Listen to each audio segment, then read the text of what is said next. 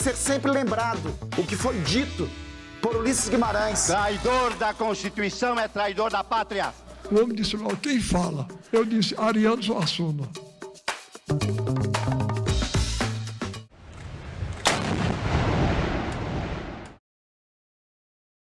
O programa a seguir é livre para todos os públicos.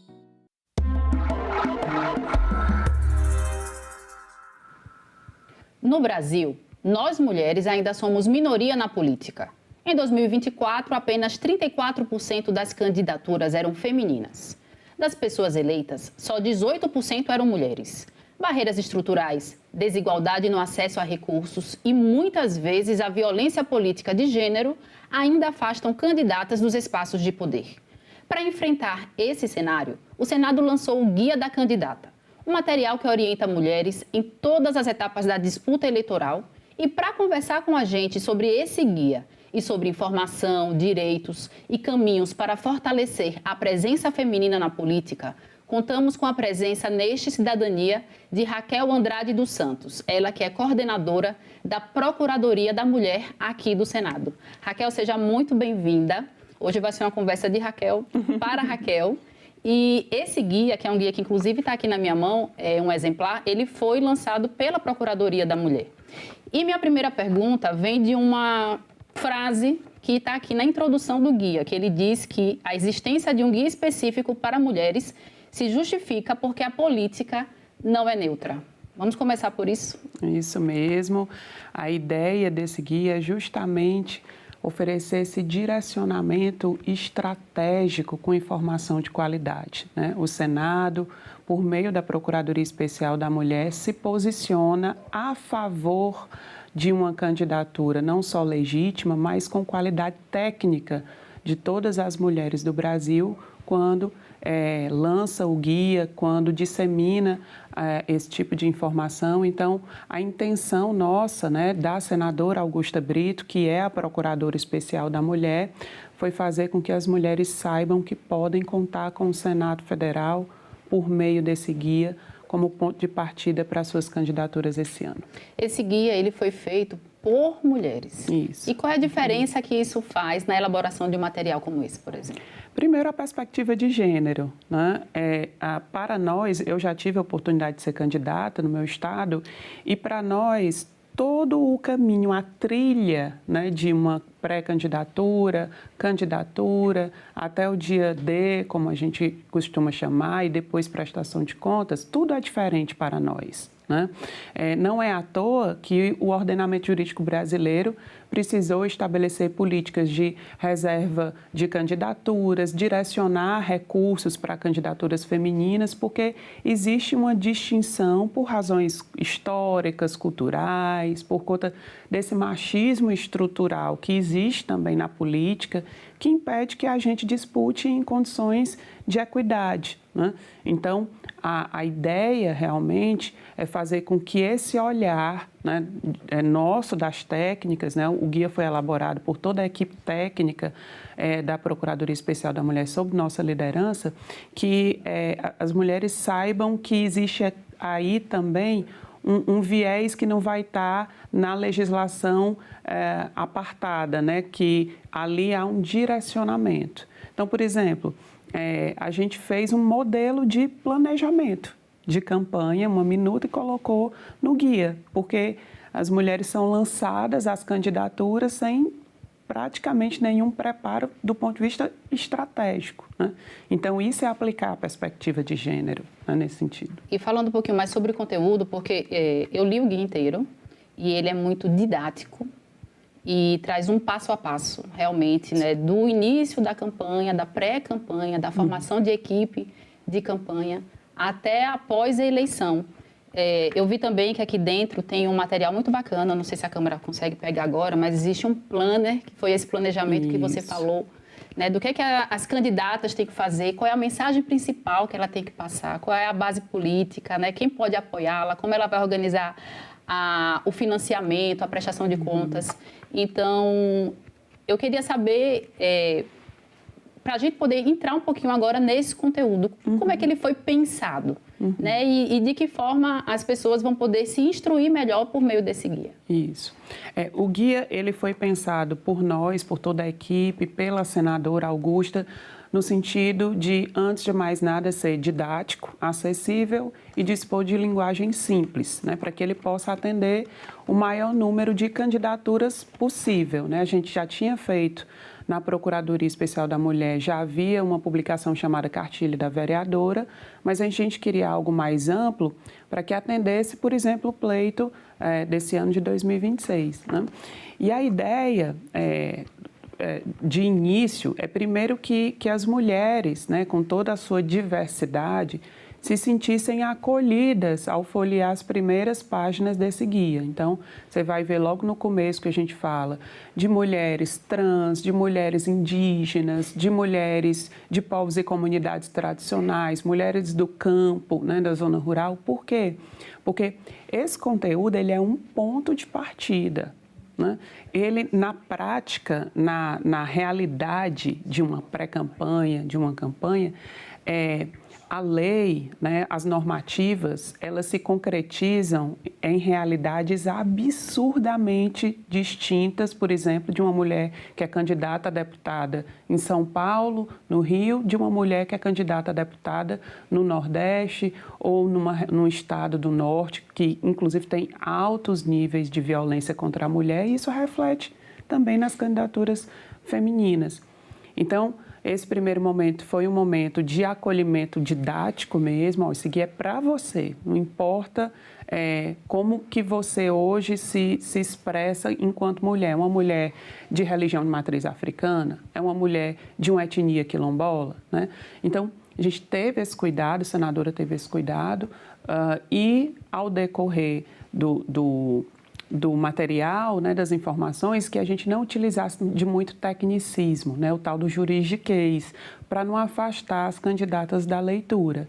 Então, é uma leitura que tem fluidez, né, ela flui muito bem, então essa também foi uma prioridade. Né? E, como disse, a questão estratégica, né? Essas perguntas, elas foram pensadas por nós, pela nossa equipe, com muito cuidado, né, com esse olhar, né, o fato de ser uma senadora também a pensar o conteúdo. Senadora Augusta Brito já foi prefeita 2 vezes, já foi deputada 2 vezes, já foi secretária de Estado. Então, ela trouxe essa experiência com todas essas eleições que teve a oportunidade de participar, para pensar essas perguntas, né, e induzir a reflexão dessas mulheres em relação ao que a gente chama de identidade política, que é algo que não é ensinado para as mulheres, principalmente as de primeira candidatura, que é a primeira vez, tudo é novo. Porque as informações técnicas, Raquel, o partido tem advogado, tem escritório, tem contador, tem contadora, mas no campo estratégico, no bom popular, é cada uma por si, né? Cada uma que encontre ali soluções para poder montar uma identidade de campanha. Então, foi um primeiro passo. Claro que é muito introdutório, mas a gente queria fazer essa provocação. E aproveitando falar em primeiro passo, para as mulheres que estão nos assistindo agora, que têm esse anseio, essa inclinação para a política, né, que tem essa vontade de ocupar algum cargo político e que pode disputar as eleições daqui a pouquinho, né, em outubro de 2026, qual é o primeiro passo? Por onde elas começam? Olha, eu vou abrir mão da fala mais técnica, né, de registro, de regularidade documental. Tudo isso vocês vão encontrar no guia, tá? Para fazer uma provocação que, pelo menos na minha época, ninguém fez, né? Eu não tive essa oportunidade de ter, e eu acho que a maioria das mulheres candidatas no Brasil também, de não ter essa reflexão provocada. Primeira pergunta, o primeiro passo é: você está disposta a pagar o preço de uma candidatura feminina e feminista, se for o caso, uma candidatura posicionada, por exemplo, a lutar por direitos humanos, direitos das mulheres, por determinada categoria profissional, a depender de determinado território, né, a depender da sua identidade política, junto com a sua família, junto com os seus amigos, você está disposta, né, a arcar com as consequências em relação à pausa que você vai precisar fazer no seu trabalho para se dedicar à campanha ou nos seus estudos, ao esforço no campo da saúde mental e até mesmo da saúde física, que uma campanha eleitoral, geralmente com pouquíssimo recurso, exige? Eu acho que a primeira pergunta é esta. Por quê? Porque a representatividade feminina é o pilar da democracia. Nós precisamos incentivar as mulheres a serem candidatas, né, a terem a sua liderança transformada em candidatura. Mas nós precisamos apoiar, ser rede de apoio, oferecer condições objetivas. E nós, não são só os partidos, somos nós enquanto sociedade. Todo mundo, com certeza, alguma mulher que está me ouvindo, que já foi candidata ou que quer ser candidata, já deve ter ouvido. Olha, vai, você precisa ser a candidata, registre, eu voto em você, etc. Mas existem outras etapas, né, que antecedem ao voto. E quem paga o preço é a candidata, é a família da candidata, né? No meu caso, eu fui candidata, o meu filho tinha 6 meses. Estava amamentando ainda, né, amamentação exclusiva, que a mãe sabe. E eu perdi momentos da transição alimentar do meu filho, os primeiros passos, eu não estava presente, né, porque uma campanha eleitoral orgânica, que é aquela de mulheres que não têm muitos recursos, que não estão com a campanha ganha, como a gente fala, né, já sai sabendo que vai ser eleita por razões diversas, ela é extremamente exaustiva, né? Por que eu faço essa provocação? Porque os sacrifícios individuais que mulheres Brasil afora estão fazendo para sustentar a participação da mulher na política estão sendo da responsabilidade, em sua maioria, só dessas mulheres. Elas mal têm rede de apoio. Nós temos mulheres fazendo campanha grávidas, fazendo campanha no puerpério.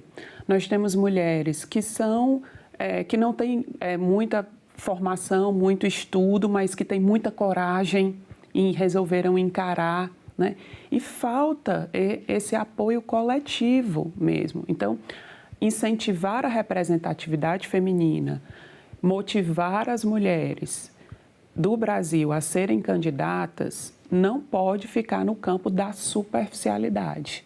A responsabilidade não pode ser só individual daquela mulher. A gente precisa construir redes de apoio a essas candidaturas e trabalhar em conjunto para essas condições objetivas, né? Aí você me pergunta, você seria candidata? Você seria candidata novamente, né?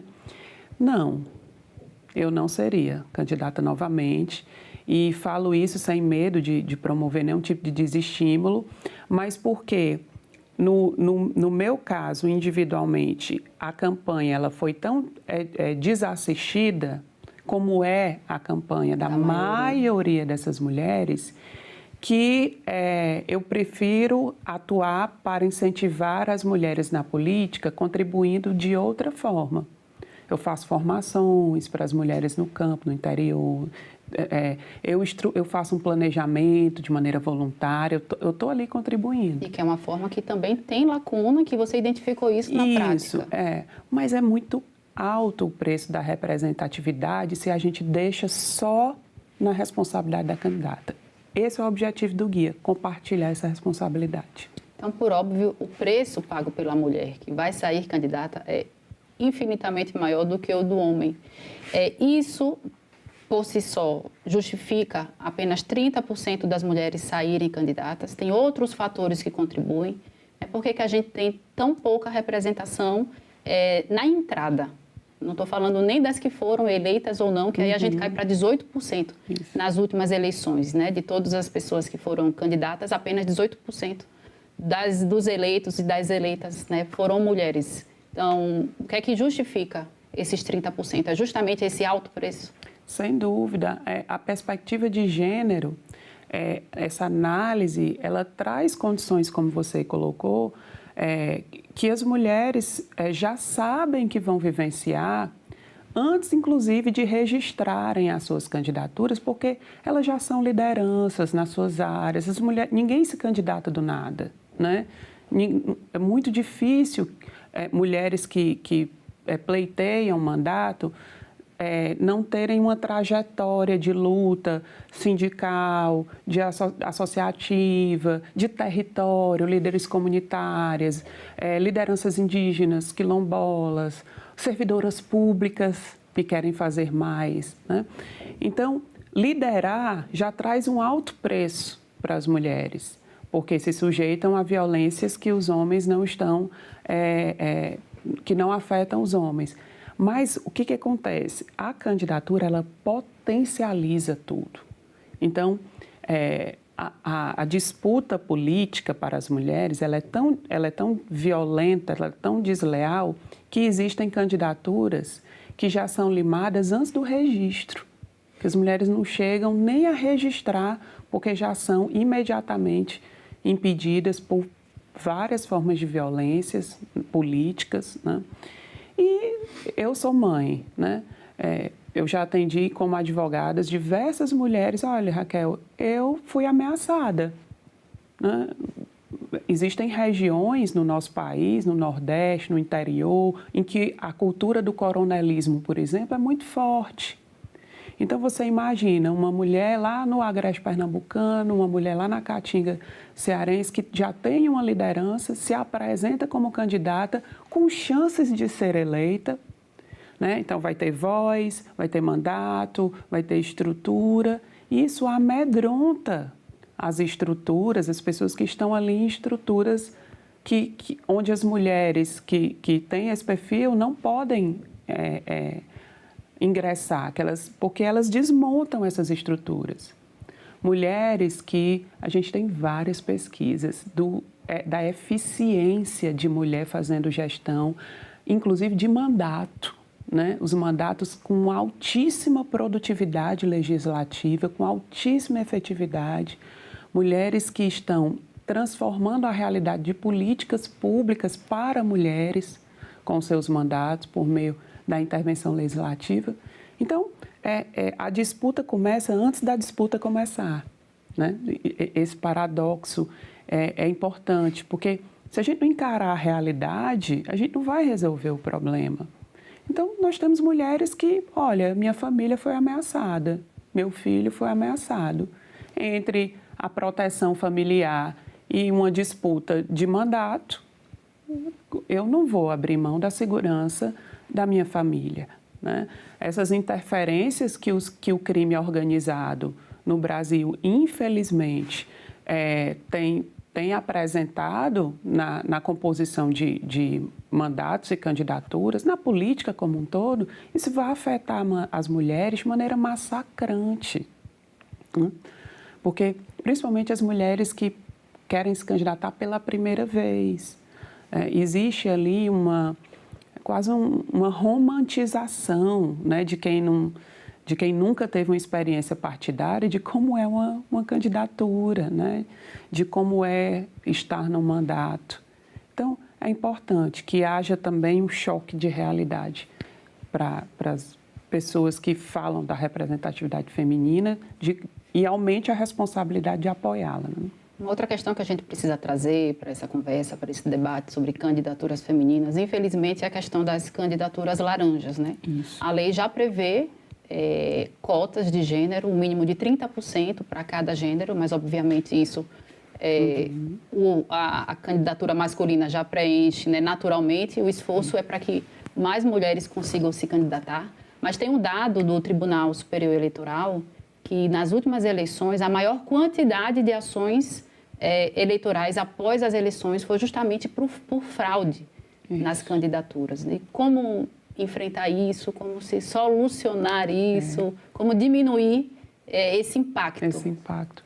Sabe, essa pergunta é fantástica. Obrigada pela oportunidade de falar sobre isso, porque se você, um olhar mais cuidadoso, né, a análise em profundidade que a gente chama, sobre esse tema e as repercussões dessas fraudes eleitorais nos permite concluir, verificar que uma medida que foi adotada para incluir mulheres na política, para incentivar que as mulheres tivessem direito garantido na composição dessas chapas, dessas coligações, enfim, é utilizado não só para impedir que mulheres legítimas, né, estejam nessas candidaturas, mas também existe uma vitimização partidária das mulheres que são coagidas a integrar essas fraudes eleitorais. Ou seja, de todo jeito a gente é vítima.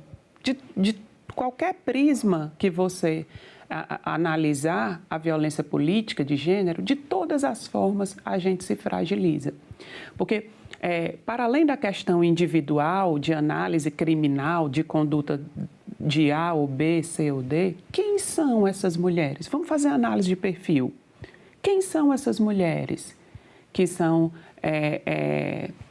que se envolvem nessas fraudes eleitorais? São mulheres paupérrimas, são mulheres pobres, da periferia, são mulheres semi-analfabetas, que não têm conhecimento político nenhum, que em alguns casos que nem sabiam que os seus nomes estavam vinculados a determinada chapa, né, só para cumprir a cota, ou mulheres que são coagidas financeiramente para se submeter a algum tipo de situação como essa. Eu não estou vitimizando todas, não, porque cada caso é um caso. Mas se a gente faz uma análise, né, mulheres humildes, né, que foram ali ludibriadas também nesse processo. Então, o problema é estrutural.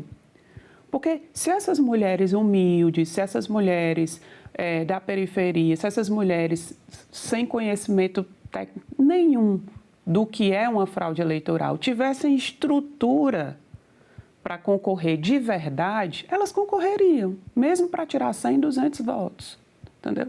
Então, sempre existe uma forma de culpabilizar, né? É uma coisa que eu tenho percebido, e a gente não enxerga realmente as raízes desse problema, que são muito mais profundas, né? Eu acho, assim, não é só uma opinião pessoal, mas eu falo, inclusive, como pesquisadora.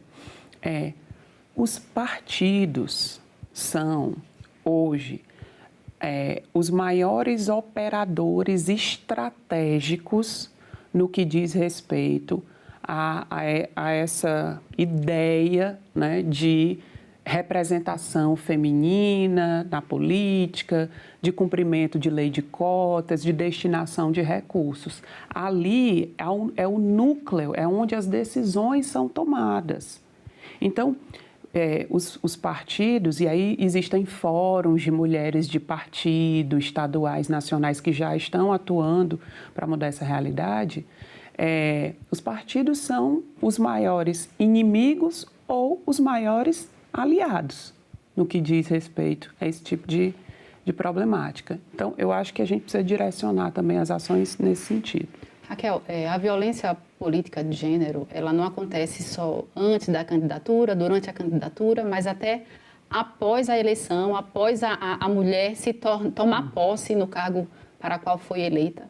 E pensando nisso, eu não queria deixar de falar, porque a gente já está se encaminhando para o final, sobre o trabalho da Procuradoria com o Zap delas, porque o guia da candidata é um complemento a esse trabalho. Então, eu queria que você pudesse concluir claro, falando sobre a importância desse instrumento na Procuradoria.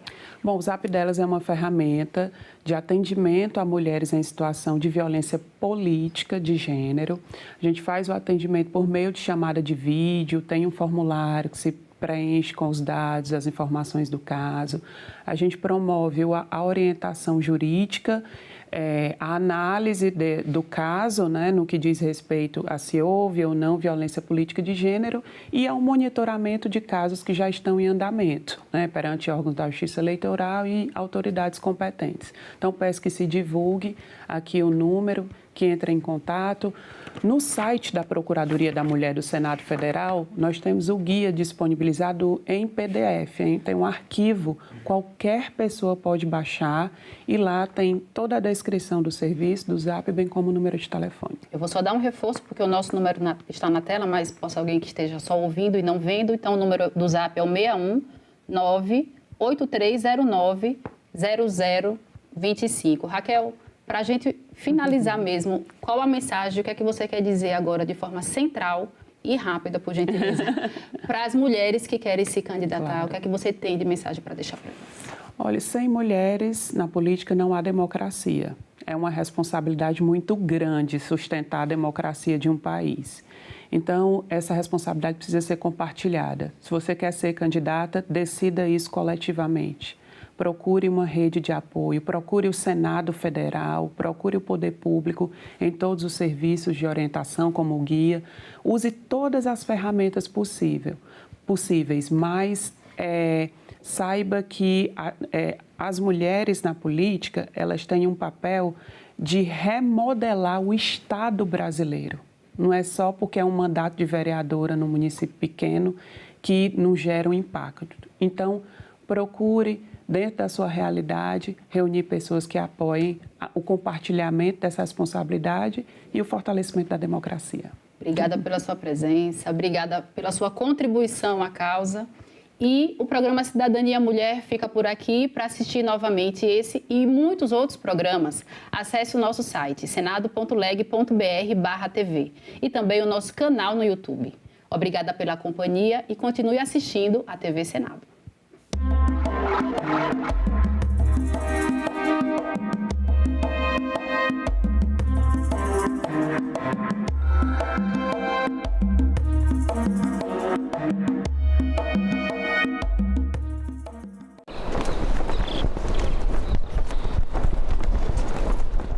Os produtos processados e ultraprocessados são responsáveis pela obesidade infantil, adulto. Pela primeira vez no mundo, a obesidade superou a desnutrição. Quando a gente traz alimentos mais naturais para a oferta no programa de alimentação escolar, a gente promove saúde e também a gente ensina um hábito alimentar mais saudável. Em discussão. Hoje, 20h, aqui na TV Senado.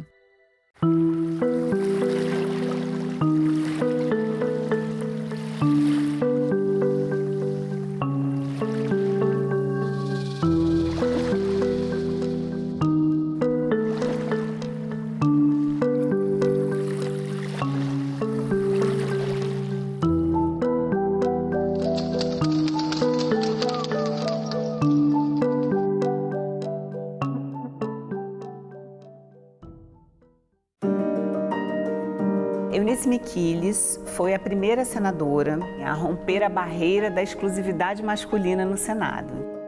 A gente acompanha esse dia da articulação, onde ela vai conseguir emplacar a ministra da Educação, mas a gente acompanha também como elas viviam nessa época, né?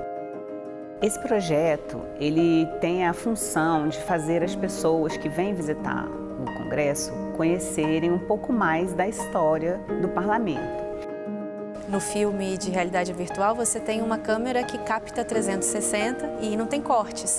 A gente nunca gravou dentro de um carro em realidade virtual, então a gente conseguiu esse carro que era maior do que os outros, para a gente fazer uma cena onde a pessoa vai se sentir teletransportada para dentro de um carro daquele período, e um carro muito lindo que os senadores usavam, aquele tipo de carro. A visita, ela deixa de ser só uma visita turística e ela vira uma visita também, de alguma forma, emocional.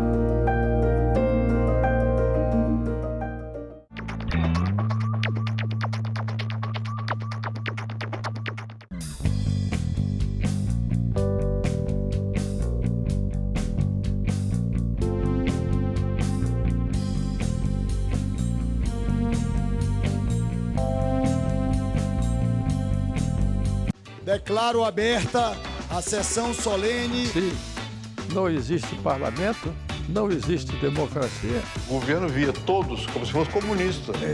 A fila não para de crescer para a passagem da revista lá na esplanada dos ministérios. Deve ser sempre lembrado o que foi dito por Ulisses Guimarães. Traidor da Constituição é traidor da pátria.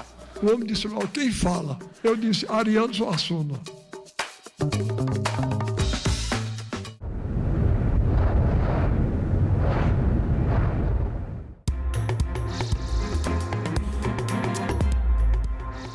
Olá, bom dia. Hoje é quinta-feira, 7 de maio. O Senado Notícias está no ar. Audiência pública em sessão especial no plenário. Confira a agenda dos trabalhos desta quinta-feira.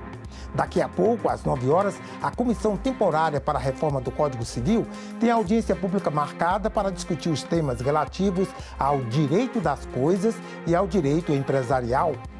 E às 11 horas, uma sessão especial está prevista no plenário do Senado para celebrar os 45 anos da fundação da Associação Nacional das Defensoras e Defensores Públicos Federais, ANADEF. Retorna para a Câmara dos Deputados o projeto que amplia a prevenção e o diagnóstico precoce das doenças que mais atingem as mulheres. A matéria foi aprovada nesta quarta-feira pelo Senado. Os senadores aprovaram nesta quarta-feira a avaliação completa da saúde da mulher pelo Sistema Único de Saúde. O SUS deverá organizar rotinas de atendimento que incluam exames e acompanhamento periódico, considerando fatores como idade, condição socioeconômica, local de residência e eventual deficiência. O objetivo é ampliar a prevenção e o diagnóstico precoce das doenças que mais atingem a população feminina. O projeto também prevê a realização de campanhas públicas de conscientização sobre atividade física, alimentação, vacinação e exames preventivos. A intenção é reforçar o cuidado contínuo e reduzir doenças que são detectadas apenas em estágio avançado. Também foi aprovado o mês de conscientização sobre o transtorno de personalidade borderline, marcado por instabilidade crônica no humor, na autoimagem, nos relacionamentos e comportamento. A campanha pretende ampliar o conhecimento da população sobre esta condição de saúde mental que atinge 2 milhões de brasileiros. Maio passa a ser mês de conscientização sobre o transtorno de personalidade borderline. É o que prevê projeto aprovado nesta quarta-feira pelo plenário do Senado. O transtorno é uma condição de saúde mental marcada por instabilidade emocional, impulsividade e dificuldade nos relacionamentos. Exige diagnóstico preciso e acompanhamento contínuo.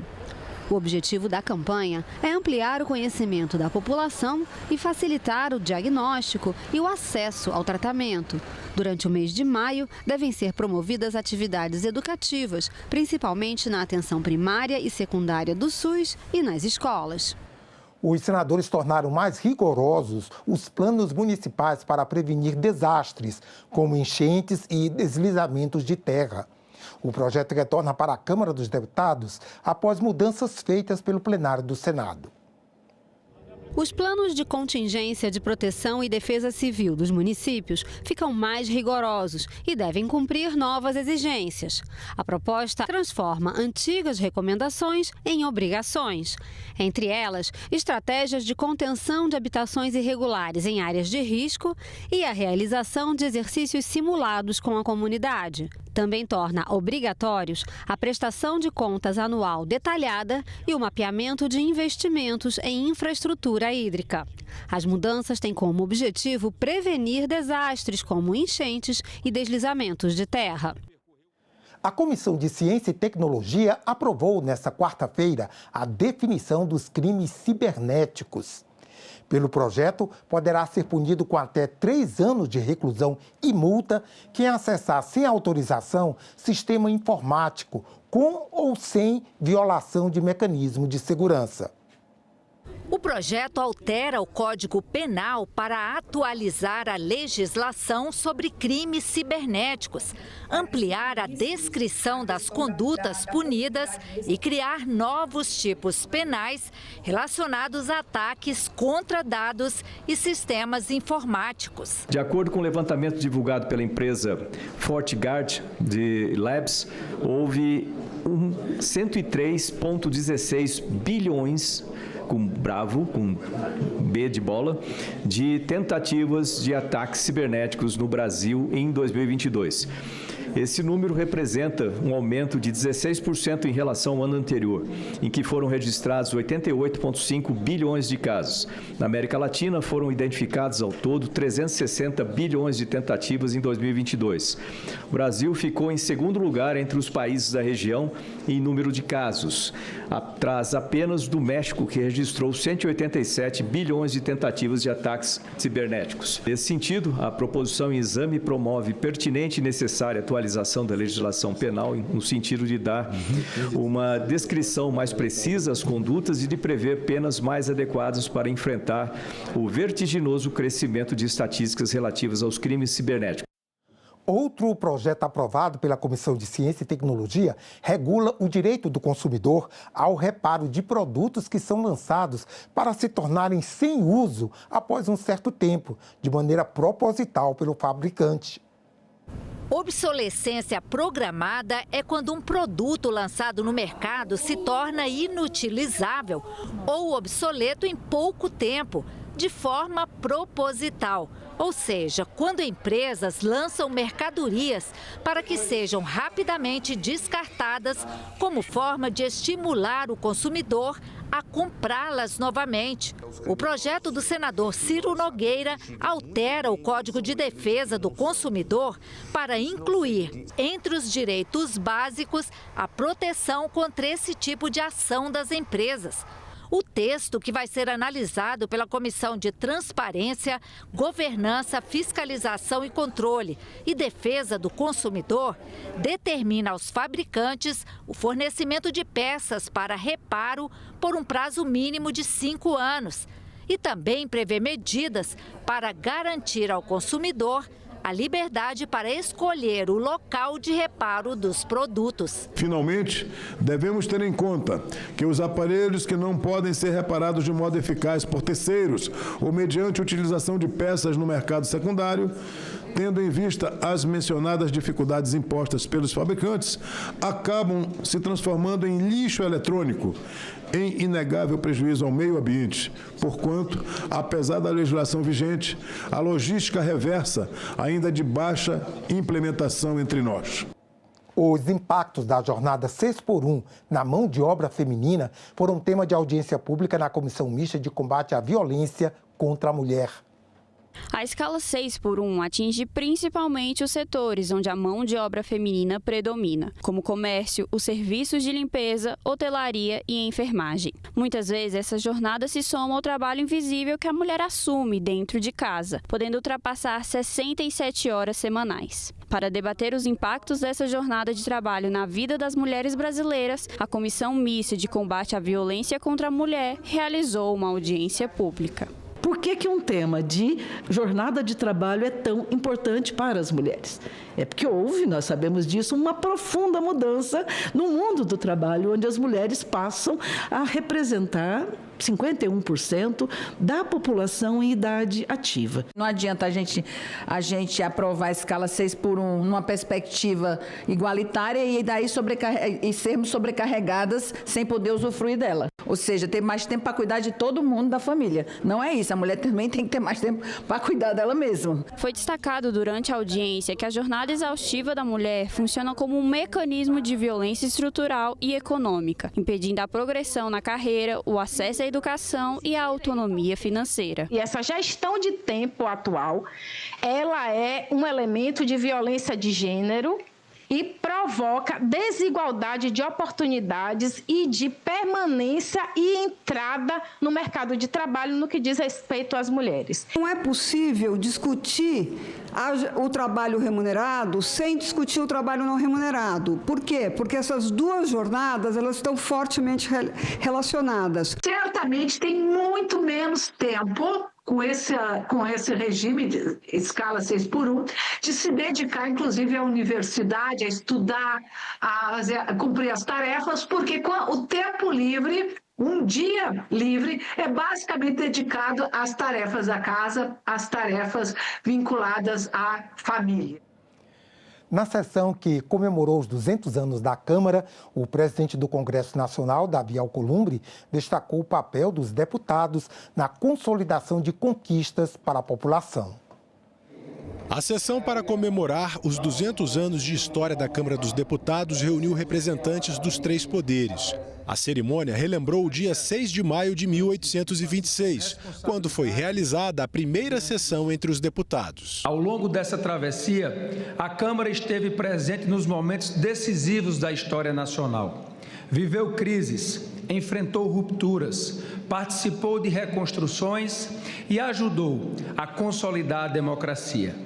Viveu tudo isso sem perder sua função de representar o Brasil em sua diversidade e em sua complexidade. O presidente do Congresso e do Senado, Davi Alcolumbre, ressaltou o papel da Câmara na consolidação de conquistas para a população.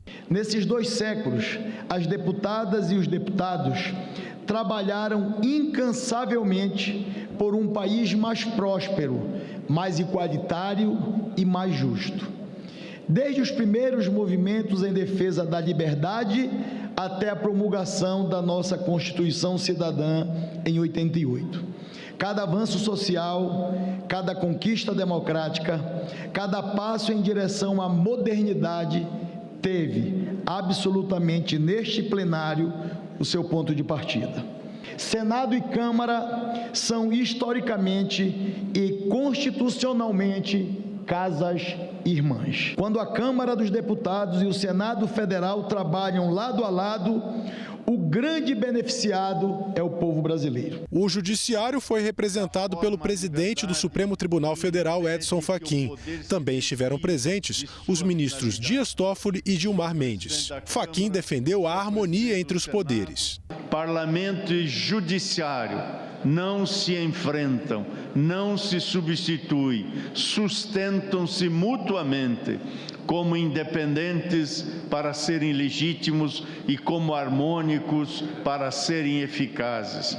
O Supremo, portanto, vem aqui para associar-se a esta celebração com respeito institucional, reafirmando o seu dever de guardar a Constituição, de assegurar o espaço democrático em que o Parlamento exerce com liberdade a representação do povo. O ministro da Secretaria de Relações Institucionais da Presidência da República falou pelo Poder Executivo.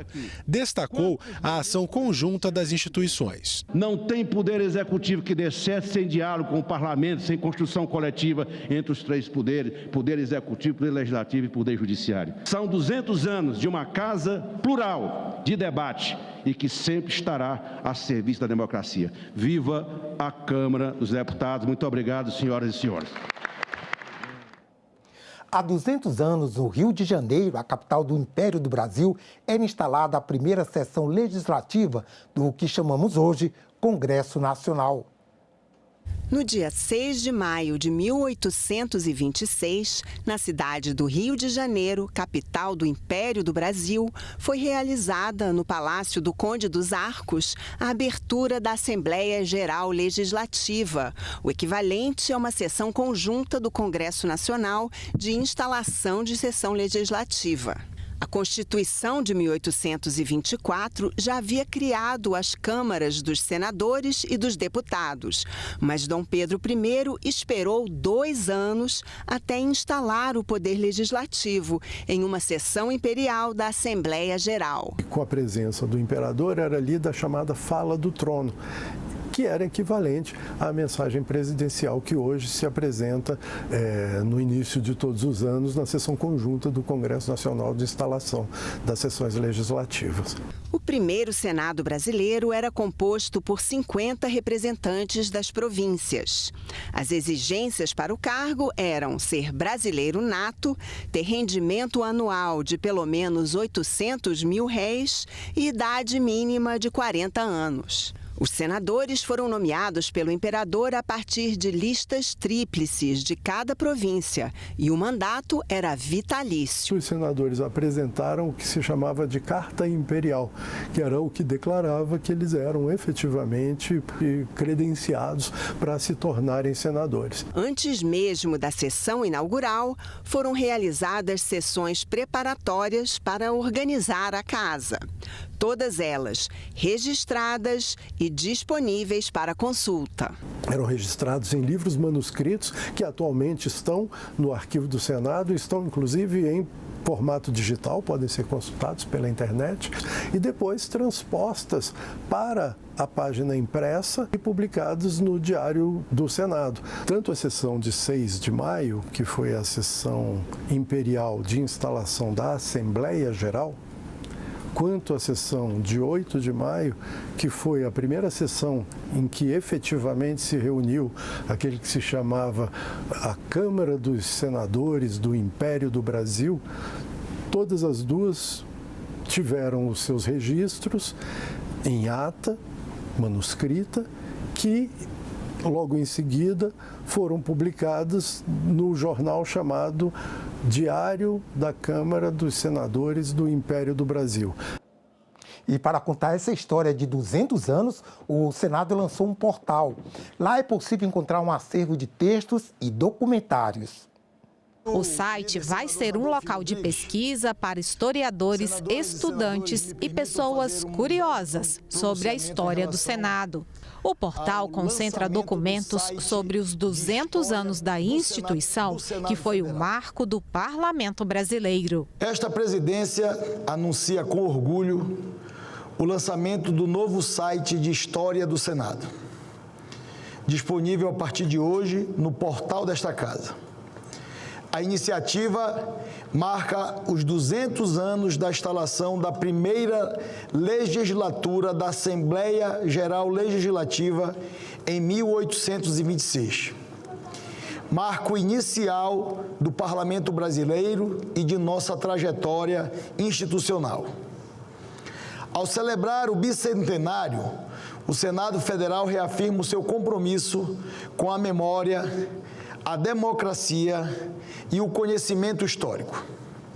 O site foi concebido como espaço público acessível a pesquisadores, estudantes e cidadãos interessados no papel do parlamento na formação do Estado brasileiro. Davi Alcolumbre destacou que o site dos 200 anos também vai detalhar a atuação do Senado nas discussões e votações dos projetos mais relevantes para o país ao longo de sua existência.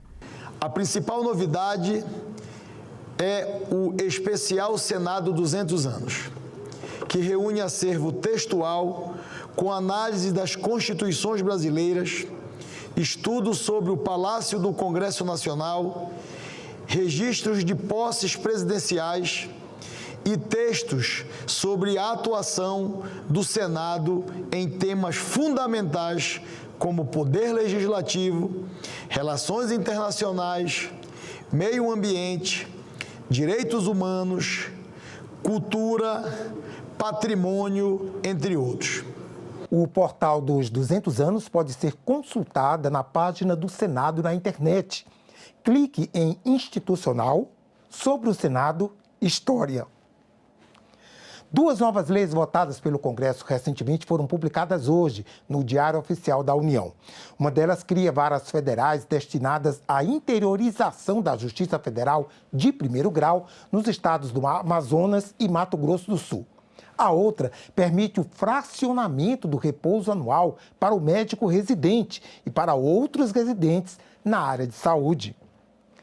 Virá ao Senado o projeto de lei aprovado ontem à noite pela Câmara que aumenta o controle estatal sobre terras raras. Mais informações com o repórter Tiago Tibúrcio. Bom dia, Tiago. Bom dia, André Ricardo. Bom dia aos telespectadores que acompanham o nosso noticiário. É isso mesmo.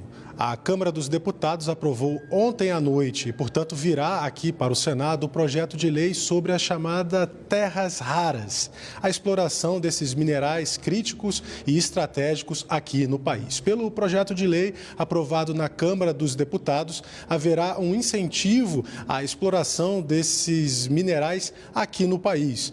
Nós estamos, inclusive, colocando aí na tela um QR Code onde o telespectador pode ter acesso ao conteúdo completo desse projeto. Mas eu vou destacar aqui algumas características. Ele cria, por exemplo, um fundo garantidor da atividade mineral, com um aporte inicial de 2 bilhões de reais da União para desenvolver o setor das terras raras. Também está previsto um programa específico para incentivar o beneficiamento e a transformação desses minerais e com incentivos fiscais, no caso, para empresas que entrem nesse setor, de até 5 bilhões de reais em créditos fiscais. Além disso, o projeto de lei também incentiva a mineração fora das áreas tradicionais. É o caso, por exemplo, da recuperação dessas terras raras que já estão em produtos que muitas vezes são descartáveis ao longo do tempo, como telefones celulares, baterias, até mesmo baterias de automóveis que com o tempo perdem a sua eficiência, mas esses minerais podem ser recuperados. Esse programa, esse projeto de lei traz então esse programa com esses incentivos fiscais para empresas que queiram atuar nesse espaço que vem sendo chamado de mineração urbana. Esse projeto é muito importante porque, inclusive, hoje nos Estados Unidos, o presidente Lula vai ter uma conversa com o presidente americano Donald Trump sobre essa questão das terras raras e vai mostrar nessa conversa que terá com o Trump que o país está se preparando com um marco, não é, legal para, digamos assim, proteger e desenvolver esse setor. O projeto, portanto, é o projeto 2780 de 2024 e será enviado aqui ao Senado até de maneira célere e rápida para análise dos senadores e posterior sanção presidencial. André Ricardo, voltamos ao estúdio. Obrigado, Tiago. E nós vamos fazer um rápido intervalo e já voltamos com a primeira atividade do dia. TV Senado, democracia todo dia.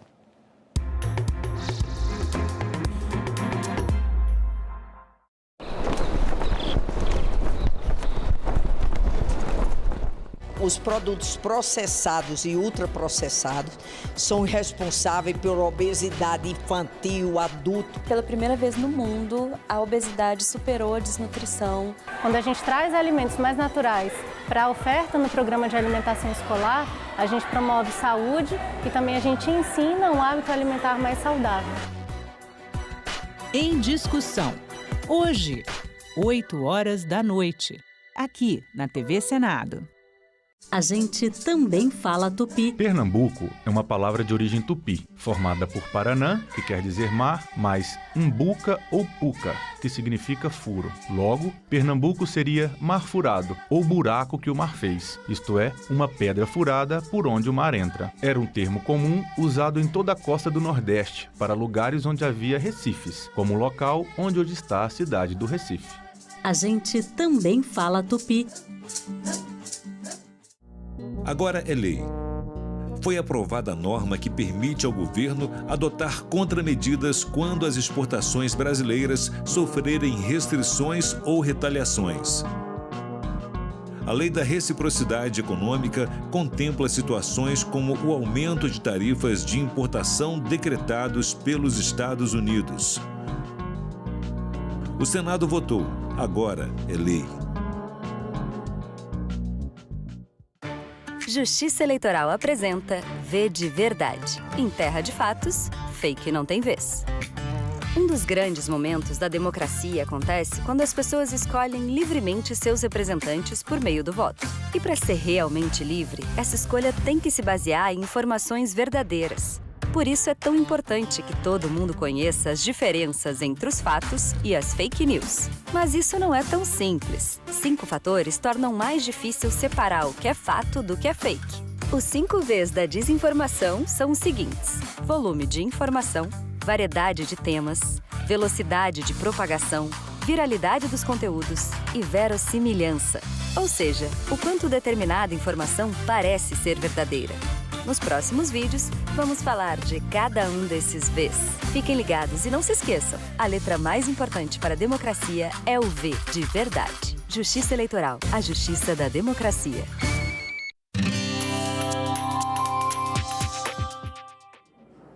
Olá, eu sou a Carla Benevides e este é o programa Argumento.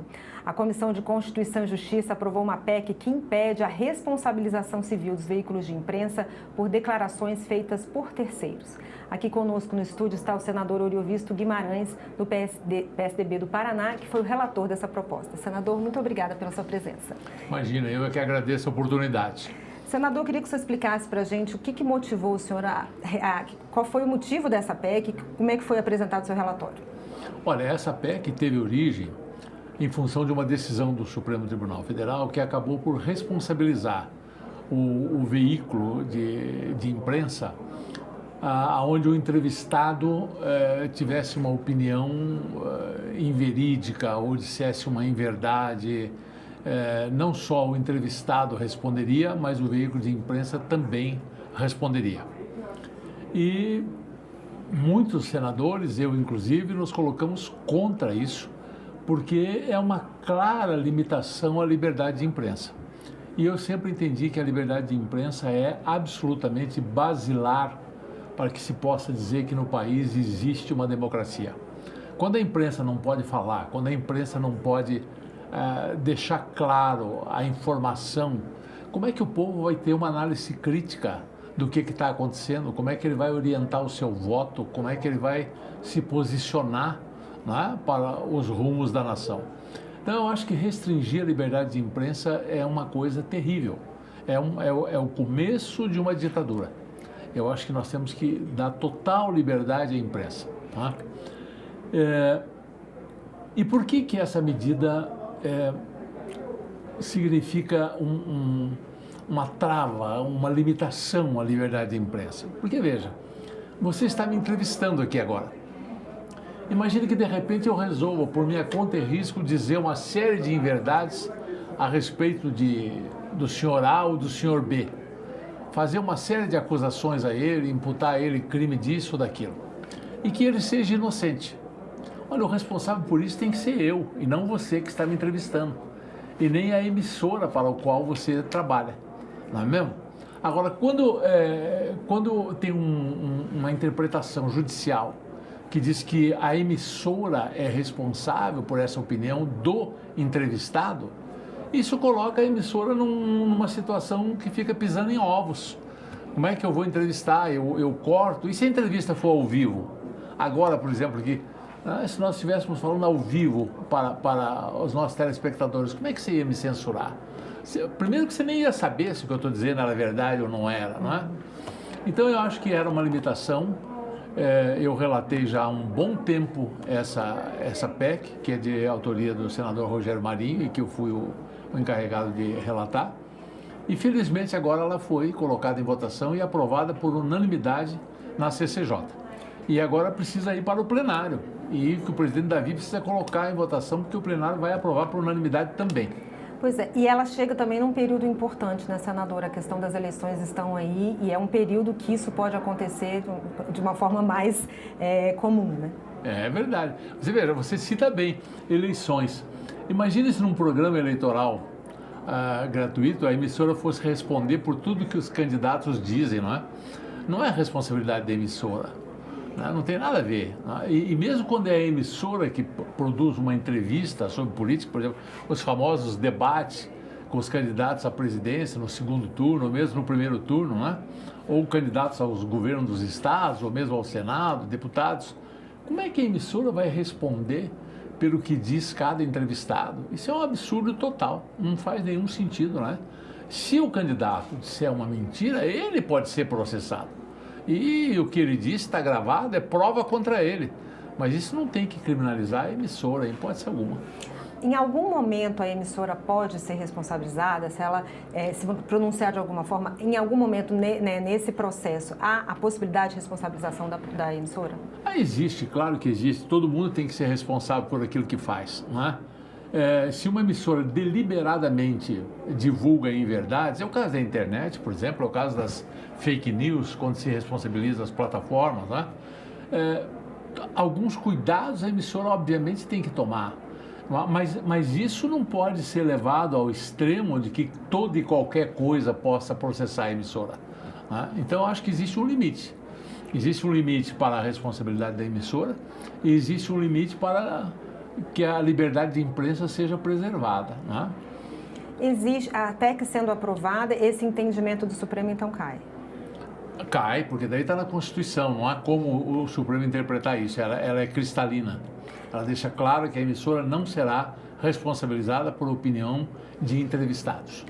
E quais que são os próximos passos agora, senador? Foi aprovado na CCJ, o que vem pela frente? Ela vai agora à deliberação no plenário do Senado. Assim que o presidente Davi Alcolumbre decidir colocá-la em pauta, ela será votada. E se for votada e aprovada pelo Senado, ela seguirá para a Câmara dos Deputados, que terá que ser aprovada lá na Câmara dos Deputados também, porque é uma PEC, né? Aí precisa lá dos 2 turnos, é um quórum qualificado. Isso, é. O senhor acha que, apesar de ser um ano eleitoral e ela ser importante, né, nesse processo, há, de certa forma, tempo ou articulação viável para que isso aconteça? Olha, tempo existe. Articulação para isso, eu espero que todo o pessoal da imprensa entenda o quanto isso é importante para a própria imprensa e ajude a articular e ajude a pedir que seja votada. E até porque, por ser época de eleição, é muito importante que cada parlamentar se posicione claramente se é a favor da liberdade de imprensa ou não. Não é? Acho que é importante para o eleitor saber disso. Quem é que é a favor da liberdade de imprensa e quem quer colocar a imprensa, mas com algum cabresto. Não é? O senhor se reuniu com esses órgãos, com as representantes das emissoras, porque assim que foi aprovado, houve muita comemoração por parte das empresas, né, dos veículos de imprensa? Não, eu não fiz nenhuma reunião com eles. Anteriormente à votação, sim, eu recebi alguns representantes não de uma emissora específica, mas das associações que congregam as emissoras, né, pedindo que fosse relatado, que fosse votado. E eu atendi prontamente, porque já era a minha convicção, né? Mas então, assim, o senhor acha que uma articulação das emissoras poderia também ajudar a que essa proposta avançasse mais rapidamente? Ajuda muitíssimo, sobretudo agora, nessa época. Essa época é a época em que, por exemplo, por que o governo quer votar agora a escala 6:1? Porque ninguém quer contrariar o eleitor. Eu particularmente, eu vou dizer aqui, ninguém me perguntou, eu não acho que esse seja um assunto para ser votado agora. Ele não vai ser discutido com a profundidade necessária. Mas a liberdade de imprensa não é uma coisa que tem que ser discutido muito. Essa é uma coisa óbvia, que podia muito bem ser votada agora. E é uma época boa de pressionar para que seja votada. Senador, muito obrigada pela sua presença, pelos seus esclarecimentos e sucesso aí na tramitação da proposta. Muito obrigado. E eu agradeço a você também que nos assistiu. Se você quiser rever essa entrevista, é só acessar o nosso site, senado.leg.br/tv ou o nosso canal no YouTube. Obrigada pela sua companhia e até o próximo argumento.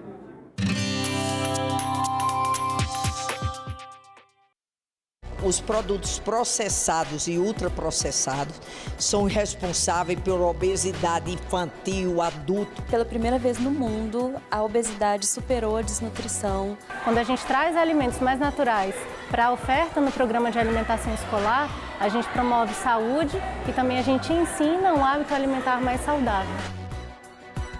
Em discussão. Hoje, 20h, aqui na TV Senado. A violência política de gênero tenta silenciar as mulheres. Mas você não precisa enfrentar isso sozinha. O Zap Delas é o canal da Procuradoria da Mulher do Senado para acolher e orientar candidatas e lideranças. É um espaço seguro para denunciar ataques, ofensas e perseguições. Anote o número 619-8309-0025. Zap Delas, um canal da Procuradoria da Mulher do Senado. Uma notícia falsa pode vir de quem a gente menos espera, no grupo da família ou nas nossas redes sociais. Mas como saber se uma informação é verdadeira? Agora, as informações sobre o Senado podem ser checadas pelo WhatsApp. Envie texto, link, foto, captura de tela ou vídeo de qualquer notícia duvidosa sobre o Senado Federal. Nossa equipe vai analisar o material e responder se a informação é falsa, verdadeira ou imprecisa. Ficou na dúvida? Senado verifica. Calendário Eleitoral 2026. A partir de 15 de maio, pré-candidatas e pré-candidatos já podem fazer campanha de arrecadação prévia de recursos por financiamento coletivo. Mas atenção, nessa fase não é permitido pedir voto. Também devem ser respeitadas as regras da propaganda eleitoral na internet. A gente também fala tupi. Pernambuco é uma palavra de origem tupi, formada por Paranã, que quer dizer mar, mais umbuca ou puca, que significa furo. Logo, Pernambuco seria mar furado, ou buraco que o mar fez, isto é, uma pedra furada por onde o mar entra. Era um termo comum usado em toda a costa do Nordeste, para lugares onde havia recifes, como o local onde hoje está a cidade do Recife. A gente também fala tupi. O que muda se a escala 6x1 acabar? Qual o impacto no mercado e na indústria? Como fica o pagamento das horas extras?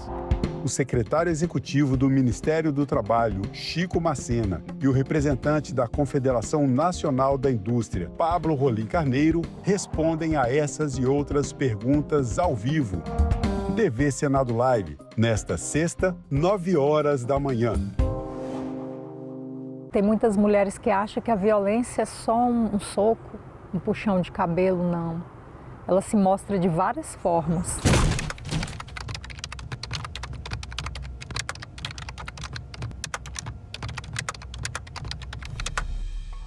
Era briga, era ciúme, era confusão. Ah, mulher minha não vai estudar. Quem é que vai te querer com esse tanto de filho? Mulher minha não dança. Mulher minha não tem amizade com homem, as falas que eu ouvia. Mulher minha tem que me servir a hora que eu quiser. Se não me servir, eu vou pra rua procurar outra. Várias vezes, inclusive, eu acordei com ele em cima de mim. Se você percebe que o seu parceiro ou não aceita o seu não, insiste muito ou desrespeita o seu estado de inconsciência e de vulnerabilidade, fique alerta porque é uma violência sexual, é uma violência grave. No início eu achava ser normal, só que chegou um determinado ponto que eu falei, isso não é normal. Buscar ajuda, uma rede de apoio de outras mulheres, psicólogos e se cuidar. Uma boa dose de amor próprio. Eu separei, hoje eu faço tudo o que eu quero.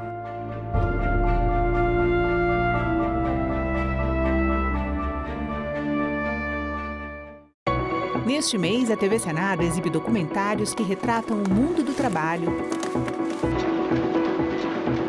y sus muchas transformaciones. Hasta la aparición del proceso de globalización, el trabajo ha sido el elemento central de estructuración de las sociedades modernas, de la modernidad. Mostra Senadoc. Toda sexta, a partir das 9h da noite, aqui na TV Senado.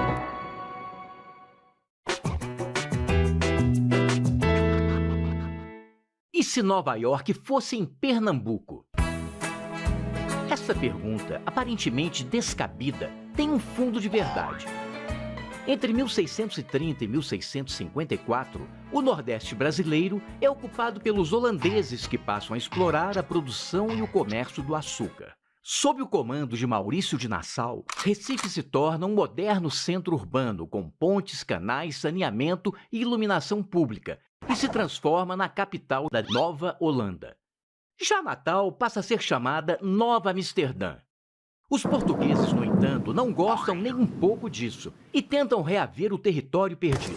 Apoiam, então, a insurreição pernambucana, um movimento que acaba expulsando os holandeses do Brasil, marcado pelas famosas Batalhas dos Guararapes. É neste momento que um grupo de moradores de Recife, que sofria perseguição religiosa, foge num navio e vai parar numa outra colônia holandesa na América do Norte, chamada Nova Amsterdã.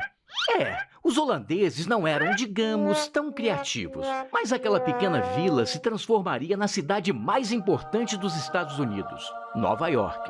É por isso que se pergunta, se os holandeses não tivessem sido expulsos do Brasil, Recife poderia ser uma cidade como Nova York? Talvez sim, talvez não. É verdade que os portugueses não eram bons negociantes e ainda tiveram que indenizar a Holanda pelas dívidas dos senhores de engenho de Pernambuco. Mas os holandeses também não fizeram um grande negócio e acabaram trocando Nova York pelo Suriname para saldar uma dívida de guerra com a Inglaterra.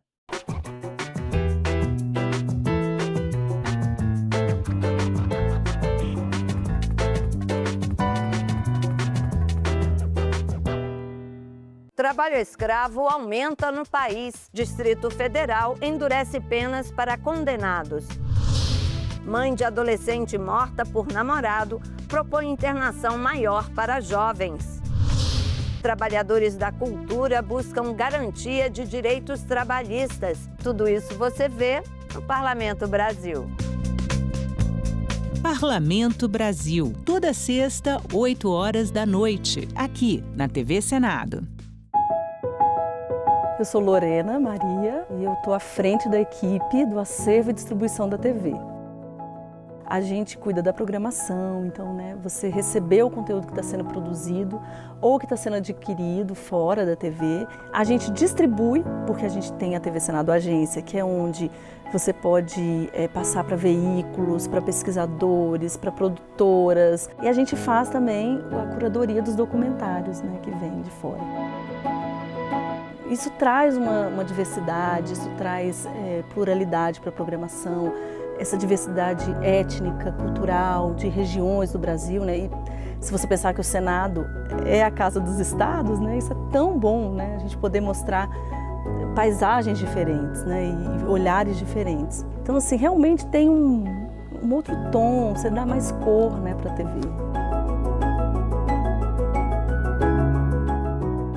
Depois de décadas de lutas, sacrifícios e articulações dos abolicionistas modernos e 107 anos depois da assinatura da Lei Áurea, o Estado brasileiro finalmente reconhece a existência de trabalho escravo no Brasil. E a partir desse momento o Brasil se compromete a enfrentar essa situação, de forma a buscar a efetiva erradicação. E uma das providências foi a organização do Grupo Móvel.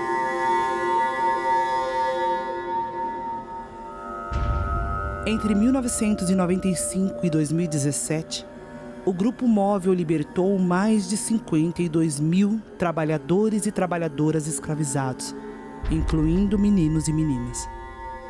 O total das verbas trabalhistas e rescisórias pagas pelos escravagistas às vítimas foi de aproximadamente 100 milhões de reais.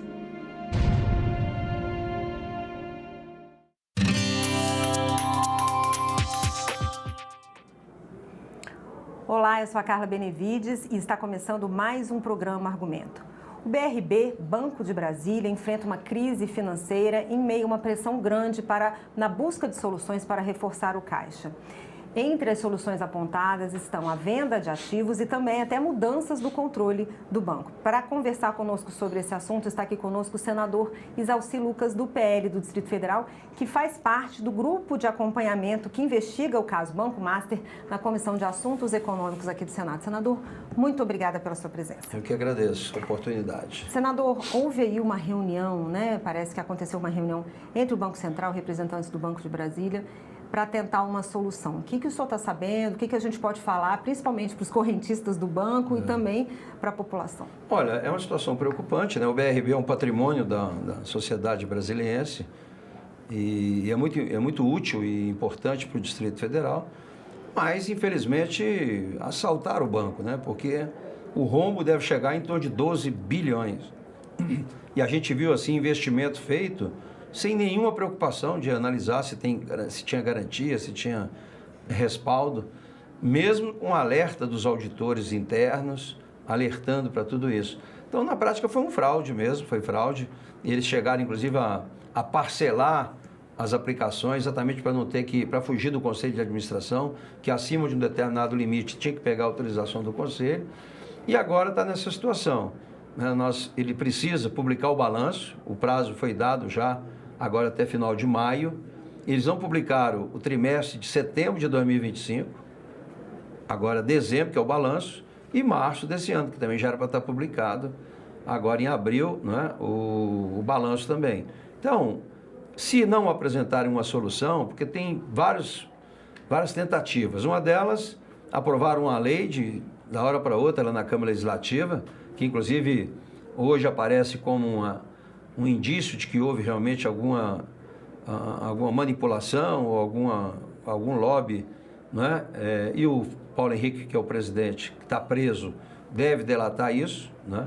Mas esses terrenos são terrenos de utilidade pública.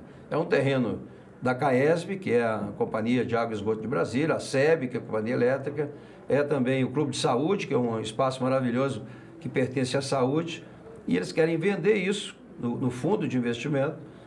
O que vai acontecer depois? Vende e ainda vai ter que pagar aluguel o resto da vida. Inclusive lá a Secretaria da Nova CAP, ali, na Secretaria de Obra. Já foi, teve um julgamento, a Justiça derrubou, depois conseguiram um desembargador derrubando a liminar, e agora a decisão está no Supremo. O Supremo vai decidir se pode. A PGR já deu um parecer contrário, dizendo que a lei é inconstitucional, que não podia ter feito da forma como foi feito. Agora, a outra solução que eles procuram é um apoio do governo federal, que já foi negado. Eu vi agora a entrevista e tive com ele pessoalmente, o ministro da Fazenda, e ele disse, não, José, a única forma que eu tenho de ajudar aqui é compensando com o Fundo Constitucional. Eu disse, olha, não tem a mínima chance, porque o Fundo Constitucional está na Constituição, tem a destinação específica, que é exatamente para manter e organizar a Polícia Militar, a Bombeiro, a Polícia Civil e ajudar na educação e na saúde. Então, é um valor já definido. 90% do fundo é para pagar a folha de pagamento. Então, não tem como pegar dinheiro do fundo para cobrir rombo do BRB. Então, de fato, eles estão conseguindo agora vender a parte podre que eles tinham, compraram mais de 20 bilhões. Desses 20 bilhões devem recuperar pelo menos uns 4, mas mesmo com os 4 ainda será necessário pelo menos mais 6 bilhões, 600, que eles estão tentando. Pela lei de responsabilidade fiscal, já extrapolaram o valor, não é possível. Então, eu acho que vai ser muito difícil o governo federal entrar nisso, como já foi dito pelo ministro, isso é questão do GDF. E, de fato, né, a gente precisa tentar rastrear o recurso, para onde é que foi esse dinheiro, para tentar recuperar, porque não tem sentido as pessoas roubarem e depois a sociedade pagar a conta. Fica muito fácil desse jeito, né? Então, nós estamos aguardando as delações, tanto do Paulo Henrique, que é o presidente do banco, que é ex-presidente, como o do Vorcaro, que é do Banco Master, que muita novidade pode surgir aí nessas delações. Como é que está o acompanhamento na Comissão de Assuntos Econômicos desse grupo de trabalho que está acompanhando essas investigações? Existe já algum avanço nessas investigações, nessas apurações, senador? Olha, nós aprovamos diversos requerimentos solicitando informações. Estivemos, inclusive, no Banco Central, na Polícia Federal, no próprio BRB, estive lá também, né, solicitando os documentos. Como são documentos sigilosos, tem essa dificuldade de encaminhamento, mas nós aprovamos o requerimento agora solicitando cópia, né, de toda a documentação do BRB e do Banco Master. Inclusive pedimos, antes do fim da CPMI e do INSS, nós pedimos também, do crime organizado, que mandasse essa documentação para a CAI, né, os documentos sigilosos. Me disseram há pouco que tem já alguma coisa lá, eu ainda não vi, mas nós precisamos saber, nós queremos acompanhar de perto. A CAI criou essa comissão exatamente para isso, para fazer o acompanhamento disso, né? Porque tem muito problema, não só do BRB, mas do Banco Master também. Como a gente não conseguiu implementar a CPMI do Banco Master, está demorando muito, a CAI começa então a trabalhar nessa perspectiva de desvendar esses mistérios todos aí. Há alguma expectativa em relação a essas delações premiadas, tanto do ex-presidente do banco quanto do Vorcaro? Sim, muito grande. Por quê? Primeiro, o Paulo Henrique, o ex-presidente, né, ficou já aprovado, né, ele foi mais de 146 milhões de propina que ele recebeu em imóveis, foram 6 imóveis em Brasília e em São Paulo, e ele está preso. Agora, quem conhece a Papuda, conhece a situação deles lá, a tendência é fazer o que ele está proposto a fazer agora, que é a delação premiada. Então, ele vai ter que apresentar provas, né, coisas que ainda não foi divulgado, tem que ser novidade, porque o que a Polícia Federal já descobriu, não considera. Então, tem que ser novos fatos com comprovação. Então, já está na mídia, né, a questão, né, da delação, com perspectiva de aparecer não só o nome do governador, mas também agora da governadora Celina, também dos deputados distritais, que aprovaram esse projeto assim, da noite para o dia, e aí vai aparecer algumas coisas nesse sentido. Senador, qual o prazo que o banco tem para apresentar esses balanços e, se não apresentar, quais seriam as alternativas que o Banco Central tem colocado na mesa? Até então, a gente ouve falar em liquidação do banco ou então também em que ele seja privatizado. Na prática, o Banco Central deu um prazo até o final do mês de maio. Então, até o final do mês de maio, eles têm que publicar o balanço. E eles não publicaram exatamente em função do rombo. A gente nem sabe qual é o tamanho desse rombo, né, porque os balanços não foram apresentados. Então, o Banco Central deu até maio, porque o prazo normal era abril, né, mas prorrogou maio. Teve que ser até maio para fazer o aporte de capital, porque eles precisam deste recurso para capitalizar, para aumentar o capital, para dar garantia realmente, né, dos credores, porque todo dia tem saque, né, as pessoas pegando aplicações, né, tirando dinheiro do banco, e tudo isso demanda de recurso. Então, até maio, eles vão ter que apresentar o balanço, e aí ou vai aparecer o rombo e o prejuízo que vai levar a uma liquidação ou a privatização, ou um aumento de capital, que aí não sei como é que o governo vai conseguir fazer, porque até agora tem essa questão dos imóveis, mas mesmo assim os imóveis também têm dificuldade de liquidez, porque são imóveis públicos de interesse social, então tem essa questão da justiça, então sempre tem esse problema. E o governo federal dizendo que não vai ajudar o governo local, porque isso é problema do GDF. Então, é uma dificuldade. Agora, o DF tem outras alternativas que também acaba o contribuinte pagando, né? Por exemplo, o governo tem hoje mais de 50 bilhões de créditos de impostos do DF. Pessoas que não pagaram há muitos anos e tal.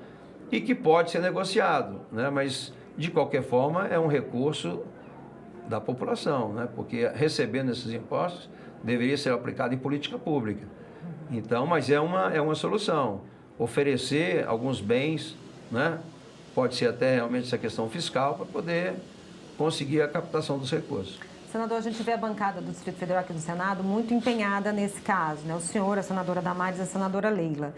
O que o senhor pode falar, não só para os correntistas, mas também para os funcionários do Banco do BRB, que a bancada está fazendo na intenção de resolver essa situação? Nós estamos buscando todas as informações, né, para a gente poder realmente ver de que forma que nós podemos ajudar para que o banco não seja liquidado, porque essa é a tendência. Se não conseguirem o recurso, né, na ordem de 6 bilhões, e os 4 bilhões que ele vendeu, os títulos ainda não foram pagos, dizem que vão pagar até dia 20, então vamos aguardar, mas de qualquer forma, o valor que tem que ser... Olá, estamos de volta, são 9 horas e 22 minutos. Está começando nesse momento a reunião da Comissão Temporária para a Reforma do Código Civil, uma audiência pública marcada para discutir os temas relativos ao direito das coisas e ao direito empresarial. Acompanhe. Hoje eu quero ser mais específica sobre o caminho que nós estamos trilhando aqui. Segundo destacou o professor Flávio Tartucci em nossa última reunião, podemos estar vivendo um momento histórico de convergência entre civilistas e comercialistas em prol de um sistema mais harmônico. E o nosso objetivo não é inovar por inovar, mas sim consolidar os avanços que garantam a segurança jurídica e a estabilidade das relações privadas.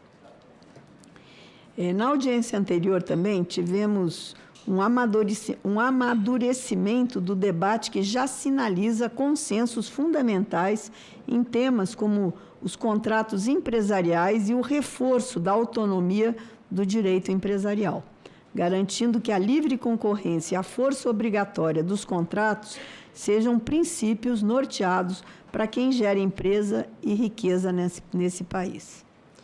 Foram levantados pontos que podem representar avanços, como a modernização dos sistemas de garantias de penhor, hipoteca e propriedade fiduciária. Os dispositivos que tratam do penhor de safra e do penhor rotativo podem ser especialmente relevantes para o agronegócio brasileiro e merecem a nossa especial atenção. Como ministra que fui da Agricultura, conheço de perto o quanto isso significa para quem produz no campo.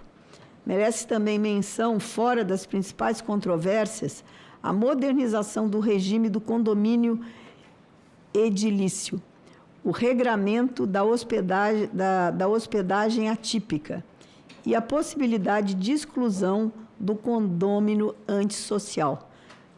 Acho que são 3 pontos aqui do cotidiano da vida das pessoas e que é muito importante. São medidas que dialogam com o cotidiano de milhões de brasileiros que vivem em condomínio em todo o país.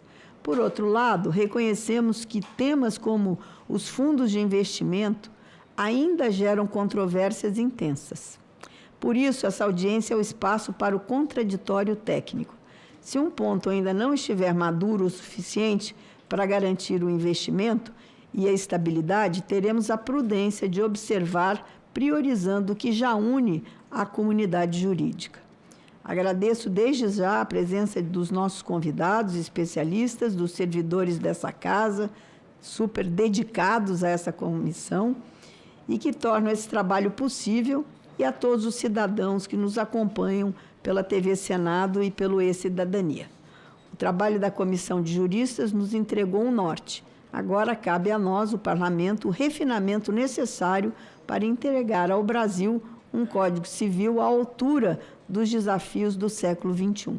Que tenhamos uma audiência muito produtiva, como sempre.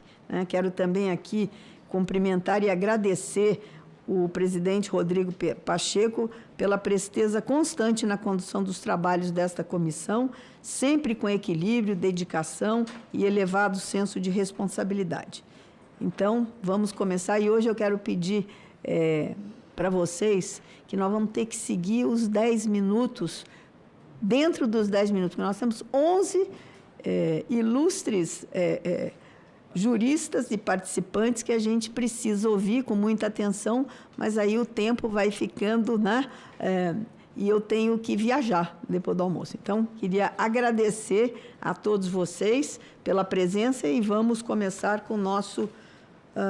daremos início, então, à nossa segunda audiência pública, destinada a discutir os temas de direito das coisas e direito empresarial. Esta é uma reunião interativa, transmitida ao vivo e aberta à participação dos interessados por meio do portal e-Cidadania na internet e em senado.leg.br/e-Cidadania ou pelo telefone da ouvidoria 0800 061 2211. Comunica aos presentes que a audiência pública funcionará da seguinte forma: cada convidado terá 10 minutos para sua exposição. Após a fala de cada convidado, será dada a palavra ao relator para os seus questionamentos e, em seguida, aos parlamentares presentes. São convidados para essa audiência Dr. Marcelo Guedes Nunes, professor de Direito Empresarial da PUC São Paulo, doutora Ana Raquel Fortunato dos Reis Streck ou Strack? Strack, coordenadora da Subcomissão de Direito Patrimonial, Família e Sucessões da Comissão de Direito Civil da OAB São Paulo, Dr. Paulo Doron Heder de Araújo, professor da Fundação Getúlio Vargas de São Paulo, Ricardo Alexandre da Silva, advogado e professor, Saul Emanuel de Melo Pinheiro Alves, advogado, Alfredo de Assis Gonçalves Neto, advogado e professor da Universidade Federal do Paraná. Doutora Juliana Cordeiro de Faria, advogada professora da Universidade Federal de Minas Gerais e representante da Confederação Nacional da Indústria. Dr. Marco Aurélio Bezerra de Mello, desembargador do Tribunal de Justiça do Estado do Rio de Janeiro. Doutora Paula Andréa Forgione, professora titular e chefe do Departamento de Direito Comercial da USP. Doutora Rosa Maria de Andrade Neri, livre docente em Direito, advogada e relatora geral da Comissão de Juristas, constituída pelo Senado Federal para a atualização do Código Civil. E Dr. Flávio Tartucci, pós-doutor em Direito Civil, advogado, professor e relator geral da Comissão de Juristas, constituído pelo Senado Federal para a atualização do Código Civil. Passo a palavra ao senhor Paulo Doron, advogado e professor da Fundação Getúlio Vargas de São Paulo. A palavra é sua por 10 minutos, doutor Paulo. Bom dia, senadora. Mais uma vez agradeço a oportunidade de estar aqui. É sempre com muita honra que venho ao Senado. O professor Flávio Tartucci já estava me advertindo, né? Porque é a terceira vez que eu falo nas audiências públicas aqui, né? Estou até podendo pedir música no Fantástico, né? Mas a fala de hoje, e antes de iniciar a fala, também queria agradecer ao Henrique especialmente, mas a todos os funcionários do Senado que apoiam essa comissão. Como a Vossa Excelência bem disse, o trabalho é muito bem executado e hoje eu pedi que pudesse falar em primeiro porque eu também tenho uma viagem e eu preciso sair um pouco mais cedo, então provavelmente não vou conseguir ficar até o final. Então, professor Flávio, talvez eu não consiga ouvir a sua réplica hoje, mas eu vou ver no YouTube e depois eu te mando mensagem, se for o caso. Queria também fazer uma menção especial à querida professora Paula Andrea Forgione, né, que foi minha professora nos bancos da graduação da USP, depois foi da minha banca de doutorado e nós juntos, né, vimos estudando e debatendo e eu com ela aprendo muito sobre o direito empresarial, então também é uma honra poder ladeá-la aqui hoje, fico muito honrado de poder estar aqui, né, seu aluno hoje aqui trazendo algumas considerações. Mas eu não vou falar sobre direito empresarial, professora Paula, hoje eu vou falar sobre direito das coisas. Até em deferência à senadora Tereza Cristina, que muito corajosamente, é preciso dizer, assumiu a subrelatoria do direito das coisas, né? E que é um tema, né, vamos dizer assim, que ao mesmo tempo é milenar, né, porque a base do direito romano é muito forte e muito clara, mas ao mesmo tempo é absolutamente contemporânea, porque os desafios que envolvem a propriedade, a posse, o direito condominial, os fundos de investimento que foram colocados, né, também, né, como natureza de condomínio e tantos outros temas, né? Então, ao mesmo tempo, é um tema tradicionalíssimo e um tema muito, muito contemporâneo. Eu queria começar, eu trouxe uma apresentação de slides, se pudesse projetar, por favor. Pode passar para o próximo, por favor, né? Eu resolvi falar de um artigo em especial que tem me gerado muita preocupação, senadora, que é a proposta do parágrafo único para o artigo 1202. Né? O artigo 1202 é o artigo que sempre tratou da definição ou da qualificação da posse se o possuidor possui de boa ou má fé. Né? E por que isso é relevante no direito privado? Porque o possuidor de boa fé passa a ter um tratamento favorecido pela lei. Então, se o possuidor de boa-fé constrói no terreno alheio, ele tem um tratamento favorecido. Se o possuidor de boa-fé realiza benfeitorias, ele pode fazer a retenção até que aquilo seja restituído a ele. Então, há todo um tratamento importante direcionado ao possuidor de boa-fé, porque ele está de boa-fé. E o parágrafo único do artigo 1202, ele me preocupa por quê? Porque ele tentando, e de forma bem intencionada, sem sombra de dúvida, dar mais clareza para essa definição, no meu modo de ver, da maneira como o texto está escrito, ele gera o risco de uma interpretação que pode ser, sem exagero da expressão, catastrófica. Por quê?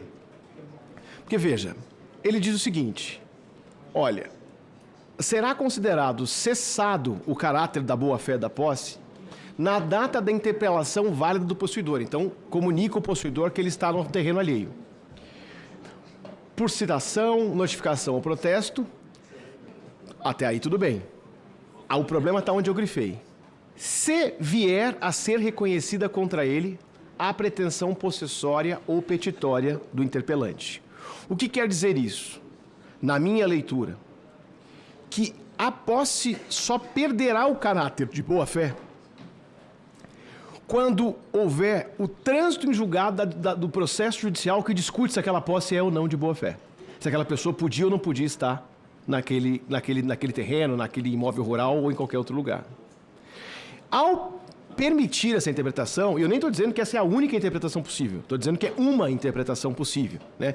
E, para mim, quando a gente vai mexer num tema tão difícil, tão assentado e tão vamos dizer assim, relevante, a possibilidade de termos uma interpretação que leve a esse raciocínio que eu acabei de desenvolver é suficiente para me parecer que não vale a pena manter a redação tal como está. Mas vamos dizer, mas Paulo, qual é o problema de eventualmente só se reconhecer isso ao final do processo, né? Só depois que for reconhecida a pretensão em relação a quem peticiona? O problema, eu fiz ali algumas repercussões, né? A professora Juliana Cordeiro de Faria, que está aqui do meu lado, vai endereçar um outro artigo que é bastante polêmico e que gera bastante discussão, que é o artigo 1228 do Código Civil, e os seus parágrafos, que é um artigo que tentou propor lá, em 2002, uma espécie de uma desapropriação social, mas que não era desapropriação até então, porque a indenização teria que ser paga pelas próprias pessoas que ocupam os imóveis. Com a mudança que se pretende inserir no Código agora, com o PL, o pagamento dessa indenização vai para o Estado, não se sabe se é a administração municipal ou federal, depende se o imóvel é rural, se ele é urbano, mas a ideia é transferir esse ônus para o Estado, né? O meu problema é o seguinte: um determinado grupo de pessoas ocupa um imóvel, urbano ou rural. Aí, ali faz plantações ou construções. O proprietário desse imóvel resolve reclamar e diz o seguinte: olha, eu vou entrar com uma ação possessória. Esse processo dura mais de 5 anos. Enquanto o processo não acabou, aquelas pessoas vão ser consideradas possuidores de boa-fé. Portanto, terão direito de reter as benfeitorias que fizeram e, passados 5 anos, dá o prazo da desapropriação social. Ou seja, o Estado vai ter que pagar uma indenização por um imóvel que foi ocupado e que a discussão processual não terminou, mas já adquiriu um direito no meio do caminho. Então, na minha leitura, isso gera um incentivo à ocupação de terras urbanas e rurais no Brasil. E isso me gera grande preocupação. Grande preocupação por quê? Porque se a gente for olhar, por exemplo, para o artigo 1198, parágrafo 2º, o artigo 1198, parágrafo 2º, passou a dar aos detentores... Quem é o detentor? Detentor é quem está num determinado imóvel representando o possuidor. Então, é o caseiro, é o guarda noturno, é o segurança. São as pessoas que, em nome do possuidor, exercem a guarda daquele imóvel. Pelo artigo 1198, parágrafo 2º, agora o detentor poderá se valer da autodefesa da posse, ou seja, poderá utilizar de atos próprios para impedir invasões, para impedir qualquer coisa.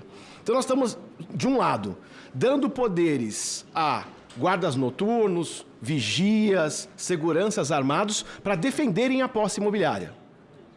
E, por outro lado, estamos criando um sistema que incentiva a ocupação de terra alheia. Para mim, isso é a receita de um barril de pólvora, que a gente poderia evitar simplesmente excluindo esse parágrafo único do artigo 1202. Todo o problema que eu refiro aqui, ele se amaina ou é bastante mitigado se a gente conseguir excluir este artigo. Eu inclusive, já passei para a sua assessoria esse ponto. Aí, se puder passar para o próximo, por favor. Para concluir e tentar ficar dentro do meu tempo, eu queria apenas mencionar uma novidade muito importante que houve esta semana, né? Lá, nós, no Instituto dos Advogados de São Paulo, temos acompanhado atentamente as discussões aqui no Senado a respeito da reforma do Código Civil e reunimos numa publicação que foi disponibilizada de maneira digital ontem, portanto é uma coisa muito recente, 2 estudos muito relevantes sobre os impactos econômicos de determinadas mudanças propostas no PL 04 de 2025.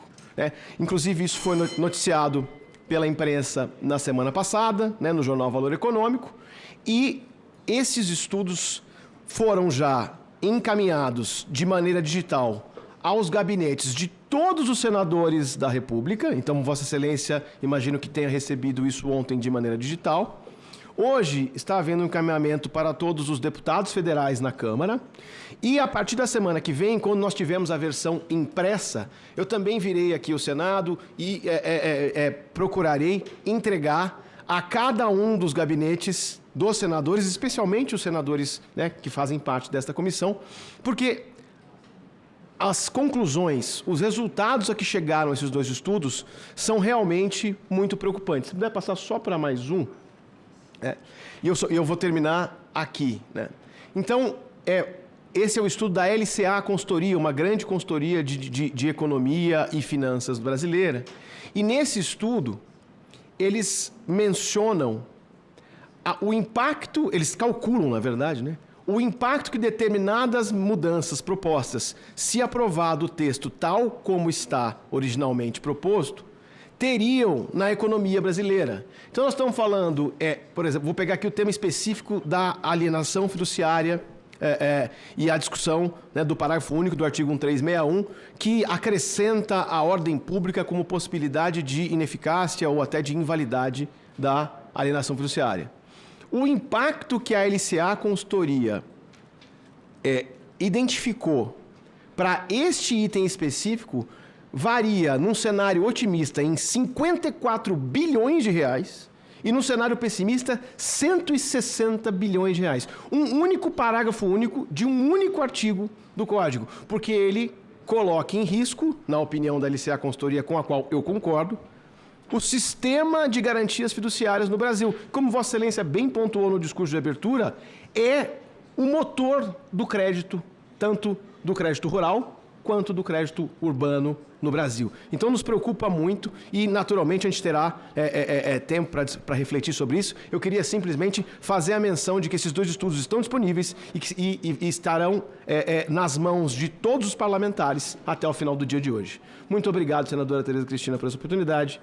Agradeço. Muito obrigada, doutor Paulo. E vamos passar, então, agora a palavra para o senhor Marcelo Guedes Nunes, professor de Direito Empresarial da PUC São Paulo. Com a palavra, doutor Marcelo.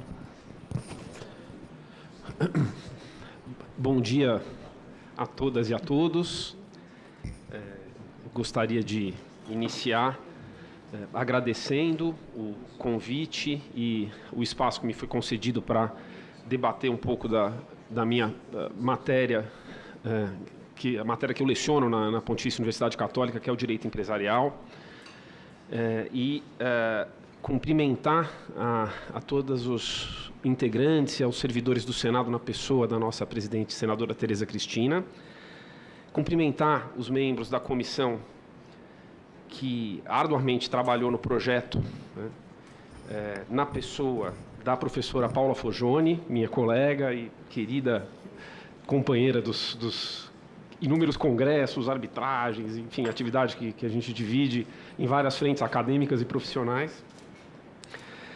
E de fazer uma breve ressalva, dizendo que eu já participei de comissões legislativas, sei o quanto é difícil trabalhar, então, enfim, por vários motivos, seja pela envergadura da tarefa, seja enfim, pelas dificuldades inerentes a qualquer processo humano de debate, de discussão, e que eu sempre me solidarizo e me cumprimento com todos aqueles que dedicam de maneira, que se entregam de maneira gratuita e aberta para o trabalho de construção de políticas públicas, que não é algo trivial, né? E isso, claro, eu digo porque a minha posição hoje não é muito confortável, porque eu venho na posição de quem traz críticas. Eu sempre falo que, enfim, é fácil criticar, é difícil fazer, então acho que é importante a gente pontuar, fazer essa ressalva. Mas a verdade é que o projeto na parte empresarial me preocupa e nos preocupa muito. Eu acho que eu falo em nome de uma parcela grande da comunidade empresarialista, de advogados e professores de direito empresarial, né?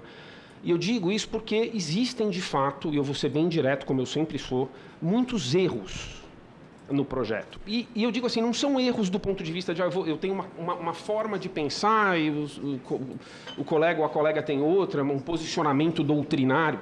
É erro de sistematização, erro de data, erro de referência cruzada, né, em torno de uma matéria que é fundamental. A gente está falando do pulmão produtivo do país. A gente está falando das sociedades limitadas, a gente está falando de matérias que afetam empresários individuais também. Eu vou passar rapidamente por isso. São inúmeros problemas que indicam, na minha visão, que os empresarialistas que participaram do projeto, apesar de valorosos, eles eram poucos. e que o projeto ele foi discutido e votado por uma maioria não especializada. É a única explicação. Uma maioria que não entende da matéria empresarial.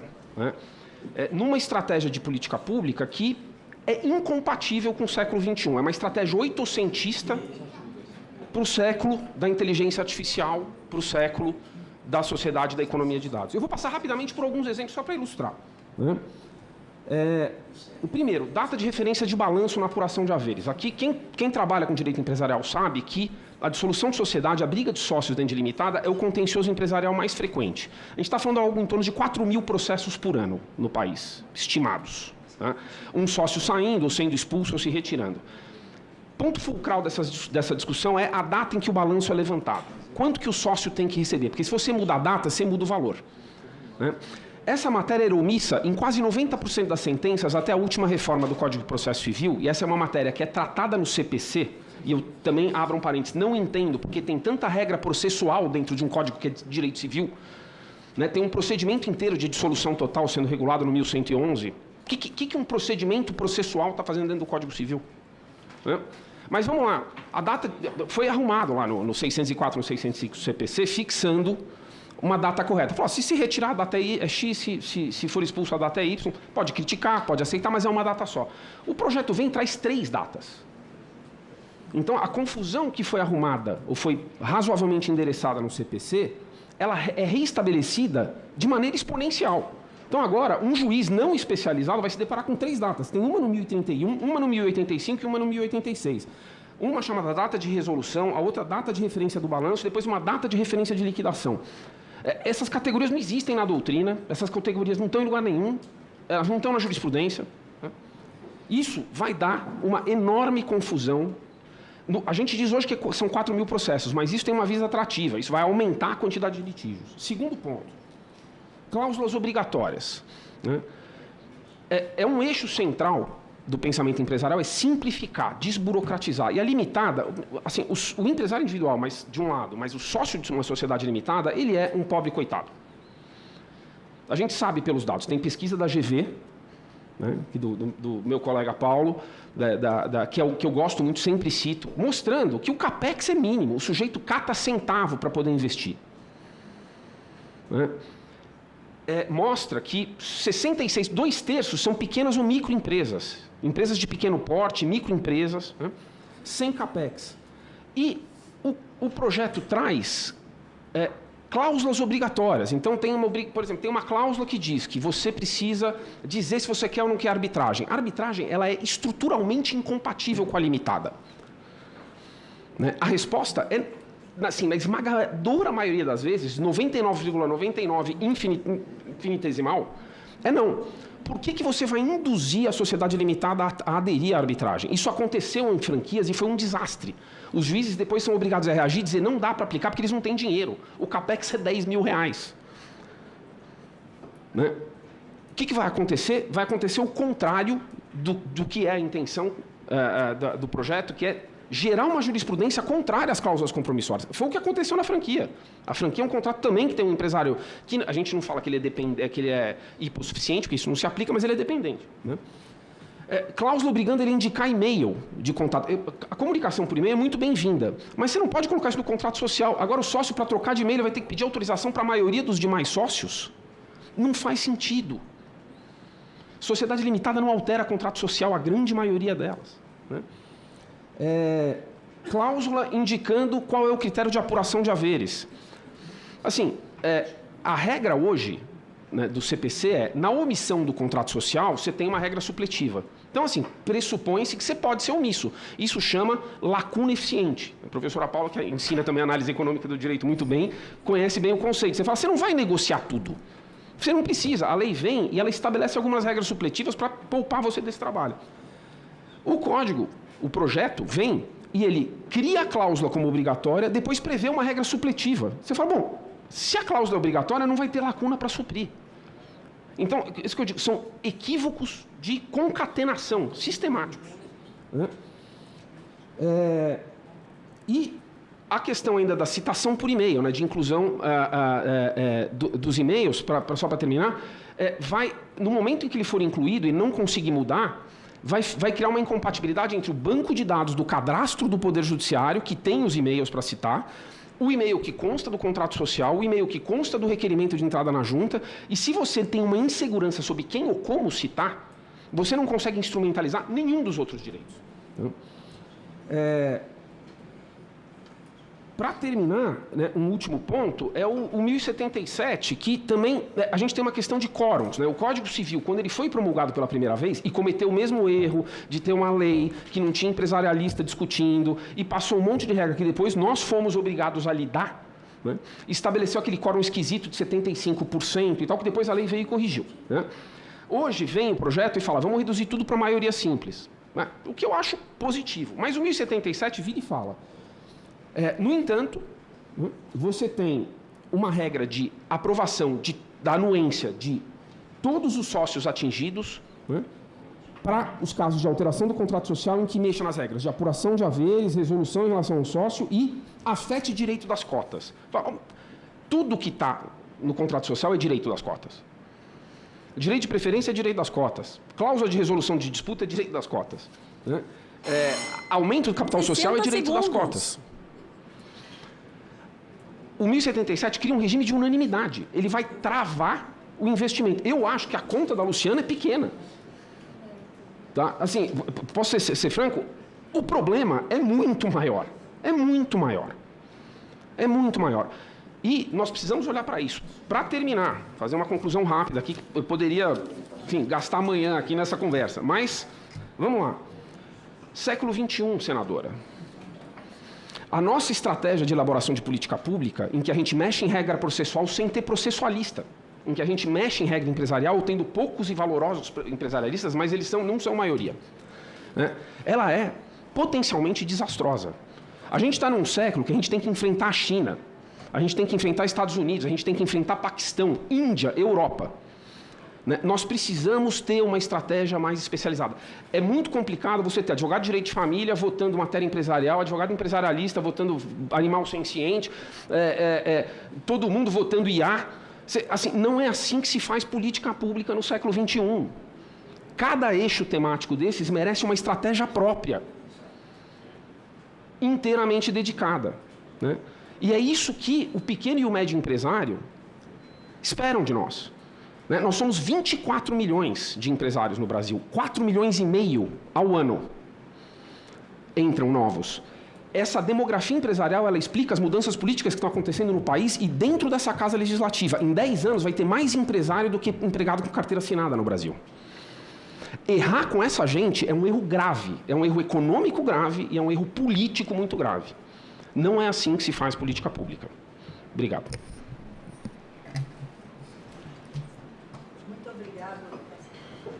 Muito obrigada, doutor Marcelo Guedes Nunes. Nós vamos olhar com carinho, porque eu penso um pouco parecido com o senhor, ou bastante parecido. Bom, vamos lá. Agora passo a palavra ao senhor Samuel Emanuel de Melo Pinheiro Alves, advogado que participará por videoconferência. Com a palavra, doutor Saúl Emanuel. Bom dia, eu me dirijo a todos que participam presencialmente ou por videoconferência, cumprimentando-os na pessoa da excelentíssima senhora senadora Tereza Cristina, e prometo que farei uma intervenção muito objetiva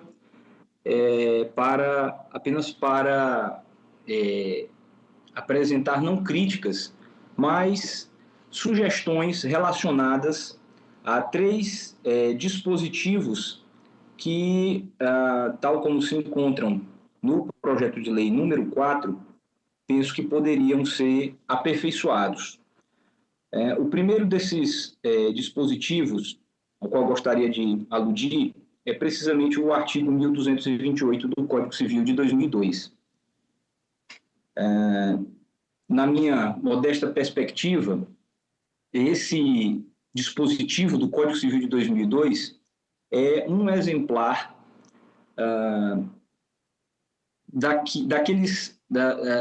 daquilo que o Código Civil de 2002 tem de pior. e é, por isso mesmo, um dispositivo que deveria ser considerado, numa discussão legislativa como a presente, como um dispositivo a ser revogado. Isso porque é um dispositivo que, como já foi ressaltado por um ilustre professor que me antecedeu, é um dispositivo que, na realidade, termina por instituir uma espécie de procedimento paralelo de desapropriação, quando, na realidade, esse instituto da desapropriação não pertence ao campo do direito civil, nem sequer pertence ao campo do direito privado. Então, este dispositivo, me parece, na realidade, um dispositivo estranho, né, que não deveria sequer figurar num diploma legislativo dessa espécie. A desapropriação, ela está detalhadamente disciplinada, não apenas na Constituição Federal, por regras dotadas de uma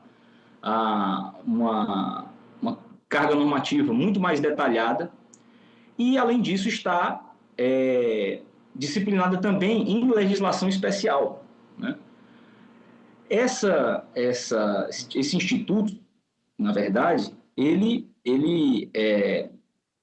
obviamente, ele não diz respeito a relações horizontais travadas entre particulares, né? Pelo contrário, a desapropriação, obviamente, né, ela instaura, ou ela se desenvolve numa relação jurídica marcada pela sujeição do administrado perante a administração pública. É uma relação jurídica, portanto, manifestamente vertical e disciplinada inteiramente por normas imperativas. Como eu disse, a disciplina desse instituto já está muito melhor tratada, tanto por regras da Constituição Federal, como por regras veiculadas em legislação específica. Então, me parece que o projeto de lei, né, poderia, na realidade, tratar dessa matéria de uma maneira mais simples, mediante a revogação de todo o artigo 1228 do Código Civil. Mas, se essa sugestão soar um tanto quanto radical, né, eu gostaria de levantar, muito brevemente, apenas uma discussão com relação ao parágrafo 7º, que o projeto propõe que se inclua no artigo 1228. Este parágrafo 7º, ele, mais uma vez, assim como o caput do dispositivo, recorre a uma expressão dotada de uma manifesta vagueza, né? E talvez mesmo de um certo teor equívoco, porque ao mencionar aqui, ao preceituar que a administração pública, né, assumirá a obrigação de indenizar o proprietário nas hipóteses em que se tratar de possuidores de baixa renda. Então, como eu disse, mais uma vez, o recurso a um conceito jurídico indeterminado, não se sabe o que virá a se considerar como um possuidor de baixa renda e, por consequência, não se sabe em que situações a administração pública será posicionada no polo passivo dessa relação processual e para possivelmente vir a ser condenada a indenizar o proprietário que tenha sido expropriado. Bom, eu mencionei que eu me deteria apenas em 3 dispositivos. O primeiro era precisamente o 1228 e o segundo deles seria o artigo 1219, né, em cujos parágrafos 1º e 3º o projeto de lei propõe que se apliquem também às sessões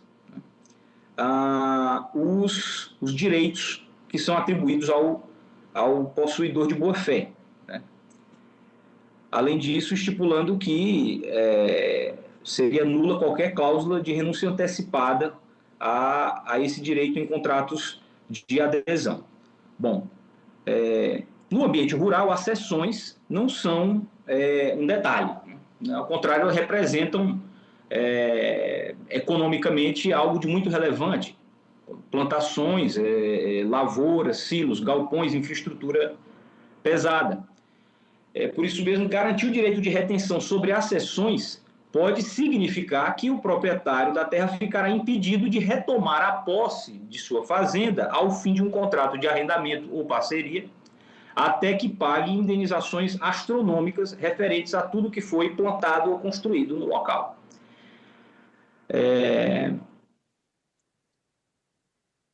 Ao cogitar-se de uma cláusula de renúncia a esse direito, em relação às accessões, o proprietário estaria diante ainda de uma outra dificuldade jurídica, que seria a possibilidade de que tal cláusula viesse a ser considerada nula, bastando para tanto que o Poder Judiciário viesse a entender que aquele contrato se configura como um contrato de adesão. Então, este é um outro ponto que me parece problemático, a extensão às accessões dos efeitos que se atribuem à posse de boa-fé. E, finalmente, gostaria de tecer um comentário a respeito do artigo 966. Aparentemente, veicula um preceito inofensivo, que talvez não despertasse maiores consequências práticas, mas, de todo modo, me parece que, por ser um dispositivo fundamental, um dispositivo básico no livro do referente ao direito empresarial, deve merecer alguma atenção. E o problema na redação proposta no projeto de lei vem mais uma vez sob a forma de uma cláusula geral, ou mais precisamente um conceito jurídico indeterminado, que é o que me parece que há aqui. O dispositivo alude, ao definir o que se entenda por empresa, que seria aquela atividade organizada que é desenvolvida, abre aspas, em prestígio aos valores sociais do trabalho e do capital humano. Eu tenho sérias 60 dúvidas segundos. Quanto ao que poderia significar, no contexto de relações civis, essa expressão valores sociais do trabalho. Me parece que aqui nós estaríamos introduzindo elementos de baixa significação normativa no campo do direito civil e, muito pior, a expressão subsequente que vem, que é capital humano. Em direito, eu ignoro o que poderia significar essa expressão capital humano, muito menos no que diz respeito a direito empresarial. Então, me parece que essa redação não é particularmente feliz e eu suponho que seria muito mais proveitoso que fosse mantido o texto atual do Código Civil de 2002, apesar de críticas que se poderiam apresentar em relação também à vigente redação. Muito obrigado.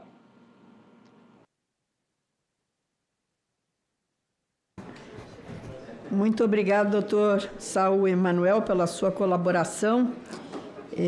Agradeço a participação e agora eu passo a palavra à senhora Ana Raquel Fortunato, coordenadora da Subcomissão de Direito Patrimonial, Família e Sucessões da Comissão de Direito Civil da OAB São Paulo.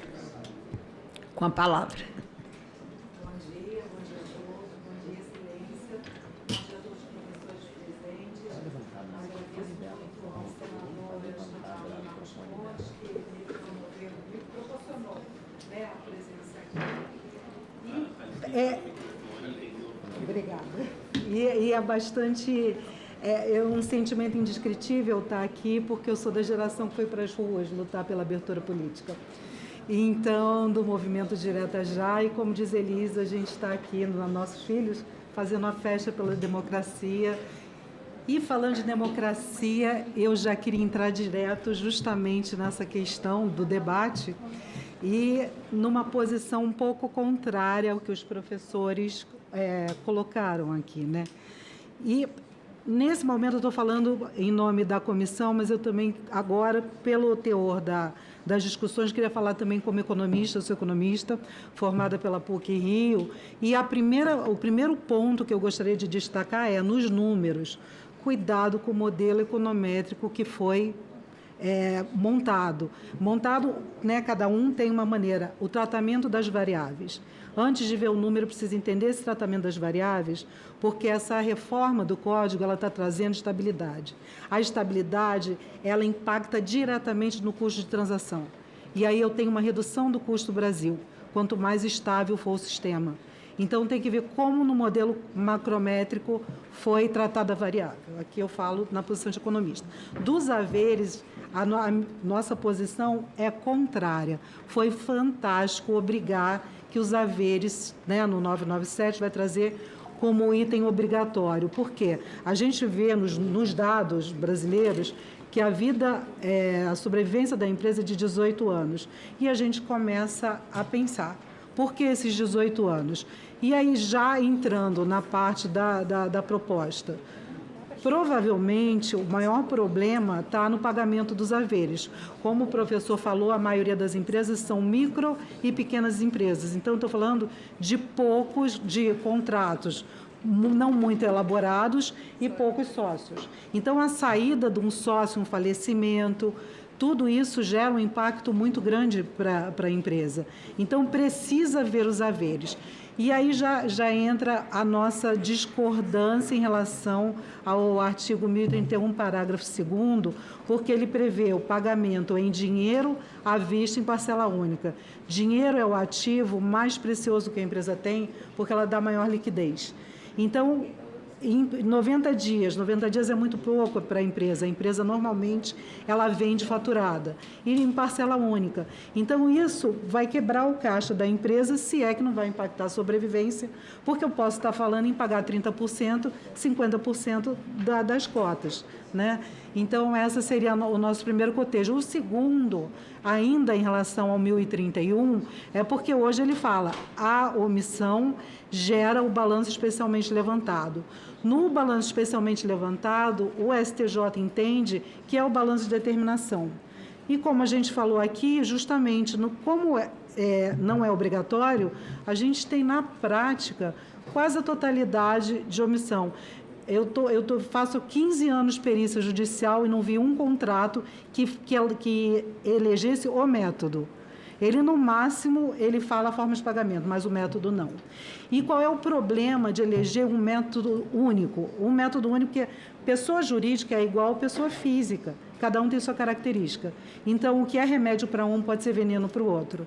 Então, tem que fazer o cotejo de qual é a característica, concretizando o que eu estou falando para se tornar mais tangível.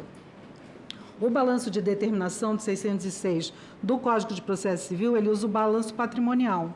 Se ele usa o balanço patrimonial, eu tenho de um lado ativo, investimento, que é da empresa, e do outro lado eu tenho passivo e patrimônio líquido. Nesse método de apuração, o valor da empresa é o patrimônio líquido. E eu tenho uma regra contábil que os valores têm que se equivaler. Se esses valores têm que se equivaler, acaba sendo intuitivo que a empresa que tem ativo vai ser a empresa que vai estar perto do valor de mercado. Então, por exemplo, ela não vai servir para o escritório de advocacia, que às vezes nem o local comercial é dele, mas a lucratividade é muito grande.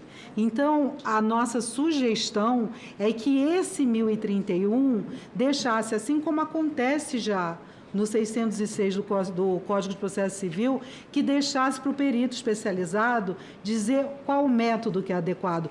A gente já tem que é o perito que vai avaliar a empresa pelo balanço de determinação. Então, é um passo atrás. A nossa sugestão é que o perito diga qual é o melhor método de avaliação da empresa.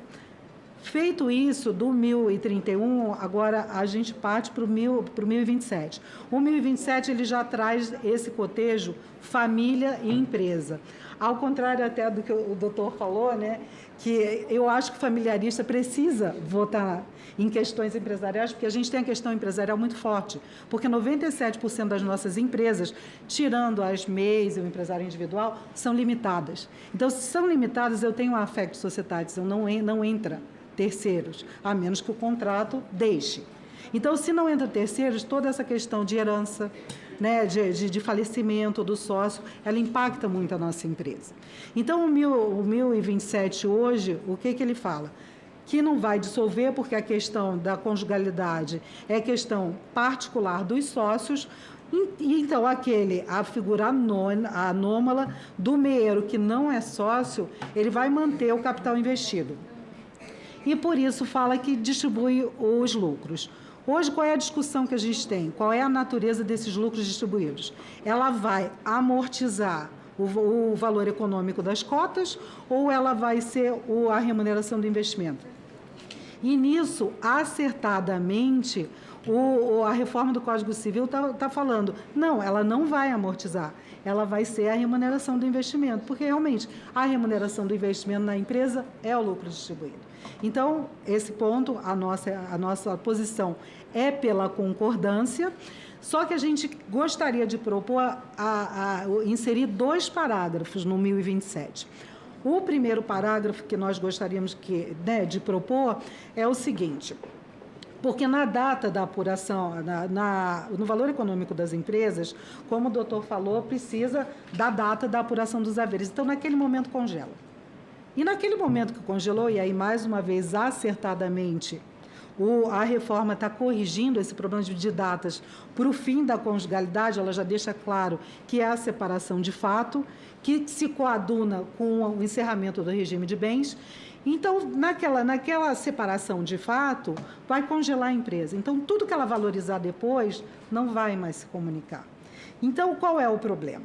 Eu vou distribuir lucros que não vai amortizar minha dívida. Só que a valorização da empresa não vai se comunicar também. Então, para evitar pensamentos nefastos do sócio, o que a gente gostaria de propor? Pode mudar o percentual da distribuição de lucros, desde que por justa causa.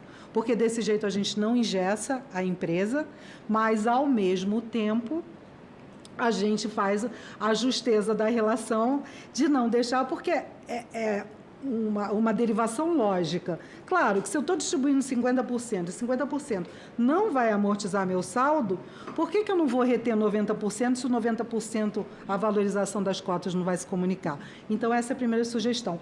A segunda sugestão que a gente gostaria de fazer é a seguinte, porque aí já é ao contrário. O 1608 do Código de Processo Civil fala que, uma vez apurado, esse valor apurado vai ser corrigido, correção monetária e juros de 1%.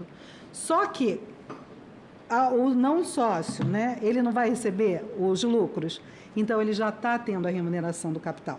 Para não ter bis in idem, a gente gostaria de sugerir que fosse inserido o parágrafo 2º dizendo que o valor apurado só vai ser corrigido pela correção monetária, porque ele já está sendo remunerado. Voltando para a parte da apuração dos haveres, no pagamento, nessa parte do pagamento, a nossa proposta também, que eu acabei não falando qual seria a proposta da nossa comissão para alteração da forma de pagamento, era também que um perito especializado, o mesmo perito que está lá, que vai apurar, ele já está presente, né, nesse processo. Agora, esse perito, ele vai ter mais 2 trabalhos. Ele vai ter o trabalho de dizer o método e ele vai ter também o trabalho de dizer assim, qual vai ser a forma que eu vou apurar esses haveres? Qual vai ser a forma que eu posso pagar esses haveres para manter a preservação da empresa? Porque essa questão de 18 anos de sobrevida é uma inversão da lógica. Porque a pessoa jurídica ela é uma ficção jurídica para ser permanente diante da nossa finitude. Só que hoje a gente tem a finitude humana em 76 anos e a finitude da empresa em 18. Então, esse pagamento de haveres se preserva. Só que também, para a gente amarrar as 2 pontas, até que seja pago todos os haveres, tem a participação proporcional dos lucros. Essa é a nossa proposta para o parágrafo 2º. E, para encerrar, a gente gostaria de falar sobre o artigo 1660, os incisos 8 e 9 que estão sendo propostos na reforma. Esses incisos, eles falam o seguinte, que ainda que, porque aí já é de direito de família, mas fala sobre os bens empresariais. Ainda que a empresa tenha sido constituída antes da conjugalidade, a valorização das cotas e os lucros retidos vão se comunicar. Isso hoje é uma posição contrária do STJ, que entende que valorização é um mero fenômeno econômico e lucros retidos pertencem à empresa. Mas, na verdade, a nossa é pela concordância dessa redação. Por quê? Porque a valorização da empresa, ela vem do trabalho. Voltando àquela lógica, ativo, passivo, patrimônio líquido. Se eu mantenho a alavancagem da empresa, o patrimônio líquido só vai crescer se o ativo crescer. Se esse ativo, quando o ativo cresce, se aumenta a carteira de clientes, se aumenta o giro do ativo, se aumenta a eficiência... 60 segundos. Isso é fruto do trabalho. Se é fruto do trabalho, entra a lógica do esforço comum, aí da comunhão de vida. Então, a valorização das cotas é fruto do esforço comum e daí a comunicabilidade. E os lucros retidos, ele acaba sendo até por uma localização mesmo do balanço patrimonial. Os lucros retidos, eles ficam... Prejuízo e lucro acumulado, ele está no patrimônio líquido. Então, ele é do sócio. Se ele é do sócio, ele precisa se comunicar. É isso que a gente gostaria de contribuir para as discussões e por esse hercúleo trabalho que está sendo feito de atualização, porque ele está exatamente em sintonia da teoria tridimensional de Miguel Reale. Está se adaptando às normas, aos valores contemporâneos. E a essa necessidade pulsante de modificação, porque a gente não pode ter empresas durando só 18 anos. Obrigada.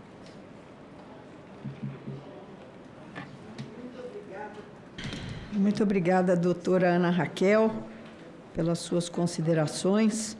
E eu passo, então, agora a palavra ao doutor Ricardo Alexandre da Silva, advogado e professor, que participará por videoconferência. Muito obrigado pela sua participação, doutor Ricardo. Bom dia, eu cumprimento Sua Excelência, a senadora Tereza Cristina. Agradeço muitíssimo pelo convite que me foi realizado e queria dizer que é uma grande honra, um grande prazer participar dessa audiência. Lamentavelmente, por conta de compromissos profissionais previamente assumidos, eu não pude estar presente como gostaria na audiência, né? Mas espero trazer aqui minhas contribuições que acredito poderão ensejar algum debate e, claro, poderão eventualmente oportunizar a melhoria do projeto naqueles pontos em que eu tratar. A minha formação como especialista, mestre e doutor é no processo civil e, nesse sentido, fiquei muito feliz com as palavras do professor Marcelo Guedes, porque justamente ele apontava a necessidade de termos aqui uma multidisciplinariedade, né? Termos processualistas também tratando de temas processuais. Reconheço que o trabalho de atualização de um diploma como o Código Civil é hercúleo e, portanto, inevitavelmente ocorrerão alguns erros, equívocos, imprecisões, além de pontos que seguramente representam melhorias. Então, por isso, apresento aqui as minhas congratulações a todos que trabalham nesse projeto. Eu começo salientando que a minha preocupação como advogado e no plano teórico, porque escrevi um livro específico a respeito da tutela da posse, das ações possessórias, que integra uma coleção de comentários ao Código de Processo Civil e, felizmente, vem sendo bastante acatado pelos tribunais, como na função de advogado e também de teórico, eu prezo pela proteção da posse e eu procuro, com essa abordagem de proteção da posse, assegurar que haja pacificação nas relações possessórias, pacificação nas relações fundiárias e, sobretudo, segurança jurídica. Como eu prezo por isso, quero dizer que minhas ponderações são destinadas a assegurar a tranquilidade do agronegócio. a maior efetividade das tutelas possessórias. O agronegócio, como sabemos, responde por aproximadamente 25% do produto interno bruto, gerando algumas dezenas de trilhões de reais para a nossa economia. E, portanto, entendo que é um ramo crucial, ninguém discordaria disso, que merece todo o nosso cuidado, toda a nossa proteção. Então, vamos lá, trazendo aqui algumas contribuições, eu inicio elogiando as alterações que foram realizadas, por exemplo, nos artigos 197 e 198. Nos 1197, indica-se que a posse indireta, que a posse direta não anula a posse indireta na redação atual. Há uma superioridade na redação do projeto, porque se diz que não haverá impedimento ao exercício da posse. Claro que invocar aqui a expressão não anula acaba sendo algo que leva a alguma confusão, que leva a algum desvio de raciocínio, trazendo, por exemplo, a esse âmbito a teoria das nulidades, quando, na verdade, o que se pretende dizer é o que justamente diz o projeto hoje. Não haverá impedimento ao exercício da posse indireta pela posse direta. Isso é excelente, isso permite um maior esclarecimento a respeito do tema. Também no artigo 1197, também no artigo 1198, quando se fala sobre o detentor, realiza-se um acréscimo muito importante, dizendo que o detentor, aquele que não chega a ser possuidor, será não apenas o que estiver em relação de dependência com o possuidor, mas também o que estiver em relação de subordinação. É um acréscimo, como se nota, bastante importante e muito bem-vindo. Se, por um lado, há esses elementos de aprimoramento, há outros que me parecem ensejar problemas e que, portanto, devem ser objeto da nossa reflexão. O artigo 1196, por exemplo, diz que a tutela da posse aplica-se no que couber aos bens imateriais. Isso é uma restrição indevida, porque sabemos, e é consolidado já desde muito tempo, desde décadas atrás, por exemplo, pelo professor Moreira Alves, que a expressão coisa corpórea abrange todo e qualquer bem que possa ser sentido por nós. Contrariamente ao que havia no direito romano, não é apenas aquele bem que pode ser tocado, mas todo e qualquer bem que possa ser sentido. O artigo 83, inciso 1º, do Código Civil, preconiza, estabelece que também as energias com valor econômico devem ser consideradas como coisas corpóreas.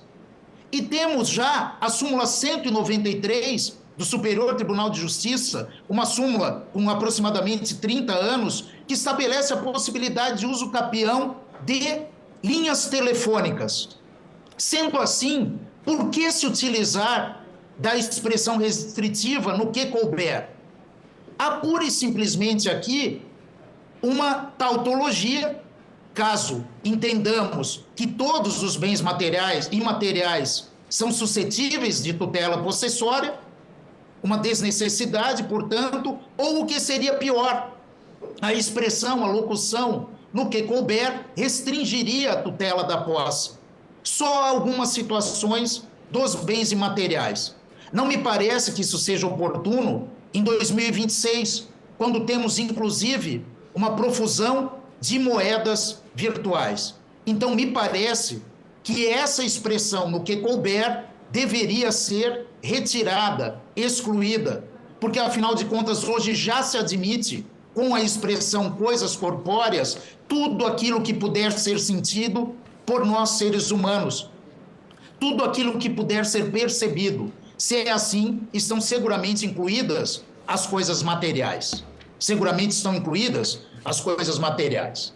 Bom, indo agora para o artigo 1198, se por um lado, no caput, há uma redação que aprimora o texto, ao dizer não só que haverá uma relação de subordinação do detentor, como também uma relação de subordinação, nós temos aqui um problema no parágrafo 2º. Por quê? porque se menciona que o defensor poderá realizar a autodefesa da posse. O que significa essa autodefesa? Significa aquelas situações em que há uma agressão e com isso se pretende a retirada da posse, caracterizando-se uma situação de esbulho, ou haverá no mínimo uma turbação, o que propiciaria a legítima defesa. É saudável que fique esclarecido esse ponto, porque atuei em diversos processos em que se questionava o limite da ação do mero detentor. Mas por que apenas dizer autodefesa e não contemplar a possibilidade de que ele haja inclusive por meios judiciais na defesa da posse? Muitas vezes o possuidor não se encontra na localidade, não sabe da invasão. E aquele que detém a posse em seu nome poderia e deveria agir em juízo para a tutela da posse. O Código de Processo Civil, aliás, permite uma série de hipóteses de legitimação extraordinária. Isso está contemplado no artigo 19.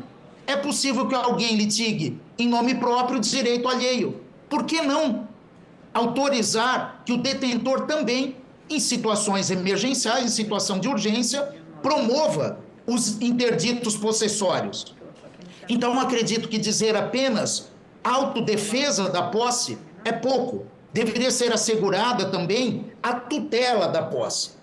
E aqui eu chego ao artigo 1202, que já foi objeto de análise nessa nossa audiência.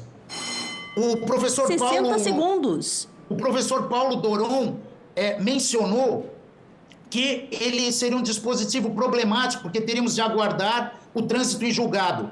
Eu não creio que ali resida o problema, porque o dispositivo fala que haverá retroação. Só que ele menciona a retroação, a data da notificação, protesto ou citação extrajudicial ou judicial. Primeiro, que não existe citação extrajudicial, porque ela é a chamada de alguém a uma relação processual. E segundo lugar, por que não admitir comunicações eletrônicas? Por que não substituir notificação, protesto e citação por comunicação? O Superior Tribunal de Justiça admite, inclusive, a possibilidade de comunicações e relações de consumo sejam realizadas por meio de aplicativos de mensagem. Tal qual redigido, esse dispositivo propiciará que o possuidor de má-fé sempre questione o meio pelo qual ele foi informado da perda da boa-fé da sua posse.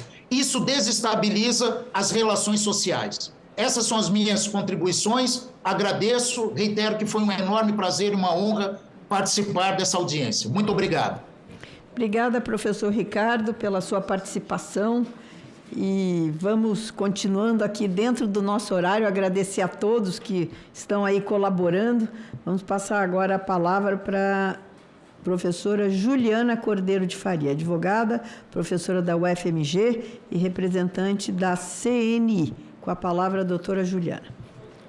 Senhora presidente, senadora Tereza Cristina, em nome de quem também saúdo a todos os presentes, em especial a Comissão de Juristas, a Confederação Nacional da Indústria, ela comparece a essa audiência pública com profundo respeito à responsabilidade institucional desse Senado Federal, que tem diante de si uma tarefa de grande relevância.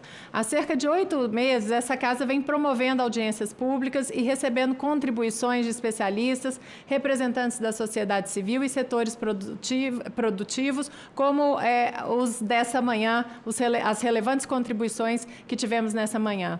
Esse processo de escuta, ele revela, na verdade, senadora, a seriedade do momento e a consciência de que uma reforma dessa magnitude, ela precisa ser examinada com prudência técnica e atenção a seus efeitos concretos. E aqui eu gostaria de destacar a fala do professor Paulo Doron, que já existem estudos de impactos disponíveis e esses estudos têm recomendado cautela e, inclusive, os números contidos num estudo coordenado pela professora Luciana Yeung, do INSPER, eles soam um alarme para todos nós. Em cenário pessimista, e que não é tão pessimista assim, porque ela só analisou uma pequena parcela das modificações, as perdas, só no primeiro ano de vigência do Código, podem chegar a 193 bilhões de reais. Então, é uma dimensão e são números de grande magnitude.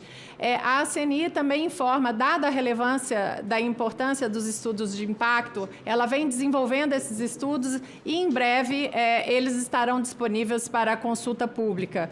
Então, é preciso que, diante da reforma dessa discussão, nós precisamos sim medir os efeitos do PL sobre o custo de produzir, investir, financiar e empreender aqui no Brasil, especialmente em um país que já é tão pressionado pelo custo Brasil. Essa preocupação, para nós, ela se torna ainda mais grave quando nós olhamos para a trajetória recente da indústria brasileira. Segundo a série histórica no perfil da indústria brasileira, senadora, que está disponível na CNI, a participação da indústria no PIB caiu de 44,1% em 1980 para 23,4% em 2025. Então, nós estamos, portanto, discutindo uma reforma estrutural do direito privado em um país cuja base industrial já vem perdendo densidade, competitividade e espaço na economia nacional e global. Por isso, qualquer alteração capaz de ampliar a insegurança jurídica, encarecer crédito, fragilizar garantias ou aumentar custos de transação deve ser, sim, examinada com redobrada cautela. E essa cautela é ainda mais necessária aqui no direito das coisas, pois ele está no centro da economia real. Ele vai organizar a propriedade, a posse, as garantias, a circulação dos bens, a confiança necessária para que os ativos eles possam ser financiados, utilizados e integrados à atividade produtiva. Então, nessa perspectiva, antes de tratar de alguns dispositivos centrais na minha fala, na verdade, eu vou tentar falar de dois, mas eu acho que vai ficar só em um. Eu gostaria de registrar duas preocupações bastante breves. A primeira diz respeito aos fundos de investimento. Aqui a CNI soma a voz crítica, a sua voz às críticas que foram formuladas pelos especialistas que foram trazidas na última audiência pública e com alta densidade técnica. O PL ele intervém em matéria sensível e reorganizada pela resolução da CVM 175 com profundidade em 2022. Ou seja, o mercado ele ainda está assimilando uma arquitetura nova e nós já estamos fazendo proposições de mudança. Então, ao alterar esse regime sem uma necessidade demonstrada e sem essa mesma precisão técnica, o que o projeto pode gerar é uma sobreposição normativa, insegurança regulatória, custos de coordenação e instabilidade em um setor que é tão essencial ao financiamento da economia. Então, aqui, senadora, para nós a melhor reforma é a autocontenção legislativa, permitir que o regime recém-construído amadureça antes de submetê-lo a uma nova instabilidade. A segunda preocupação envolve a propriedade fiduciária e a alienação fiduciária. Trata-se de dos pilares do sistema do crédito brasileiro e aqui também qualquer fragilização desse regime, ele vai repercutir diretamente no custo do financiamento, na concessão do crédito e na segurança das operações. Mas eu quero falar aqui e já foi mencionado tanto pelo professor Doron como pelo professor Saul Samuel, em relação ao artigo 1228, especialmente seus parágrafos 4º e 9º. Aqui eu gostaria de começar com uma precisão técnica. A chamada desapropriação judicial privada ou desapropriação por posse e trabalho, ela não é uma criação deste PL, ela já existe no Código Civil atual, no parágrafo 4º do artigo 1228, e já é por si só uma figura problemática no atual Código. É um instituto híbrido de difícil acomodação a nosso juízo, tanto constitucional como dogmática. Ela não é um uso capião, por quê? Pressupõe indenização. Não é desapropriação administrativa porque não nasce de um procedimento público regular, nem de declaração prévia de utilidade pública ou interesse social. Não é compra e venda porque não há consentimento do proprietário. Também não é uma mera defesa petitória ou possessória, porque pode conduzir à perda definitiva da propriedade pelo proprietário. Então, ela é, em suma, uma fórmula de difícil compatibilidade com a segurança jurídica que nós estamos buscando tanto. Então, aqui, pelo parágrafo 4º, o proprietário ele pode ser privado do imóvel quando houver posse coletiva por mais de 5 anos, com obras ou serviços considerados pelo juiz de interesse social e econômico relevante. Aqui já há uma discricionariedade judicial muito grande para essas avaliações, tanto do elemento subjetivo da boa-fé, quanto desse interesse social e econômico relevante. Então, o que o PL vem e faz? Ele agrava esse quadro, ao permitir que essa regra incida não apenas na ação número 1, que ela não incida não apenas na ação reivindicatória, mas também em ação de reintegração de posse. Ou seja, justamente quando o proprietário ele vai procurar o judiciário para recuperar o bem, ele pode acabar, diante da inércia do próprio judiciário em dar o cumprimento aí às ordens respectivas, acabar vendo essa ocupação prolongada ser convertida em fundamento para perder a própria propriedade. E essa é exatamente uma hipótese que foi do caso piloto, que está aí tratado no recurso especial 1442-440 do Superior Tribunal de Justiça. E isso a nosso juízo, não pode admitir. O problema brasileiro, senadora Tereza, não é a falta aqui de instrumentos para retirar a propriedade de particulares que não vão cumprir a sua função social. O problema aqui, muitas vezes, para nós, é a falta de efetividade para proteger o proprietário quando a sua posse é ilicitamente subtraída. Então, aqui o PL, a nosso juízo, ele erra no diagnóstico. Em vez dele fortalecer a resposta contra o esbulho e contra a consolidação do fato consumado, o que ele está fazendo é ampliar um mecanismo que pode transformar a ocupação prolongada em um caminho para a aquisição compulsória da propriedade. E a indenização aqui não resolve o problema. O parágrafo 6º, ele afirma que o juiz fixará a justa indenização devida aos proprietários pelos ocupantes e que, paga o preço, a sentença valerá como título para o registro de imóvel em nome dos possuidores.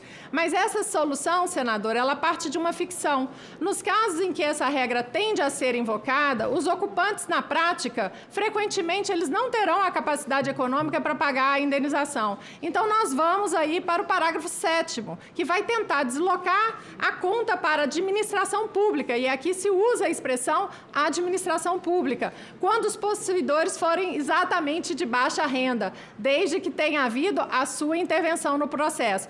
Mas aí surgem novas perguntas. Que administração pública? Município, Estado, União, todos em litisconsórcio? Haverá solidariedade, subsidiariedade? Qual que vai ser a fonte orçamentária? A competência será da Justiça Federal, da Justiça Estadual? O texto ele não vai responder. 60 segundos. O parágrafo 8º agrava ainda mais esse quadro ao permitir que os possuidores se valham desse direito por uma ação autônoma para se manter na posse. Isso vai alterar a natureza prática do Instituto. A desapropriação judicial privada, ela vai deixar de funcionar apenas como um argumento defensivo e em uma ação proposta pelo proprietário e vai passar a poder ser manejada ofensivamente pelos ocupantes.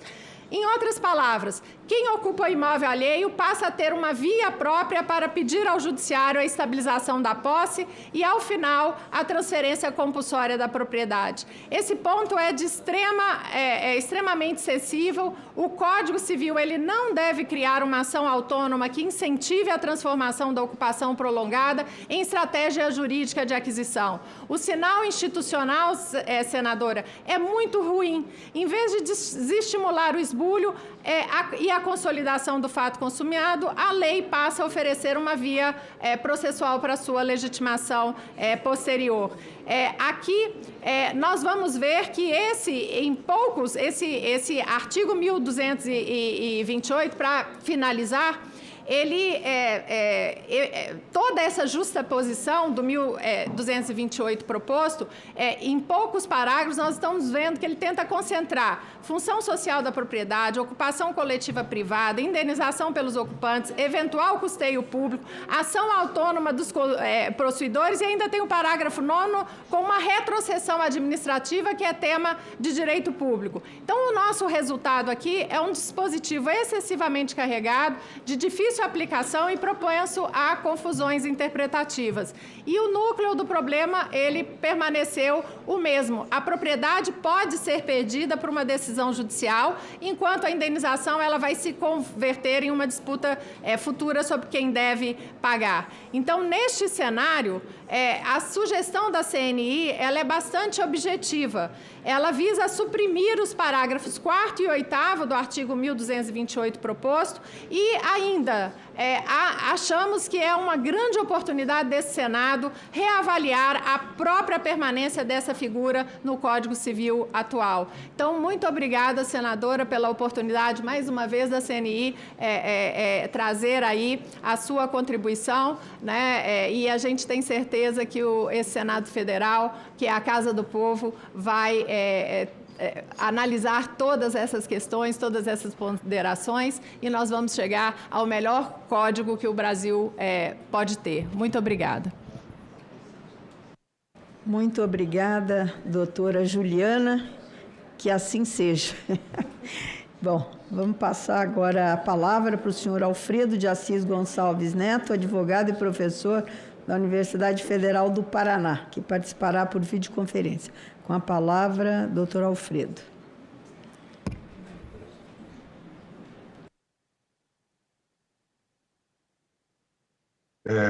Quero inicialmente pedir para a senadora Maria Tereza que receba meus agradecimentos por essa convocação e quero, em razão do tempo, pedir desculpas por não fazer uma referência maior aos presentes nesta comissão, senão na pessoa de Paula Forgione, do Marcelo Guedes Nunes e do Ricardo Alexandre da Silva, que me lembrei agora que estão aí presentes, são pessoas da minha convivência. Dado o estreito tempo que tenho para observar, queria chamar a atenção dos senhores para o parágrafo 2º do artigo 966. O parágrafo 2º do artigo 966 procura excluir do conceito de empresário as pessoas que exercem atividade intelectual e rural nos dias atuais. Mas para o ruralista, há uma disposição que permite que ele se torne empresário mediante a inscrição no registro. A proposta do projeto é semelhante, apenas acrescentando o seguinte, que diz que não é considerado empresário quem exerce atividade de profissão intelectual, natureza científica, literária ou artística, ainda com o concurso de auxiliares ou colaboradores. E aí faz essa ressalva geral. Salvo ser requerida a sua inscrição no registro público de empresas mercantis, ressalvadas obrigações assumidas anteriormente. Pois bem, esta ressalva coloca a possibilidade de qualquer atividade intelectual tornar-se empresarial, portanto, sujeita ao regime do direito de empresa, independentemente da natureza da atividade intelectual que seja exercida. Advogado, contador, médico, etc. Isso produz o seguinte efeito: os intelectuais estarão também sujeitos às regras de insolvência dos empresários. E nós não temos aqui, vamos unificar o regime de insolvência. Não é assim. Imaginem os senhores, claro, o advogado tem uma regra específica, talvez não conseguissem apanhá-lo nessa regra, porque o Estatuto da Advocacia diz que ele não é empresário e ele tem uma sociedade simples. Mas suponhamos que o advogado fosse insolvente. O que aconteceria? Como ficaria o segredo profissional? O cliente dele teria de mudar de atendimento, mesmo tendo a confiança só nesse advogado? O administrador judicial teria como se imiscuir na atividade da advocacia? Então, vejam, não me parece que o parágrafo, agora colocado como segundo, do artigo 966, possa ser tratado como despreza. Registra logo no registro de empresa que está tudo resolvido. Não resolve nada. Ninguém pensou nos efeitos das consequências dessa disposição. Eu queria dizer que eu tenho sido crítico do projeto justamente por essas incongruências, porque acho que as coisas precisariam ser discutidas mais detalhadamente, sob pena de se chegar a esses impasses. No caso específico, sobre a falta de visão do que pode acontecer com o registro para transformar uma sociedade intelectual em sociedade empresária. Bom, eu vou escolher mais 2 temas por conta da dificuldade que teria em expressar minhas observações em mais artigos, como, por exemplo, do direito de retirada, do conceito de empresa e assim por diante. Eu quero observar algumas coisas também relevantes. O projeto recria a sociedade civil sem nenhuma necessidade. O que aconteceu? No legislador do Código Civil, preocupou-se ele em criar uma sociedade simples e nesse termo ele incluiu tanto um tipo societário que não é empresarial, como também uma estrutura geral da legislação relativa às sociedades em geral. Então, ele é tipo, ao mesmo tempo, e tronco das lacunas das demais sociedades. Isso já foi absorvido pela doutrina, está tranquilo nos tribunais, e agora nós iríamos criar, de novo, a sociedade civil, ao que me parece, para deixar o tipo que na sociedade simples existe, para ser tratado diferentemente das regras gerais das sociedades. Mas olhem a confusão que gera. Eu até faço umas colocações. É só pensar por que mudar aquilo que está funcionando bem. Nós vamos restaurar a sociedade civil. E depois, por exemplo, o Estatuto da OAB, me lembrei agora, tem uma regra lá que dizia que a sociedade será civil. Mudaram para dizer que a sociedade de advocacia é uma sociedade simples. Agora nós vamos ter que alterar o dispositivo de novo, porque a sociedade simples passará a ser um nada. Não é? E há outras repercussões que não foram pensadas. O que me preocupa, na verdade, é a eliminação dos tipos societários, da comandita simples, da sociedade em nome coletivo e, apesar do legislador, do projetista não ter pensado nisso, da sociedade em comandita por ações também. Eu queria lembrar que as sociedades, só à guisa de exemplo, as sociedades em conta de participação eram sociedades relegadas ao esquecimento. E hoje em dia são sociedades extremamente utilizadas.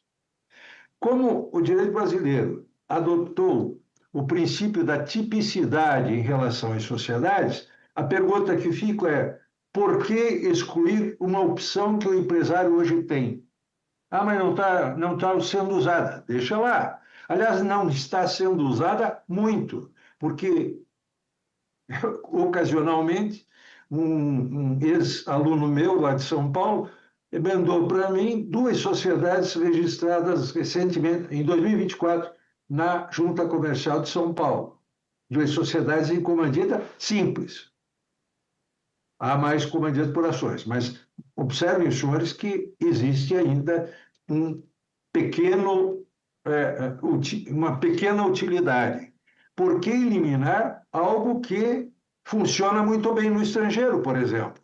Nós temos as sociedades em comandita francesas, nós temos sociedades em comandita justamente para atender o interesse das profissões intelectuais. Exemplo de uma sociedade de médicos. Os médicos hoje não dirigem mais hospitais aqui no Brasil, são empresas que não têm nada a ver com a medicina. Ao passo que uma sociedade de médicos em comandita permitiria que o médico atuasse na sua profissão, porque a sociedade em comandita na parte dos comanditados, é uma sociedade de trabalho, e que tivesse também investidores para guarnecer o médico com a estrutura necessária para exercer a sua atividade, que é bem diferente daquelas que não usam equipamentos caríssimos, como normalmente são utilizados. Então, me parece que excluir por excluir, porque está em desuso, não deve funcionar. E é interessante notar que a sociedade em comandita por ações seria mantida, só que o artigo 1090 atual diz o seguinte: a sociedade em comandita por ações tem o capital dividido em ações regendo-se pelas normas relativas à sociedade anônima, sem prejuízo das modificações constantes 60 segundos. deste capítulo. Encerro já. Lamentavelmente, não vou abordar outras coisas muito importantes. Só que, o que significa isso? Significa que o capítulo referente às sociedades em comandita contida hoje no Código Civil foi revogado. E aí vem a nova redação do artigo 1090. É proposta a seguinte redação: a sociedade em comandita por ações tem o capital dividido em ações e rege-se pelas normas relativas à sociedade anônima. E eu pergunto, então, quais são as normas que regem a sociedade em comandita por ações? Nenhuma. Eu acrescentaria que houve uma alteração legislativa para dar ações, voto plural para as ações da sociedade em comandita, e erradamente foi colocado no Código Civil. Mas é o único dispositivo que não resolveria absolutamente nada. Desculpe-me pela demora e agradeço a oportunidade de fazer algumas críticas que não significam que eu não tenha alguns elogios ao código, ao projeto. Só que nesse apertado espaço de tempo não pude fazer nenhuma referência a esse respeito. Obrigado.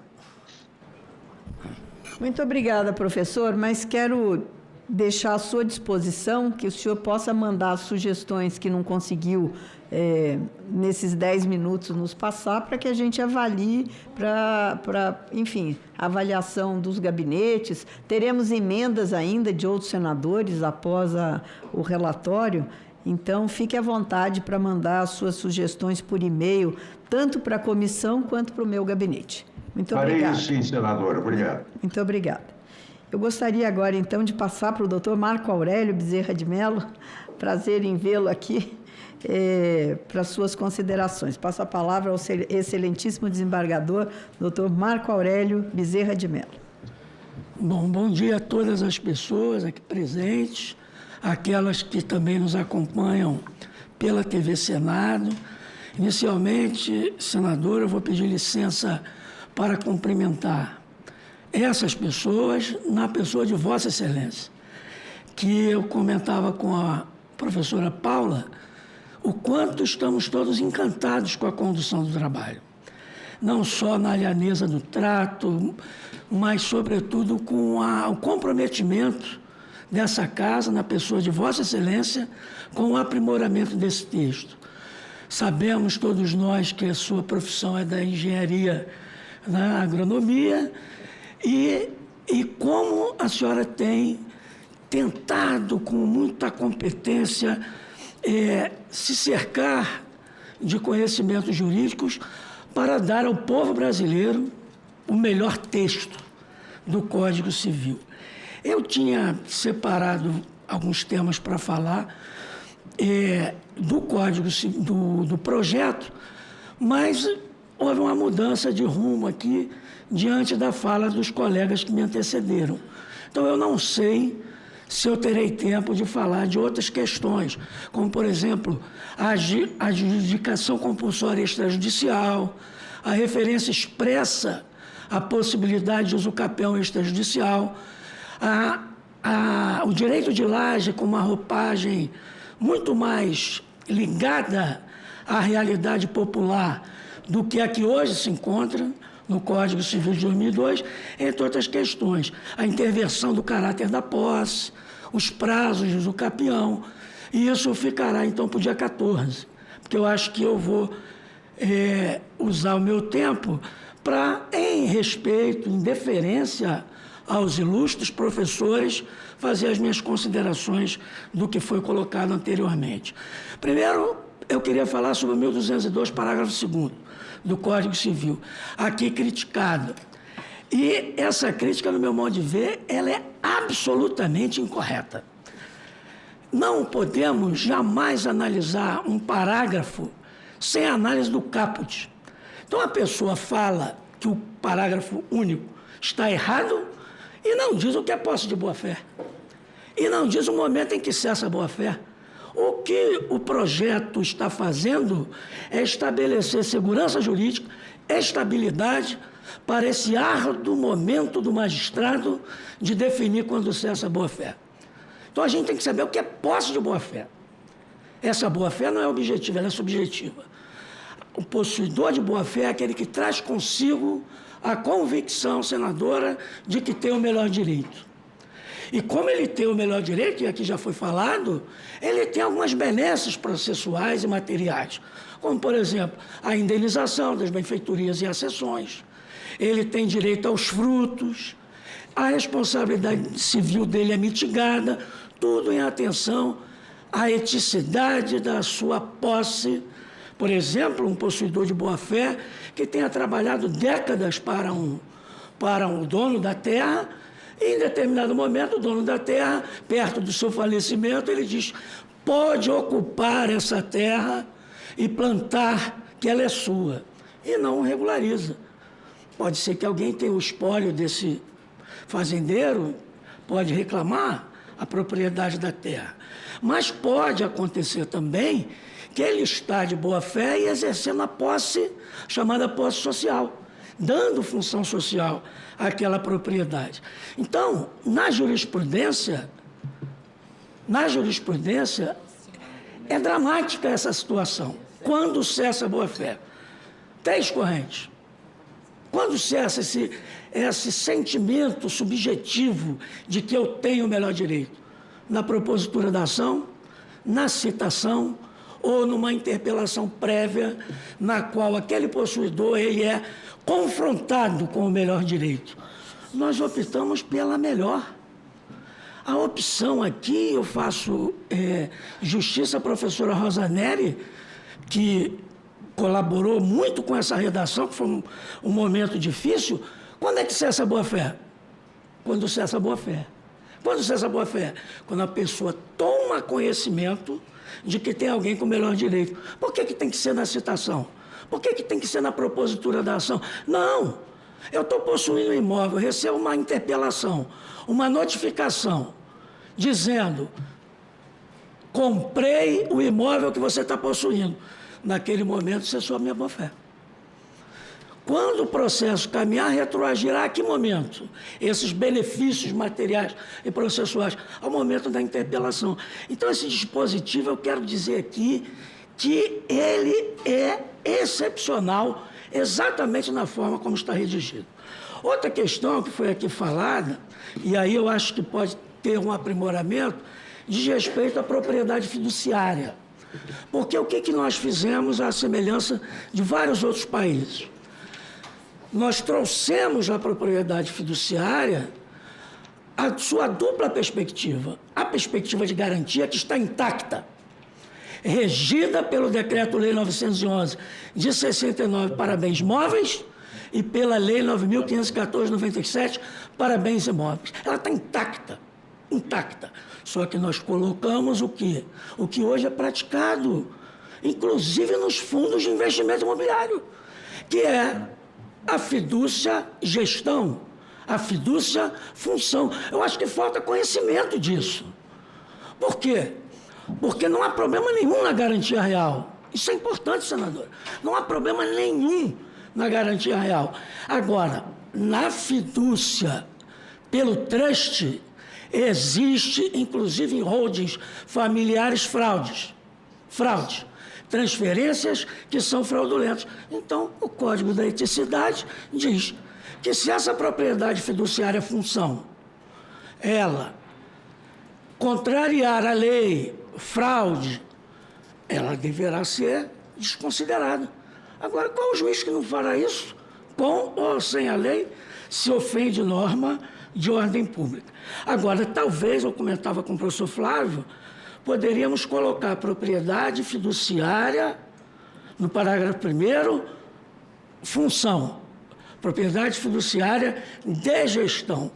A propriedade fiduciária, pelo amor de Deus, ela não é apenas de garantia.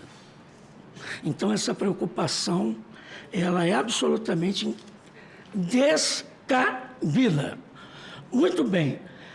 Agora, eu queria estabelecer, senadora, a nossa total concordância com a revogação, com a não adoção dos parágrafos 3º a 8º do artigo 1228. revogar, quer dizer, não adotar, né? Porque estamos ainda em projeto de lei. Já era um ornitorrinco jurídico antes e agora ficou muito inchado com vários enunciados do CJF que foram aprovados para tentar melhorá-lo. Mas é algo que não saiu do papel. A verdade é essa. E eu me recordo que o professor Marcelo Milagres, colega da professora Cristiane, professora Juliana, ele defendeu isso na comissão. E eu fui aquele que falou assim, olha, porque essa foi uma orientação que me pareceu adequada. Que eu falei na última vez que estive aqui, coloca, o Senado tira. Porque é muito mais difícil não ter e descobrir que tem que colocar do que propriamente ter e falar assim, ó, isso não está legal. Então, com o beneplácito do relator geral, meu amigo, meu irmão que está aqui ao meu lado, eu vou concordar expressamente com o parecer da CNI. Com relação aos fundos de investimento, a tentativa inicial foi adequá-los à regra, à resolução 175 da CVM, de 2022. 60 segundos. E o trâmite no anteprojeto acabou dando alguma modificação. Mas eu estou também convencido da necessidade de uma autocontenção legislativa. E há um dispositivo, professora Juliana, que fala o seguinte, que a CVM caberá essa regulamentação. Então, deixa esse dispositivo e talvez enxugue em outras partes. Então, senhora senadora, estou com 29 segundos e me reservo... Pode. Estou achando que a senhora está gostando de eu falar, hein? Eu estou achando... Não dá essa colher de chá, senadora. Carioca. Então, eu vou deixar aqui como spoiler o Pacto Marciano, interessantíssimo para o direito real de garantia para o agronegócio, a adjudicação compulsória extrajudicial, um dialoga com a empresa, o outro dialoga com o povo, com a população, que tem aqueles documentos antigos, o termo de quitação entra em juízo, fica 10 anos. Morre todo mundo. Quer dizer, vai no cartório, termo de quitação, sai daí com título de propriedade. É isso que a gente quer. E que já foi feito para os adquirentes de lote, a gente quer, na realidade, abrir. A questão do direito de laje, autonomia da posse, possibilidade de cessão, uso capião da laje, temas muito interessantes que o abuso do direito de propriedade, definido no projeto, na sua perspectiva objetiva, e não mais aquela coisa, aquela cafonalha, de falar, abusa do direito quem tem a intenção de prejudicar. Como é que é o julgador, vou saber a intenção de alguém? Não. Se você tem trabalho escravo, você não cumpre a função social. Se você está destruindo o meio ambiente, você não cumpre a função social, independentemente dessa intencionalidade que só traz insegurança. Então, senhora senadora, mais uma vez, fico muito feliz de participar, uma alegria enorme, uma honra muito grande, e se Deus assim permitir, quinta-feira estaremos novamente juntos. Muito obrigado. Muito obrigada, desembargador.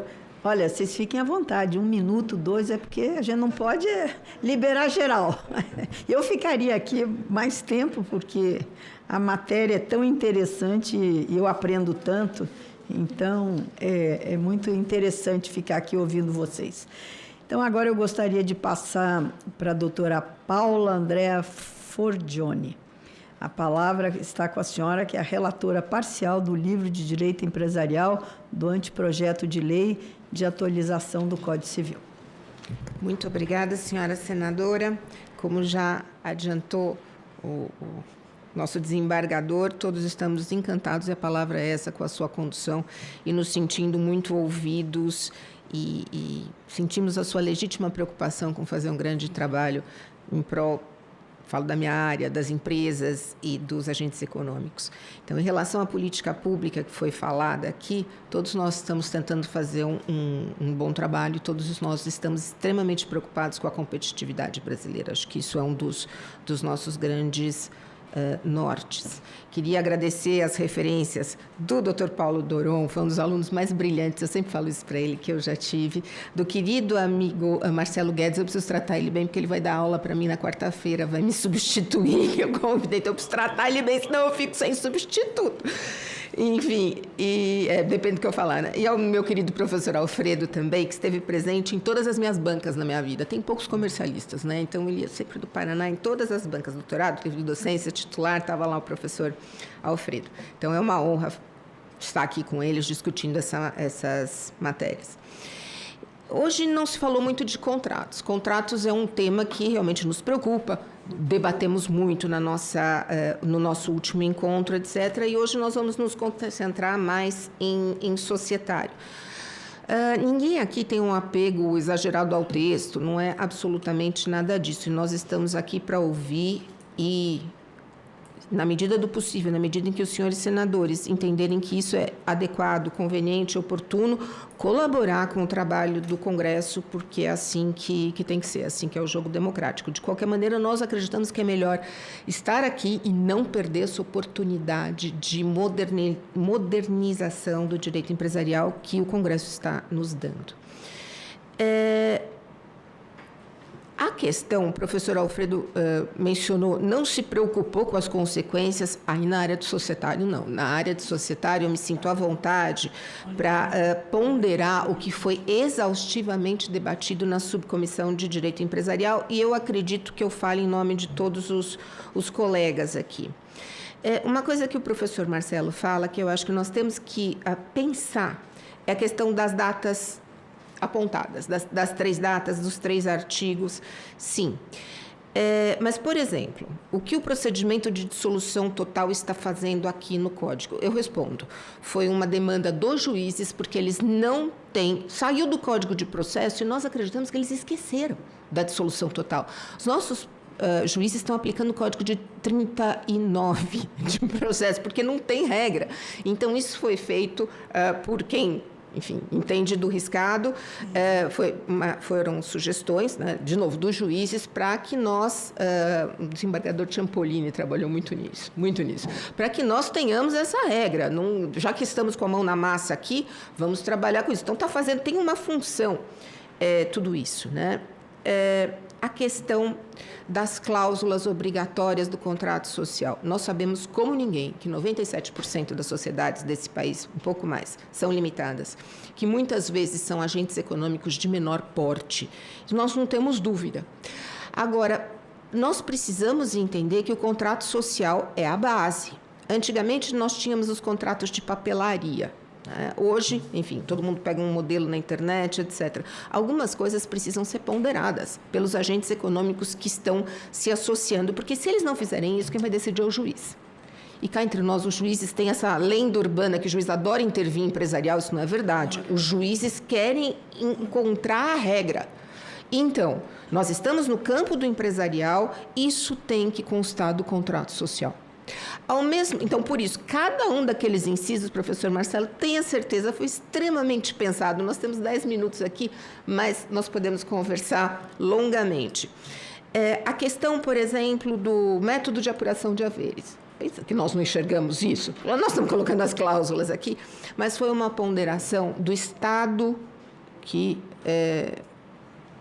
Vossa Senhoria chamou a atenção do estado que nós estamos no Brasil. Realmente, a gente sabe que não vai acontecer 100%. Então, enquanto não acontecer, você precisa ter uma regra geral, porque senão o juiz vai fazer o quê? Então, nós colocamos aquilo como uma regra geral, mas o norte é sempre um contrato social. A gente acredita na liberdade do agente econômico. Então, o contrato social está lá, só que tem uma regra cogente para caso não se coloque, sei lá, passe alguma coisa, não se coloque. E ali, com certeza, o professor observou que a gente fala nos ativos gerados internamente. Isso é uma revolução silenciosa. Nós nos baseamos no Código de Processo, porque ninguém aqui, a nossa missão não foi revolucionar o universo. Muito pelo contrário, nós somos muito comedidos. A única inovação são os ativos gerados internamente, porque nós somos contra o enriquecimento sem causa. Se a riqueza gerada fica na empresa, e tem que ficar, nós protegemos a empresa, mas também o sócio que sai tem seus direitos, porque senão é enriquecimento sem causa de quem fica. ainda mais na sociedade de menor porte. Então, é um balanço que foi muito ponderado e é sensível, é difícil, algumas opções foram feitas. Então, tem que ter um método de apuração, não tem jeito, nós não podemos deixar... Um personagem dos nossos debates era o Chicão, que é o funileiro da minha família, e tem uma sociedade limitada. Então, a nossa preocupação era sempre o Chicão. Repare que nós não mexemos nas regras de contabilidade, a gente sabe os problemas que tem lá. Falo, Deus me livre. Tinha gente pleiteando que nós falássemos que tem que ser adotadas as regras internacionais. Eu olhava e falei, o Chicão vai ter que adotar a regra feita em Londres? Não tem o mínimo cabimento. Então, a gente tem muita consciência da nossa realidade. A questão da arbitragem, ninguém falou que ela é obrigatória.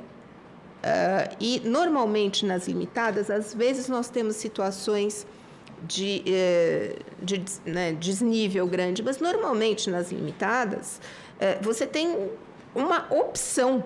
Né? E a gente julga tanto, e é tão bom, é tão... eficiente que haja arbitragem em sociedades limitadas, que realmente se deu essa opção para o agente econômico. Não é obrigatório, nem pode ser. É uma opção. Nada a ver com o caso de franquias, tá? Nada a ver. A arbitragem nas franquias é realmente um problema muitas vezes, e a arbitragem não serve para tudo, como sempre diz o professor Carmona, um dos autores da lei. A questão dos e-mails, por favor, tem que deixar. A nossa discussão era se um ou dois, a subcomissão era a favor de um só, para não dar confusão. Nós sabemos dessa questão dos contratos sociais, da junta comercial, que não se altera, etc. Ali, o professor Wagner Armani, de Campinas, no último Congresso de Direito Comercial, deu uma ideia genial. Gente, faz só uma coisa de um pedido de averbação para a junta. Você resolve isso assim. A pessoa vai mudar de e-mail, tem que comunicar. Excelência, como é que vai fazer? Se eu preciso notificar uma sociedade com sócios estrangeiros, eu preciso ter um e-mail hoje em dia, como já foi dito aqui também. Então, com todo respeito a acatamento, nós temos que colocar e-mail ali. Agora, um procedimento muito simples na junta, de mera averbação, que é, repito, a ideia não é nossa, por isso nós estamos aqui, nós escutamos. Se os senadores quiserem a nossa ajuda, realmente há pontos de evolução, com certeza, né? Cláusula de apuração de haveres, nós já falamos, não tem lacuna eficiente aqui. A lacuna vai ser decidida pelo juiz. Então, é um problema, essa coisa de falar, vamos deixar uma lacuna eficiente, alguém vai ter que decidir. E aqui eu já entro no que a doutora Ana Raquel falou. Apuração de haveres, para determinar quantos sócios têm direito, é um número construído. Não existe um número pronto a ser descoberto. Vamos descobrir qual é o número é um número construído. E nisso o método é fundamental. Aí eu discordo. Discordo da doutora Ana Raquel. Há alguns peritos, algumas empresas de perícia, algumas empresas de perícia que pedem, por favor, para o tribunal arbitral, para o juiz, me dê um método. E o tribunal tem preguiça de julgar, às vezes, porque o mais difícil é escolher um método. Então, vamos deixar que o agente econômico... 60 segundos. Eu não falei nada aqui. Eu estou à disposição da senadora, das suas equipes, para poder responder aqui. Eu vou falar uma coisa muito rápida para o professor Alfredo. Olha, a questão das sociedades que não são utilizadas, tem 5 ou 6 no país, gente. A gente cumpriu ordens. Se não quiser cumprir, não cumpre. Senador Pacheco e ministro Salomão disseram, olha, tira o que não está sendo usado, vamos simplificar, etc. Não é usado. Tem alguns, com todo respeito, por favor, saudosistas, que falam, vamos acabar com a sociedade comandita simples. Ninguém usa. Né? Uma pessoa ou outra, etc. A gente só fez o que mandaram. Tá? Agora, são 3 revoltados contra isso. Nós temos 3 juristas que eu não vou, não revoltados contra isso, mas é a regra, né? Uma certa nostalgia. A questão das sociedades de serviços também foi muito pensado, principalmente por questões tributárias. E, realmente, como se sabe, por exemplo, nos Estados Unidos, etc., às vezes a profissão intelectual vira uma grande indústria. Então, são os grandes escritórios, as grandes empresas de auditoria. Então, às vezes, a própria, de novo, nós acreditamos na liberdade, é tudo uma opção, ninguém está obrigando ninguém, mas dá essa opção. Então, um grande escritório de advocacia, com todo, nós pensamos, professor, não é que ninguém pensou nas consequências, não, com todo respeito e acatamento, acredito que a subcomissão foi bastante responsável nisso, de dar essa opção. Nos Estados Unidos, por exemplo, as sociedades de advogados quebram. Então, se a empresa quiser se valer do regramento empresarial, e vamos lá, às vezes o escritório de advocacia não é por uma questão de tradição também, mas o agente econômico pode querer outro caminho, respeitando todo o código de ética, uma coisa não exclui a outra. Então, são opções. Meu único apelo, Excelência, na linha do que disse a doutora Ana Raquel, não podemos perder a questão da valorização das cotas para proteger as mulheres. A senhora não sabe o que tem de advogado de marido falando isso é um absurdo. O exemplo dos caminhõezinhos que nós já demos, isso é um exemplo de um juiz muito habituado. O casal tem uma sociedade, o caso que só o marido participa, o casal, quando casa, tem um caminhãozinho. Depois de 50 anos, tem 50 caminhõezinhos. Se isso está na sociedade, a mulher não tem direito a nada. Isso realmente é uma coisa... As sociedades existem para promover o desenvolvimento do país, não esse tipo de enriquecimento sem causa, né, dos homens. Então, eu fecho aqui, agradeço o elogio da doutora Ana Raquel. Isso é uma coisa que a subcomissão faz, a comissão inteira faz muita questão. E tem um lobby muito grande para derrubar. Então, eu chamo a atenção desse ponto. Nós não podemos perder essa oportunidade de correção desse erro no sistema. Muito obrigada, senhora senadora. Me perdoe ter me empolgado aqui e eu estou à disposição da senhora, da sua equipe, não só eu, como toda a subcomissão de empresarial. Muito obrigada. Eu que agradeço, doutora Paula. E nós vamos precisar, sim, e nós vamos votar daqui a pouco uma outra audiência e eu vou conversar com o presidente da comissão, com o senador Pacheco, para ver se talvez a gente faça mais uma ainda. Eu só acho que a gente não precisa ter pressa. Nós precisamos entregar um serviço, um trabalho para a sociedade que ela espera da gente. Senão é melhor deixar como está, né? Então, acho que para todo o trabalho que vocês tiveram precisa ser debatido para não haver esquecimentos, como eu acabei de ouvir, esqueceram de colocar lá atrás, os juízes hoje não sabem o que fazer. Então, eu acho que essas discussões são muito importantes e eu aqui quero a cada um de vocês que trouxe aí um ponto, não só de convergência, mas de senso ou dissenso sobre o que está posto, eu acho muito importante. Esses pontos precisam ser debatidos para que nós não vamos acertar tudo, né, com certeza, mas que a gente acerte o máximo possível.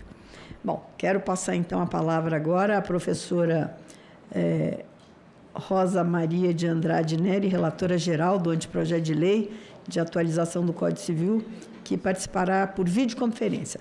A senhora tem a palavra, professora.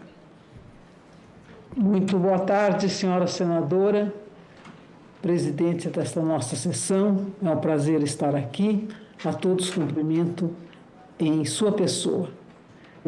Toda moeda tem duas faces, excelência. Eu ouvi com atenção todos os eminentes professores que falaram e sei que há críticas muito ponderáveis.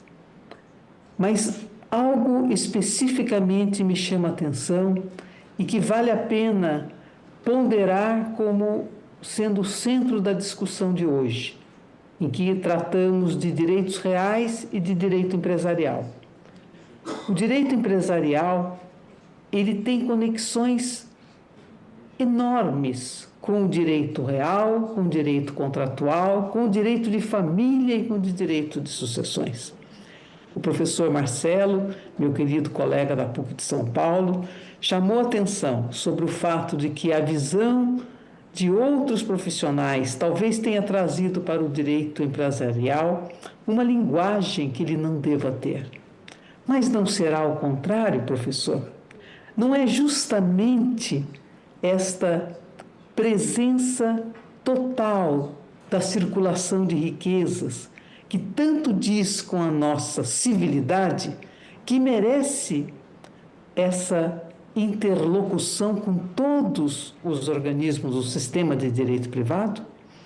Veja, Vossa Excelência, professor Marcelo, usou uma expressão que eu achei forte, mas altamente didática.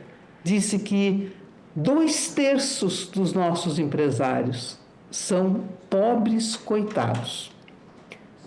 Há coisa de 15 dias, ouvi num importante veículo de comunicação que 40% da produção agrícola, dessa nossa maravilhosa produção agrícola brasileira, provém de pequenos microempresários. Logo, nós estamos falando, sim, de pobres coitados, mas são eles produtores de grande movimentação de riqueza no Brasil. Quando nós ligamos o direito de contratos com o direito de empresa, que cuida desses 40% ou mais de pessoas com pobreza econômica, mais força de trabalho, mais força empresarial, mais capacidade de fazer circular riquezas, nós temos uma interlocução difícil. A professora Paula acabou de dizer das questões de direito de família e de empresa. Nós temos os mesmos problemas com direitos reais. Veja essa figura esquisita do fundo de investimentos, esses seres poderosos que, como o personagem da famosa peça Esperando Godot, nunca chega, nós não sabemos quem é, e ninguém sabe também o que eles possuem.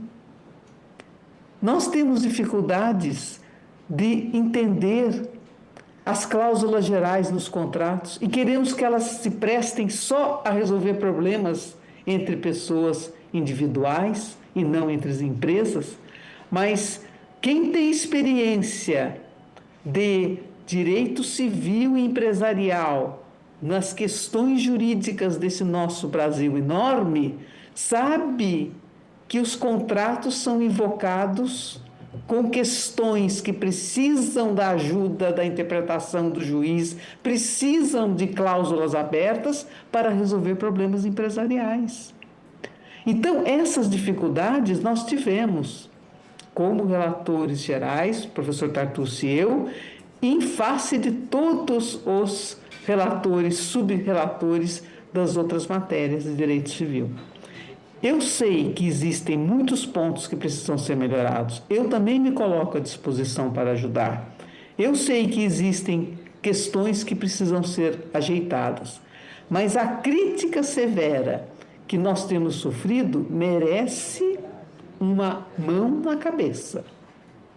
Nós precisamos pensar muito bem de que brasileiros nós estamos falando, de que lei nós queremos e até que ponto nós devemos abrir mão de enfrentar problemas. A usucapião de direito privado, ela é infernal. Nós sabemos disso. Já era, agora ela está com seus chifres um pouco mais levantados, mas ela também tem a sua função. Eu gostaria de dizer que concordo, de certa maneira, com as críticas do professor Alfredo.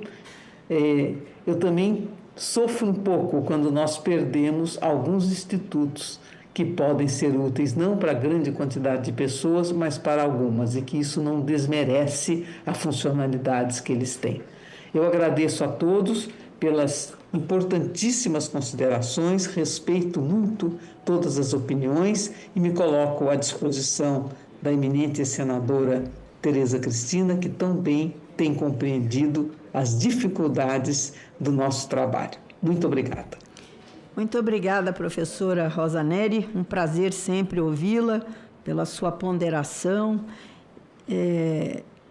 Mas eu acho que a gente tem que ter mais um tempinho. Eu vou ver se eu convenço o nosso presidente aqui do Código Civil para que a gente estenda um pouquinho as discussões, o tempo, né, dessa comissão, que eu acho que ela é tão importante que nós não podemos precarizar nada aqui. Nós temos que absorver aí tudo que vocês têm a colaborar e É claro que não teremos nunca consenso total, mas temos que ouvir os dissensos para melhorar, né, aquilo que já é consenso às vezes. Bom, eu gostaria de passar agora, então, a palavra final da nossa audiência de hoje para o senhor Flávio Tartucci, doutor Flávio Tartucci, nosso relator geral do anteprojeto de lei de atualização do Código Civil. O senhor tem a palavra por 10 minutos.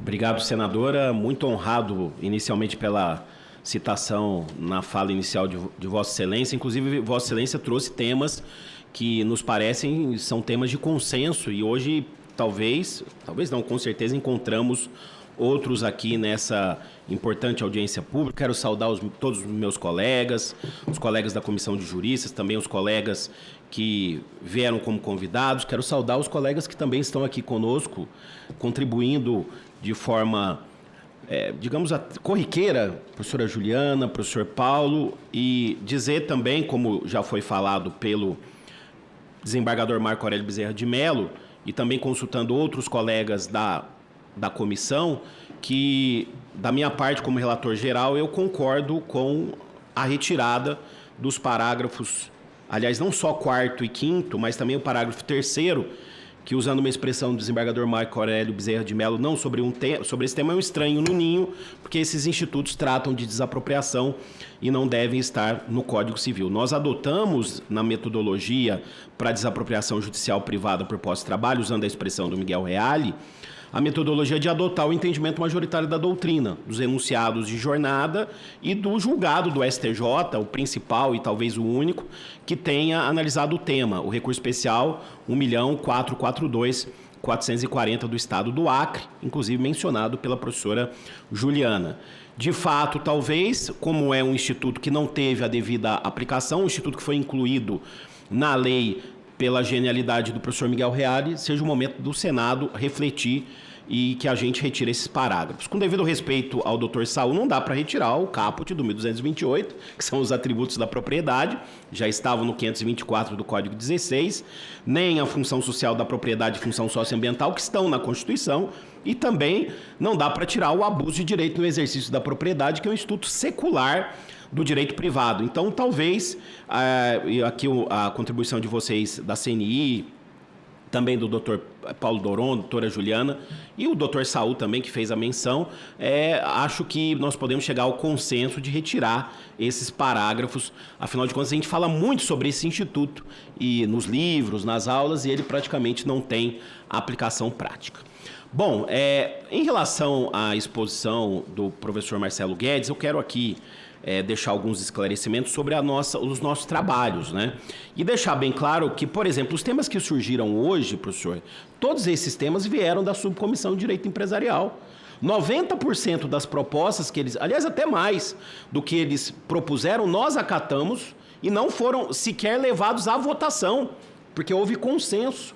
Eu lembro que na votação final, basta ver as audiências que nós fizemos em 2024, nós debatemos contratos empresariais, debatemos sociedade estrangeira, numa proposta que é polêmica, e que não surgiu até aqui, até esse momento não surgiu. Não surgiu esse debate ainda aqui, né, da sociedade estrangeira. Nós debatemos o 1027 seguintes, que aí é fundamental a interação com direito de família e sucessões, porque a gente teve que mudar o artigo 1660. Então, professor, com o devido respeito, aqui nós ouvimos os especialistas e o que eles propuseram, nós adotamos.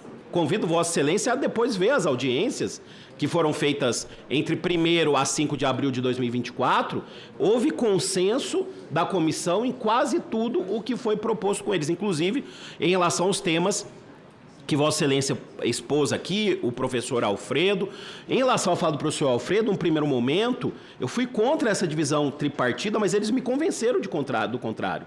Tanto que a gente nem levou isso para votação, né? A professora Rosa também. Então, a fala aqui da professora Paula, rebatendo esses aspectos, tem a nossa concordância, a concordância da Comissão de Juristas. Nós entendemos que trazem, sim, certeza, segurança e estabilidade para as relações empresariais. E como eu disse na minha última fala, senadora, Vossa Excelência destacou isso, isso é inédito.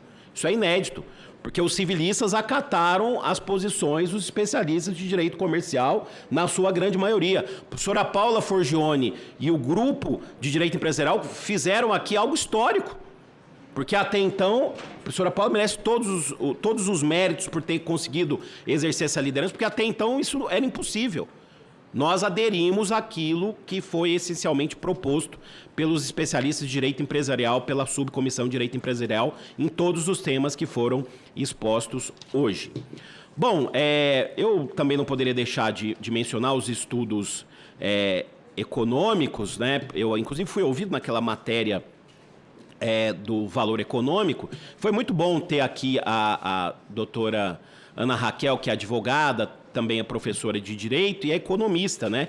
Uma fala dela muda a variável e a conclusão pode mudar. Você pode escolher dispositivos para criticar e gerar um prejuízo econômico. E aqueles que, pelo contrário, não trazem prejuízo econômico, eu tenho que compensar com esses que supostamente trazem. E uma questão que também é interessante dessa matéria é que, nessa matéria específica, todas as propostas que foram ali analisadas nessa matéria, sobre o 406 do Código Civil, sobre os juros, sobre a função social do contrato, sobre a matéria de seguro, essas propostas já caíram. Nós já não temos mais o anteprojeto e o projeto 4/2025, originalmente pelos trabalhos que foram feitos aqui. E possivelmente também nós não teremos o caráter pedagógico da indenização, né, que nos estudos mostram prejuízos. Então, eu chamo a atenção dos senhores senadores, depois também dos deputados, né, como é que esses estudos são conduzidos, esses estudos de prejuízos econômicos. Porque o 966, que trata, aliás, da valorização do capital, como está na Constituição, né? Está na Constituição. Foi dito aqui, eu nunca vi esse conceito de capital humano, está na Constituição. Está no artigo 170 da Constituição. Os estudos econômicos também vão analisar os benefícios que esses dispositivos trazem, a parte de penhor, por exemplo, que foi mencionado para Vossa Excelência. Então, eu acho, com devido respeito, eu estudei um pouco de estatística no meu doutorado, sobre causalidade, né? E eu lembro de uma frase de um estatístico, que estatística é a arte de enganar por números. Então, até qual medida a gente vai levar em conta também a estatística quando você faz uma seleção pontual para tentar, eventualmente, derrubar todo um projeto que precisa ser analisado globalmente. E uma questão também que eu trago para reflexão. Direito de família e sucessões e estatística também é levado em conta, porque as análises aqui foram só para os livros de contratos e responsabilidade civil. Bom, algumas questões que foram ditas também, o doutor Ricardo mencionou aqui a participação de processualistas. Nós temos processualistas, pessoas que estudam o processo, que participaram da comissão de juristas, e processualistas também foram ouvidos. Eu cito o próprio professor Nelson Neri Júnior, por razões óbvias, o professor Fred Didier, que fez propostas que foram acatadas, o professor Alexandre Câmara, com quem eu falei, conversamos sobre várias das propostas, desembargador, colega lá do desembargador Marco Aurélio do Rio de Janeiro, o professor Daniel Amorim Assunção Neves, entre outros, também foram ouvidos e fizeram propostas, fizeram sugestões. A gente procurou, de uma forma interdisciplinar, ouvir todos os colegas. E eu gostaria aqui de finalizar, senadora, para pontuar, que foi dito aqui pelo doutor Saul, sobre o artigo 1219, né, sobre a questão da posse e as benfeitorias. O 1219, perdão, não 1229. O 1219, quando ele faz uma menção no parágrafo 2º na nossa proposta, às accessões, as construções e plantações, isso é entendimento hoje praticamente consolidado na jurisprudência do STJ e na jurisprudência estadual. Esse é um tema, com devido respeito à fala do Dr. Saul, que existe uma posição amplamente majoritária. O parágrafo 3º é polêmico, a respeito da renúncia às benfeitorias necessárias e úteis e em contrato de adesão. Mas eu trago aqui duas reflexões. Se os contratos civis e empresariais se presumem paritários e simétricos, inclusive os celebrados no agronegócio, nós não teríamos grandes problemas 60 segundos. Em relação a esse parágrafo. E a conclusão pela nulidade da cláusula de renúncia às benfeitorias necessárias, sobretudo as necessárias, né? Ela já é retirada do artigo 424 do Código Civil, né, que diz que nos contratos de adesão são nulas de pleno direito as cláusulas que implicam na renúncia antecipada do aderente a direito resultante da natureza do negócio. Ora, o possuidor de boa-fé tem direito de ser indenizado por essas benfeitorias. Então, é uma interpretação que decorre desse dispositivo. Na comissão de juristas não houve polêmica quanto a essa proposta, mas reconheço aqui que, sem dúvida, é polêmica a proposição. Por fim mesmo, em relação à propriedade fiduciária, foi muito bem dito aqui pelo desembargador Marco Aurélio Bezerra de Mello que a nossa preocupação sobre a matéria de ordem pública, no parágrafo 1º do artigo 1361, diz respeito à propriedade fiduciária com finalidade de garantia ou de cumprimento de determinada, com finalidade de cumprimento de determinada função, não alienação fiduciária com finalidade de garantia. Porque aqui o objetivo, e também houve muito debate, senadora, foi de regulamentação do trust. Não uma regulamentação definitiva, o que vai depender de lei especial. E o objetivo aqui foi justamente coibir fraude e violar a violação da norma de ordem pública. A professora Paula disse isso aqui, inclusive na exposição passada, está na lei da liberdade econômica, artigo 3º, inciso 8º. E aí, professora Juliana, com o devido respeito, parece que há um consenso que não vamos mexer no fundo dos investimentos, porque a lei da liberdade econômica fez as alterações. Ora, foi a própria lei da liberdade econômica que colocou a matéria de ordem pública para controlar todos os contratos, mais do que contratos, negócios jurídicos empresariais paritários, no artigo 3º, inciso 8º. Então, nós estamos mantendo a coerência, né? Se estamos adotando a lei da liberdade econômica em um ponto, temos que adotar nesse outro ponto também. Mas, de qualquer forma, como foi dito aqui, talvez uma sugestão para a vossa assessoria, senadora, é mencionar nesse comando a propriedade fiduciária que visa a função, né, com finalidade de funcionalização, como está aqui no dispositivo, para cumprimento de determinada função, né? Então, para esse controle estar relacionado somente a essa propriedade e não a propriedade fiduciária com finalidade de garantia, porque essa foi mantida incólume. Não há no projeto nenhuma alteração no Decreto-Lei 911/69 e nem na Lei 9.514. Nada é alterado pela proposta de reforma. Muito obrigado, senador. Uma grande honra, mais uma vez, essa histórica audiência pública de debate de temas tão importantes como direito das coisas e direito empresarial. Muito obrigado aos colegas também. Muito obrigado, professor Tartucci. Vamos agora, nos termos do artigo 111 do Regimento Interno, eu submeto à deliberação do plenário a dispensa da leitura e a aprovação da ata da 16ª reunião realizada em 15 de abril de 2026. As senhoras senadoras e senadores que aprovam permaneçam como se encontram. A ata está aprovada e será publicada no Diário do Senado Federal. Nos termos do artigo 89, inciso 1 do Regimento Interno do Senado Federal, coloco em votação em globo os requerimentos número 9, 10, 12 e 14, todos de 2026, conforme pauta publicada. Aqueles que concordam permaneçam como se encontram. Aprovados os requerimentos.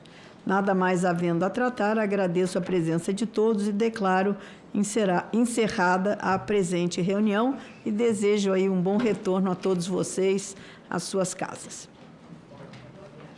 Boa viagem, senadora.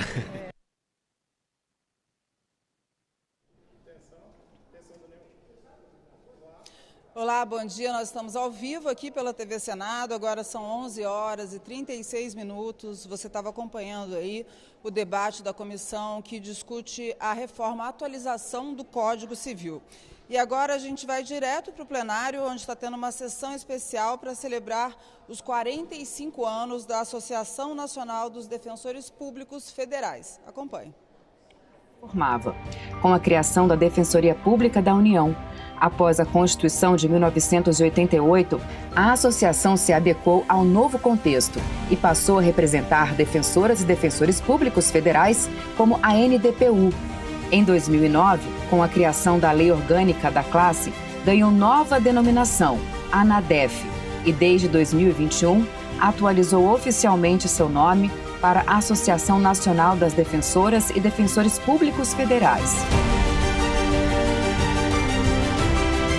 São 45 anos de história, 45 anos de trabalho incansável pelo fortalecimento da categoria, sempre com diálogo, sempre em defesa de direitos e garantias, tudo para viabilizar que o trabalho da Defensoria Pública da União alcance milhões de pessoas, especialmente os grupos mais vulneráveis da sociedade.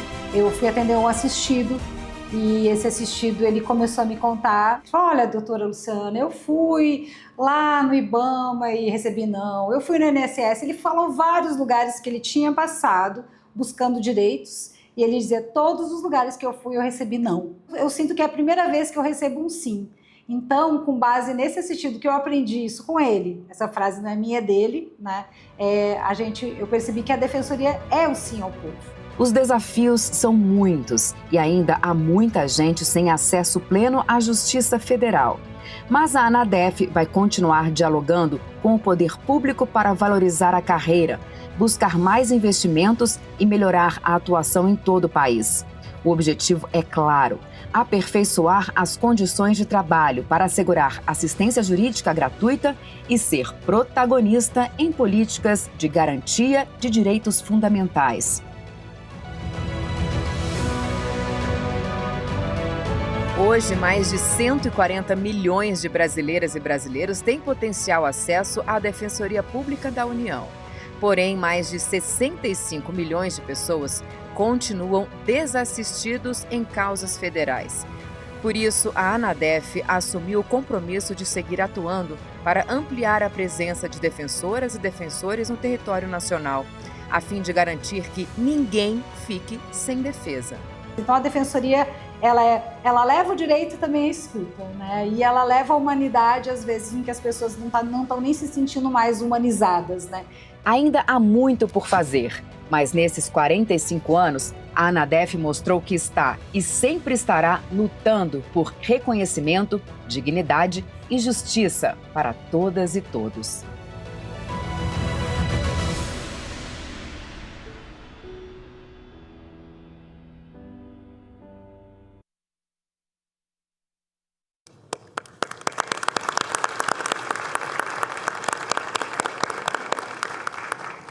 Neste momento, concedo a palavra ao senhor Ricardo Lewandowski, professor titular e livre-docente pela Faculdade de Direito da Universidade de São Paulo, ministro do Supremo Tribunal Federal no período de 2006 a 2023 e ministro de Estado da Justiça e Segurança Pública de 2024 a 2026. O senhor ministro tem 5 minutos para a sua fala.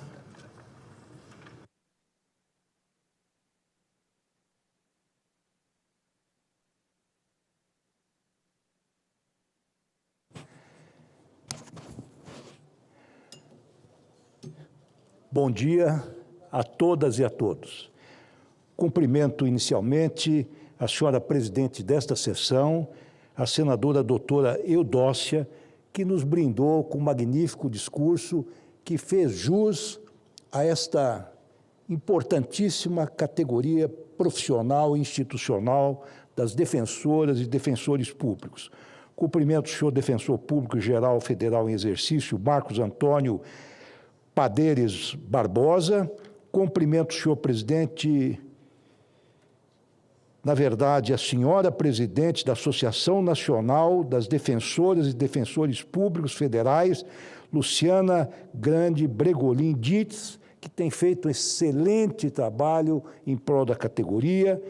Cumprimento a senhora Defensora Pública Geral da Paraíba, Madalena Abrantes, que representa o Conselho Nacional de Defensores e Defensoras Públicas Gerais. Cumprimento a senhora Defensora Pública Federal, Tacijane Linhares Aguiar Macedo.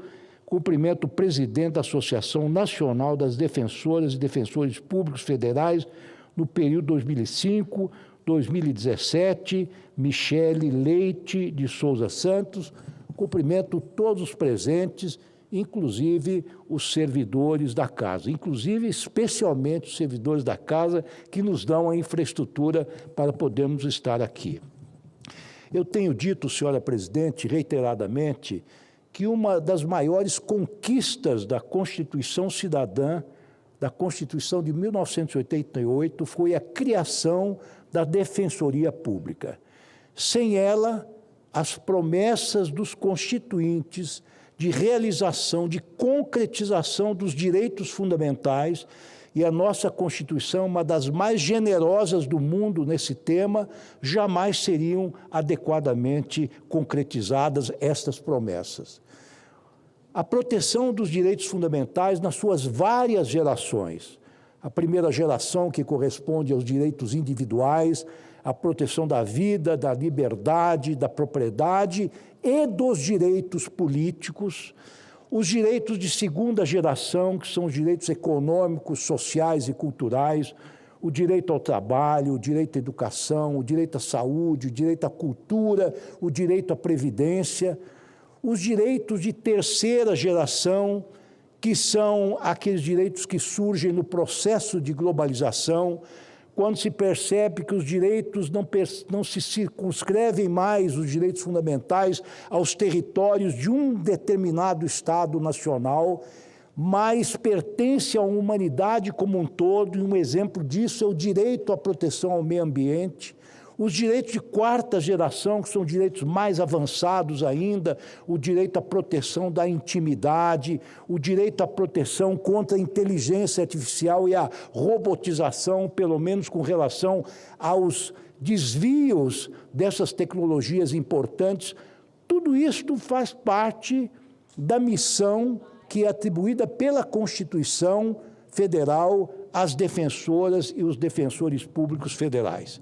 Termino, para não esgotar o meu tempo, elogiando a ANADEF, elogiando a Associação Nacional das Defensoras e Defensores Públicos Federais pela longa trajetória de defesa, não só dos direitos fundamentais, mas da categoria que representa. E quero dizer que a vida associativa, e digo isso aos presentes aqui, neste plenário, aos defensoras e defensores, é extremamente importante. Eu, como advogado, fiz parte da OAB, fui conselheiro da seccional da OAB de São Paulo. Quando fui juiz, fui dirigente da Associação Paulista dos Magistrados. Depois, fui vice-presidente eleito da Associação dos Magistrados Brasileiros. É muito importante a reunião das categorias em torno de suas entidades representativas, que muitas vezes aquilo que a instituição não pode dizer publicamente, por restrições legais ou formais, a associação pode fazê-lo. Portanto, quero dizer que é extremamente importante a aglutinação, a reunião de todos em torno da liderança agora da nossa doutora Luciana Bregolin, e quero terminar desejando longa vida a essa importantíssima associação que possa ainda, durante muitos e muitos anos, continuar a prestar esses excelentes serviços que vem prestando à sociedade brasileira. Muito obrigado.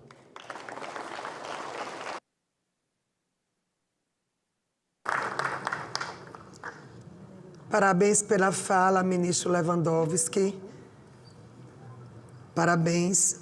Acho que todos aqui se sentiram extremamente representados pela Vossa Excelência e lisonjeados pelas suas palavras, inclusive nossos colaboradores aqui da casa. Muito grata pela sua fala. E agora concedo a palavra ao senhor Marcos Antônio Paderes Barbosa, que é defensor público, que é da Defensoria Pública Geral Federal, que está em exercício. O senhor tem 5 minutos, senhor Marcos Antônio. E antes que o senhor desça a tribuna, eu quero registrar aqui a presença na galeria de outra turma dos alunos do ensino fundamental do Colégio Arena, de Goiânia, do estado de Goiás. Sejam muito bem-vindos, todos, cada um de vocês, estou vendo professores também, sejam muito bem-vindos, alunos e professores do Colégio Arena de Goiânia. Muito bom tê-los aqui, sintam-se bem-vindos. Muito grato e uma salva de palmas para os nossos alunos do Colégio Arena. Grande abraço a todos. Tem a palavra agora, senhor Marcos. Muito obrigado, senhora presidente. Cumprimento a senhora presidente desta sessão, senadora doutora Eudócia, a quem estendo os cumprimentos a todas as senadoras e senadores, servidoras e servidores desta casa. Cumprimento o ministro presidente do Supremo Tribunal Federal de 2014 a 2016 e ministro da Justiça de 2024 a 26, doutor Ricardo Lewandowski. Cumprimento a senhora presidente da Associação Nacional das Defensoras e Defensores Públicos Federais, doutora Luciana Dietz. Representando o Conselho Nacional das Defensoras e Defensores Públicos Gerais, a senhora doutora Madalena, a quem cumprimento todos as defensoras e defensores públicos do Brasil, assim como as servidoras e servidores da Defensoria Pública Brasileira. Cumprimento a senhora defensora pública federal e defensora pública geral federal nomeada e em breve empossada, doutora Tarcijane Linhares. Cumprimento a presidente da Associação Nacional das Defensoras e Defensores Públicos Federais no período 2015 a 2017, doutora Michele Leite. Senhoras e senhores, e também cumprimento os representantes das instituições aqui presentes. É uma grande honra representar a Defensoria Pública da União nesta sessão especial, em celebração aos 45 anos da Associação Nacional das Defensoras e Defensores Públicos Federais, a nossa ANADEF. 45 anos não são apenas uma marca no calendário, são uma trajetória de resistência, de resiliência, de construção coletiva e de fidelidade à Constituição Cidadã de 1988. A ANADEF nasceu quando a Defensoria Pública ainda buscava seu lugar no arcabouço do Estado brasileiro. Cresceu conosco, amadureceu conosco e hoje é pilar indispensável na defesa das prerrogativas da carreira, na valorização de nossas defensoras e defensores e na afirmação de que a Defensoria Pública não é um apêndice do sistema de justiça. É, nos termos do artigo 134 da Constituição Federal, expressão e instrumento do regime democrático, a quem compete orientação jurídica, a promoção dos direitos humanos e a defesa integral dos necessitados. Ao longo dessas quase 5 décadas, a ANADEF foi voz qualificada neste Parlamento, interlocutora firme com os demais órgãos do sistema de justiça e guardiã de pautas que transcendem o interesse corporativo. Autonomia, estrutura, plano de carreira e, acima de tudo, dignidade no exercício da função pública. Porque não há defensoria forte sem profissionais valorizados. E não há profissionais valorizados sem uma associação que os represente, com coragem, com competência e visão estratégica, contribuindo decisivamente para a afirmação do papel constitucional da Defensoria Pública como instrumento de transformação social. Mas o maior legado da ANADEF não se mede somente em atos normativos ou em conquistas institucionais isoladas.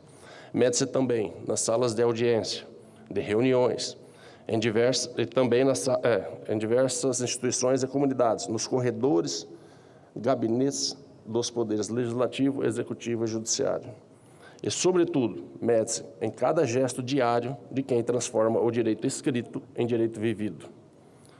O Brasil ainda carrega cicatrizes profundas da desigualdade. E para milhões de pessoas, a Defensoria Pública continua sendo uma ponte entre a vulnerabilidade e a cidadania. Fortalecer a ANADEF é fortalecer esta ponte. Garantir autonomia, estrutura, condições dignas de trabalho não é privilégio da carreira, é política de Estado, é dever constitucional, é compromisso inegociável com a democracia. Por isso, ao celebrar os 45 anos da ANADEF, não fazemos apenas um balanço do passado, firmamos um compromisso com o futuro. Compromisso com a ampliação do acesso à justiça, compromisso com a redução das desigualdades estruturais, compromisso com a defesa intransigente dos direitos humanos e, sobretudo, compromisso com a consolidação de uma defensoria moderna, plural, presente e irreversível. Agradeço a cada dirigente, a cada associada e associado que, com dedicação e clareza estratégica, escreveu e continua escrevendo essa história. A cada defensor e defensor público federal que, no anonimato ou sob holofotes, honra diariamente a missão constitucional de defender os que mais precisam. Que os próximos anos sejam de mais conquistas, de mais reconhecimento institucional e, acima de tudo, de mais justiça social. Parabéns à ANADEF, parabéns à Defensoria Pública da União, parabéns à Defensoria Pública Brasileira e parabéns ao Brasil que insiste em ser mais justo. Muito obrigado.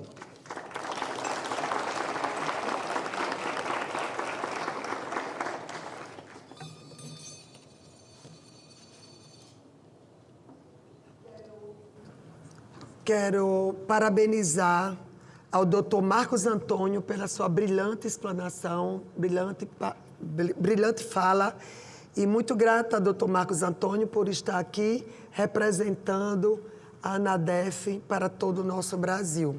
E eu quero cumprimentar minha querida senadora Damares Alves, que está aqui presente, que sempre está presente em tudo que é importante para o nosso país, e especialmente aqui para o DF. Eu quero convidá-la, senadora Damares Alves, para fazer parte aqui da mesa. Uma salva de palmas para essa amiga maravilhosa. E agora conceda a palavra, você já tem a palavra, viu, minha senadora? Com a palavra, a senadora Damares Alves. Bom dia, presidente, bom dia. Eu cumprimento todos os senhores, que alegria recebê-los na nossa casa. E cumprimento essa incrível mesa. Como essa mesa está linda!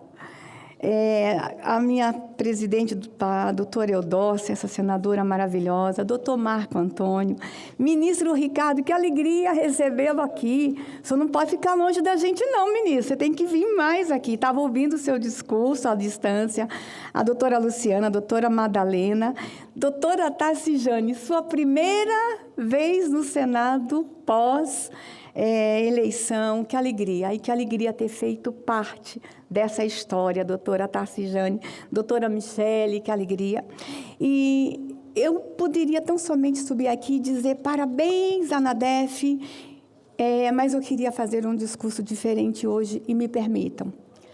Mas sem antes não deixar de registrar a importância da associação, a importância dos órgãos representativos dentro desta casa. E a parceria da ANADEF com o Parlamento, inclusive na discussão de grandes matérias, os pareceres, as sugestões. Obrigada pela parceria. E quero só pedir uma coisa à ANADEF: não nos deixe errar, não nos deixe sair do prumo. Puxe a nossa orelha quando for preciso. Venham conversar conosco.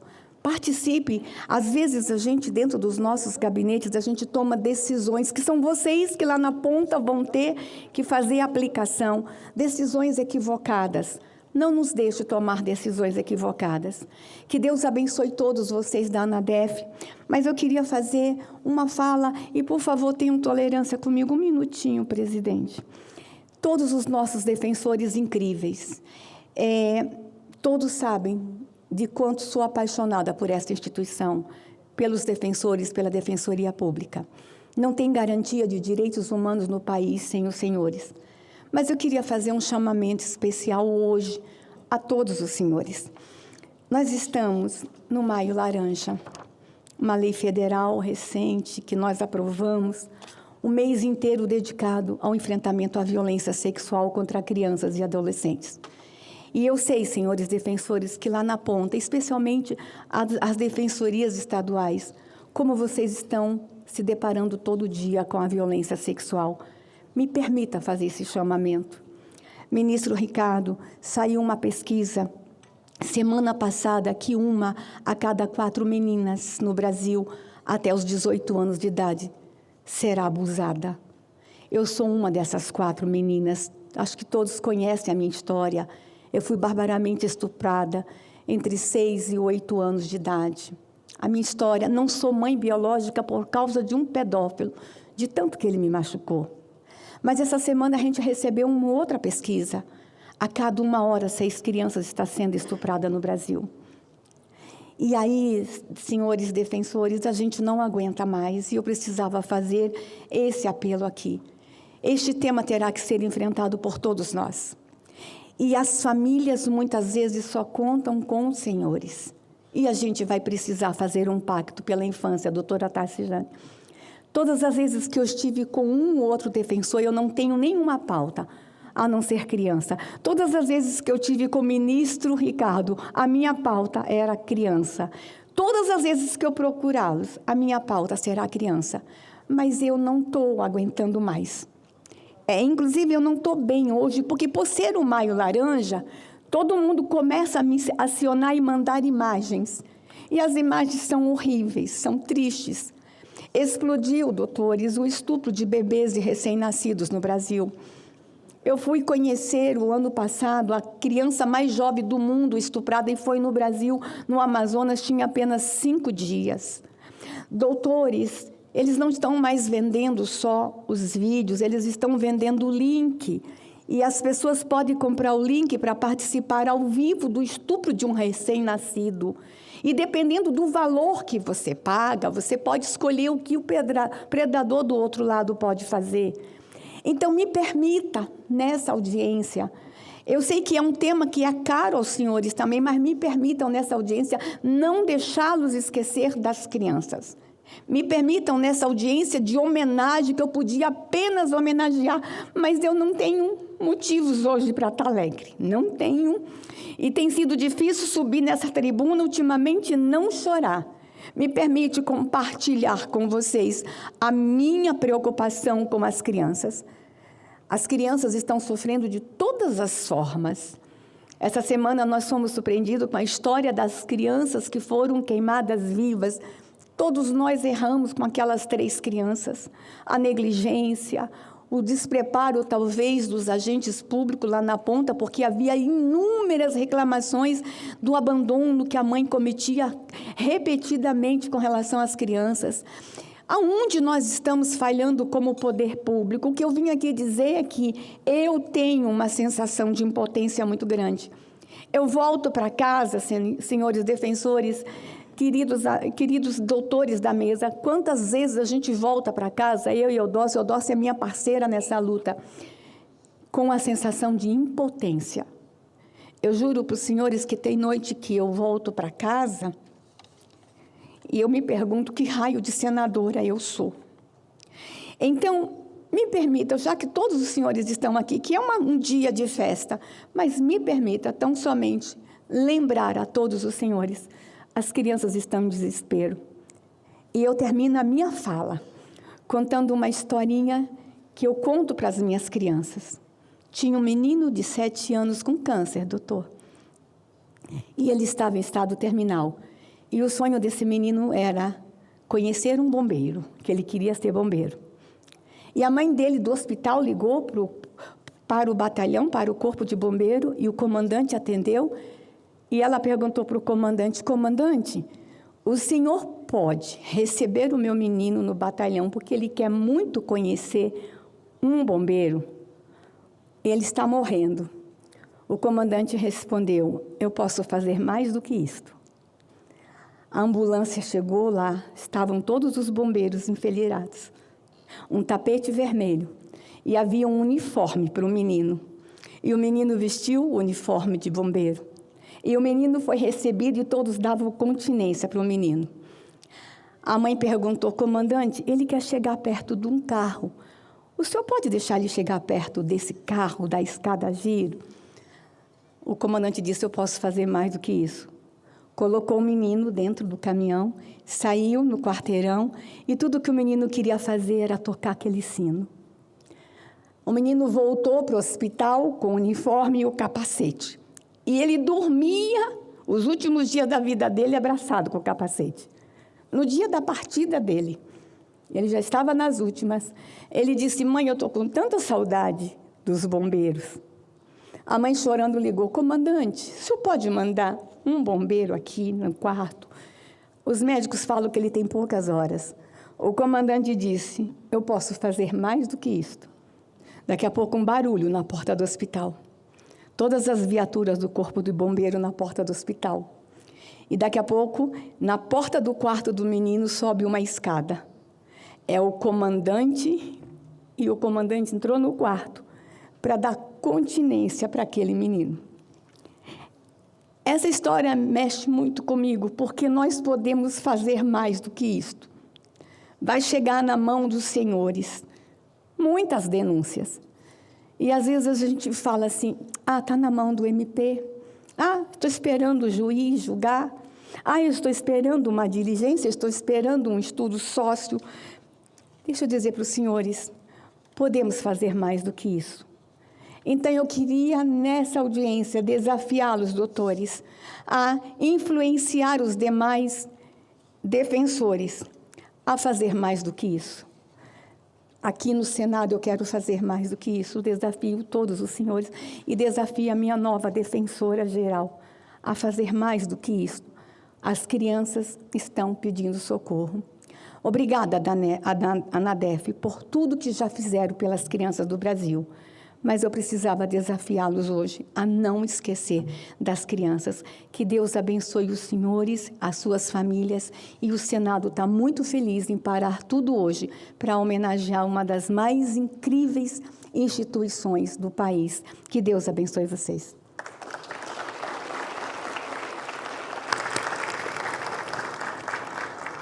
Senadora Damares, parabéns mais uma vez pela sua brilhante fala. E quero lhe dizer que você é uma das senadoras mais incríveis que temos aqui nessa casa. Você às vezes se questiona e eu entendi a sua fala. Eu entendi a mensagem que você quis passar. Mas, amiga, eu quero te dizer que você não teria como fazer mais do que você está fazendo, porque se tem uma senadora aqui, nessa casa, no Senado Federal, que trabalha pelas crianças, pelos adolescentes, por todas as pautas, mas especialmente a pauta das crianças e dos adolescentes, é a minha querida senadora Damares Alves. E dizer a todos vocês, para quem não sabe, que o Maio Laranja foi iniciativa da senadora Damares. O Maio Laranja foi iniciativa dela. E por conta dela, vai mudar a história desses crimes sexuais que estão fazendo com as nossas crianças e com nossos adolescentes. Então, Damares, você, minha amiga, você vai mudar a história, aliás, já mudou. E a mensagem que você passou aqui para todos aqui da ANADEF, com certeza eles vão sair com outra mentalidade. Não tenha dúvidas disso, e que todos aqui irão ajudar nos seus respectivos estados as nossas crianças e os nossos adolescentes. E como pediatra que sou, amiga, pode ter certeza que eu já abracei a sua causa, já vim abraçando e agora muito mais, né, com a criação do Maio Laranja, e que todos juntos possamos fazer mais e mais pela nossa população brasileira e especialmente para nossas crianças que são violentadas a cada hora, como você colocou ali, essas estatísticas que são tristes, muito tristes, mas que com certeza irá mudar, amiga, porque a sua luta não vai ser em vão, não vai ser em vão, e você vai avaliar daqui mais 5 anos, não digo nem 10, 5 anos, o que o seu trabalho aqui no Senado Federal fez pelas nossas crianças. E por esse motivo, outra salva de palmas para a nossa querida amiga. E agora eu concedo a palavra à doutora Luciana Grando Bregolin Dietz, que é a presidente da Associação Nacional das Defensoras e Defensores Públicos Nacionais, a ANADEF. A senhora, doutora Luciana, tem 5 minutos. Aqui, né? Eu amo a doutora Luciana. Boa tarde a todos e a todas. Excelentíssima senhora senadora doutora Eudócia, requerente e presidente desta sessão solene, na pessoa de quem cumprimento os senadores e os senadores presentes. Excelentíssimo senhor Ricardo Lewandowski, ministro de sempre do Supremo Tribunal Federal. Excelentíssima senadora Damares, muito obrigada pelas palavras e pela presença e pelo apoio constante. Tenha certeza que os defensores federais e estaduais que aqui estão, né, escutam a sua voz e continuarão nas trincheiras em busca de uma solução para essa tragédia. Doutora Marcos Antônio Spadeiros Barbosa, Defensor Público Geral Federal, em exercício. Doutora Tarcijane Linhares Aguiar de Machado, Defensora Pública Geral Federal, aprovada por esse Senado e nomeada ontem pelo Presidente da República.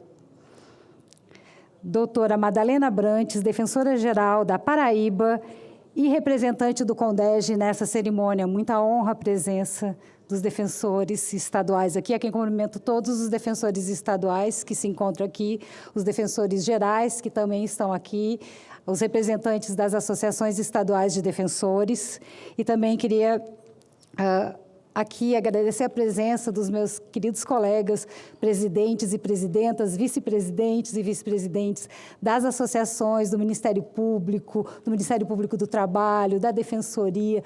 É uma honra saber que essa união existe entre nós e o nosso trabalho é tão importante. Também dos advogados públicos que estão aqui, eu queria agradecer a presença. Isso reflete também o prestígio da ANADEF, né, nesse trabalho institucional. Doutora Michele Leite, ex-presidente da ANADEF, a quem eu cumprimento também todos os defensores e defensoras públicas federais.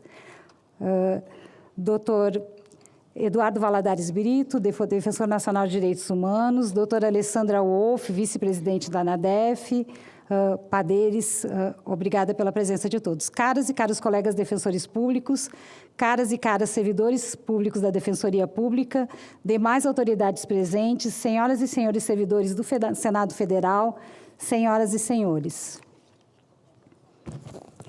Inicio essa fala com um agradecimento muito especial à senadora doutora Eudócia, pela condução dessa sessão e pelo reconhecimento que esta Casa presta hoje à Associação Nacional das Defensoras e Defensores Públicos Federais. Celebrar os 45 anos da ANADEF é celebrar uma trajetória de compromisso com a justiça e com a cidadania. Fundada em 1981, a associação nasceu com o propósito de representar e fortalecer as defensoras e os defensores públicos federais. Ao longo dessas mais de 4 décadas, consolidou-se como uma entidade que vai além da defesa institucional. Nossa associação atua também como instrumento de promoção de direitos e de transformação social. A história da ANADEF caminha ao lado com a construção da Defensoria Pública da União, uma instituição essencial à justiça, prevista na Constituição de 1988 e que carrega uma das missões mais nobres do Estado brasileiro: garantir assistência jurídica integral e gratuita a quem mais precisa. E essa missão se revela todos os dias de forma muito concreta, em cada atendimento, em cada orientação, em cada ação judicial, porque por trás de cada processo existem pessoas reais, histórias reais, vidas que dependem do acesso à justiça para seguir em frente. Senhoras e senhores, é impossível falar do presente sem olhar para os desafios que ainda persistem. A Defensoria Pública da União ainda não alcançou toda a dimensão que a Constituição determinou para a instituição. Hoje, sua presença plena não chega a todas as localidades onde há Justiça Federal, o que viola a previsão constitucional expressa e limita o acesso à justiça de milhões de brasileiros a direitos básicos. Por isso, a ANADEF segue atuando de forma firme para que esse cenário seja transformado todos os dias, com responsabilidade, diálogo institucional e respeito às regras fiscais, sempre com o objetivo de garantir que a promessa constitucional do acesso à justiça se torne realidade para todos.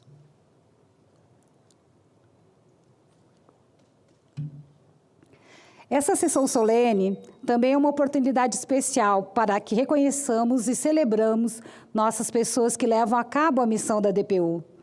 Tenho a honra e o privilégio de representar mulheres e homens que escolheram uma vocação profundamente humana, dar voz a quem mais precisa, levar o direito a quem muitas vezes nunca teve acesso a ele, garantir dignidade por meio da justiça.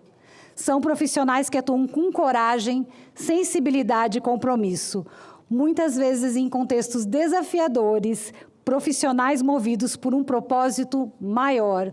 Para ser defensor, é necessário ter vocação.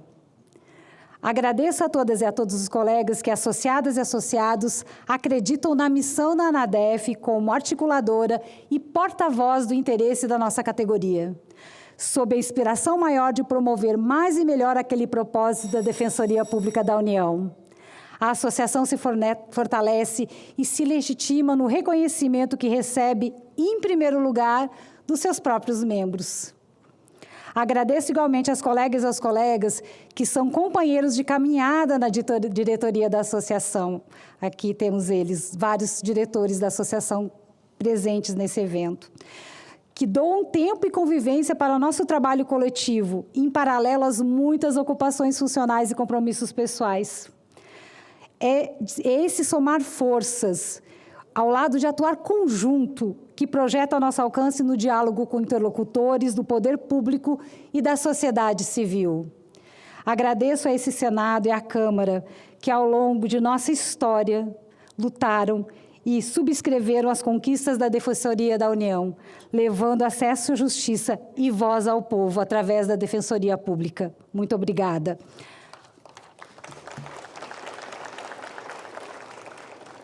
Agradeço ao ministro Lewandowski, que no STF e no Ministério da Justiça apoiou o fortalecimento da Defensoria como dimensão essencial do sistema de justiça brasileira. Muito obrigada, ministro.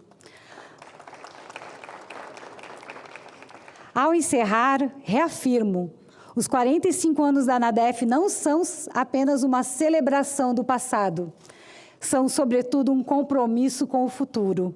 Um futuro que, com a decisiva contribuição das defensoras e dos defensores públicos, o acesso à justiça seja, de fato, universal.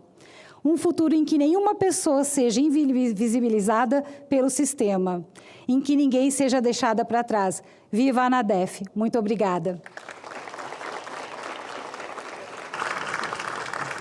Parabéns, doutora Luciana, pela brilhante fala, pelo seu posicionamento como presidente frente à ANADEG.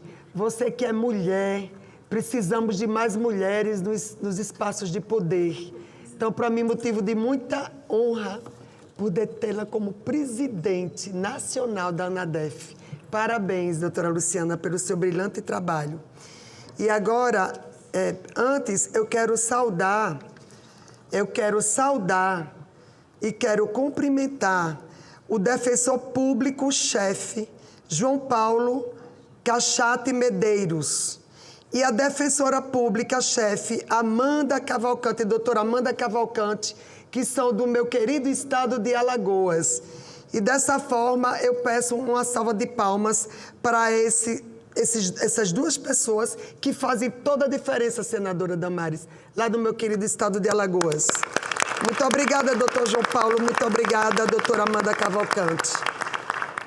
E agora eu concedo a palavra à doutora Madalena Abrantes, que é defensora pública geral do estado da Paraíba e representante do Conselho Nacional das Defensoras e Defensores Públicos Gerais, CONDEG. A senhora tem, doutora Madalena, 5 minutos para a sua fala.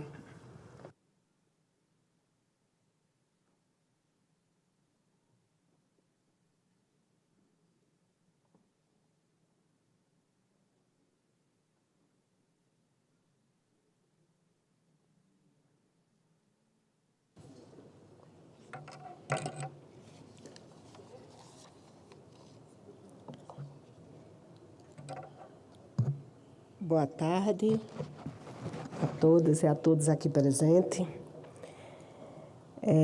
Como não se emocionar, senadora Damares, eu quero cumprimentar aqui a mesa, na pessoa da senadora Eudócia, agradecer por essa sessão magnífica, pelo seu pronunciamento.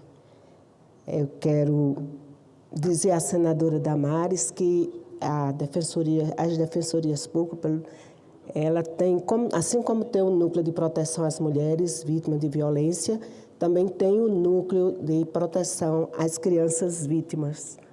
E estamos à disposição para esse enfrentamento, né, que é muito importante. Senhoras e senhores senadores daqui da casa, servidores, o ex-ministro aqui, Lewandowski, que é parceiro da Defensoria Pública, realmente, quando ele estava na função de ministro, sempre foi parceiro e sempre apoiando todos os pedidos, né, o desenvolvimento, acompanhou de perto todo o desenvolvimento da Paraíba, pelo menos eu falo do meu estado, mas de todo o Brasil. Muito obrigada, ministro. Quero cumprimentar aqui também a presidente da ANADEF, a Luciana, cumprimentar também a Tarciane, parabenizá-la, e todas as autoridades aqui presentes, para não me expor muito, porque senão os 5 minutos vão embora. Autoridades aqui presentes, senhoras e senhores, defensoras e defensores públicos aqui presentes.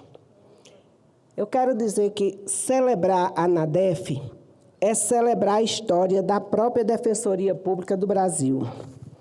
São 45 anos de atuação firme, corajosa e institucionalmente comprometida com a valorização da carreira, com a defesa das prerrogativas da Defensoria Pública. A Constituição de 1988 reconheceu a Defensoria como instituição essencial à justiça, mas foi a atuação concreta de defensoras e defensores públicos por meio da luta associativa que transformou esse projeto constitucional em presença real na vida da população. Celebramos hoje o compromisso de seguir fortalecendo uma Defensoria Pública autônoma, respeitada e presente onde a vulnerabilidade é maior. Fortalecer a Defensoria Pública é fortalecer a própria Constituição da República, que confiou à instituição uma das mais nobres missões do Estado brasileiro, garantir que a justiça seja acessível a todos e não a privilégio de poucos. A ANADEF ajudou a construir pontes entre instituições e entre os membros da carreira e a sociedade brasileira. Esse talvez seja seu maior legado, porque instituições fortes não se constroem apenas com normas, se constroem com compromisso coletivo e com capacidade de diálogo em torno do projeto constitucional de transformação social. Por isso, falar da ANADEF também é falar da união institucional, porque a história da Defensoria Pública brasileira se fortalece com a soma de esforços entre a Defensoria Pública dos Estados e a Defensoria Pública da União. Compartilhamos os mesmos compromissos democráticos e temos o mesmo destinatário institucional, a população vulnerabilizada deste país. E talvez um dos maiores amadurecimentos institucionais da Defensoria Pública brasileira tenha sido compreender que nossa força está justamente na cooperação. A parceria entre a DPU e as DPEs produz resultados concretos em crises humanitárias, grandes desastres, litigância estratégica e a promoção de políticas públicas de inclusão e cidadania. Acima de tudo, essa parceria impede a fragmentação da proteção jurídica dos grupos vulnerabilizados. Que esta sessão seja também um momento de renovação do compromisso com a autonomia institucional, com a estrutura necessária e com a presença efetiva da Defensoria Pública, onde a vulnerabilidade é maior. Fortalecer a Defensoria é fortalecer a cidadania e a dignidade de quem mais precisa. Aos 45 anos da ANADEF, oferecemos nosso aplauso, o nosso respeito e nossa parceria. Que sigamos juntos, ampliando o alcance da justiça e defendendo com firmeza a dignidade de cada pessoa. Parabéns, ANADEF. Muito obrigada. Quero cumprimentar e parabenizar a doutora Madalena Abrantes pela sua fala, pelas suas considerações. E que bom, doutora Madalena, que vocês têm esse núcleo, não é, de proteção à violência da mulher, a violência contra a mulher e também contra nossas crianças e adolescentes. Parabéns por essa iniciativa da Condege da Paraíba. E agora, antes de conceder a palavra ao próximo orador, eu quero cumprimentar aqui a todos da Harukum Tanauá, que está aqui presente conosco. Sejam muito bem-vindos.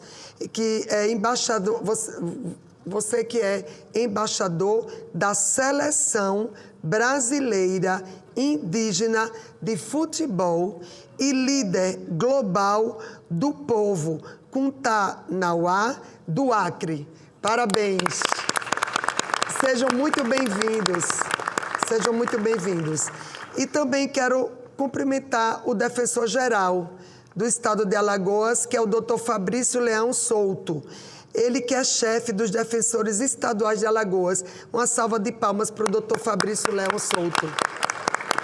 Parabéns pelo trabalho, doutor Fabrício. E agora conceda a palavra à senhora doutora Tacijane Linhares Aguiar Machado, que é defensora pública federal e que irá assumir o cargo de defensora pública geral federal. Que prazer em lhe rever, doutora Tacijane. Seja muito bem-vinda. Você vai abrilhantar a todas as mulheres defensoras públicas e também os homens, não é? Vai representar a todos, né? Aqui a nível do nosso querido Estado brasileiro. E a senhora tem 5 minutos para a sua fala.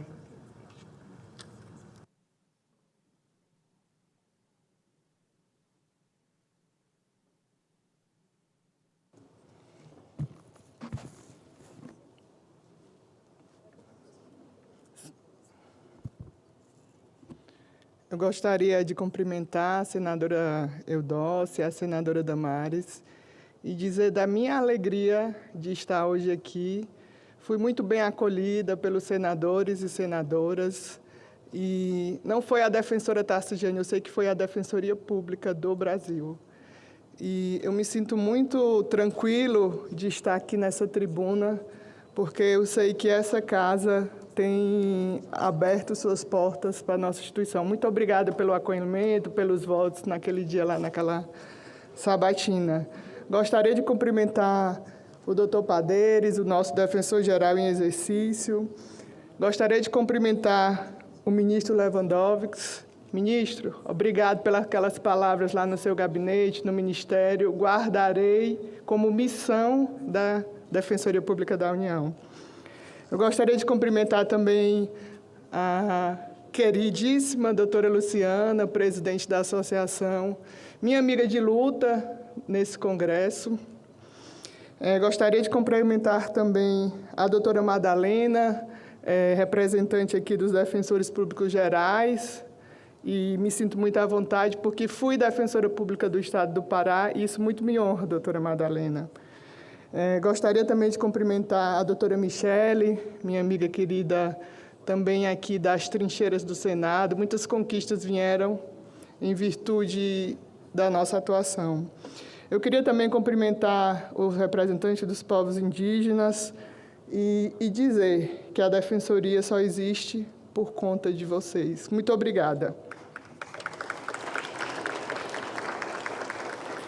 Eu gostaria de cumprimentar todos os colaboradores aqui presentes, a todos os defensores. E a história da Defensoria Pública da União, ela não pode ser contada sem a história da ANADEF. A ANADEF esteve presente em todos os momentos. Estivemos nos corredores do Congresso, que se discutiu a Lei Complementar 8094, que organizou a Defensoria Pública da União. Estive nas diversas lutas de criação dos cargos de defensores e defensoras. Esteve na luta da Emenda Constitucional 74, que em 2003 assegurou a autonomia à DPU. Esteve na luta da Emenda Constitucional 80, que reconheceu a Defensoria como função institucional, que determinou a sua presença em todas as unidades jurisdicionais do país, que inseriu no texto da Constituição o artigo 134, que hoje norteia a Defensoria Pública. A ANADEF ombreou com a Defensoria Geral as inúmeras lutas e conquistas que tivemos nessa casa. Aqui preciso fazer um destaque por PL 7.823 de 2014, que organizou a Lei 14.723 de 2023. Quase 10 anos de luta, de reuniões, de solas de sapato, pelos corredores do Congresso e pelo Poder Executivo. Solas da ANADEF, da Defensoria Geral, de muitos defensores, que me honra muito que está aqui presente, que lutou, todos nós juntos e juntas. Essa sempre será a nossa força.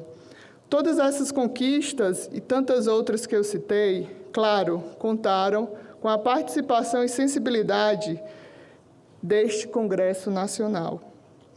É na construção dessa DPU, neste grande palco de debate institucional e legislativo sobre assistência jurídica, que a ANADEF não foi mera coadjuvante, foi protagonista e parceira da DPU.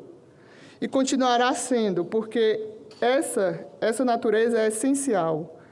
Muito mais do que legítima defesa e buscar as melhorias de condições para os seus associados, a ANADEF compreende que defender essa carreira, inquietar-se com as disparidades do sistema de justiça ainda existente, é, antes de tudo, defender a observância da própria Constituição. É defender condições para que a prestação de assistência jurídica pela DPU, com toda a carga valorativa do artigo 134, impõe que chegue mais perto de quem precisa. E aqui, senadora Damares, senadora Eudócia, queridos colegas, eu tenho uma história para falar. Eu estive lá em Boca do Acre, numa ação itinerante, formada pelo CNJ, e naquela ação itinerante eu atendi uma mãe. E essa mãe estava em busca de um salário maternidade. Nós fomos para a audiência de conciliação, aquele momento era o momento que estavam todos os órgãos presentes, então tudo ocorria naquele momento. E lá, nessa audiência que nós tivemos, infelizmente a nossa assistida não conseguiu salário maternidade. E aí eu saí caminhando com ela pelos corredores, e lá tinha uma sala com muitas crianças. Era uma sala de acolhimento para as crianças, para que as mães pudessem participar das audiências. E quando eu cheguei com a dona Fabrícia, ela tinha 3 crianças lá naquela sala. E, entrando naquela sala, até me emociono, as crianças lá correndo, brincando, e ela muito triste, assim, chorando. E a pessoa que cuidava lá daquelas crianças disse assim: Fabrícia, as suas filhas já foram no médico? E aí a doutora Fabrícia olhou para mim e disse assim: doutora, eu não tenho elas nunca tinham ido no médico.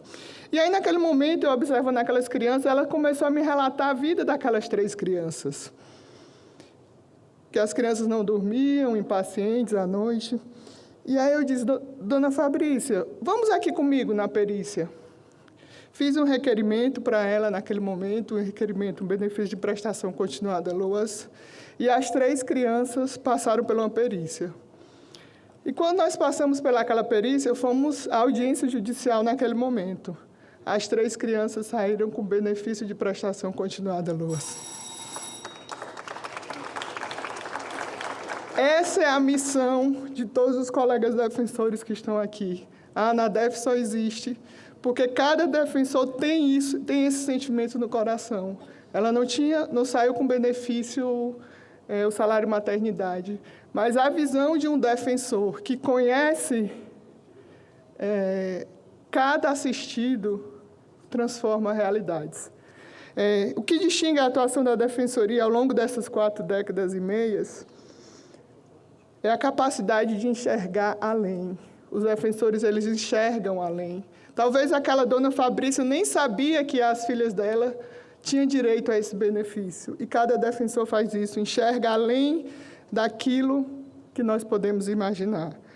Quando a ANADEF defende aqui nesse Congresso a criação de novos cargos, ela está defendendo essas pessoas, a dona Fabrícia, porque cada defensor que chega em uma cidade que não tem defensor público, chega o Estado, chega o olhar daquelas pessoas que convivem naquela cidade.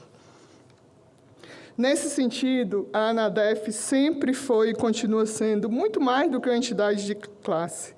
É um braço de reflexão, de execução e apoio para todos os órgãos públicos envolvidos na missão de levar a justiça aos que mais precisam. É a parceria da Defensoria Pública da União, é a interlocutora nesse Congresso Nacional. Sei que ainda temos muitos a caminhar, doutora Luciana. Sei que vão ser ainda muitas solas de sapato aqui nesse Congresso, mas saiba que você pode contar comigo. Muito obrigada.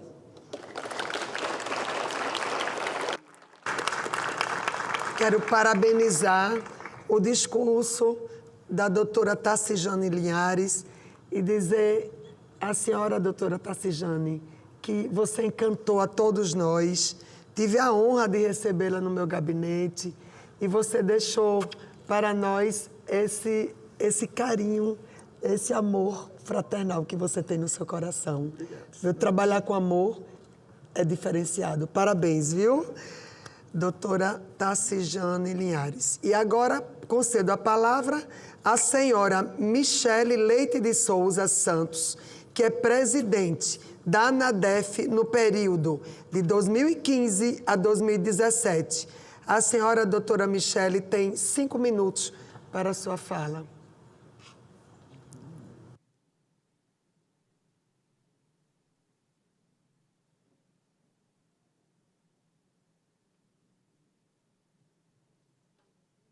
Muito boa tarde a todas e todos. Gostaria de pedir a nominata, por favor. Perdão.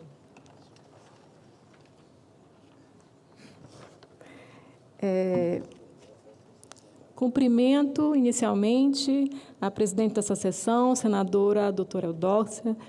É muita honra ter essa sessão precedida pela senhora, com toda essa sua sensibilidade. Muito obrigada.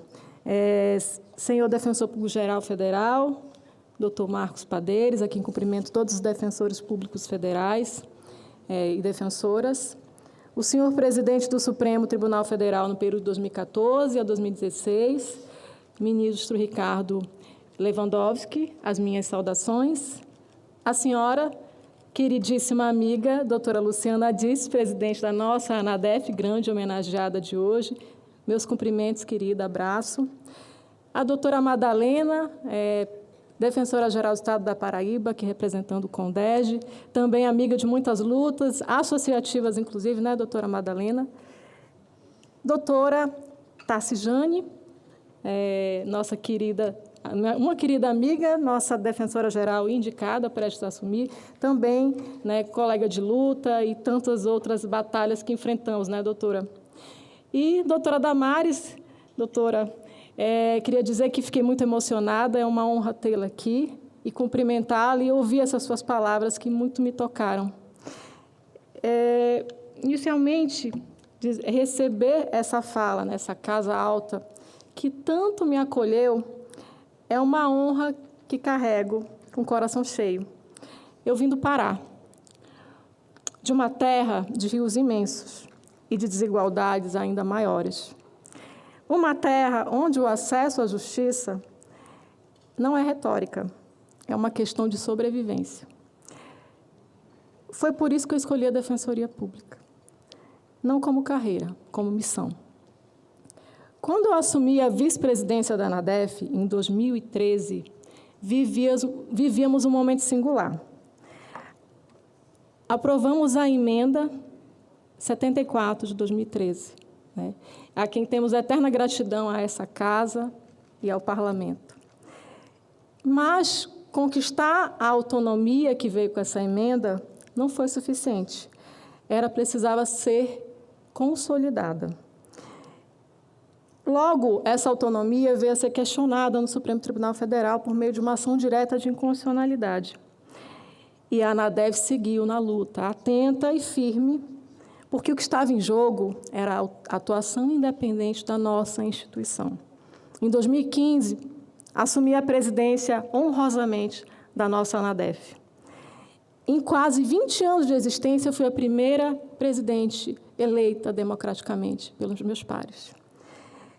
Isso não é o detalhe, é um símbolo de que a democracia interna reflete os valores que pregamos externamente.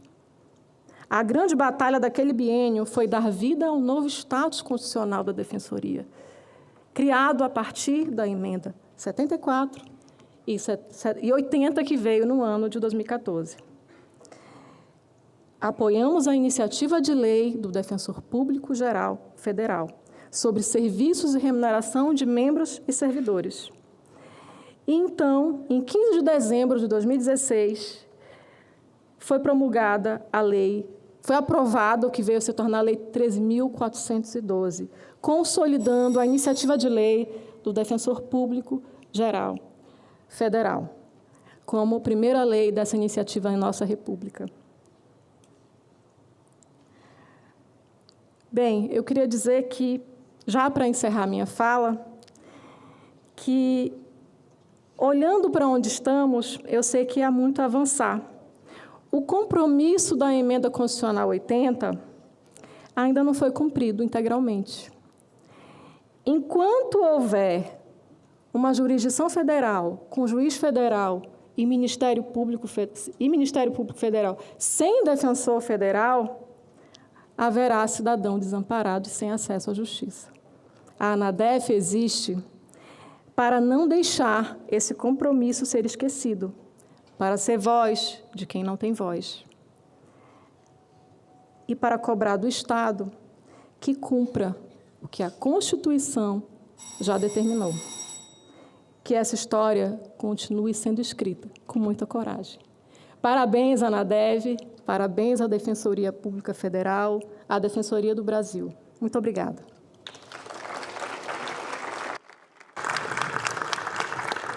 Parabéns a você, doutora Michele Leite, pelo brilhante discurso em relação aos 45 anos da ANADEF. E aqui eu quero fazer uma consideração que a ministra Marluce Caldas, que é ministra do Superior Tribunal de Justiça, não se pôde fazer presente pelo fato, ela recebeu o convite, se sentiu muito honrada, mas pelo fato dela ter vários compromissos lá no STJ, ela não pôde estar aqui presente. Mas eu precisava deixá-los sabedores da ausência dela, o motivo da ausência dela. Mas agradecemos à ministra Marluce Caldas pelo seu retorno oportuno. E quero cumprimentar os nossos queridos senadores e senadoras que estão online, porque essa sessão, como os trabalhos dessa semana, foram feitos também de forma remota. E dessa forma quero cumprimentar todos vocês, nossos queridos senadores e senadoras que participam dessa audiência pública remotamente. E agora eu concedo a palavra à senhora Alessandra Lucena Wolff, vice-presidente da ANADEF. E a senhora tem 5 minutos para a sua fala.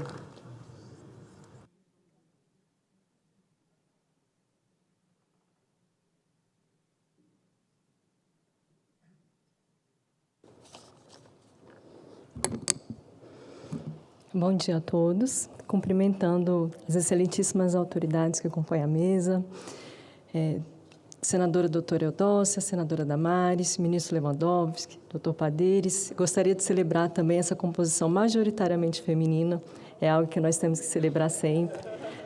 Doutora Luciana, doutora Tarcijane, doutora Madalena e doutora Michele. É com responsabilidade que eu tomo a palavra nesse momento histórico, aproveitando para cumprimentar aqui todos os presentes, defensoras, defensores, nossos representantes indígenas e todos aqueles que nos assistem. A história da ANADEF é a história do próprio fortalecimento da Defensoria Pública da União. E não foi uma caminhada tranquila.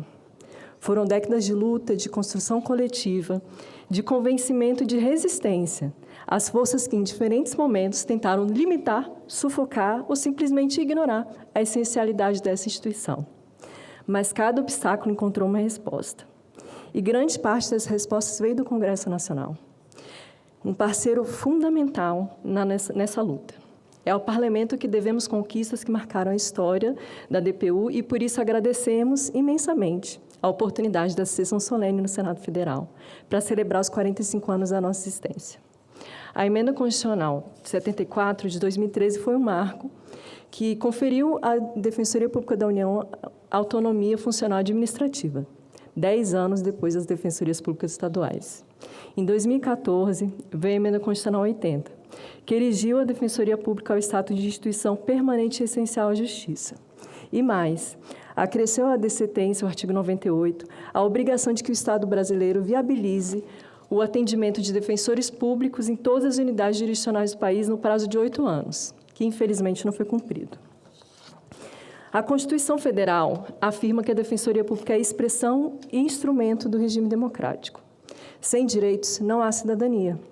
E sem cidadania, não há democracia. A Defensoria Pública é a instituição vocacionada para ir aonde o povo está. Chegar aos rincões do Brasil, onde o Estado não alcança, para garantir que os mais pobres e vulneráveis também tenham assento e voz à mesa da justiça. É por isso que a interiorização não é uma bandeira corporativa. É uma exigência constitucional e uma exigência de justiça social, que depende do efetivo acesso à justiça. Mais de 65 milhões de brasileiros, quase um terço da população brasileira, vivem hoje em localidades com subseções da Justiça Federal, mas sem qualquer atendimento da DPU. Esse é um estado de coisa inconstitucional que não podemos mais tolerar. Para garantir que o processo de expansão da DPU continue e que o prazo constitucional fixado pela Emenda Constitucional 80 não seja simplesmente ignorado, a ANADEF ajuizou a ADI 7792 perante o Supremo Tribunal Federal, instituição que tem consolidado uma jurisprudência favorável ao fortalecimento, autonomia e ampliação da atuação da Defensoria Pública. Queremos que a DPU não seja engessada por limites incompatíveis com a sua missão constitucional. Deixar de cumprir a Emenda Constitucional 80 significa, deliberada e conscientemente, assumir como aceitável que o direito fundamental de acesso à justiça dos mais pobres não seja garantido. Apesar do longo caminho percorrido, com todas as dificuldades e percalços, não iremos desistir de dizer sim ao povo brasileiro. É uma honra imensurável estar ao lado de tão valorosos colegas, defensoras e defensores públicos federais, de ex-presidentes que estão aqui, que ajudaram a construir a associação, da diretoria, que atua com coragem, e da nossa presidente, que conduz essa rota com firmeza e humanidade. Decidimos permanecer na presidência da ANADEF neste biênio porque partilhamos um sonho. Uma Defensoria Pública da União forte, capilarizada, financiada com dignidade e capaz de atender ao povo brasileiro com respeito e a qualidade que ele merece. Que os próximos 45 anos sejam ainda mais vitoriosos. Que cada nova unidade inaugurada no interior do Brasil seja uma vitória de toda essa categoria e também de toda a população. E que esse sonho, que já é de muitos, se torne um dia realidade para todos os brasileiros. Muito obrigada.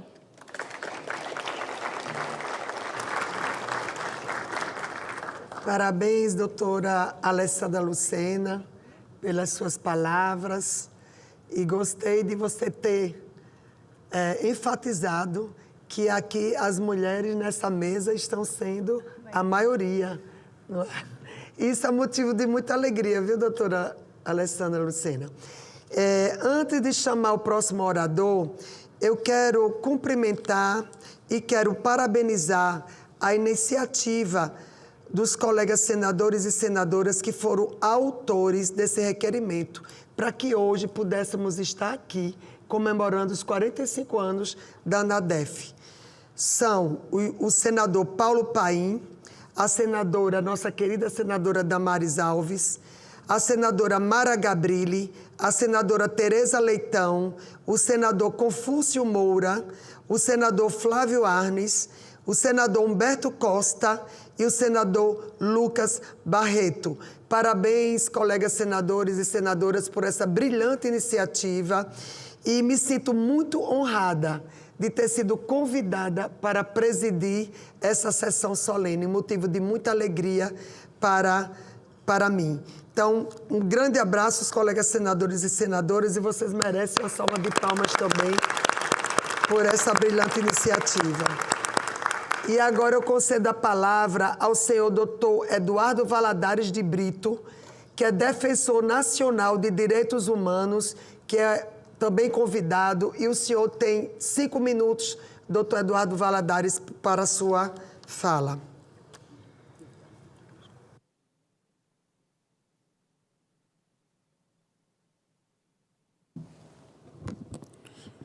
Bom dia a todos e a todas.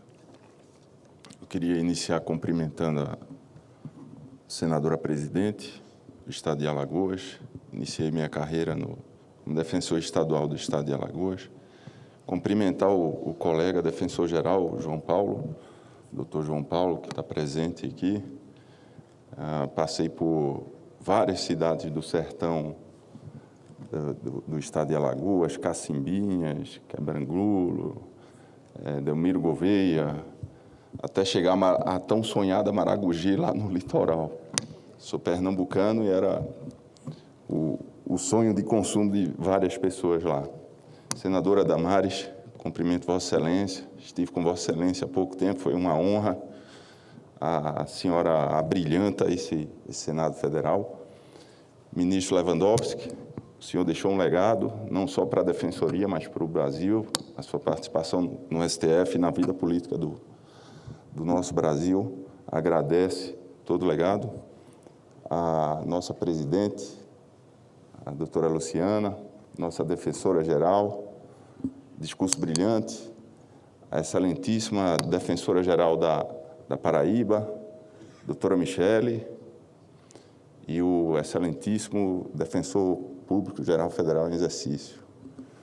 Registro também aqui a presença de grandes amigos, doutor Marcelo, da ANPT, o doutor Holden também, ex-presidente, também ajudou a construção da nossa ANADEF. Senhoras e senhores, é com profunda e elevado senso de responsabilidade que ocupa essa tribuna para celebrar os 45 anos da ANADEF. Celebrar a nossa associação não é apenas referenciar uma entidade, é reconhecer a trajetória que se confunde com a própria construção de acesso à justiça no Brasil. É afirmar que a democracia não se mede pela capacidade concreta de fazer com que as pessoas pobres e invisibilizadas seja ouvida pelo Estado e tratada como titular de direitos.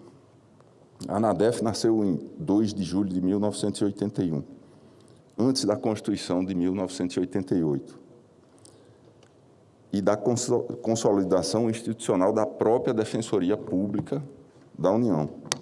Ela ajudou a criar condições políticas e humanas para que essa evolução fosse possível. A nossa Constituição reconheceu que, sem defesa, não há cidadania plena. Ela nos confiou a missão civilizatória de promover direitos humanos e defender pessoas necessitadas. Essa missão não é abstrata, ela é cobrada todo dia, ela tem rosto, ela tem história e tem urgência.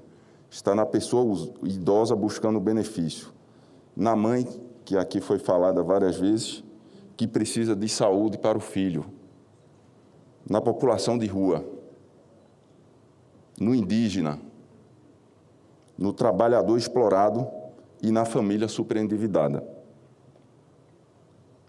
Para os milhões de brasileiros que só encontram portas fechadas no Estado, a Defensoria é a primeira porta aberta. Somos presença constitucional no território de desigualdade, a voz de quem foi silenciado e a ponte entre o sofrimento social e a resposta institucional. Nesses 45 anos, a ANADEF lutou intensamente pelo fortalecimento e pela autonomia de nossa carreira, e fortalecer a Defensoria como um todo, estadual, Federal, a Defensoria do Brasil, é fortalecer a cidadania, a democracia e a própria República. E, mais uma vez, eu dirijo os meus agradecimentos ao ministro Lewandowski, que faz parte da nossa história nesse sentido. Por isso, homenageio as gerações de colegas que assumiram o ônus de abrir esses caminhos. Vossa Excelência, Dr. Holder, mais uma vez, presto um reconhecimento especial às mulheres defensoras, que também compõem majoritariamente essa mesa, a excelentíssima Defensora-Geral do Estado da Paraíba também, em que tive a honra de chefiar aquela unidade durante 4 anos no início de carreira. Pois bem, a mudança do nosso nome para a Associação Nacional de Defensores, das Defensoras e Defensores Públicos Federal foi a prova da igualdade, de que a igualdade também se afirma nas palavras. Contudo, a celebração verdadeira exige um compromisso futuro. Vivemos um tempo em que a pobreza se reinventa e as violações de direitos assumem formas cada vez mais complexas e cruéis, senadora Damares. Afirmo, portanto, que o acesso à justiça precisa ser tratado como política de Estado. Não há justiça social sem uma defensoria estruturada. Celebrar essa data é agradecer à ANADEF, aos colegas, ao Senado Federal e à sociedade, às entidades civis, aos indígenas, aos vulnerabilizados, que são a razão da gente existir. A justiça não pertence aos palácios, aos códigos ou aos autos processuais. A justiça pertence ao povo brasileiro. Vida longa à ANADEF, vida longa à DPU, vida longa à democracia brasileira, que será tão forte quanto for a capacidade do Estado de ouvir e acolher e defender aqueles que mais precisam. Muito obrigado.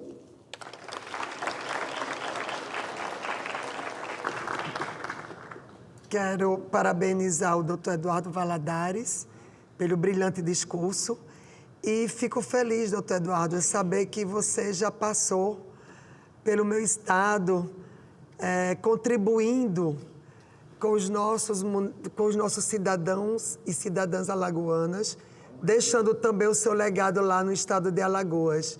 Muito grata por você ter feito a diferença lá, não é, no nosso estado. E parabéns pelo seu trabalho mais uma vez. Agora eu quero cumprimentar e colocar para todos a presença do senhor subprocurador-geral do Trabalho do Ministério Público do Trabalho, Dr. Maurício Correia de Mello, que se faz aqui presente. Dr. Maurício, levante... Está ali, doutor Maurício. Seja muito bem-vindo, doutor Maurício. Também quero cumprimentar e agradecer a presença do senhor diretor-geral da Escola Nacional da Defensoria Pública da União, o doutor Diego de Oliveira Silva, que também se faz aqui presente. Grata pela participação, doutor Diego. Também cumprimentar a senhora presidente da Associação Nacional dos Procuradores e das Procuradoras do Trabalho, doutora Adriana Augusta de Moura Souza, que também está aqui conosco. Seja muito bem-vinda. Quero também cumprimentar o senhor presidente da Associação Nacional dos Procuradores da República, o doutor José Chetino. Acho que falei corretamente. Seja muito Chetino, seja muito bem-vindo. Cumprimentar, representando a Associação Nacional das Magistradas e dos Magistrados da Justiça do Trabalho, a senhora diretora de Prerrogativas e Assuntos Jurídicos, a juíza doutora Patrícia Pereira de Santana. Sejam muito bem-vindos. Seja muito bem-vinda, doutora Patrícia. Quero cumprimentar também o senhor vice-presidente da Associação Nacional dos Advogados da União, o doutor Ticiano Marcel de Andrade Rodrigues. Seja muito bem-vindo, grata pela participação desse momento tão importante. Quero cumprimentar também o senhor presidente da Câmara Municipal de Independência, no estado do Rio Grande do Sul, o vereador Brasil de Freitas Neto. Obrigada pela presença, vereador.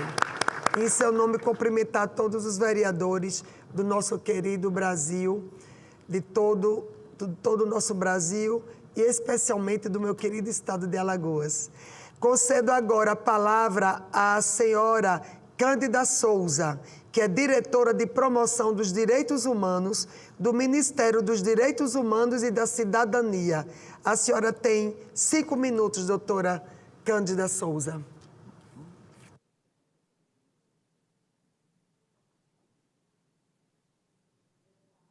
As pessoas, gostaria de cumprimentar a mesa em nome da senadora doutora Eudócia, parabenizar pela realização dessa sessão especial e dizer que trago a saudação da ministra dos Direitos Humanos e da Cidadania, Jeanine Mello, que registra o seu reconhecimento à trajetória da Associação Nacional das Defensoras e Defensores Públicos Federais, a ANADEF, nessa celebração dos seus 45 anos de fundação.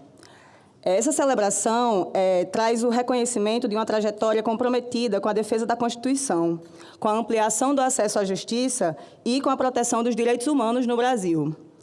Ao longo dessas décadas, a atuação dos defensores e das defensoras públicas federais contribuiu para aproximar o Estado brasileiro das pessoas que, historicamente, enfrentam exclusão, discriminação e dificuldade de acesso a direitos fundamentais. Em um país marcado por profundas desigualdades sociais, raciais e territoriais, a atuação da Defensoria Pública da União possui um papel essencial para garantir a proteção jurídica, ampliar o acesso a políticas públicas e assegurar que direitos constitucionalmente reconhecidos possam ser efetivamente exercidos pela população. A experiência cotidiana da Defensoria Pública da União demonstra que a promoção dos direitos humanos exige presença institucional, escuta qualificada e compromisso permanente com a dignidade humana. Isso se expressa no atendimento a populações em situação de vulnerabilidade social, na defesa de direitos coletivos e no acompanhamento de grupos que frequentemente enfrentam barreiras para acessar políticas públicas e a proteção do Estado brasileiro. Essa atuação possui especial relevância junto a um conjunto de pessoas que são vulnerabilizadas: as pessoas idosas, as crianças e os adolescentes, as mulheres, as pessoas com deficiência, as mulheres vítimas de violência, especialmente, a população LGBTQIA+, além da defesa dos povos indígenas e das comunidades quilombolas e demais povos e comunidades tradicionais. São grupos vulnerabilizados que têm recebido sua atenção e sua atuação, a partir da atuação dos defensores públicos e das defensoras públicas federais. Também possui grande importância a ANADEF nas respostas institucionais relacionadas ao enfrentamento à violência institucional, à discriminação racial, à exclusão social e às violações de direitos que atingem de maneira mais intensa grupos historicamente vulnerabilizados. O Ministério dos Direitos Humanos e da Cidadania reconhece a relevância dessa atuação e a importância da ANADEF no fortalecimento do trabalho das defensoras e dos defensores públicos federais, na construção de um debate público comprometido com o acesso à justiça, com a redução das desigualdades e com a efetivação dos direitos previstos na nossa Constituição Federal. Ao longo da sua trajetória, a ANADEF contribuiu para fortalecer a compreensão de que o acesso à justiça e aos direitos humanos são agendas profundamente conectadas. Garantir direitos exige instituições públicas capazes de acolher, orientar, proteger e assegurar que nenhuma pessoa seja excluída da proteção do Estado, por sua condição social, por sua origem, raça, território, identidade ou situação econômica. Por isso, essa homenagem, realizada pelo Senado Federal, possui um significado que vai além da celebração institucional. Representa o reconhecimento de uma atuação pública que é comprometida com a democracia, que é comprometida com a justiça social e com a defesa da dignidade humana em todas as regiões do país. Em nome da ministra Jeanine Mello, o Ministério dos Direitos Humanos e da Cidadania parabeniza a ANADEF pelos seus 45 anos de história e pelo comprometimento de todas as defensoras e defensores públicos federais que ajudam a construir cotidianamente essa trajetória do serviço público e o compromisso com os direitos humanos no nosso país. Muitíssimo obrigada pela existência de vocês. Parabéns, doutora Cândida Souza, pela sua fala, pelo seu discurso tão brilhante. E agora, cumprida a finalidade desta sessão especial do Senado Federal, agradeço as personalidades que nos honraram com sua participação. E antes de encerrar a sessão, eu quero convidar os senhores e senhoras aqui da mesa para tirarmos uma foto oficial aqui na frente da mesa. E dessa forma está encerrada a sessão.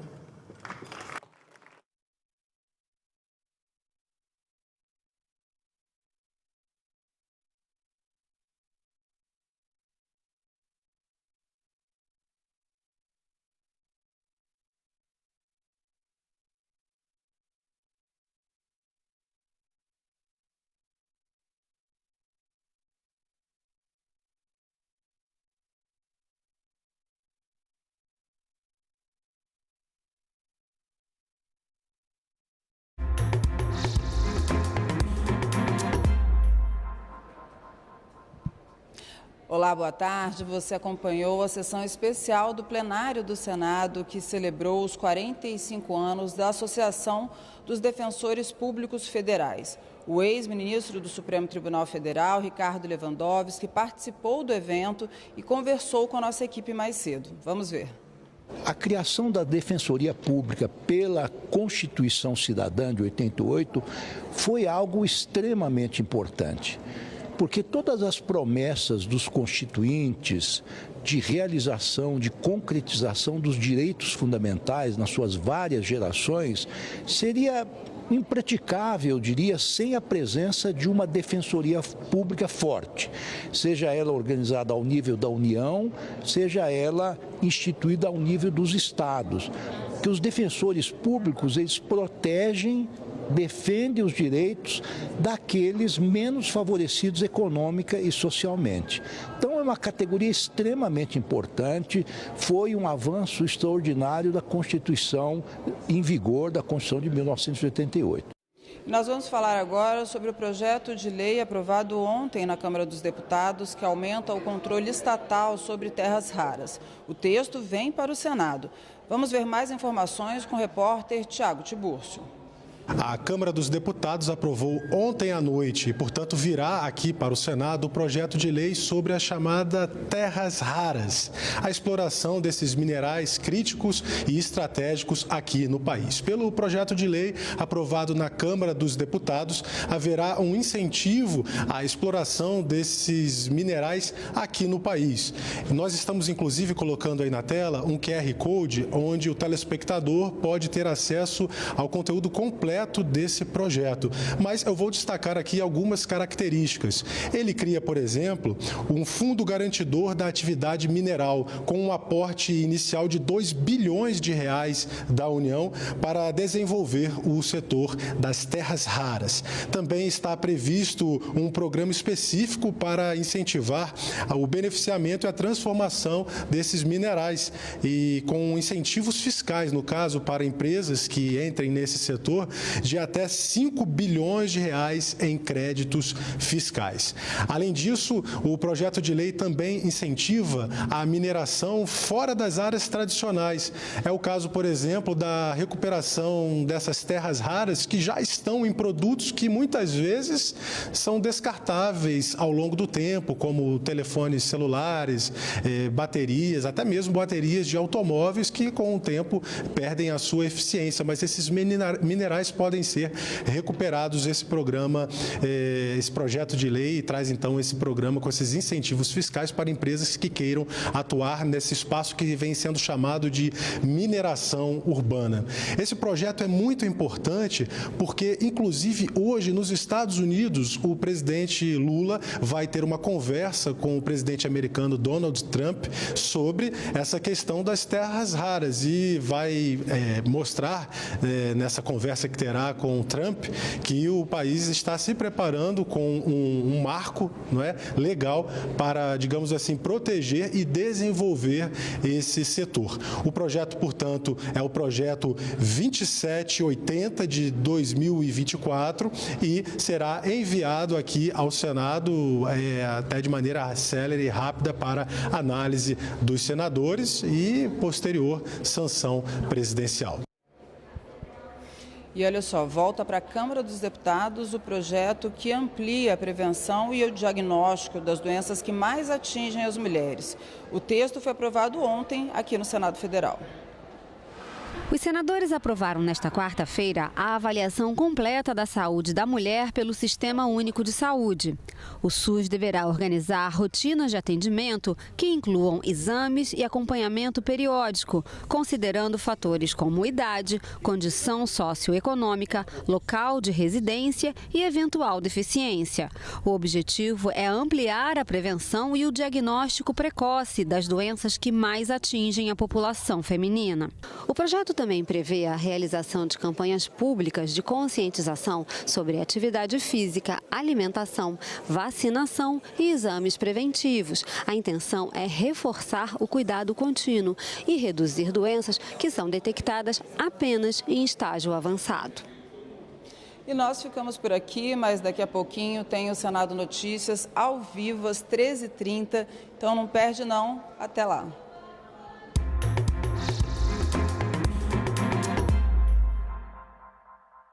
O futebol é um reflexo da sociedade, às vezes de uma forma até mais intensa, meio caricata, porque extravasa ainda mais, o fato de estar em grupo, de mexer com paixão, com a coisa irracional.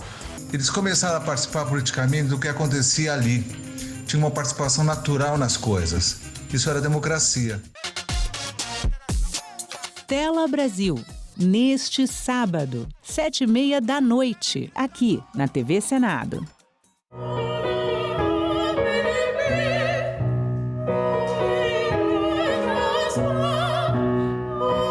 Comunicação, expressão emocional, identidade pessoal. Estes são alguns dos elementos que o instrumento que vamos falar no Concertos em Geral traz em algumas de suas características básicas. E o instrumento que vamos falar está dentro de nós.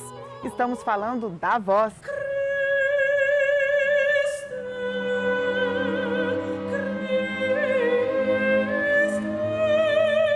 A voz, ela é a nossa identificação, é a nossa digital vocal, assim.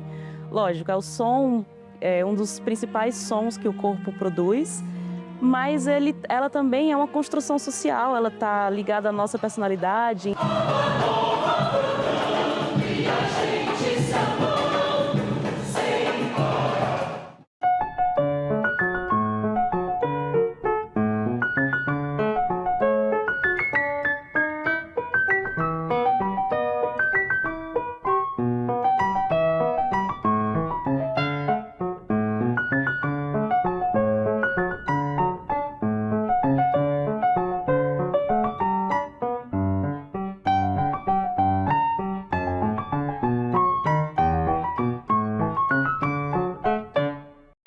Neste mês, a TV Senado exibe documentários que retratam o mundo do trabalho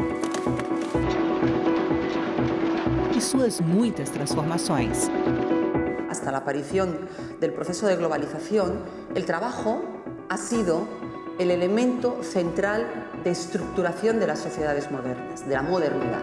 Mostra Senadoc. Toda sexta, a partir das 9h da noite, aqui na TV Senado. Eu comecei no arquivo da TV Difusora, em Porto Alegre, vim para Brasília para Constituinte e depois eu fui para a TV Senado. Hoje eu faço a direção do programa Leituras, que é o programa de literatura, e faço o programa de música clássica. A TV Senado é que nem esse concerto. Você chega com palco livre, branco, você só tem um piano no meio. Em volta desse piano você vai ter que montar todo o espetáculo, entendeu? Vai ter que ver a luz, você vai ter que ver a iluminação, vai ter que ver o áudio. Aos poucos você vai montando a estrutura, você vai montando o palco, você vai montando para que o grande espetáculo aconteça. E a importância da TV Senado é exatamente você chegar a todos os lugares e as pessoas terem a oportunidade de ligar o aparelho e ver o que está acontecendo. E isso é importante para a cultura política das pessoas.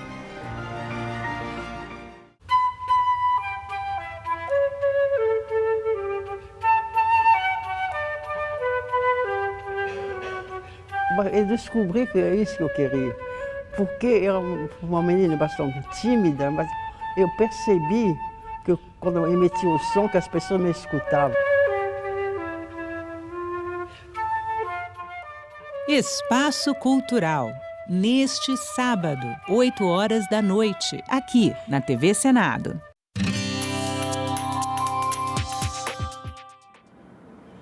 Olá, eu sou a Carla Benevides e está começando mais um programa Argumento. O fim da jornada 6x1 voltou ao centro dos debates aqui no Congresso Nacional. Além das PECs em tramitação na Câmara e no Senado, o governo enviou também um projeto de lei e espera aprovar essa proposta até o fim deste ano. Aqui conosco no estúdio está o senador Rogério Carvalho, que é o relator de uma dessas PECs, de autoria do senador Paulo Paim, e que está em tramitação aqui no Senado. Senador, obrigada pela sua presença. Senador, na Câmara já houve um avanço, né? O presidente da Câmara já colocou lá, já foi aprovada a admissibilidade das PECs, o governo enviou a proposta, está lá na Câmara também. Queria saber na sua avaliação, qual dessas propostas tem um apoio político maior e que deve reunir e que deve conseguir avançar? Olha, são duas PECs. Tem uma PEC aqui no Senado que eu fui relator e que já foi aprovada na Comissão de Constituição e Justiça. Já poderia ter ido para o plenário do Senado. Tem uma outra que está na Câmara, que foi aprovado a admissibilidade e que agora vai para o plenário da Câmara. As duas têm o tempo de vir para cá e voltar para lá. E todas elas precisam de 2/3 da votação de todos os parlamentares. Isso pode gerar uma dificuldade, por exemplo, não ser aprovado com o texto que vem da Câmara, porque eles estão querendo obstruir e colocando que o setor empresarial deve ser compensado. Não é uma questão de ser compensado.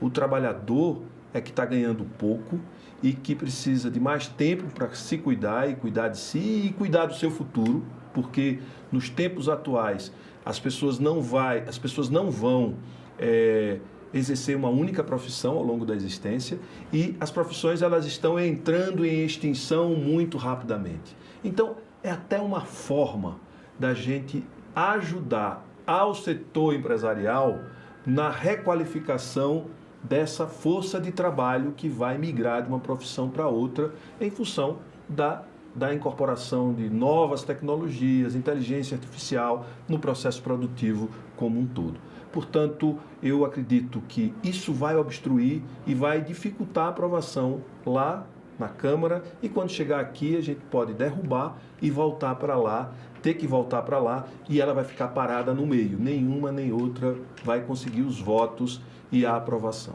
Então, o que é que nós vamos apostar? Nós vamos apostar no projeto de lei em regime de urgência, porque esse requer somente metade mais um dos membros da Casa. Na verdade, é uma votação, é um projeto de lei, eu acho que é de lei ordinária, não é lei complementar, e, portanto, maioria simples dos membros presentes na votação que já tem a quórum. Então, e tem 45 dias de tramitação na Câmara, 45 dias de tramitação aqui no Senado. O que for aprovado na Câmara, se for modificado aqui no Senado, volta para a Câmara. Se não, já é aprovado aqui. Se aqui a gente fizer só ajuste redacional, já vai direto para a sanção e a gente consegue dar aos brasileiros e às brasileiras, principalmente as mulheres trabalhadoras, esta conquista de redução da jornada de trabalho. Acredito que vai ficar em 40 horas, com 2 dias de folga. Aí as pessoas questionam, não vai trabalhar mais sábado, domingo. Não, não é isso. A empresa se organiza para liberar 2 dias os seus trabalhadores e monta uma escala que libere todos os seus trabalhadores pelo menos 2 vezes por semana. Isso vai gerar mais emprego e, de alguma forma, mais recursos circulando na economia, porque mais pessoas terão recursos para consumir e gerar novas demandas e mais emprego. É um ciclo virtuoso. É errado dizer hoje em dia que redução de jornada de trabalho é redução também de produtividade? Isso é um mito que está sendo derrubado? Poderia ser derrubado? Produtividade não tem a ver com jornada de trabalho. Quando se fala em aumento de produtividade, se fala em incorporação de tecnologias, de automação do processo produtivo, e tudo isso reduz a demanda por força de trabalho. Então, reduzir a jornada de trabalho é uma necessidade inicial para a gente, olhando para o futuro, ter solução para todos os brasileiros e brasileiras e para toda a humanidade. Nós precisamos, na sequência do próximo governo, começar a plantar sementes de como vai se dar o financiamento da renda básica do povo brasileiro. A gente tem uma semente, que é o Bolsa Família, e os vários programas sociais, mas no futuro isso precisa virar uma política de garantia das condições básicas de sobrevivência dos cidadãos e das cidadãs brasileiras. Sabe por quê? Porque no futuro a gente pode ter muito menos trabalho e muito menos gente ocupada com o trabalho, e sim com outras formas de trabalho, como, por exemplo, recuperação ambiental, como, por exemplo, cuidados com idosos. Novas áreas vão ter que ser incorporadas para essas pessoas se ocuparem e conseguirem tocar as suas vidas.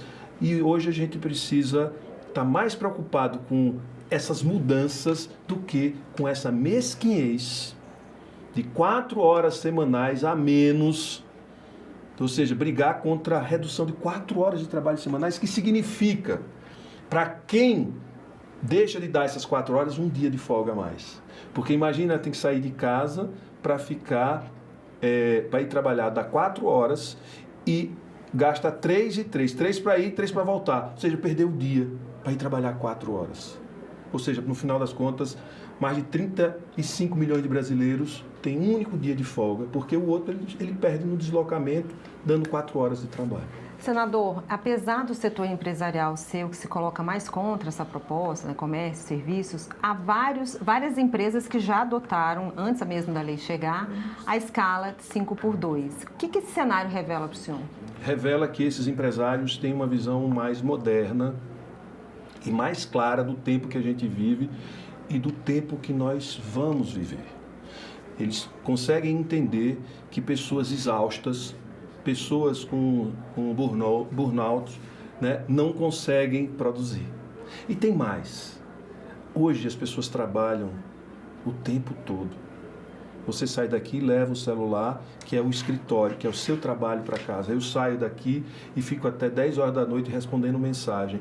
As pessoas saem do trabalho e levam o escritório consigo. Há 30 anos atrás, as pessoas saíam do trabalho, chegavam em casa, eles não traziam o trabalho para casa, deixavam o trabalho no trabalho e tinha uma jornada. Era maior a jornada, sim, mas ninguém levava trabalho para casa. Quando estava em casa, estava em casa. Então o mundo mudou tanto e vai mudar tanto mais ainda que a gente precisa se modernizar. E não é com mesquinhez que a gente olha para o futuro. E tem uma coisa que ninguém fala, né? Ninguém está preocupado com o trabalhador, nem com as condições do trabalhador. Ninguém coloca na conta que a gente ama, que a gente tem filho, que a gente tem mãe, tem pai, que a gente precisa de um tempo para se cuidar da saúde, cuidar dos nossos filhos, cuidar da vida além do trabalho. Isso não tem importância? Ou só tem importância o ganho de um empresário ou de um setor empresarial? É muita mesquinhez. Não vai quebrar ninguém, muito pelo contrário.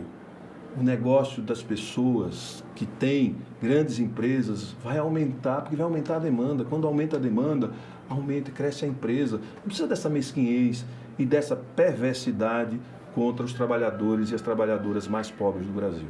Senador, o governo tem urgência com essa pauta. É um ano eleitoral. Isso favorece porque é um apelo, de certa forma, um apelo popular, ou dificulta exatamente pela dificuldade de quórum, né, de votação? Olha, se for projeto de lei, o quórum vai ter.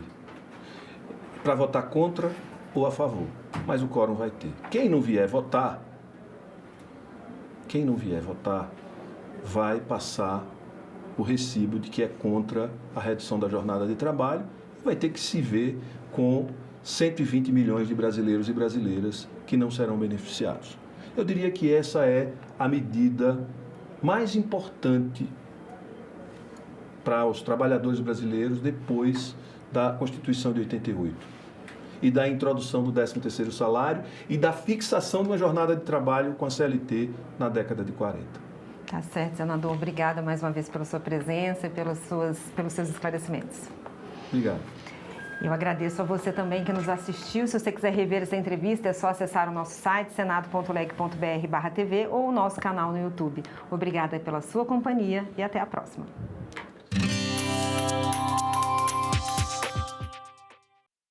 Os produtos processados e ultraprocessados são responsáveis pela obesidade infantil, adulto. Pela primeira vez no mundo, a obesidade superou a desnutrição. Quando a gente traz alimentos mais naturais para a oferta no programa de alimentação escolar, a gente promove saúde e também a gente ensina um hábito alimentar mais saudável. Em discussão, hoje, 20h, aqui na TV Senado.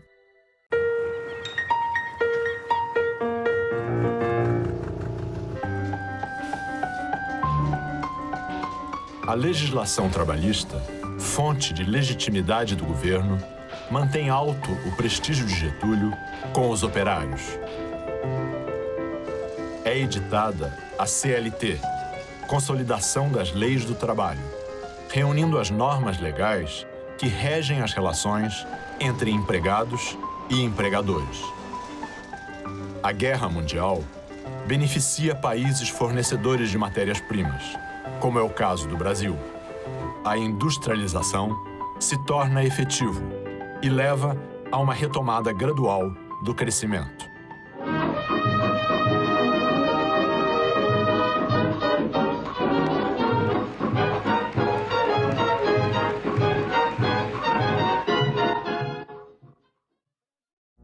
Agora é lei. Foi aprovada a norma que permite ao governo adotar contramedidas quando as exportações brasileiras sofrerem restrições ou retaliações.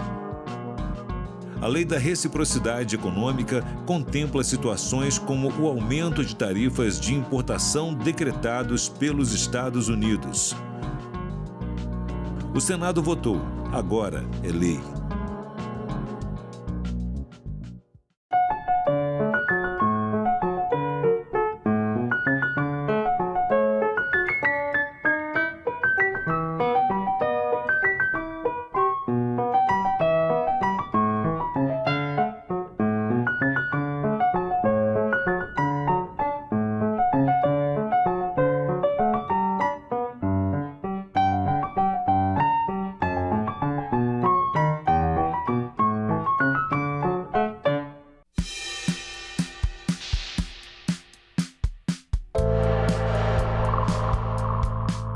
TV Senado é, digamos, uma ponte, é um grande canal entre todo o nosso trabalho, tudo que realizamos aqui dentro dessa casa, todos os debates, todas as audiências. Ela mostra um pouco desse mundo que é vivo, que está o tempo todo mudando, é muito ativo, é dinâmico. E se não fosse a presença da TV Senado aqui dentro para mostrar esse dia a dia nosso, entre comissões, entre audiências públicas e as sessões do plenário, certamente nesse ambiente aqui fechado, a gente estaria muito desconectado com o Brasil de fato, com o Brasil real. Então, parabenizar a TV Senado, agradecer pela parceria, porque vocês, né, é que fazem valer o nosso mandato em termos assim de mostrar para cada cidadã e cidadão o quanto que isso aqui é dinâmico e os debates são às vezes muito acalorados, mas acima de tudo, sempre querendo, né, acertar, sempre querendo trazer a transparência devida e acima de tudo fazer o nosso papel ao qual toda a população deu para cada um dos mandatários que estão aqui dentro dessa casa.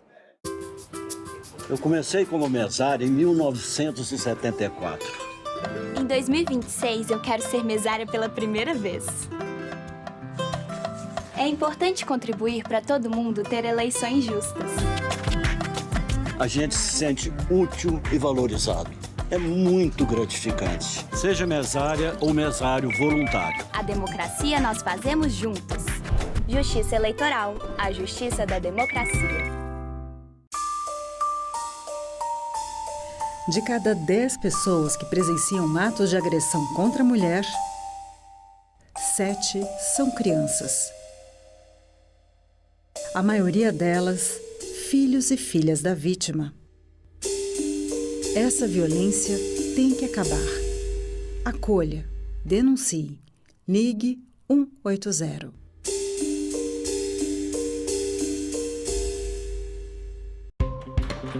O que muda se a escala 6x1 acabar? Qual o impacto no mercado e na indústria? Como fica o pagamento das horas extras?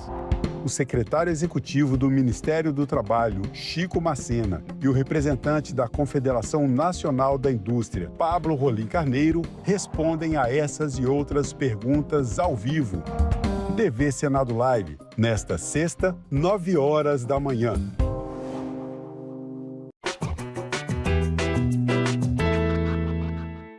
E se Nova York fosse em Pernambuco? Essa pergunta, aparentemente descabida, tem um fundo de verdade. Entre 1630 e 1654, o Nordeste brasileiro é ocupado pelos holandeses que passam a explorar a produção e o comércio do açúcar. Sob o comando de Maurício de Nassau, Recife se torna um moderno centro urbano com pontes, canais, saneamento e iluminação pública e se transforma na capital da Nova Holanda. Já Natal passa a ser chamada Nova Amsterdã. Os portugueses, no entanto, não gostam nem um pouco disso e tentam reaver o território perdido. Apoiam, então, a insurreição pernambucana, um movimento que acaba expulsando os holandeses do Brasil, marcado pelas famosas Batalhas dos Guararapes. É neste momento que um grupo de moradores de Recife, que sofria perseguição religiosa, foge num navio e vai parar numa outra colônia holandesa na América do Norte, chamada Nova Amsterdã. Os holandeses não eram, digamos, tão criativos, mas aquela pequena vila se transformaria na cidade mais importante dos Estados Unidos, Nova York. É por isso que se pergunta, se os holandeses não tivessem sido expulsos do Brasil, Recife poderia ser uma cidade como Nova York? Talvez sim, talvez não. É verdade que os portugueses não eram bons negociantes e ainda tiveram que indenizar a Holanda pelas dívidas dos senhores de engenho de Pernambuco. Mas os holandeses também não fizeram um grande negócio e acabaram trocando Nova York pelo Suriname para saldar uma dívida de guerra com a Inglaterra.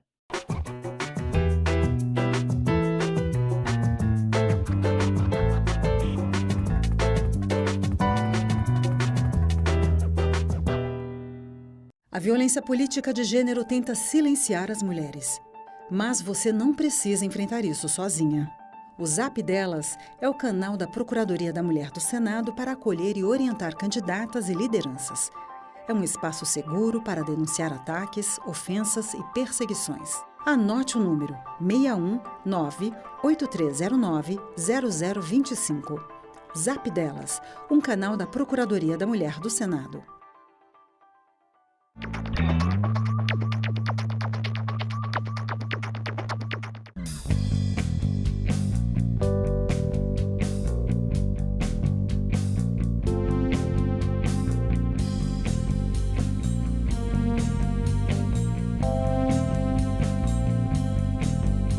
Declaro aberta a sessão solene. Se não existe parlamento, não existe democracia. O governo via todos como se fosse comunista. A fila não para de crescer para a passagem da revista lá na esplanada dos ministérios. Deve ser sempre lembrado o que foi dito por Ulisses Guimarães. Traidor da Constituição é traidor da pátria. O homem disse logo, quem fala? Eu disse, Ariano Suassuna.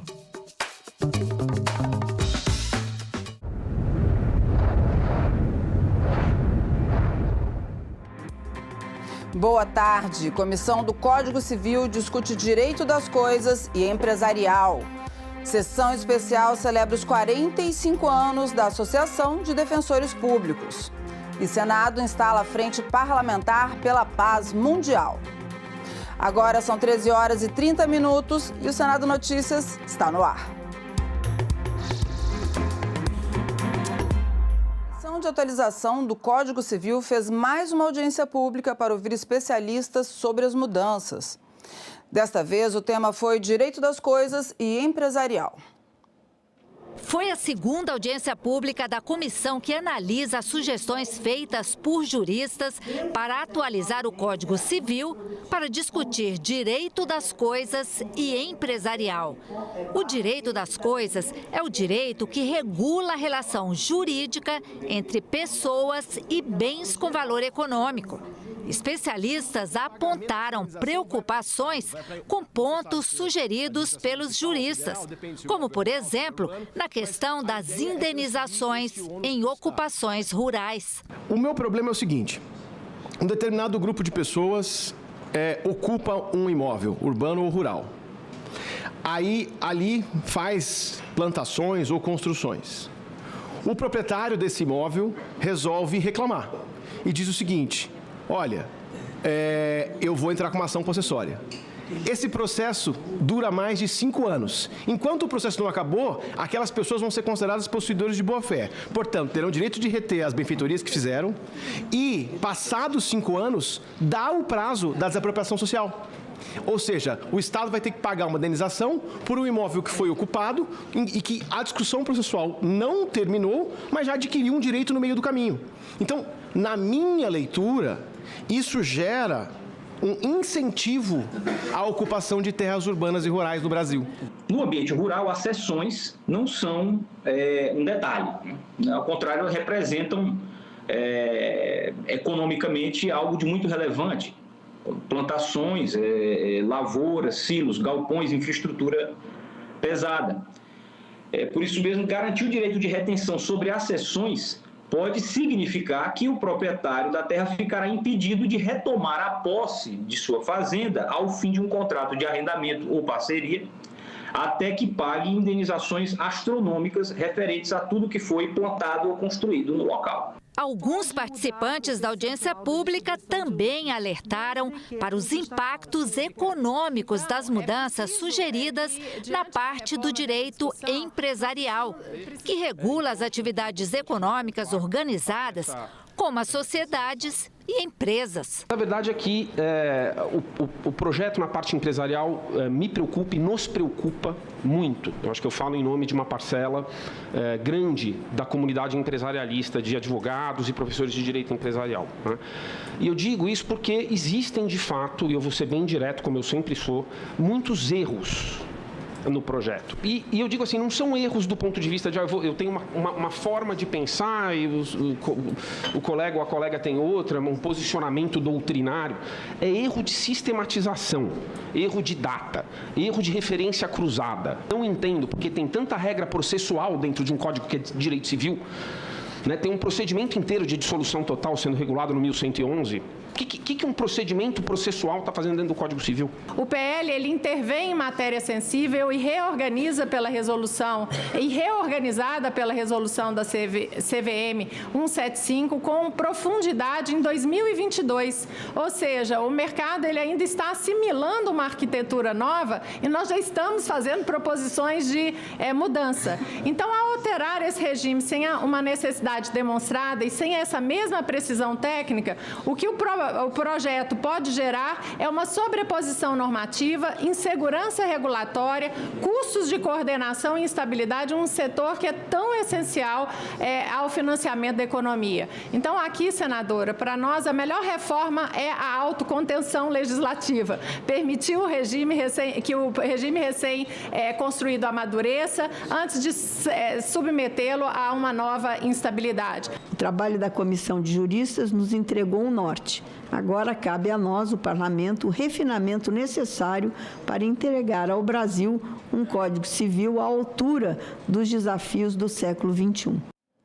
E olha só, foi instalada nessa quinta, pela manhã, a Frente Parlamentar pela Paz Mundial. Na reunião foi aprovado o Estatuto da Frente, que começa com 8 senadores. Também foi eleita a Comissão Executiva da Frente. Do anseio de todos, ou de quase todos, surge uma iniciativa parlamentar. Uma frente suprapartidária, acima das paixões políticas, para se empenhar em favor da paz mundial. Deixar de lado o conformismo do tipo sempre foi assim, para agirmos na prática diante de um mundo que a cada ano faz surgir novos conflitos. Ser humano, matando o ser humano. Guerras que atingem regiões como Ucrânia, Palestina, Gaza, Israel, Irã, o envolvimento dos Estados Unidos, o Iêmen, Síria, Mianmar e tantos países da África. No mundo globalizado, de muito conhecimento científico e alta tecnologia, alguma mercadoria está em falta? O que está faltando? Eu tomo a ousadia, porque esse é o eixo do meu pronunciamento, vocês vão ver. Para mim, a palavra mágica, falta amor. Pode parecer simples demais, pode parecer até ingênuo, mas não é. Falar de amor aqui nesse parlamento é falar de coragem. É falar da base de tudo aquilo que sustenta os direitos humanos. Parece até um passo pequeno para muita gente. Pô, o que é que o Senado, tanta coisa para resolver, escândalo hoje, Polícia Federal na porta de senador da República. Por que o Senado não está falando sobre isso? E está fazendo uma sessão aqui sobre paz. Mas esse aqui é o assunto principal. Não que os outros não sejam importantes. São fundamentais e nós vamos cuidar. Mas aqui é o destino do Brasil que está em jogo. O coração do mundo, a pátria do Evangelho. A frente pretende articular projetos, incentivar políticas públicas e apoiar iniciativas que valorizem o diálogo. Será presidida pelo senador Paim e terá como primeiro vice Flávio Arnes e segundo vice Eduardo Girão. O ex-senador pelo Distrito Federal, Ulisses Riedel, fundador e presidente honorário da organização União Planetária, será o secretário executivo. Milhões de pessoas, se não 1 bilhão de pessoas, estão assim, como que aguardando, como é que é possível, nesse planeta encantado, nós vivemos com tantos problemas. E não só pessoas, instituições também. Por que isso perdura e é difícil esse passo? Na verdade, o que estava faltando era um poder maior, porque para as coisas acontecerem é preciso sonhar, é preciso querer, é preciso saber fazer, mas é preciso poder e ousar. E hoje eu vejo que o movimento, ao se instalar aqui no Senado Federal, ele ganha poder. E uma sessão especial no plenário celebrou os 45 anos da Associação Nacional dos Defensores Públicos Federais. A categoria representa na justiça os que não têm dinheiro para pagar um advogado. A associação é a responsável por representar e fortalecer a defensoria pública em todo o país. Foi fundada em 1981 como Associação dos Membros da Assistência Judiciária Militar Federal. E com a criação da Defensoria Pública da União em 1988, ganhou novo nome. São 45 anos de história, 45 anos de trabalho incansável pelo fortalecimento da categoria. Sempre com diálogo, sempre em defesa de direitos e garantias. Tudo para viabilizar que o trabalho da Defensoria Pública da União alcance milhões de pessoas, especialmente os grupos mais vulneráveis da sociedade. A Defensoria Pública Federal não representa apenas uma estrutura do sistema de justiça.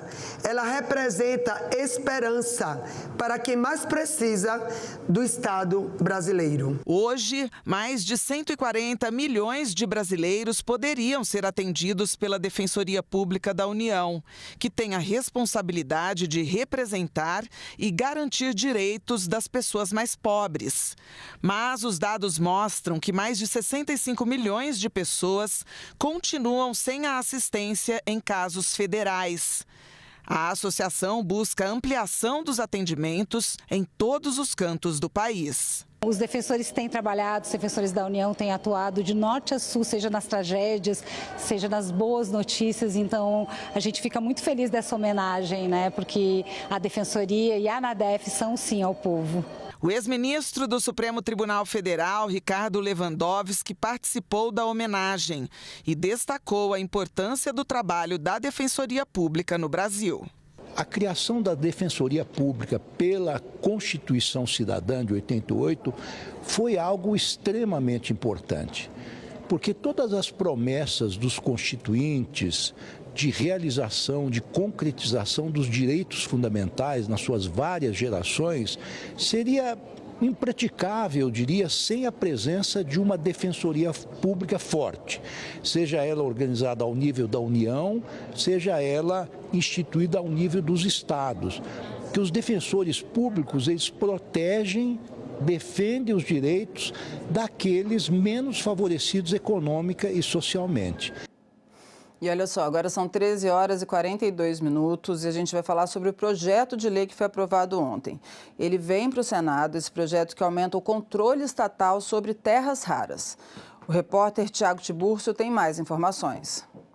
A Câmara dos Deputados aprovou ontem à noite e, portanto, virá aqui para o Senado o projeto de lei sobre a chamada terras raras, a exploração desses minerais críticos e estratégicos aqui no país. Pelo projeto de lei aprovado na Câmara dos Deputados, haverá um incentivo à exploração desses minerais aqui no país.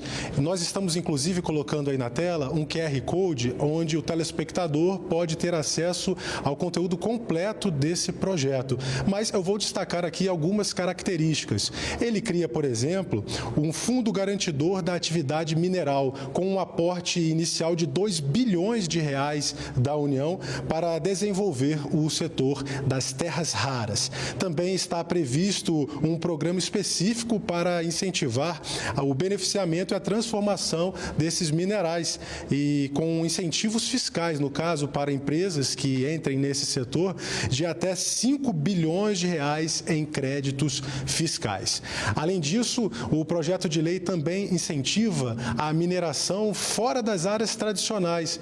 É o caso, por exemplo, da recuperação dessas terras raras que já estão em produtos que muitas vezes são descartáveis ao longo do tempo, como telefones celulares, baterias, até mesmo baterias de automóveis que com o tempo perdem a sua eficiência, mas esses minerais podem ser recuperados. Esse programa, esse projeto de lei traz então esse programa com esses incentivos fiscais para empresas que queiram atuar nesse espaço que vem sendo chamado de mineração urbana. Esse projeto é muito importante porque, inclusive, hoje nos Estados Unidos, o presidente Lula vai ter uma conversa com o presidente americano Donald Trump sobre essa questão das terras raras e vai mostrar nessa conversa que terá com o Trump que o país está se preparando com um marco, não é, legal para, digamos assim, proteger e desenvolver esse setor. O projeto, portanto, é o projeto 2780 de 2024 e será enviado aqui ao Senado até de maneira célere e rápida para análise dos senadores e posterior sanção presidencial. E vai voltar para a Câmara dos Deputados o projeto que amplia a prevenção e o diagnóstico precoce das doenças que mais atingem as mulheres. A matéria foi aprovada nesta quarta-feira pelo Senado. Os senadores aprovaram nesta quarta-feira a avaliação completa da saúde da mulher pelo Sistema Único de Saúde. O SUS deverá organizar rotinas de atendimento que incluam exames e acompanhamento periódico, considerando fatores como idade, condição socioeconômica, local de residência e eventual deficiência. O objetivo é ampliar a prevenção e o diagnóstico precoce das doenças que mais atingem a população feminina. O projeto também prevê a realização de campanhas públicas de conscientização sobre atividade física, alimentação, vacinação e exames preventivos. A intenção é reforçar o cuidado contínuo e reduzir doenças que são detectadas apenas em estágio avançado. E também foi aprovado o mês de conscientização sobre o transtorno de personalidade borderline, marcado por instabilidade crônica no humor, na autoimagem, nos relacionamentos e comportamento. A campanha pretende ampliar o conhecimento da população sobre esta condição de saúde mental que atinge 2 milhões de brasileiros. Maio passa a ser mês de conscientização sobre o transtorno de personalidade borderline. É o que prevê projeto aprovado nesta quarta-feira pelo plenário do Senado. O transtorno é uma condição de saúde mental marcada por instabilidade emocional, impulsividade e dificuldade nos relacionamentos. Exige diagnóstico preciso e acompanhamento contínuo. O objetivo da campanha é ampliar o conhecimento da população e facilitar o diagnóstico e o acesso ao tratamento. Durante o mês de maio, devem ser promovidas atividades educativas, principalmente na atenção primária e secundária do SUS e nas escolas. E os senadores tornaram mais rigorosos os planos municipais para prevenir desastres, como enchentes e deslizamentos de terra. O projeto retorna para a Câmara dos Deputados após mudanças feitas pelo plenário do Senado. Os planos de contingência de proteção e defesa civil dos municípios ficam mais rigorosos e devem cumprir novas exigências. A proposta transforma antigas recomendações em obrigações. Entre elas, estratégias de contenção de habitações irregulares em áreas de risco e a realização de exercícios simulados com a comunidade. Também torna obrigatórios a prestação de contas anual detalhada e o mapeamento de investimentos em infraestrutura hídrica. As mudanças têm como objetivo prevenir desastres como enchentes e deslizamentos de terra. E os impactos da jornada 6x1 na mão de obra feminina foram tema de audiência pública na Comissão Mista de Combate à Violência contra a Mulher. A escala 6x1 atinge principalmente os setores onde a mão de obra feminina predomina, como comércio, os serviços de limpeza, hotelaria e enfermagem. Muitas vezes, essa jornada se soma ao trabalho invisível que a mulher assume dentro de casa, podendo ultrapassar 67 horas semanais. Para debater os impactos dessa jornada de trabalho na vida das mulheres brasileiras, a Comissão Mista de Combate à Violência contra a Mulher realizou uma audiência pública. Por que um tema de jornada de trabalho é tão importante para as mulheres? É porque houve, nós sabemos disso, uma profunda mudança no mundo do trabalho, onde as mulheres passam a representar 51% da população em idade ativa. Não adianta a gente aprovar a escala 6x1 numa perspectiva igualitária e daí sermos sobrecarregadas sem poder usufruir dela. Ou seja, ter mais tempo para cuidar de todo mundo da família. Não é isso, a mulher também tem que ter mais tempo para cuidar dela mesma. Foi destacado durante a audiência que a jornada exaustiva da mulher funciona como um mecanismo de violência estrutural e econômica, impedindo a progressão na carreira, o acesso à educação e a autonomia financeira. E essa gestão de tempo atual, ela é um elemento de violência de gênero e provoca desigualdade de oportunidades e de permanência e entrada no mercado de trabalho no que diz respeito às mulheres. Não é possível discutir o trabalho remunerado sem discutir o trabalho não remunerado. Por quê? Porque essas duas jornadas elas estão fortemente relacionadas. Certamente tem muito menos tempo com esse regime de escala 6x1, de se dedicar, inclusive, à universidade, a estudar, a cumprir as tarefas, porque o tempo livre, um dia livre, é basicamente dedicado às tarefas da casa, às tarefas vinculadas à família. E para contar a história de 200 anos do Senado, está disponível à população um portal multimídia. Lá é possível encontrar um acervo de textos e documentários. O site vai ser um local de pesquisa para historiadores, estudantes e pessoas curiosas sobre a história do Senado. O portal concentra documentos sobre os 200 anos da instituição, que foi o marco do parlamento brasileiro. Esta presidência anuncia com orgulho o lançamento do novo site de história do Senado, disponível a partir de hoje no portal desta casa. A iniciativa marca os 200 anos da instalação da primeira legislatura da Assembleia Geral Legislativa em 1826. Marco inicial do Parlamento Brasileiro e de nossa trajetória institucional. Ao celebrar o bicentenário, o Senado Federal reafirma o seu compromisso com a memória, a democracia e o conhecimento histórico.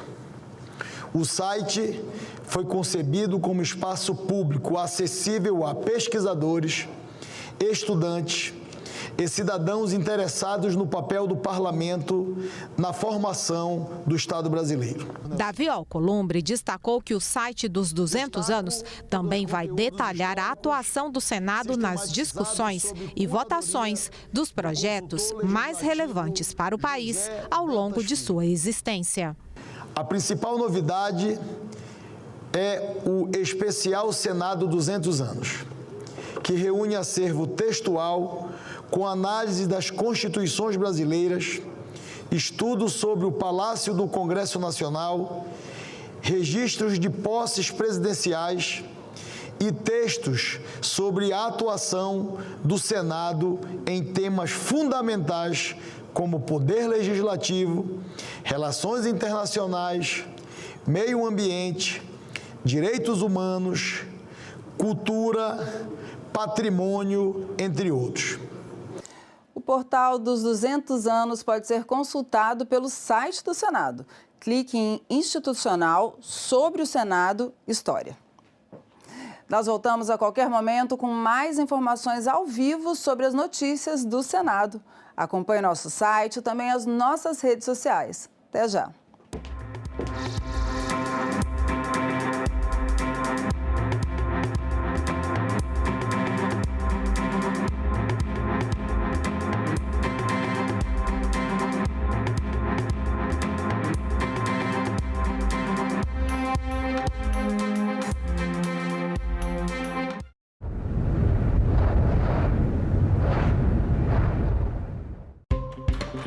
O que muda se a escala 6x1 acabar?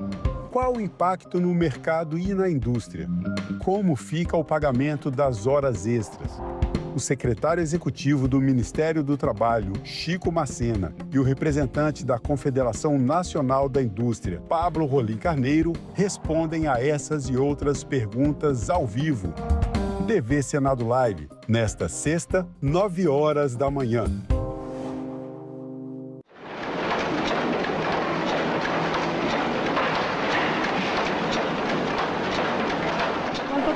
queda usted en la línea? 8 horas. Sin sentar. Claro. 20 minutos de comedor y después nos turnan 2 veces o 3 para el baño. Para el baño. A la hora que usted lo pida, que crea necesario. Tenemos una, qué sé yo, media hora de descanso en las 8 horas. Claro, en las 8 horas, ¿no? Media hora de descanso. Aproximadamente media hora se tiene. ¿Pero qué tipo de trabajo hace usted y qué tipo de trabajo hacen los hombres acá? Y el hombre hace un trabajo que nosotros lo empezamos y lo terminan ellos.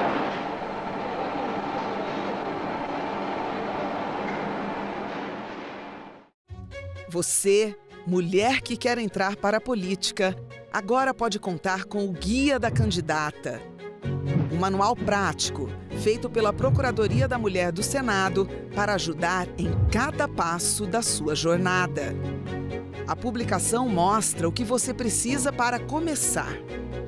Estar em dia com a Justiça Eleitoral, garantir sua filiação a um partido e o domicílio eleitoral 6 meses antes da eleição. Lá, você descobre como garantir os recursos para sua campanha, como os 30% do fundo eleitoral e do tempo de rádio e TV, que são seus por direito. O material também ensina a organizar a campanha, cuidar da segurança na internet e o que fazer em casos de violência política. Acesse o guia na página da Procuradoria do Senado na internet. Basta clicar em Publicações, no alto da página, e selecionar o guia da candidata. É informação rápida e segura para você ocupar o seu lugar na política, porque não existe democracia sem a sua participação.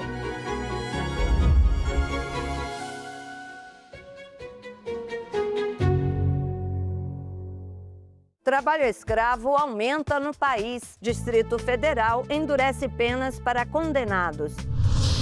Mãe de adolescente morta por namorado propõe internação maior para jovens.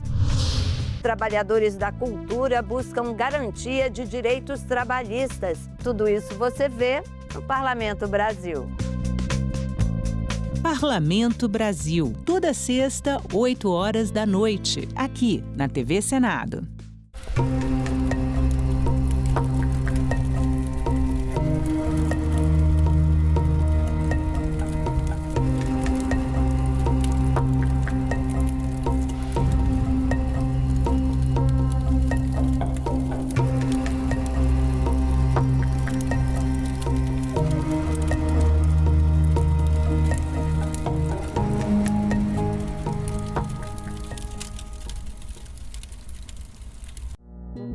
Agora é lei.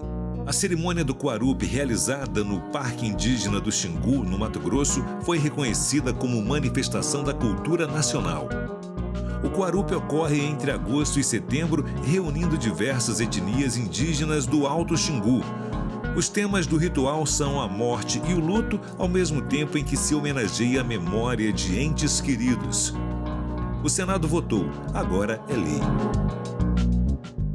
Ser brasileiro tá na moda e vacinar contra a gripe sempre esteve. O Brasil surpreendeu nos esportes no gelo e ficamos com o coração quentinho por estarmos vacinados. E para continuar fazendo bonito, a vacina contra a gripe já está disponível para os grupos prioritários. O mundo reconhece o que a gente faz bem feito e vacinar contra a gripe sempre foi muito Brasil. Procure uma unidade básica de saúde e vacine-se. Ministério da Saúde, Brasil, do lado do povo brasileiro. Neste mês, a TV Senado exibe documentários que retratam o mundo do trabalho e suas muitas transformações. Hasta la aparición del proceso de globalización, el trabajo ha sido el elemento central de estructuración de las sociedades modernas, de la modernidad. Mostra Senadoc. Toda sexta, a partir das 9h da noite, aqui na TV Senado.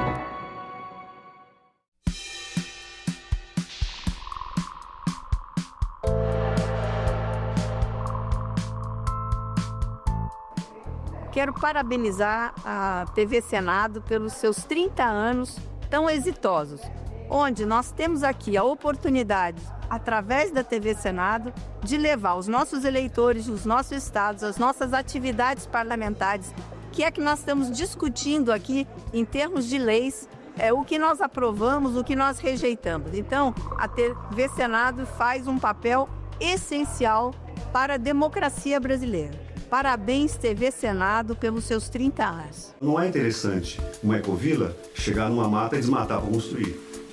É interessante, é simpático você chegar num pasto e transformar numa floresta, com casas ecológicas no meio. É isso que está acontecendo aqui. Se o esgoto abaixo de cada casa fertilizar a terra e transformar em frutas nativas, os pássaros vão aumentar. Habitar, Habitat. Neste sábado, 4h da tarde, aqui na TV Senado.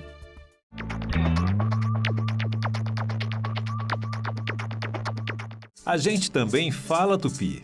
O nome do estado do Piauí vem do tupi e significa Rio dos Piaus ou Rio das Piabas. A palavra é formada a partir de piau, que designa várias espécies de piaus e piabas, peixes de água doce. O termo quer dizer pele manchada, isso porque esses peixes têm listras e marcas escuras nas laterais do corpo. Piau mais I, que significa rio, Piauí.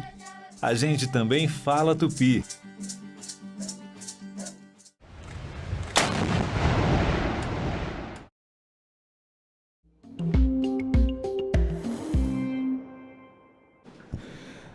Havendo número regimental, declaro aberta a primeira reunião da Comissão Mista da Medida Provisória 1334 de 2026. De acordo com a Resolução número 1 de 2002 do Congresso Nacional, a presidência dessa comissão ficará sob a responsabilidade da Câmara dos Deputados e a relatoria sobre a responsabilidade do Senado Federal. Comunico a todos que há acordo de lideranças para a eleição da mesa. A indicação da Câmara dos Deputados para a presidência dessa comissão era do deputado Júnior Mano, do PSB, mas Sua Excelência comunicou à liderança do governo no Congresso que, em decorrência do pedido de licença dele, ele não poderia assumir essa presidência, deputado. Diante disso, a liderança do governo vai contactar novamente com a presidência da Câmara para ver qual a indicação da parte da presidência da Câmara dos Deputados para a presidência dessa comissão. Então, nessa instalação, nós manteremos vaga a presidência, visto que a vaga da Câmara dos Deputados, até a indicação por parte da presidência da Câmara. Para a vice-presidência foi indicada a senadora Tereza Leitão. Está sem áudio, não estou ouvindo nada que Randolfo está falando. Senadora Tereza Leitão, vamos silenciar o microfone da senadora Tereza Leitão e recomendar que a sua assessoria ligue o áudio para poder ouvir o que essa comissão. Daqui a pouco, esse negócio de áudio aberto está sendo um problema aqui neste Senado. Mas, enfim, daqui a pouco nós passamos a palavra para a senadora Tereza Leitão, que foi indicada pelo Senado para ser a vice-presidente dessa comissão. E para a relatoria desta comissão... perfeitamente. Antes da indicação da relatoria, eu consulto o plenário se podemos fazer eleição da mesa da vice-presidente e aguardar depois a designação da presidência da Câmara dos Deputados sobre a presidência dessa comissão por aclamação. Os parlamentares que concordam, mandem como se encontram. Declaro, então, eleita a senadora Tereza Leitão para a vice-presidência dessa comissão e aguardamos a designação da presidência da Câmara dos Deputados sobre a presidência dessa comissão. Antes de passar a palavra para a vice-presidente senadora Tereza Leitão, por acordo, foi também designado para a União Brasil a relatoria dessa comissão e a relatoria será a senadora professora Dorinha Seabra, do União Brasil, para relatar esta Comissão Mista 1334 sobre o piso nacional do magistério. De antemão, então, já passo a palavra para a vice-presidente eleita dessa comissão, senadora Tereza Leitão. Senadora Tereza, a palavra está com Vossa Excelência. Obrigada, senador Randolph. Agradeço a designação para a vice-presidência desta comissão. A mim cabe também concordar plenamente com a designação da relatora, professora Dorinha. Acho que o relatório estará em muito boas mãos e dizer da expectativa muito positiva de todos os que fazem a base da educação, os gestores, os sindicalistas, os que estão em sala de aula, todos aguardam ansiosamente essa resolução sobre o piso salarial profissional do magistério. Agradeço ao senador Randolph e a todos que estão presentes na sala. Obrigado, senadora Tereza, vice-presidente eleita dessa comissão. Deputado, fazer uso da palavra? Não. Então, fica designado também como relatora dessa comissão a professora Dorinha Seabra. Só destaco, nós vamos ter um prazo bem curto para o trabalho dessa comissão. Eu espero que assim que a senadora Dorinha apresente o quanto antes o seu plano de trabalho e ato contínuo, já possamos marcar ainda na semana que vem, se possível, a reunião de apreciação do relatório e para votação, visto que essa medida provisória 1334, ela caduca no dia 1º de junho. E como é um tema de extrema importância para os professores e professoras de todo o Brasil. É uma conquista do magistério brasileiro e assim eu me reconheço, eu me identifico. A minha função central é a de professor, é a do magistério. Estou aqui no Senado sempre de passagem. Em homenagem aos professores do Brasil, é importante o quanto antes que nós possamos instalar, já instalada no dia de hoje, essa comissão mista. É importante que o quanto antes nós possamos ter o relatório e a votação do piso nacional do magistério, visto que isso se trata de uma conquista histórica da luta das professoras e dos professores de todo o Brasil. Deputado Tony, por gentileza.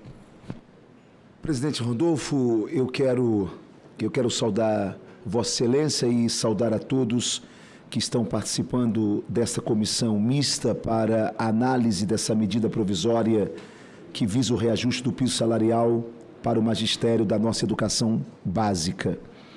É de suma importância, e já dito por Vossa Excelência, que nós, deputados e senadores, nos debrucemos com muito afinco e possamos, com muita rapidez, com muita celeridade, possamos dar atenção a este tema, a fim de que nós possamos vencer esse curtíssimo prazo, que é o prazo em que caduca esta importante medida provisória. Darmos atenção a esta comissão devida é, sem dúvida alguma, atendermos ao apelo daqueles que estão na ponta da nossa educação e na ponta da formação de todo o povo brasileiro. Está dando atenção devida a essa medida provisória e a esta comissão que se instala hoje, é, sem dúvida alguma, sinalizar de que, para esses parlamentares e para esses senadores, educação não é um tema apenas de eleição, que educação é um tema importante e é o único tema que fará com que nós tenhamos um novo país e uma nova república, que não nos envergonhemos dela, mas nos orgulhemos dela daqui a alguns anos. Sem dúvida alguma, falar de educação sem falar da honra e da valorização dos nossos professores é hipocrisia. Por isso, me sinto muito honrado e muito contemplado pelo meu partido, PSD, de estar fazendo parte desta comissão. Desejo à presidência e a todos que forem compor esta magna mesa que nós possamos ter um trabalho digno dos nossos professores do Brasil. Muito obrigado. Nós que agradecemos vossa intervenção, nos honra muito sua presença nessa comissão e a contribuição que poderá dar, sem dúvida, para o relatório final a ser apresentado aqui da senadora Dorinha, nesse prazo exíguo que nós vamos ter para trabalhar, né? Na sala de aula, como diz a música, que se faz uma nação, na sala de aula que se constrói o cidadão.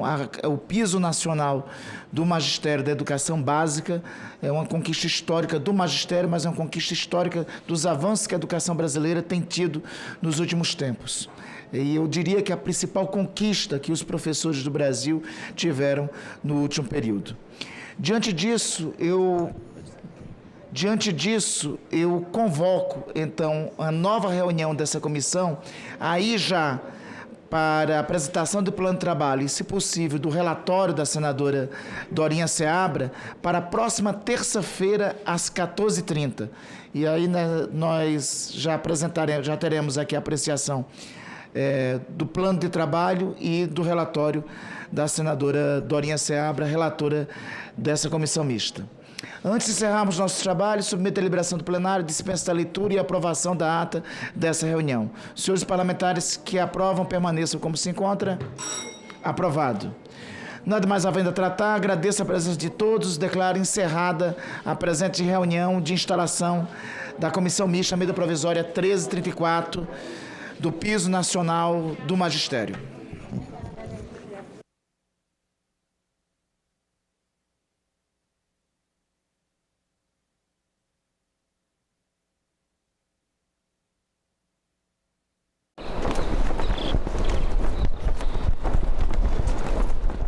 os produtos processados e ultraprocessados são responsáveis por obesidade infantil, adulto. Pela primeira vez no mundo, a obesidade superou a desnutrição. Quando a gente traz alimentos mais naturais para a oferta no programa de alimentação escolar, a gente promove saúde e também a gente ensina um hábito alimentar mais saudável.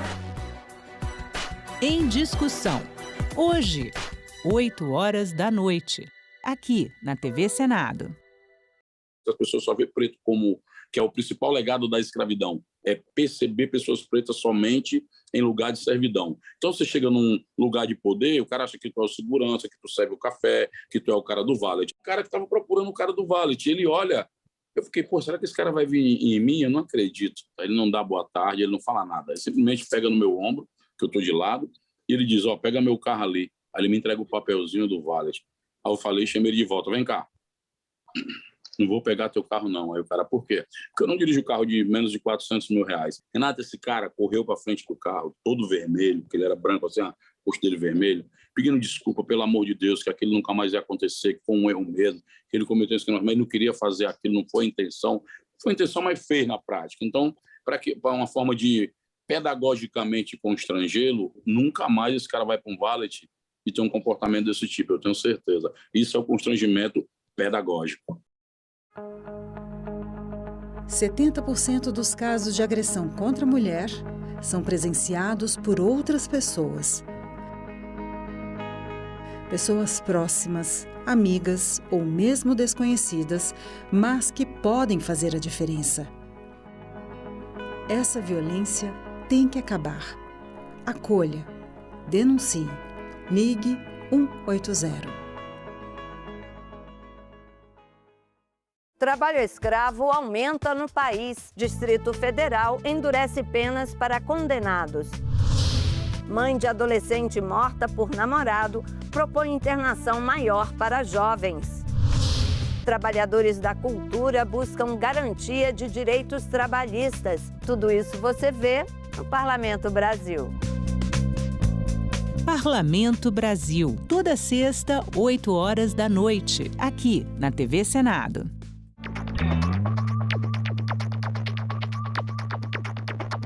A gente também fala tupi. Tocantins é uma palavra tupi que identifica uma etnia indígena e significa bico de tucano. Vem de tucã, como o pássaro é chamado em tupi, mais ti, que pode significar bico ou nariz. Já o nome tucano é formado por tu ou ti, que quer dizer bico, mais canga, termo para osso. Seria então a ave do bico feito de osso. A gente também fala tupi.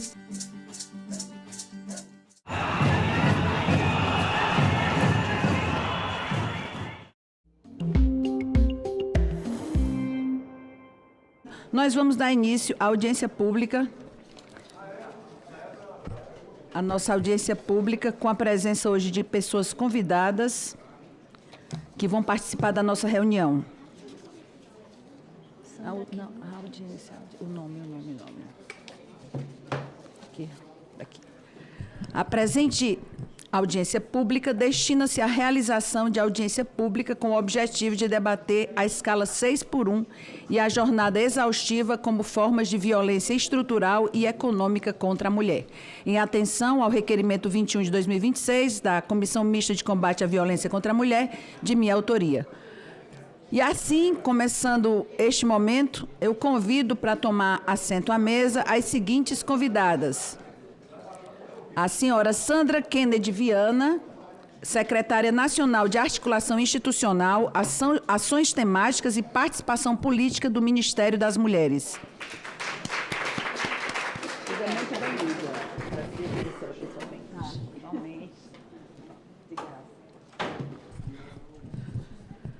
A senhora Laís Wendel Abramo, que é secretária nacional da Política de Cuidados e Família do Ministério do Desenvolvimento e Assistência Social, Família e Combate à Fome.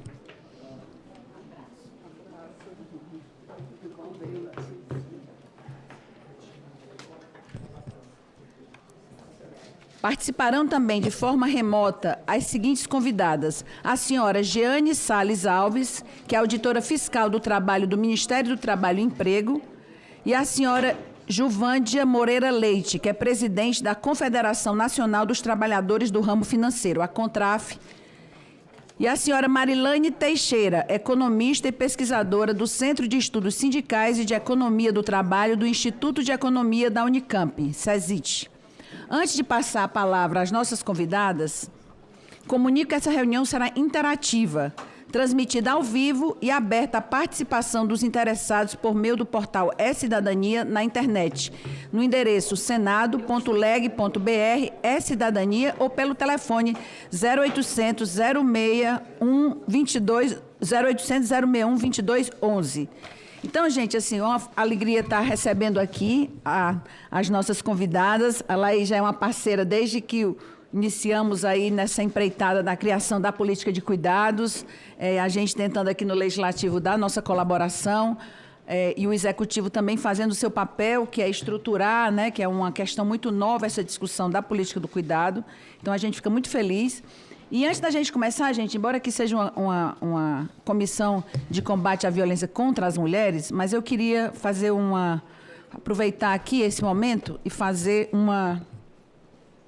me permitam fazer uma denúncia, ao mesmo tempo um grito de alerta, porque, afinal de contas, o Parlamento serve para isso. Todos sabem aqui que, ano passado, eu saí numa missão humanitária, inclusive uma missão oficial pela Câmara, onde nós pretendíamos levar ajuda humanitária à cidade de Gaza, aquela região que estava completamente bombardeada diuturnamente, mais de 70 mil mortos, dos quais mais de 20 mil crianças. E nós navegamos 22 dias, fomos detidos uma semana e fomos depois retirados para a Jordânia, e de lá nós voltamos para o Brasil, felizmente.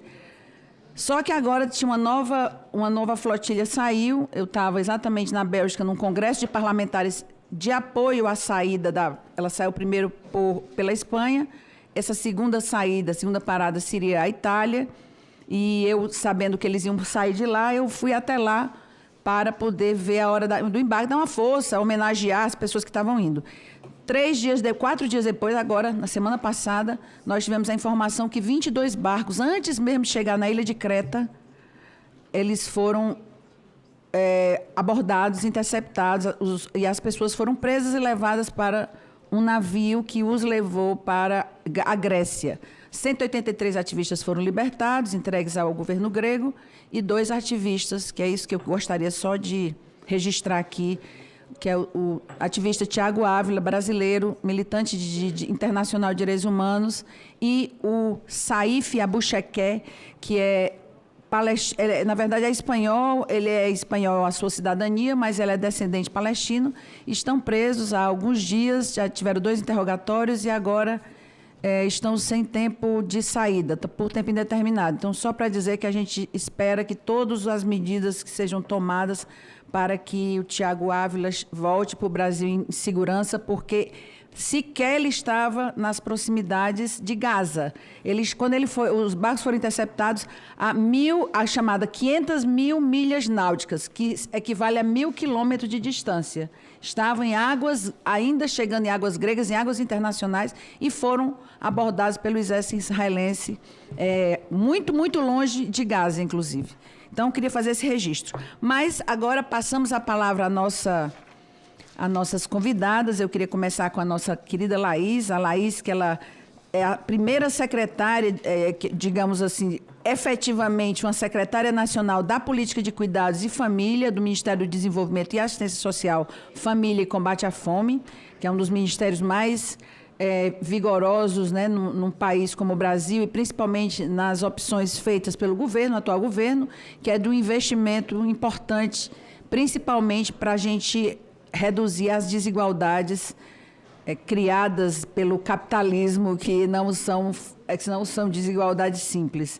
Então, Laís, muito obrigada pela presença, fique à vontade para falar, e a nossa ideia é a gente discutir um pouco a escala 6x1 e essa jornada exaustiva que ela influencia e ela prejudica imediatamente, antes da sociedade como um todo, as mulheres, né? Porque acaba sendo, de fato, uma violência estrutural e econômica contra as mulheres.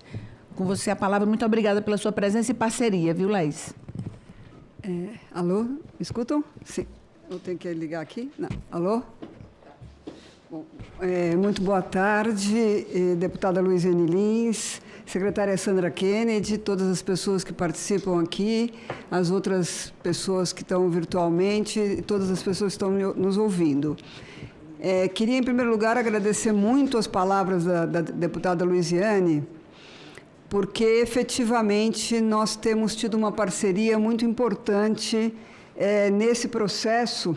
Deputada, agradecendo aqui as suas palavras e essa parceria, porque, efetivamente, desde o início do processo, desde a criação dessa secretaria, né, que foi criada em janeiro de 2023, no início do atual mandato do presidente Lula, nós temos tido uma colaboração muito importante. Já existia um projeto de lei de autoria da deputada, muito relevante, no sentido de institucionalizar, de verdade, uma pesquisa de uso do tempo no Brasil, que ainda não existe, né? Existem perguntas sobre o uso do tempo na PNAD, mas não existe uma pesquisa de uso do tempo, e esse projeto, ele falava disso e da necessidade de ter uma conta satélite das contas nacionais, ou seja, reconhecer o trabalho de cuidado não remunerado realizado pelas mulheres, que é um trabalho invisível, reconhecer isso nas contas públicas. Então, é realmente uma parceria muito importante. Nós tivemos uma enorme parceria aqui também, na Câmara dos Deputados e no Senado Federal, para uma aprovação bastante célere do projeto de lei de iniciativa do Executivo para a instituição de uma política nacional de cuidados, que foi aprovado na Câmara em novembro de 2024, no Senado em dezembro, por quase unanimidade na Câmara, unanimidade do Senado, e sancionado pelo presidente Lula em dezembro, né? Então, e aqui esse trabalho foi feito conjuntamente também com uma secretaria do Ministério das Mulheres, que é a Secretaria de Autonomia Econômica. Então, um agradecimento. Eu acho extremamente pertinente a convocação dessa audiência para discutir justamente a questão da escala 6x1, do fim da escala 6x1 e a vida das mulheres, né? E eu vou falar aqui do ponto de vista da Política Nacional de Cuidados, né? Porque o tema que nos reúne aqui é a jornada de trabalho e os seus impactos, né, na vida das pessoas. E a gente acha que isso é realmente um tema central para pensar o futuro do trabalho no Brasil e o presente do trabalho. E o olhar específico que eu vou trazer aqui hoje é a relação entre essa discussão e a Política Nacional de Cuidados. Porque essas duas agendas, a agenda da redução da jornada de trabalho e do fim da escala 6x1, que é um tema clássico, inclusive, do movimento sindical brasileiro, elas estão unidas. Por quê? Pela discussão do tempo, certo? Quando a gente está falando em jornada de trabalho, seja o trabalho remunerado, exercido no mercado de trabalho, nas empresas, nas instituições, seja o trabalho não remunerado, nós estamos falando, no fundo, sobre o tempo. Tempo de trabalhar, tempo de estudar, tempo de descansar, tempo de conviver e tempo de cuidar. E é fundamental, a gente considera fundamental, quando a gente discute a jornada de trabalho, pensar em todas essas dimensões ao mesmo tempo.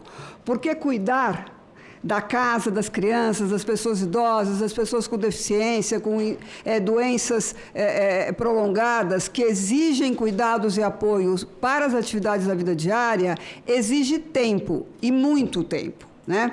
E é muito expressiva a desigualdade, e aqui sim eu acho que tem um caso exatamente de violência estrutural, né, de violência que impede muitas vezes as mulheres de participarem do mercado de trabalho, de estudarem, de participarem da vida pública. Existe uma desigualdade muito importante no uso do tempo.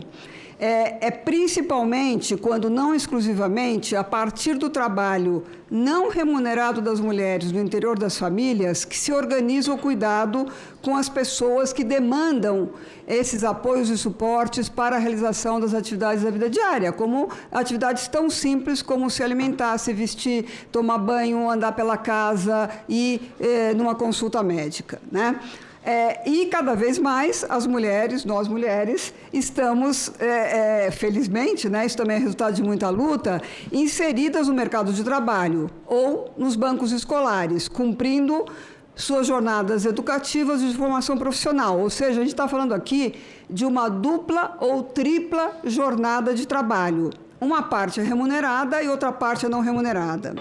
E não é possível discutir o trabalho remunerado sem discutir o trabalho não remunerado. Por quê? Porque essas duas jornadas elas estão fortemente relacionadas. Só existe o trabalho remunerado, ou seja, esse trabalho realizado nas empresas, instituições, inclusive no Congresso Nacional, nos ministérios, né? Porque existe o trabalho não remunerado dos cuidados, porque alguém está cuidando da casa, das crianças, das pessoas doentes, das pessoas idosas, né?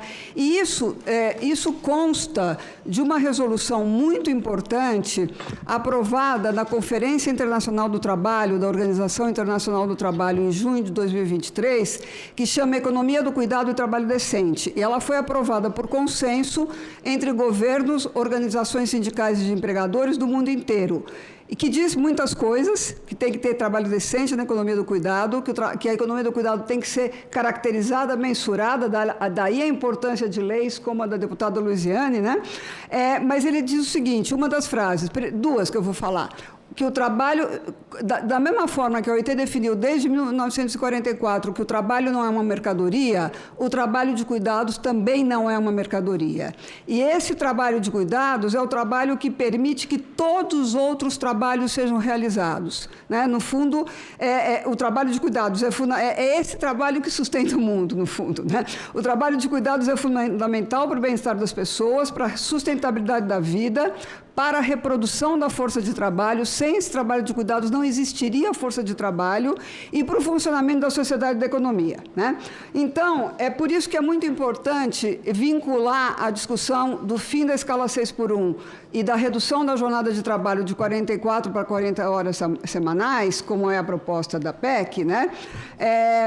Porque essa escala e essa jornada impõem limites concretos ao direito ao cuidado. Esse direito ao cuidado que está hoje no Brasil assegurado pela Lei 15.069, que eu fiz referência. Essa lei diz que o direito ao cuidado inclui o direito a receber cuidado, o direito a cuidar e o direito ao autocuidado, que é algo que está intrinsecamente relacionado à saúde das pessoas.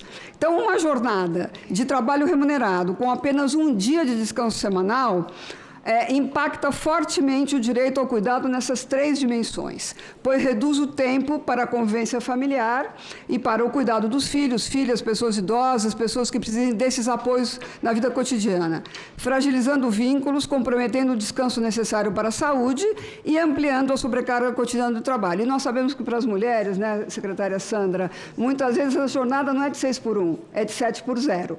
Porque no dia de descanso tem que arrumar casa, cuidar, lavar roupa, fazer todas as tarefas de gestão que não conseguiram ser feitas durante a semana, né?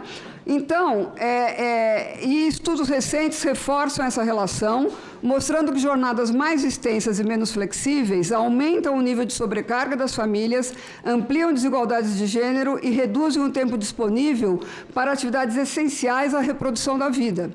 Além disso, evidenciam também esses estudos que a redução da jornada de trabalho está associada a um maior bem-estar, melhor saúde e melhor distribuição do tempo entre trabalho e vida pessoal. Bom, então, esse é um lado, né? Essa jornada dificulta e impede o direito ao cuidado. E, por outro lado, é muito importante assinalar, reforçar essa ideia, que muitas vezes, quando falamos sobre a redução da jornada de trabalho, pensamos apenas no trabalho remunerado.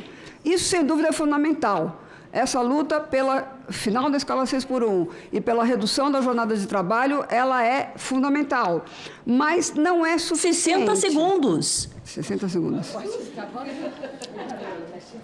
vontade. Tá, não vou falar muito mais não, mas enfim. Por que é fundamental? Porque por que não é suficiente? É fundamental, mas não é suficiente. Eu estou vendo aqui os sindicalistas que têm uma longa trajetória nessa luta. A pauta pela redução da jornada de trabalho foi uma pauta unificada das centrais sindicais, né, durante muitos anos, então acho que é muito importante a presença dos companheiros aqui. Mas por que não é suficiente? Porque quando falamos apenas sobre a jornada de trabalho remunerado, estamos falando, na verdade, apenas de uma parte da jornada do trabalho cotidiana de milhões de pessoas, especialmente das mulheres.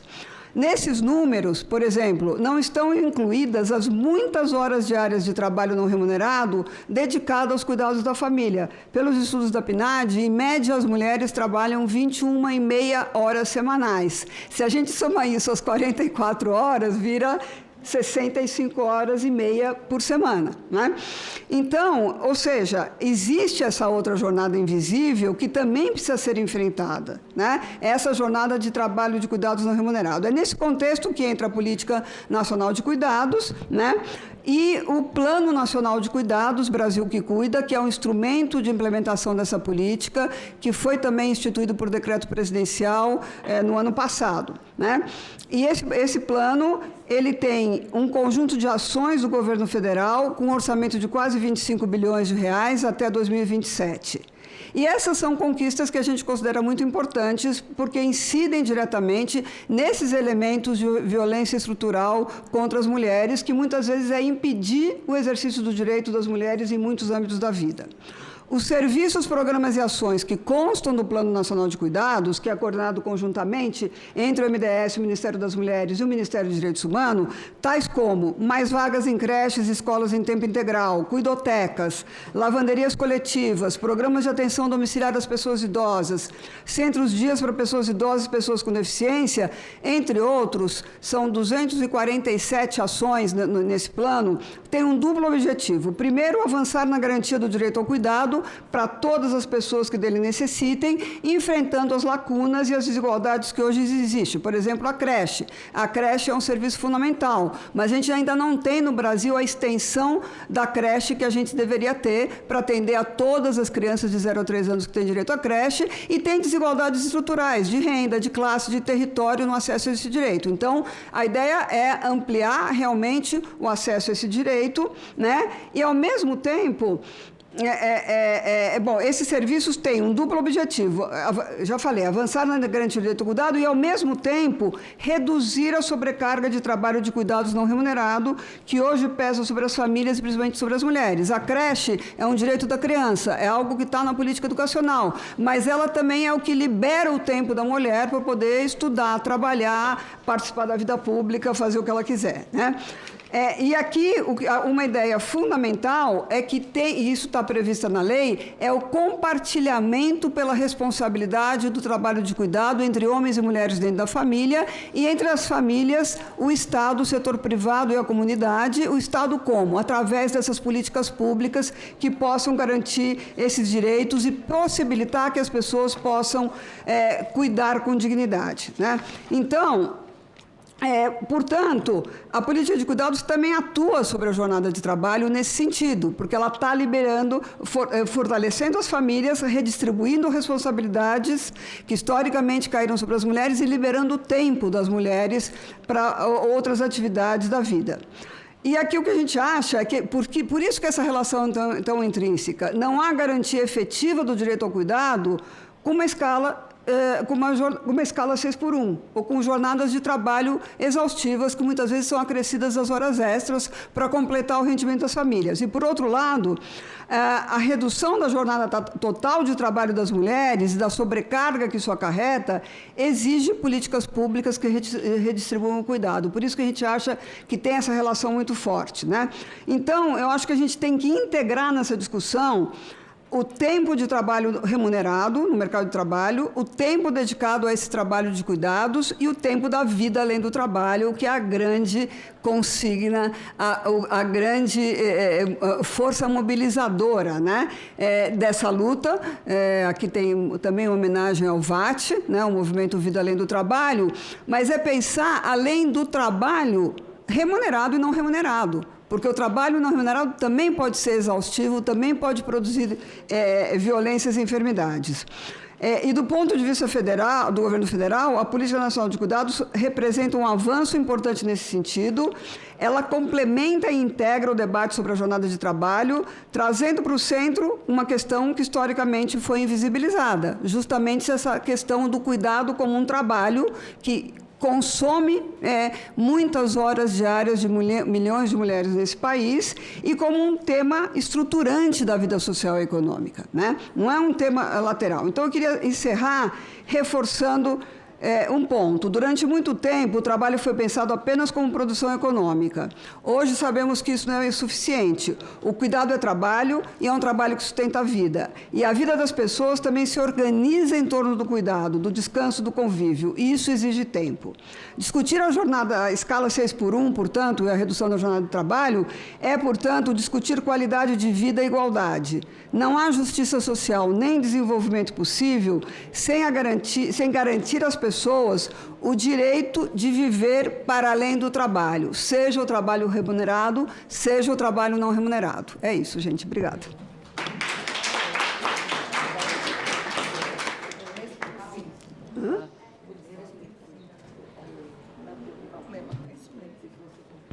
Bom, queria então, agradecendo aqui, agradecer a presença, agradecer a fala. Eu acho que dá uma linha condutora porque a questão da violência, como a gente sempre coloca, ela é também estrutural, ela está presente, ela precisa ser localizada na estrutura mesmo, em todas as dimensões, né? Eu acho que a gente fazer sempre esse vínculo, porque eu sempre digo, eu vou dizer todo dia, toda vida que a gente acorda, nós mulheres, além da gente já saber que a gente vai lutar contra todos os problemas para mudar o mundo para melhor, nós sabemos diariamente que a gente vai ter que lutar contra o machismo, todo dia, todo dia, todo dia. Então, é orar e vigiar, e não tem jeito, enquanto agir e lutar, né, gente? Bom, vamos agora, então, né, com muita alegria também, passar a palavra para a nossa querida Sandra Kennedy Viana, que é secretária nacional de Articulação Institucional, Ações Temáticas e Participação Política do Ministério das Mulheres. Quero aproveitar, Sandra, e agradecer que o Ministério tem sido muito presente nessa comissão, tem sempre dado respostas. Nós já estivemos aqui com a ministra Márcia, depois tivemos também com a ministra executiva, com a Eutália, tivemos aqui com outras secretárias muito importantes nessa estrutura atual do Ministério e, assim, a gente está muito feliz com essa parceria. Acho que o Ministério, dentro das suas dificuldades de reconstrução, que é uma reconstrução, nós estávamos com política de mulheres em terra arrasada, a gente pode dizer que o Ministério tem procurado estar presente, né, nas mais diversas dimensões. E a gente já fez aqui debates muito interessantes, inclusive nas dimensões da violência que a gente vinha falando aqui, né? E a gente sempre está vendo que o governo, de alguma forma, já está tentando. Por exemplo, foi o caso da violência econômica que discutimos, aí já tem a ver a presença, por exemplo, da nossa Tereza, a Tereza... Vou lembrar já do nome dela, que eu misturo com o nome da nossa vice-presidente, que é a Tereza Leitão. Não, a Tereza Campelo, que foi nossa ministra de Desenvolvimento Social e que participou do debate, né, como diretora de uma secretaria importante, uma diretoria importante do Banco do BNDES, já fazendo exatamente o quê? Colocando políticas públicas exatamente para proporcionar o empoderamento econômico. Então, é muito bom quando a gente, eu que fui executivo, prefeito 8 anos, eu sei o quanto que é importante quando a gente tem a possibilidade concreta de fazer a política acontecer. Então, eu acho que a gente está num momento importante da vida das políticas públicas brasileiras, em relação à questão das mulheres. Então, é com você a palavra, e depois nós vamos para nossas participações de forma remota. Com você, Sandra. Muito obrigada, deputada Luiziane Lins. É uma honra e um desafio imenso representar o nosso Ministério nesse debate, mas parabenizo, começando, inclusive, destacando isso que também você traz com clareza, né? O enfrentamento às violências contra as mulheres e a construção de uma sociedade com igualdade de gênero e com mais oportunidades passa pelo entendimento dos executivos federal, estadual e municipal de entender que a gestão de política para as mulheres, ela não é o enfrentamento à violência apenas organizando redes de proteção, mas é isso mesmo, autonomia econômica, acesso a direitos, a saúde, a educação, a pauta do trabalho e por isso, secretária Laís, vamos dialogar muito, porque, obviamente, é por isso que você nos convidou, a relação muito estreita, né, entre o Plano Nacional de Cuidados também e a missão do Ministério e, especificamente, a questão do enfrentamento às violências. E é também num contexto, olhando para esse painel, olhando para a composição da comissão, olhando para quem nos acompanha aqui, que a gente vê que o tema da violência, que é o tema dessa comissão, ainda é tratado de forma majoritariamente pelas mulheres, embora haja uma determinação muito grande do nosso presidente Lula e eu entendo, um acolhimento da sociedade como um todo, de entender que os homens cada vez mais precisam ser chamados para esse tema, mas o tema específico do fim da escala 6x1, ele é, por isso que eu disse, olhando para o plenário, para o painel, é um tema cuja prioridade, né, tem sido as mulheres. São elas que estão aqui, suas convidadas para tratar, as especialistas, são elas que passaram por aqui. Eu começo falando disto porque é olhar para o mundo do trabalho hoje é que a gente é capaz de entender por que um tema de jornada de trabalho é tão importante para as mulheres. É porque houve, nós sabemos disso, uma profunda mudança no mundo do trabalho, onde as mulheres passam a representar 51% da população em idade ativa. Portanto, um número importante, somos a maioria. Quando a gente olha, de alguma maneira, a secretária Laís, que sempre nos ensina muito, traz também, de alguma maneira, o número, se a gente olha o percentual dos trabalhadores, o total dos trabalhadores, que são impactados pela jornada de 44 horas e pela escala 6x1, também a maioria são mulheres. E aí eu olhava agora aqui, enquanto aguardava, um dado que esse dado eu não tinha com clareza, né, na memória, o quanto cresceu o percentual de mulheres chefe de família. Eu sei que são a maioria, mas quando eu olho para o intervalo de 12 anos, cresceu 87% esse percentual. Então, 87% em 12 anos significa que a mulher tem muito, mas muito a dizer sobre este tema, que é o tema de uma mudança de uma jornada de trabalho, de jornada, 44 horas, e a forma como ela é distribuída, portanto, com 2 dias de folga, depois de 40 anos de debate, quase 40, né? 88 a Constituição, e hoje em 2026. É nesse cenário de profunda mudança do mundo do trabalho, onde a mulher passa a ter esta responsabilidade como chefe de família, né? E eu ainda olhava, desse total, 30%, Shakira disse esses dias, 30% são mãe solo.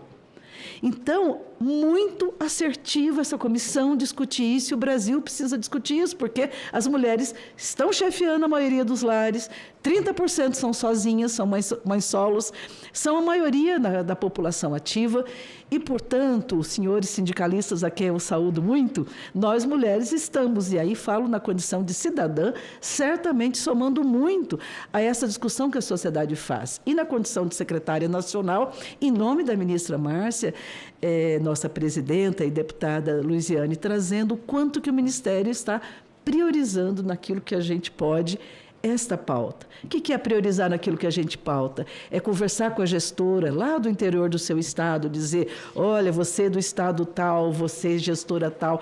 Conversar sobre isso nos municípios pequenos, de médio e de grande porte, é conversar sobre a vida das mulheres. Grande parte delas está lá nos comércios, não? Comerciárias, aquele comércio que fica, inclusive, o sábado aberto até 6 horas da tarde. Muitas delas estão impactadas com medo de perder salário. Puxa, mas eu vivo de comissão, como é que eu vou agora sustentar? Porque vai diminuir o tempo de presença minha na loja e, portanto, a minha comissão vai diminuir. Esse debate nós precisamos fazer com muita clareza, porque precisa redefinir a forma de remuneração. Não é isso? Se eu vou ter uma taxação, uma comissão em função do período que eu estou no trabalho, se eu vou ter, e é isso que nós vamos conquistar, tenho muita confiança nisso, uma escala de 2 dias de folga, eu tenho que repensar que aquela comissão, ela tem que ser uma comissão daquela loja, daquele comércio, da forma como trabalhar a questão da comissão. Não é mexer, e nós sabemos disso, alterar apenas a forma da escala, mas é também a forma de remuneração que hoje ainda é muito pautada nisso que eu estou dizendo, na comissão e, portanto, o receio. E, portanto, acho que Laís traz, secretária Laís, de uma forma bastante abrangente, eu quero destacar aqui mais no sentido mesmo de ilustrar, né? É absolutamente forte sobre nós o impacto desse tema, porque ainda cabe a nós a terceira jornada.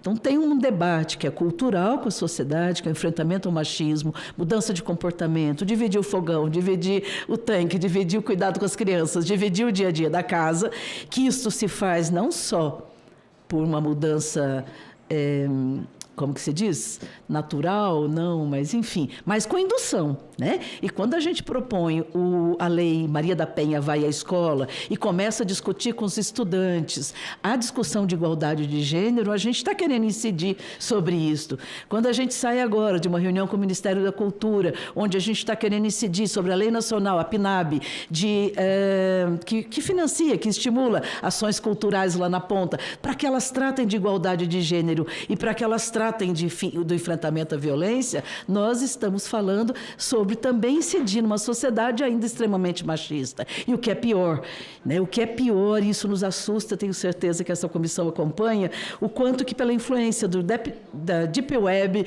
e de tanta essa violência pela internet, os jovens e adolescentes estão crescendo mais violentos do que os mais velhos. Então, neste contexto todo, é que eu, não querendo, óbvio, desviar do tema, mas é neste contexto que a mulher se coloca. Num ciclo de violência onde ela tem um dia só de descanso, ela nem tem tempo para pensar em alternativas e sair desse ciclo de violência.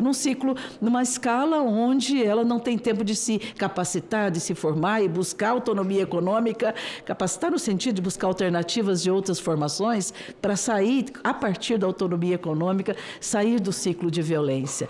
É sobre as mulheres que impacta esse trabalho invisibilizado, que eu tenho muito orgulho nessa quadra da história, de fazer parte agora do Ministério e dialogar com vocês, onde o governo brasileiro traz aquilo que era inviabilizado, que era tema doméstico, era tema, no máximo, conversado na família, para o tema público, de política pública.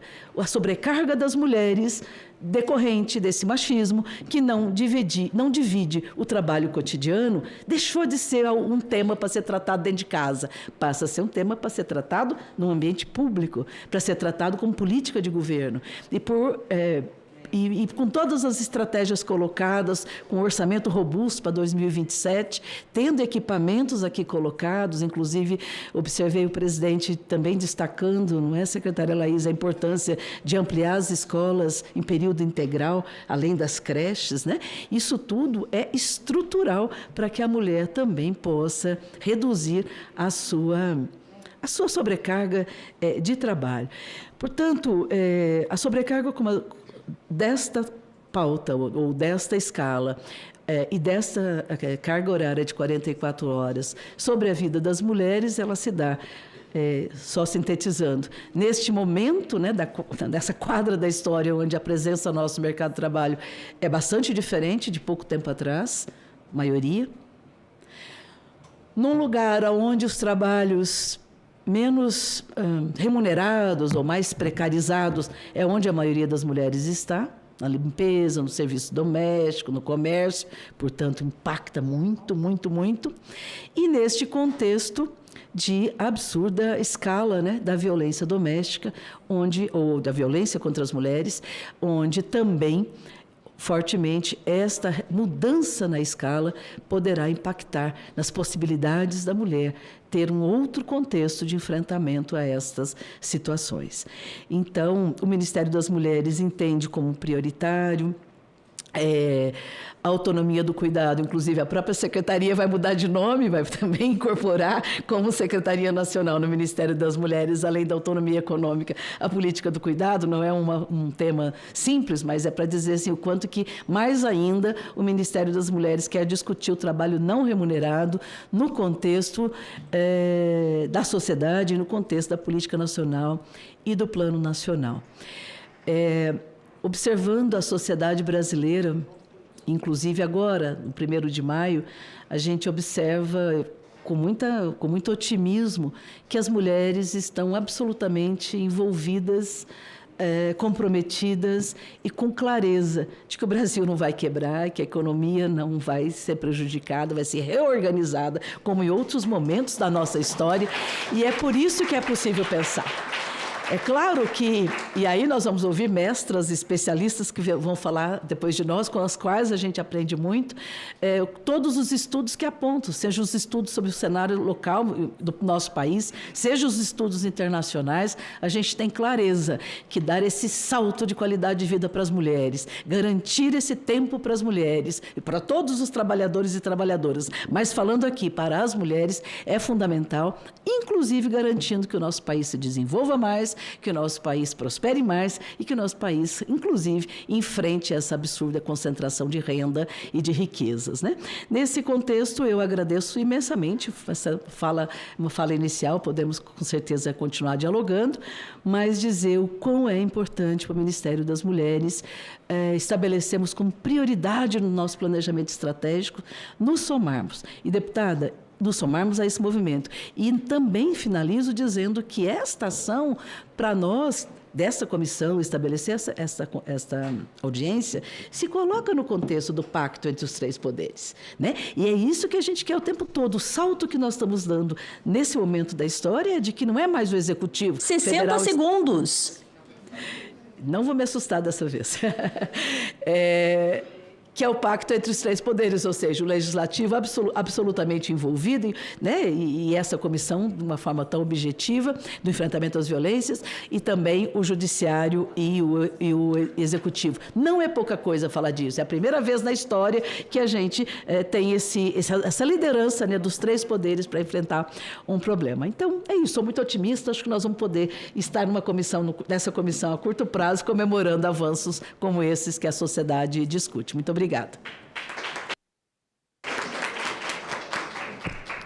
Estava aqui pegando algumas informações, mas eu vou deixar aqui para dar a notícia de 2 projetos, inclusive, que tem um apoio do Ministério das Mulheres e tem apoio também do Ministério do Desenvolvimento Social, que depois eu quero dar a notícia que vão começar 2 projetos muito interessantes, que daqui a pouco a gente fala sobre eles aqui. Eu estou só pegando os detalhes que eu sei que dia 8 vão ser lançados lá com a Universidade Federal do Ceará, mas daqui a pouco eu vou dar com precisão aqui.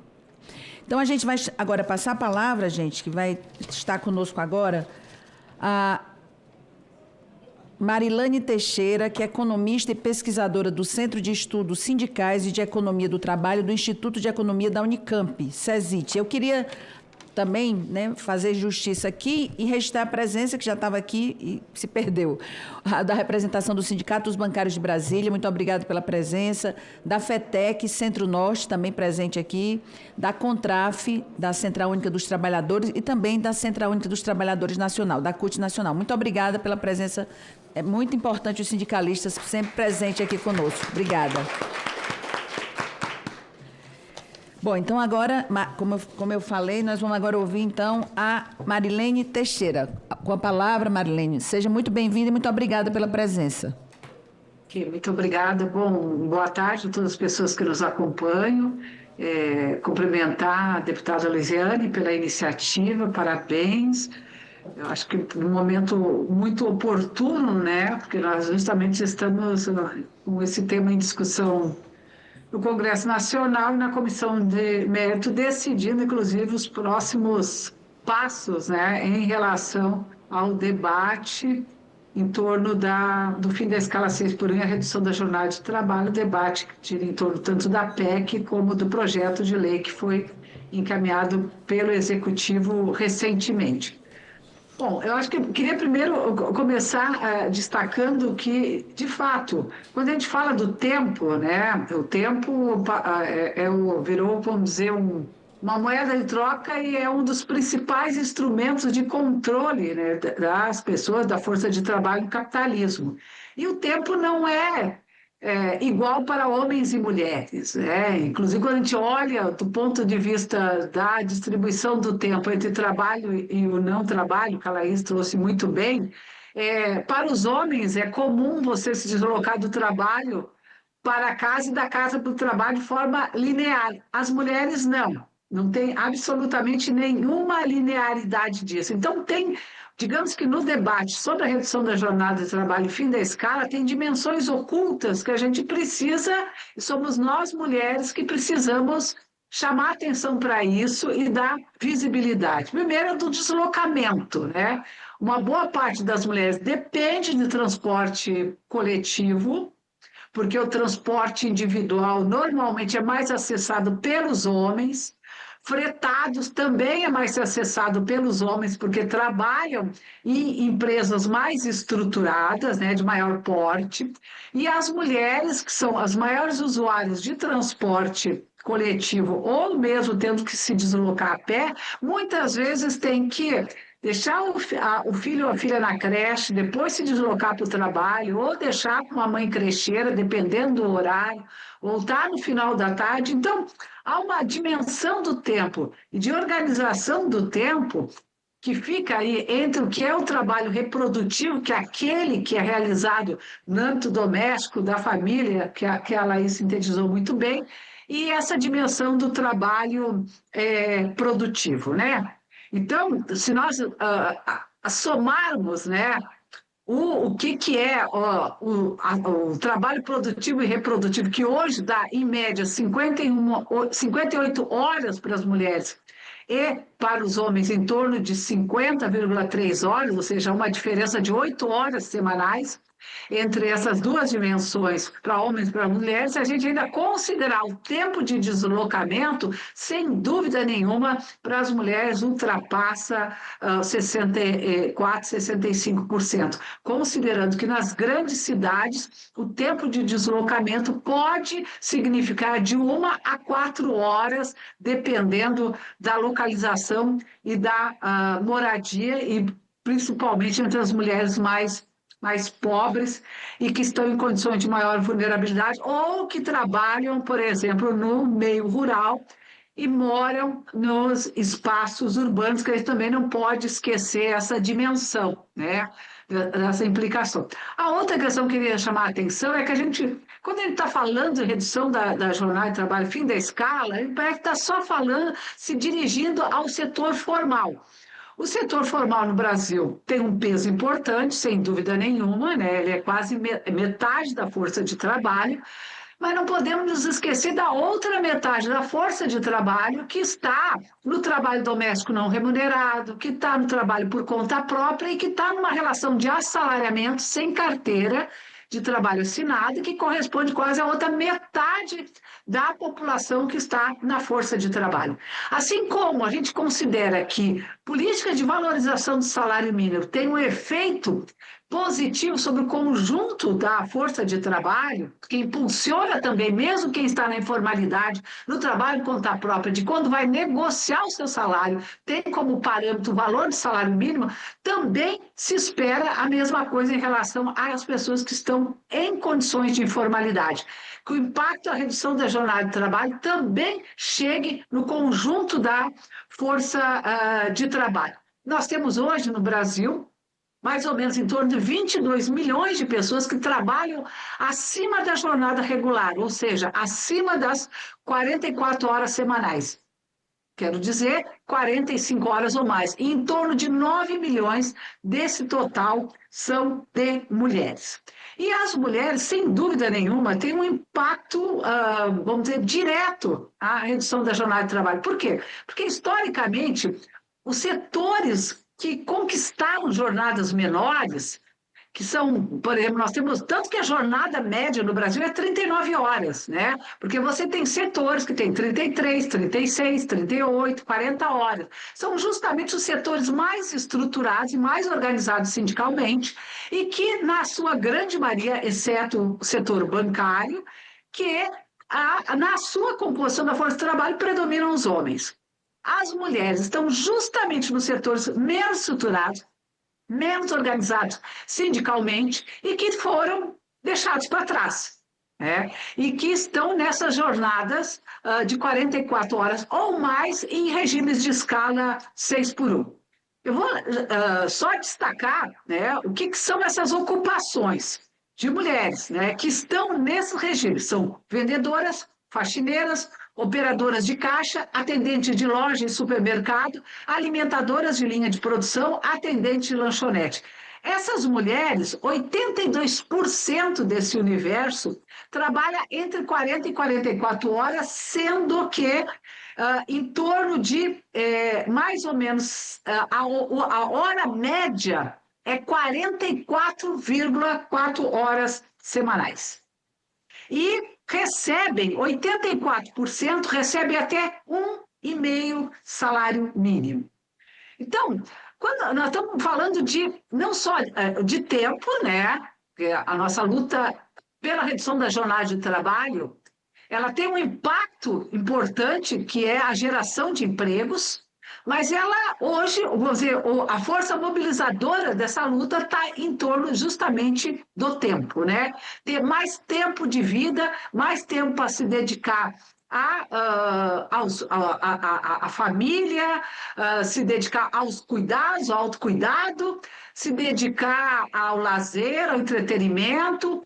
Muitas pessoas, homens e mulheres, por exemplo, desistem, abandonam a escola, abandonam o ensino médio, abandonam a universidade, porque é incompatível, principalmente para as mulheres que se deslocam mais e dependem mais de transporte coletivo, de conciliar tempo de trabalho com tempo de escola, universidade, e certamente tem muito menos tempo com esse regime de escala 6x1, de se dedicar, inclusive, à universidade, a estudar, a cumprir as tarefas, porque o tempo livre, um dia livre, é basicamente dedicado às tarefas da casa, às tarefas vinculadas à família, né?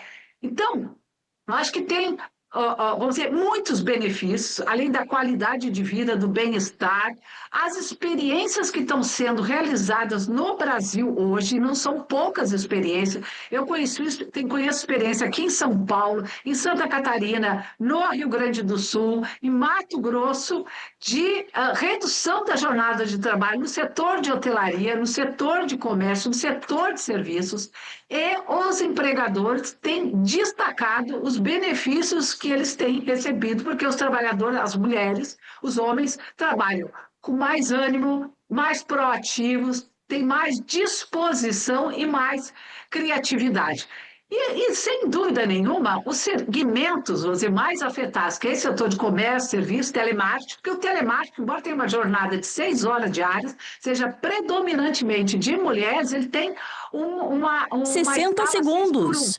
E a escala 6x1, nesse setor, certamente vai ter que ser reorganizada de modo a talvez reduzir para 30 horas semanais para poder garantir que caiba. Porque para essas trabalhadoras, a jornada de 6 horas, na verdade, se transforma em 10 horas, porque o deslocamento normalmente não ultrapassa as 4 horas diárias, e o cansaço, então, de trabalhar durante 6 dias da semana. Então, eu acho que a gente tem que ser capaz de conseguir se contrapor os argumentos, inclusive esses argumentos que se apresentam de que as mulheres vão perder mais, porque estão mais submetidas ao trabalho de comissão. A Sandra levantou isso muito bem. Esse realmente é um argumento que o setor patronal, inclusive, está usando contra as mulheres, para dizer que são as mulheres que vão ser mais afetadas. Nós temos na minha opinião, nós temos que responder sobre 2 linhas. Primeiro é o seguinte, a gente está discutindo a redução de jornada de trabalho, mas também quer salários melhores,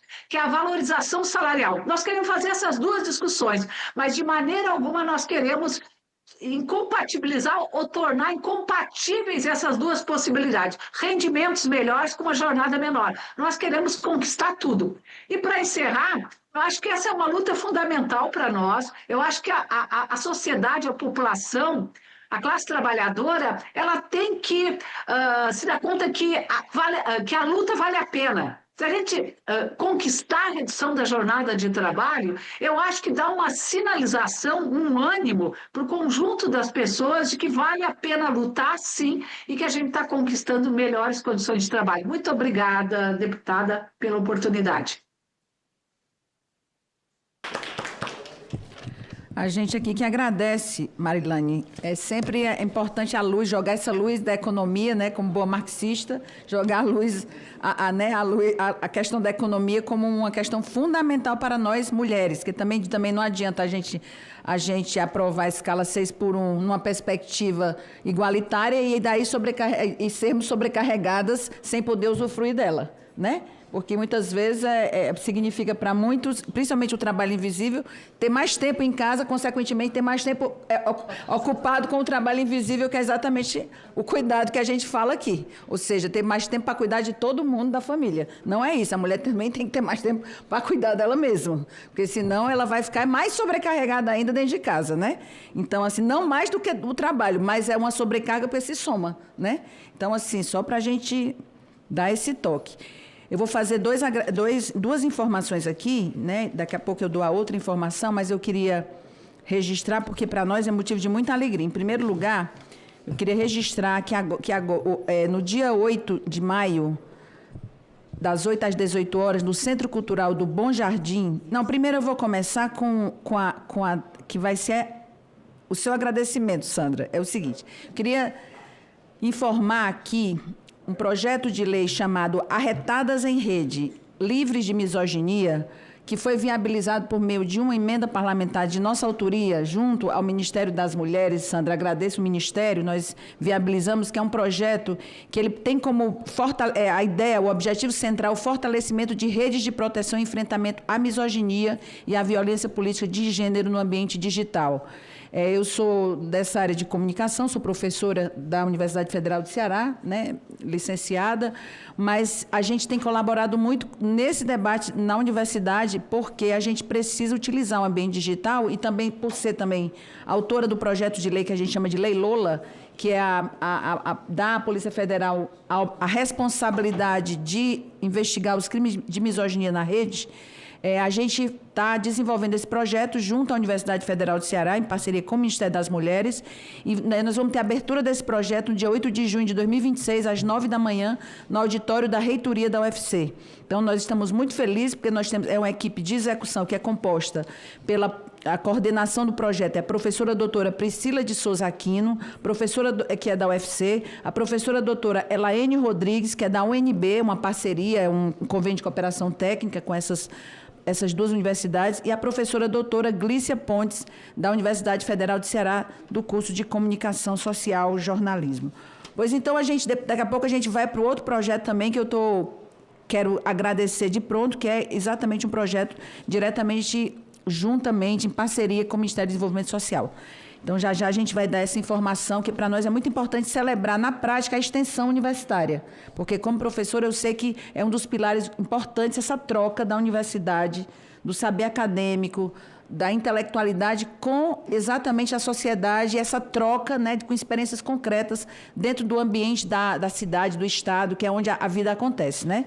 Então, vou passar então a palavra, agradecendo também a presença, a Jeane Salles Alves, que é auditora fiscal do trabalho do Ministério do Trabalho e Emprego. Obrigada pela sua presença, Jeane. Olá, boa tarde. Queria saudar a mesa, na pessoa da deputada Luiziane, e a todas as pessoas presentes. Vou começar com a minha autodescrição. Eu sou uma mulher parda, segundo a descrição do IBGE. Eu tenho os cabelos encaracolados na altura dos ombros, estou usando um blazer quadriculado e um headset robusto, né, que eu estou usando aqui. Eu queria começar falando que, assim, eu sou do Ministério do Trabalho e Emprego, sou auditora fiscal do trabalho e sou coordenadora da Coordenação Nacional de Combate à Discriminação, Assédio e Violência e Promoção de Oportunidades no Trabalho, né? Então, é um tema que é muito caro, a questão da redução de jornada e a questão da violência contra a mulher para a nossa coordenação. Então, assim, o artigo 3º, inciso 1 da Constituição, diz que é um dos objetivos da nossa República, um dos objetivos fundamentais, a construção de uma sociedade livre, justa e solidária. Então, dentro dessa perspectiva, a redução da jornada 6x1 está totalmente indo ao encontro do cumprimento dessa norma programática que está na Constituição Federal.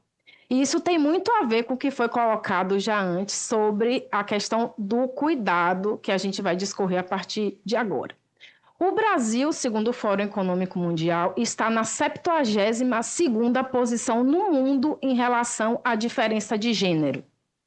E essa diferença de gênero é verificada também nas questões do mercado de trabalho. A jornada de trabalho é um elemento de cumprimento ou não da dignidade da pessoa humana, sendo um tema transversal que impacta na sociabilidade, na vivência comunitária, na infância, na saúde, em todos os aspectos da vida de um ser humano, né? E é um elemento de perpetuação também das desigualdades que foram materializadas no nosso território nacional, na nossa história escravocrata, né? Então, a gente tem no Brasil hoje uma jornada de 8 horas diárias, com possibilidade de mais 2 horas extras, né? Chegando a 12 horas diárias, e isso não é algo difícil de acontecer, isso é muito comum. Eu fiquei durante 3 anos participando de um grupo especial de fiscalização de jornada e a gente observa índices alarmantes de supressão de intervalos, de descanso e de horas extras inimagináveis do tipo 16 horas diárias.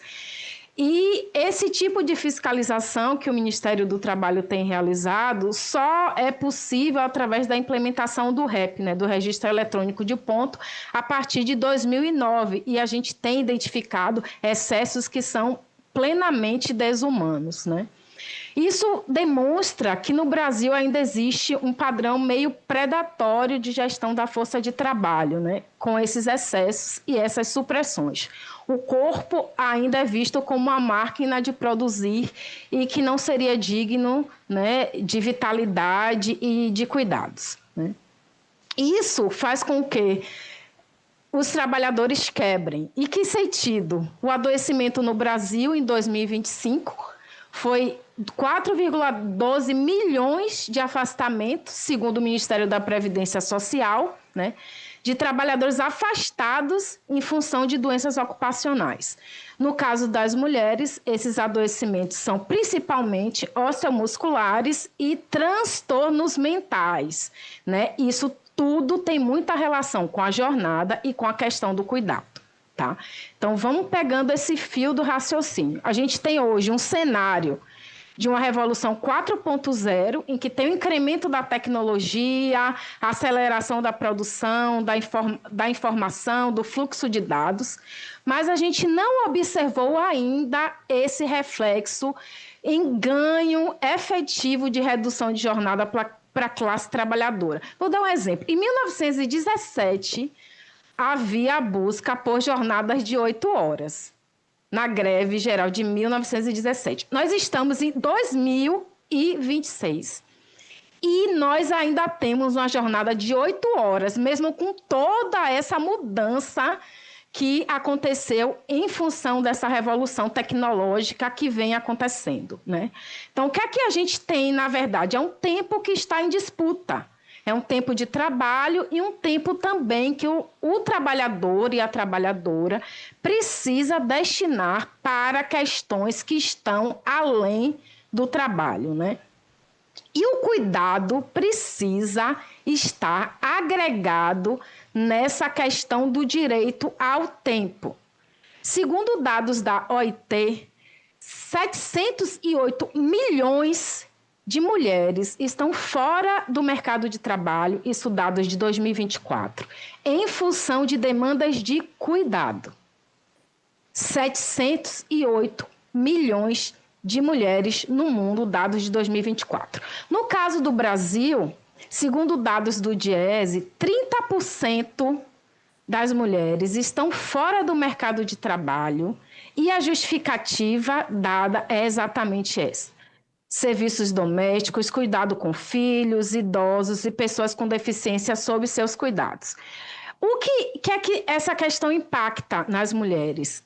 o cuidado, quando é deixado somente sobre os ombros das mulheres, gera esse tipo de prejuízo de disponibilidade desta força de trabalho para o mundo, prejudicando, inclusive, a economia brasileira. Como já foi dito aqui, nós temos um problema em relação à disponibilidade de creches e escolas de tempo integral, então as mulheres acabam ficando mais sobrecarregadas em relação às demandas com seus filhos. Segundo a ONU Mulheres, as mulheres dedicam em torno de 10 anos da sua vida em relação a cuidados, né, com familiares e etc. Enquanto que os homens dedicam em relação à sua vida 4 anos de cuidados, né? É uma diferença muito gritante, segundo dados oficiais da ONU Mulheres. Então, assim, o que é que a gente observa? É uma desigualdade de gestão do tempo em relação ao gênero. E a jornada de trabalho vem impactando muito mais as mulheres. Quando essa é a terceira audiência que eu participo sobre a questão de jornada 6x1, e é a primeira em que outras pessoas, além de mim, falam sobre a questão do cuidado.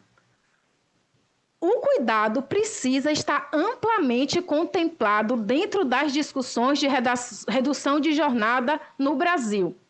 Nós temos uma convenção, a Convenção da OIT 156, que ela não foi ratificada ainda pelo Brasil, que trata sobre a não discriminação de pessoas com obrigações familiares e de conciliação entre a vida familiar e a vida de trabalho.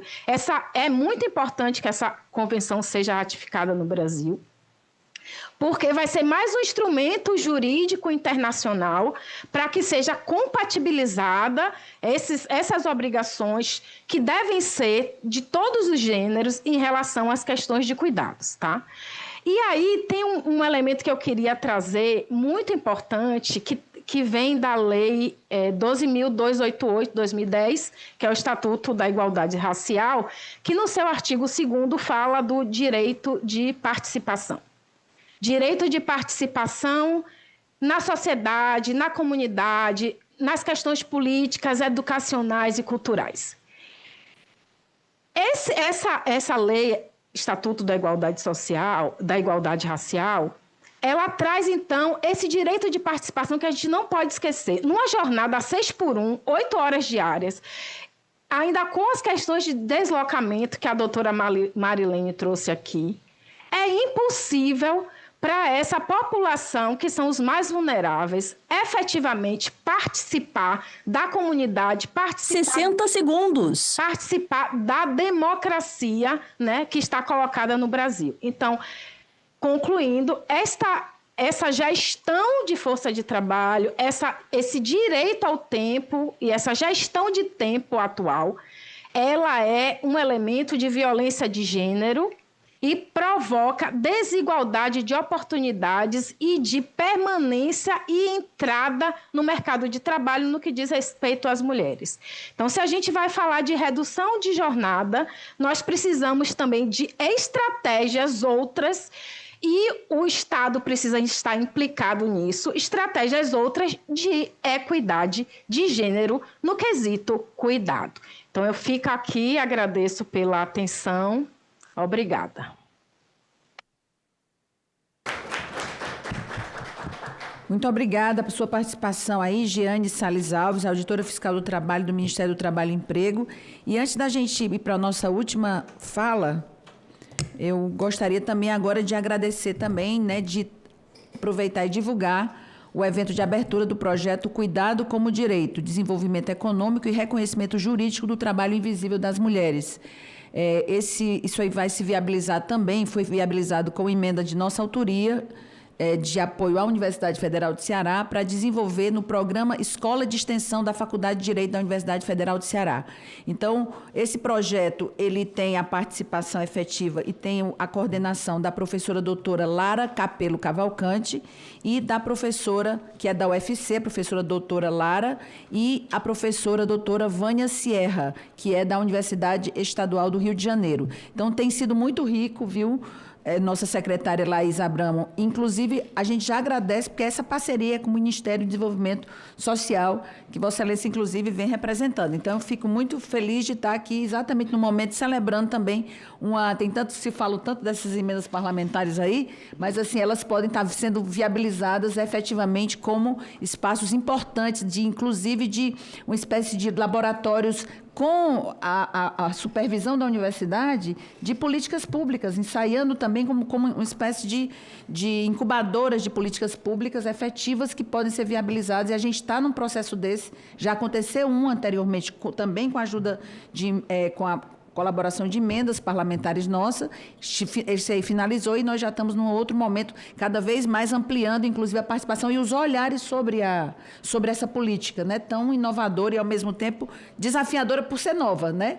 É uma tarefa que você vem empreendendo aí com muita competência. Inclusive, esse seminário terá participação, né, da nossa secretária Laís Abramo. Tem uma mesa redonda aqui que está aqui, que vai acontecer exatamente por essa ocasião do lançamento. Bom, gente, por fim, para a gente terminar a nossa audiência, eu tenho uma audiência também, é bom registrar, no Ministério das Relações Exteriores agora, daqui a pouco, exatamente para a gente tratar da questão dos companheiros que estão presos na Palestina, aliás, presos em Israel, defendendo a Palestina. Nós vamos ouvir, por fim, então, a nossa querida Juvândia Moreira Leite, que é presidente da Confederação Nacional dos Trabalhadores do Ramo Financeiro, a Contraf, filiada à CUT.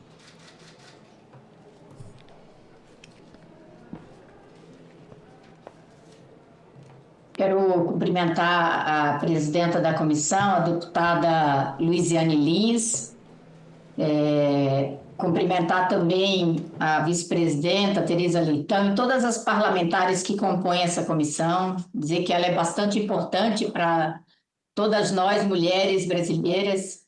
Cumprimentar a secretária Sandra Kennedy, Laís Abramo, a Jane Salles, auditora fiscal, e a nossa companheira Marilane Teixeira, professora, que tanto nos ajuda aqui na formação, né, na CUT Nacional. Quero dizer também que sou vice-presidenta da CUT Nacional e gostaria muito de agradecer a oportunidade de estar aqui. Quero falar em nome da nossa central, a Central Única das Trabalhadoras e dos Trabalhadores.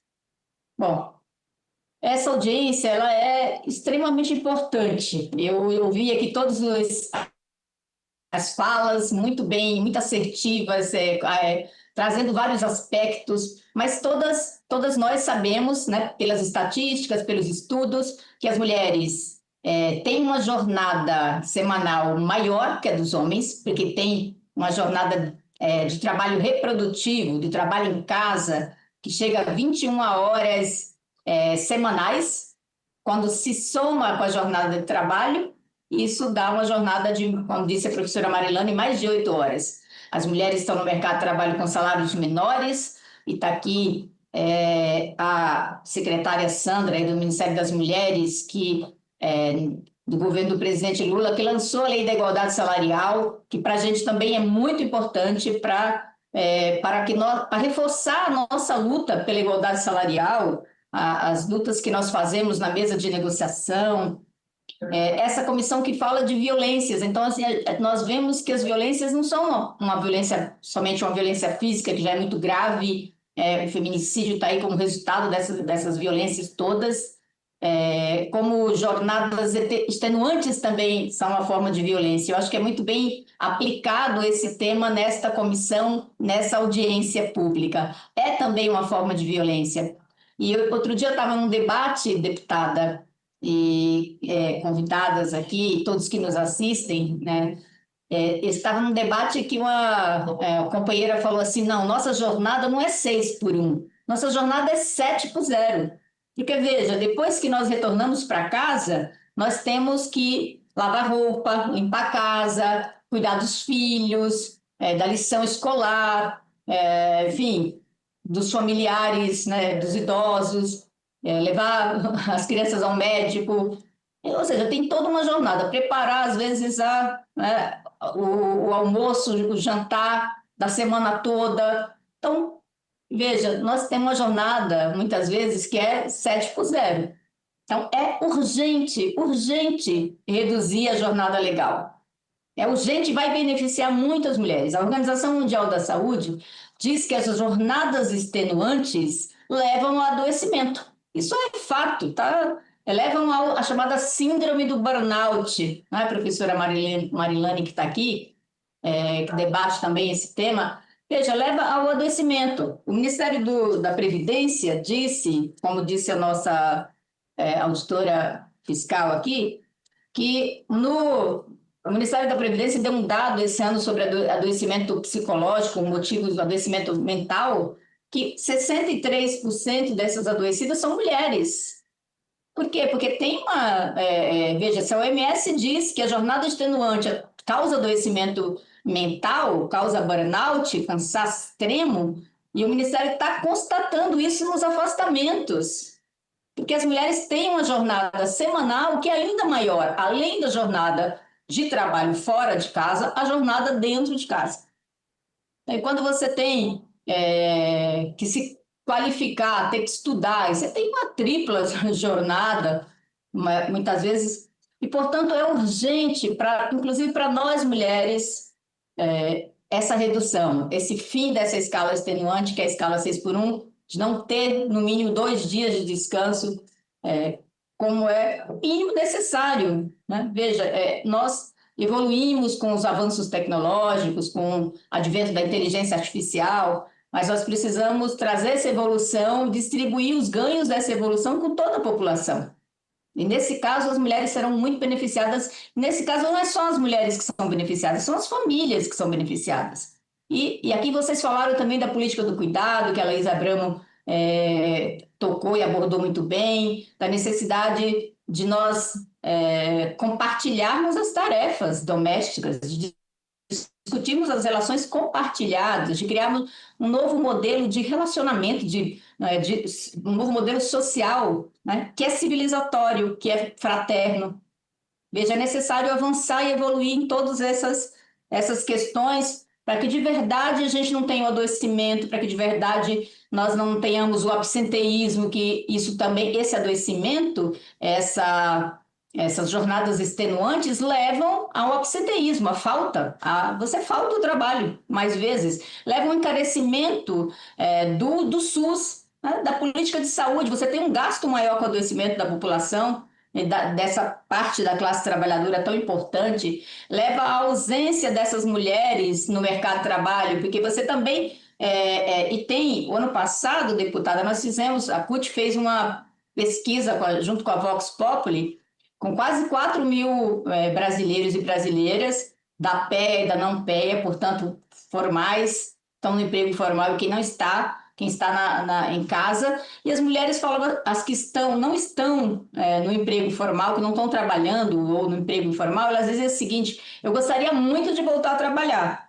Agora, por que não estou trabalhando? Porque tenho que cuidar ou dos filhos, ou dos pais, ou do sogro, da sogra, que a gente está cuidando de alguém. Então, a política de cuidado é importante para que nós possamos equilibrar a vida no mundo do trabalho, na vida de maneira geral, né? Equilibrar a vida privada com o mercado de trabalho. Então, veja, esse tema, deputada, foi muito assertivo de se colocar aqui nessa conjuntura de combate à violência estrutural, né? Porque é de verdade, é isso, uma violência estrutural.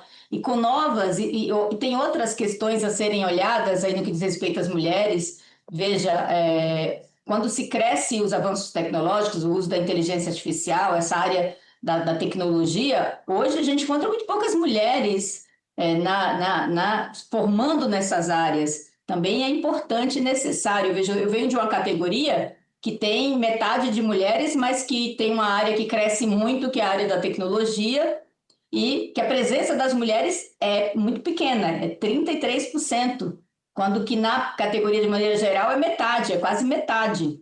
E essa área cresce e a presença das mulheres não cresce. Veja o risco que é para o Brasil como um todo, para nós mulheres como um todo. Nós precisamos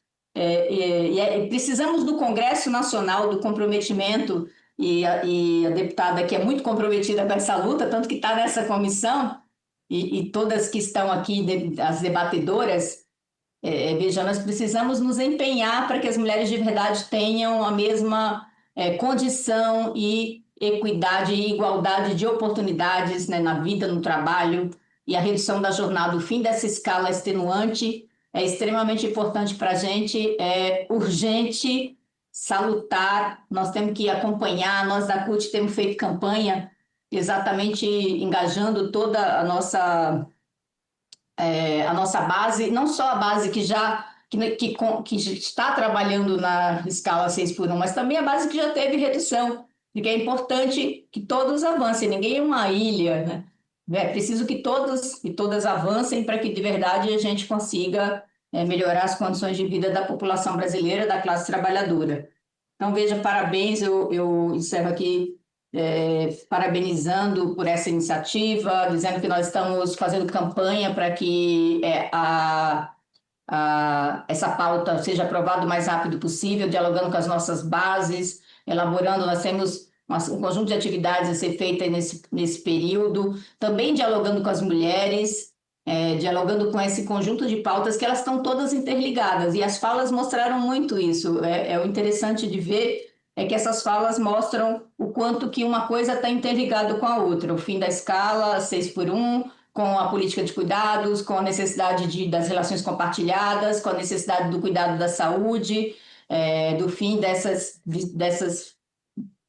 da misoginia, enfim, que acaba resultando também nesse monte de preconceitos e discriminações. Então, veja, eu diria que é muito assertivo fazer a ligação de todas essas pautas, porque elas de verdade estão interligadas. É um conjunto de ação que vai fazer com que melhore a vida das mulheres, melhore a vida dos trabalhadores e das trabalhadoras, das famílias. É tempo para o lazer, é tempo para a saúde, é tempo para socializar, é tempo para a família, é tempo para o autocuidado, é tempo para a educação, para a cultura, e é um tempo que cria saúde mental. É um tempo que gera saúde mental e que, portanto, gera mais produtividade, inclusive, porque tem uma falácia de que vai cair a produtividade. Então, tem muitos países que reduziram a jornada e não, muito pelo contrário, você tem, tendo mais saúde, tendo mais bem-estar, você tem, ou mantém a produtividade ou melhora a produtividade. Você tem tempo para se qualificar, portanto, é um tempo extremamente importante. Ao contrário do que dizem alguns que a classe trabalhadora não saberia o que fazer com esse tempo, sabe sim, tem muita coisa importante para fazer com esse tempo, e é tempo para a saúde, inclusive. E quando se reduz jornada, deputada e todos e todas, não se corta, né, produtividade. A gente está falando, inclusive, que pode se aumentar, pode se melhorar. Corta-se desigualdade, corta-se adoecimento e corta-se exaustão. E se produz uma sociedade mais saudável, mais civilizada e mais feliz. Eu encerro agradecendo aí mais uma vez a oportunidade de estar aqui nessa audiência com essas convidadas tão importantes para a luta das mulheres e para o Brasil. Obrigada, deputada. A gente agradece a Juvândia e em nome dela eu quero agradecer a nossa secretária nacional, Laís Abramo, a nossa secretária nacional, Sandra Kennedy Viana. Muito obrigada pela presença de vocês. A gente precisa estar cada vez mais juntas para poder viabilizar o que está acontecendo no Brasil hoje. A senhora Marilene Teixeira, a Giane Salles Alves e a Juvândia Moreira Leite. Gostaria também... Muito obrigada, foi um debate extremamente rico e extremamente interdisciplinar também.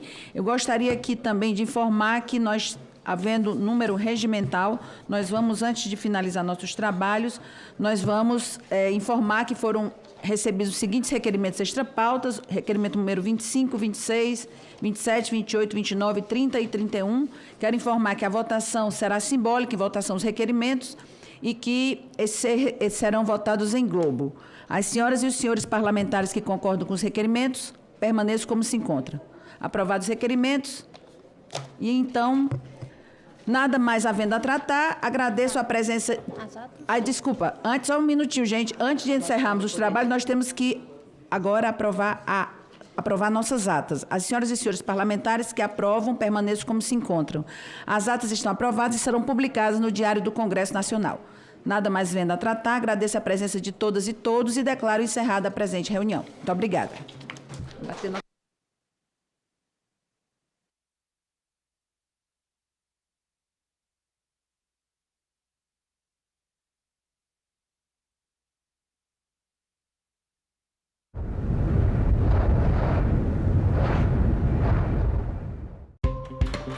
O que muda se a escala 6x1 acabar? Qual o impacto no mercado e na indústria? Como fica o pagamento das horas extras?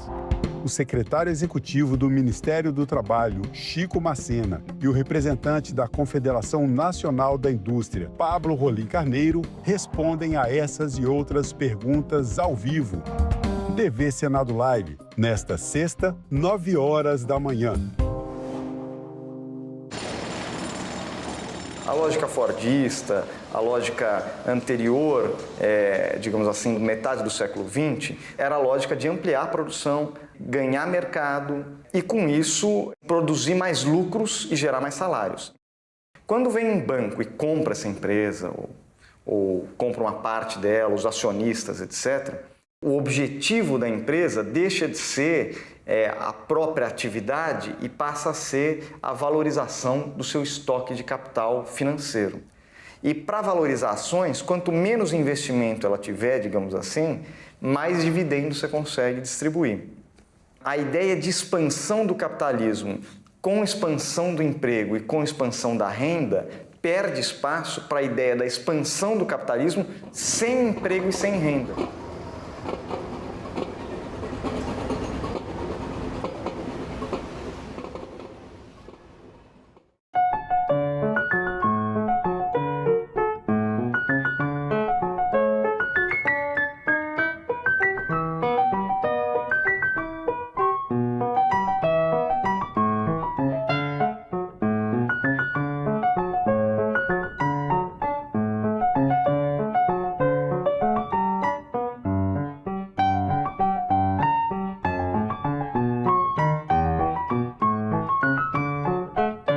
O Brasil se juntou a mais de 80 países como membro do Tratado Global dos Oceanos. O acordo aumenta a proteção da biodiversidade em alto mar.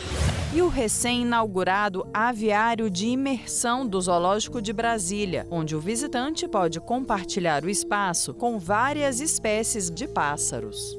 Ecosenado, neste sábado, 9 horas da manhã, aqui na TV Senado.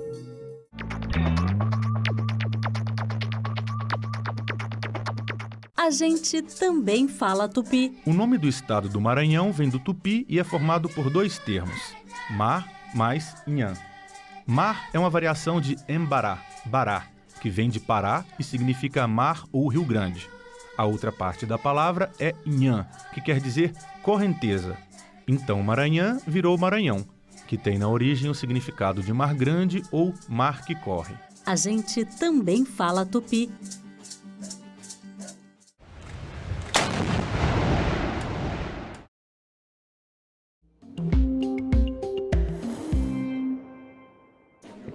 Havendo número regimental, declaro aberto a segunda reunião da Comissão Mista da Medida Provisória 1327 de 2025, destinada à deliberação do relatório. Passo a palavra ao senador Renan Filho para que proceda a leitura do relatório.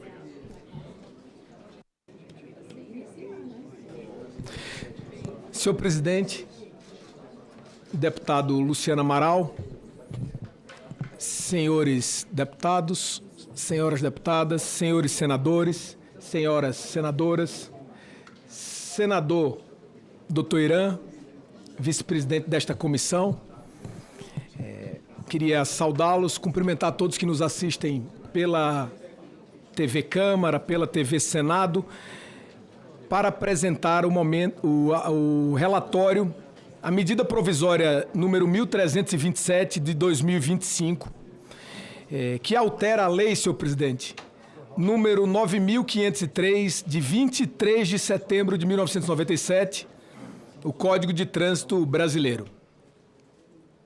O autor é o Poder Executivo. E eu passo a apresentar o relatório. A medida provisória número 1327 de 2025, que altera os dispositivos da Lei 9.503, de 23 de setembro de 1997, o Código de Trânsito Brasileiro, foi publicada no Diário Oficial da União no dia 10 de dezembro de 2025, momento a partir do qual entrou em vigor, com força de lei. A medida provisória foi enviada à apreciação do Congresso Nacional por meio da mensagem 1852, oriunda do Poder Executivo.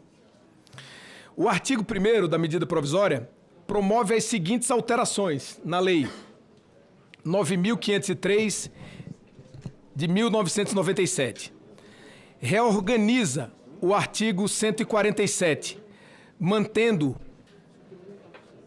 basicamente com os mesmos preceitos e exigências, com alterações pontuais, tais como deixar explícita a necessidade da avaliação psicológica para a obtenção da habilitação, incluindo tal avaliação no rol de exames exigidos para a primeira habilitação, juntamente com o exame de aptidão física e mental, em seu inciso 1º. Os requisitos dos profissionais médicos e psicólogos responsáveis pela realização dos exames não foram alterados, mas foram inicialmente, na medida original, remanejados para o artigo 148. De modo geral, a nova redação proposta pela medida provisória para o artigo 147 faz alterações associadas à técnica legislativa, sem alteração de mérito. Entretanto, nós estamos no relatório, adiante falarei sobre isso, doutor Irã, restabelecendo o artigo 147 para deixar claro neste momento. A medida provisória inclui ainda 2 parágrafos ao artigo 148.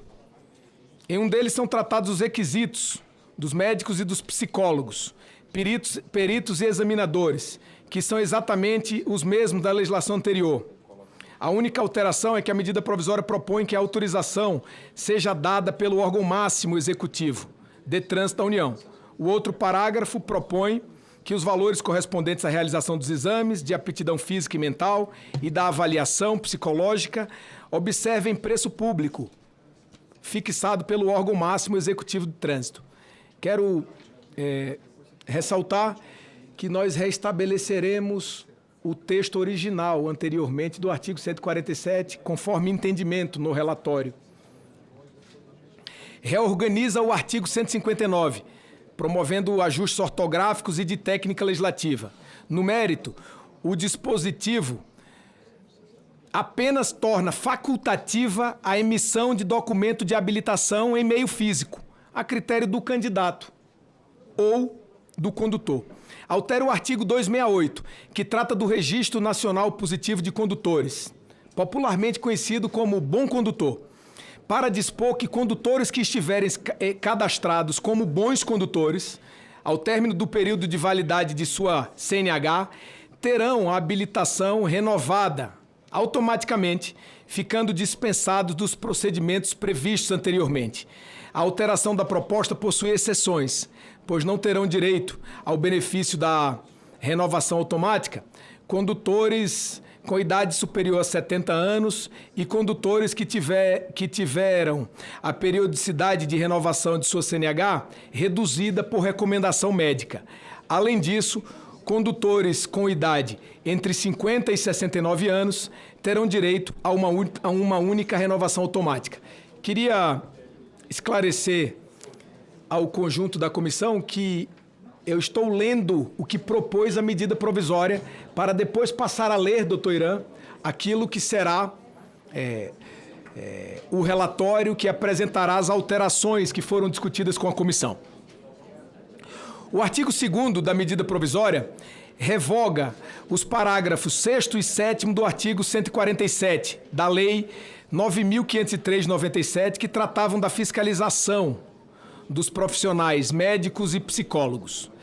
Na exposição de motivos, destaca-se que o atual modelo de obtenção da CNH ficou caracterizado por elevados custos e excesso de burocracia, decorrente de um arcabouço regulatório complexo acumulado ao longo do tempo, o que tem tornado o processo moroso e oneroso para a população.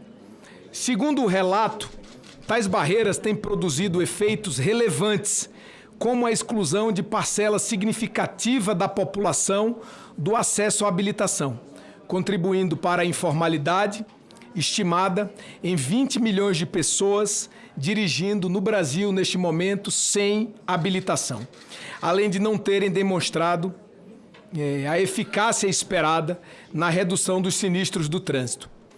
Nesse contexto, o Poder Executivo argumenta, na medida provisória original, que, embora tenham sido adotadas medidas infralegais relevantes, como a resolução do CONTRAN 1020, voltadas à desburocratização e à redução de custos, persistem alguns entraves legais que demandam a alteração do próprio CTB, o Código de Trânsito Brasileiro, justificando a edição da medida provisória 1327.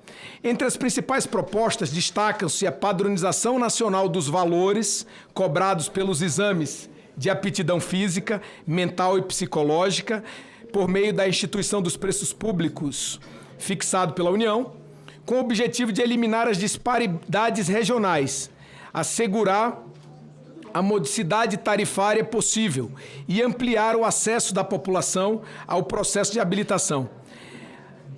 Adicionalmente, a exposição aponta a intenção de modernizar o sistema por meio da facultatividade da emissão física da CNH, considerando a ampla adoção de soluções digitais, que permitiria reduzir custos administrativos e impactos ambientais, sem prejuízo do direito do cidadão à versão impressa. Também se propõe a criação de mecanismo de renovação automática da habilitação para bons condutores, desde que atendidos os critérios específicos de comportamento e de segurança, como a ausência de infrações de trânsito, com restrições técnicas para faixas etárias mais elevadas e casos que demandem acompanhamento médico.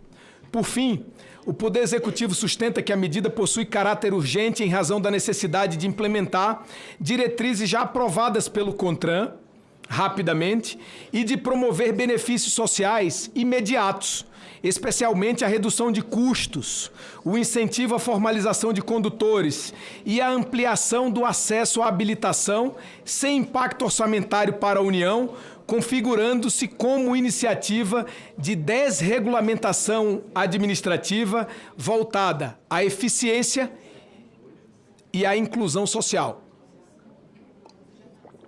No prazo regimental, foram apresentadas perante esta comissão, senhor presidente, 221 emendas à medida provisória. A comissão mista da medida provisória 1327 foi instalada em 7 de abril de 26, sendo eleitos o deputado Luciano Amaral, presidente, e o senador Dr. Irã, para vice-presidente desta egrégia comissão mista. Esse é o relatório, e eu passo a apresentar o voto do relator.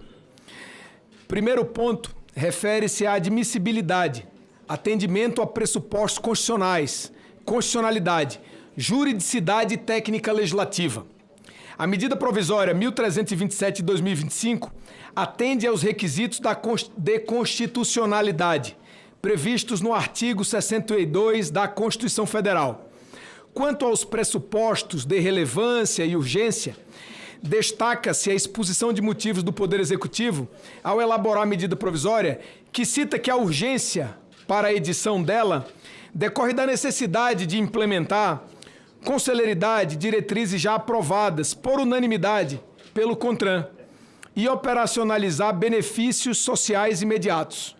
Dessa forma, o Poder Executivo apresenta a medida provisória como um instrumento necessário para resposta ágil a um problema de grande alcance social e econômico, A matéria, de fato, é relevante, pois atinge candidatos e condutores em todo o Brasil, somando dezenas de milhões de pessoas e está inserida em política pública do mais alto interesse, com benefícios diretos à mobilidade, à segurança viária, à inclusão social, à desburocratização de processos e à redução dos impactos, senhor presidente, econômico e financeiros decorrentes da regulamentação do trânsito às famílias brasileiras.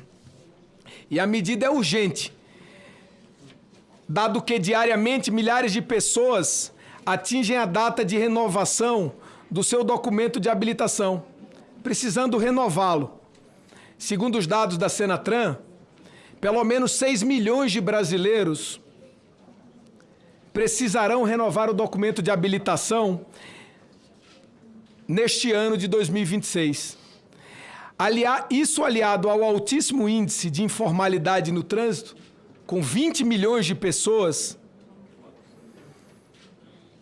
dirigindo sem carteira nacional de habilitação, devido às dificuldades da própria burocracia e aos custos elevados do processo anteriormente praticado, potencializavam os riscos de que esses condutores tivessem mais dificuldade para renovar os seus documentos de habilitação, contribuindo ainda mais para o aumento da informalidade e inconformidade no trânsito, prejudicando a segurança viária.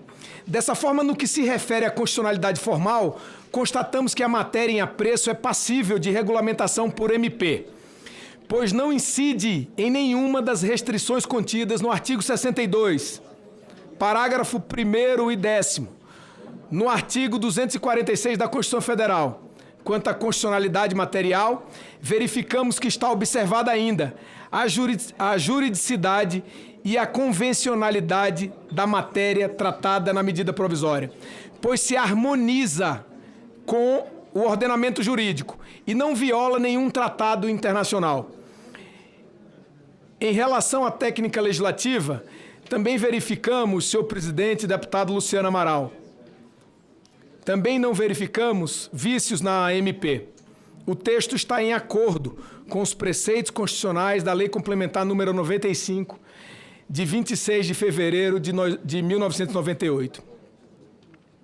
Senador Dr. Irã, vice-presidente desta comissão, portanto, nós somos pelo atendimento aos pressupostos da constitucionalidade, de relevância e de urgência. Constitucionalidade, juridicidade e boa técnica legislativa da medida provisória 1327 de 2025. Em relação às emendas apresentadas à medida provisória, consideramos também que elas atendem à relevância e à urgência, a constitucionalidade, a juridicidade e a boa técnica legislativa, com exceção das emendas números. Passo a ler para que conste nas notas taquigráficas. Números 2, 13, 14, 15, 17, 25, 26, 27, 28, 29, 30, 37, 38, 39, 40, 41, 42, 47, 50, 51, 52, 56, 57, 58, 59, 60, 61, 62, 63, 64, 65, 66, 67, 68, 70, 71, 72, 76, 79, 84, 85, emenda 100, 101, 102, 105, 108, 112, 113, 116, 117, 118, 119, emenda 131, 133, 135, 136, 139, 141, 142, 143, 147, 148, 149, emenda 150, 161, 162, 163, 164, 165, 166, 167. Peço desculpa pela leitura de tantos números, mas é assim que exige o regimento dessa casa. Emenda 170... Senhor relator, não tem a 167 não, é a 166. 166, melhor dizendo, 166. Emenda 172, 176, 180, corrigindo por recomendação do deputado Alberto Fraga. Realmente não tinha 167, muitos números e eu corrijo aqui no relatório. Muito obrigado pela intervenção. Emenda 180, 181, 182, 183, 184, 193, 194, 195, 196, 200, emenda 201, 204, 205, 208, 209, 210, 211, 212, 213, 214, 217, 219, 220, 221, que versam sobre matéria estranha a que nela está tratada, em violação ao disposto no artigo 4º, parágrafo 4º da Resolução do Congresso Nacional número 1 de 2002, que versa acerca de o que é popularmente conhecido como instrumentos alheios ao texto da medida provisória, popularmente conhecido como jabutis na imprensa especializada. Nos termos do artigo 62 da Constituição Federal e da Resolução número 1 de 2002 do Congresso Nacional, cumpre a esta comissão, senhor presidente, proceder ao exame da admissibilidade das emendas apresentadas à medida provisória 1327 de 2025, notadamente quanto à sua constitucionalidade formal e material, juridicidade e pertinência temática.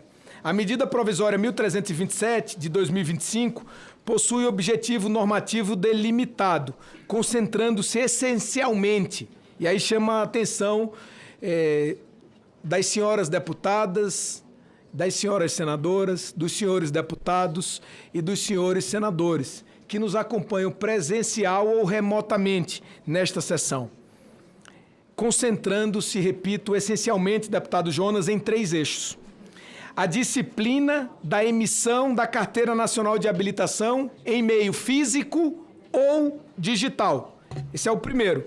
O segundo, a instituição de mecanismo de renovação automática da habilitação para condutores inscritos no Registro Nacional Positivo de Condutores, popularmente conhecido como bons condutores.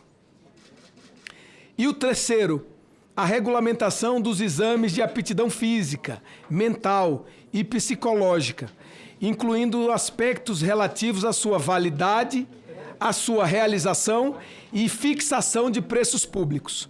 Verifica-se, contudo, que 98 emendas apresentadas introduzem conteúdos que extrapolam esses limites materiais, tratando de temas não relacionados aos 3 eixos identificados. Tais matérias, por não guardarem relação direta e imediata com o objeto da medida provisória, senador Dr. Irã, configuram uma inovação normativa heterogênea,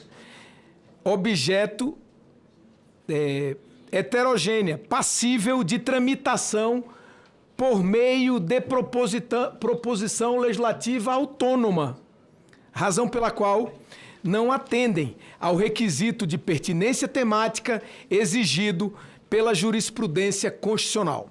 Diante disso, conclui-se pela inadmissibilidade das emendas que versam sobre matérias estranhas ao objeto da MP 1327 de 2025 e recomendando-se, melhor dizendo, sua rejeição liminar nos termos da jurisprudência do artigo 4º, parágrafo 4º da Resolução do Congresso Nacional número 1 de 2002.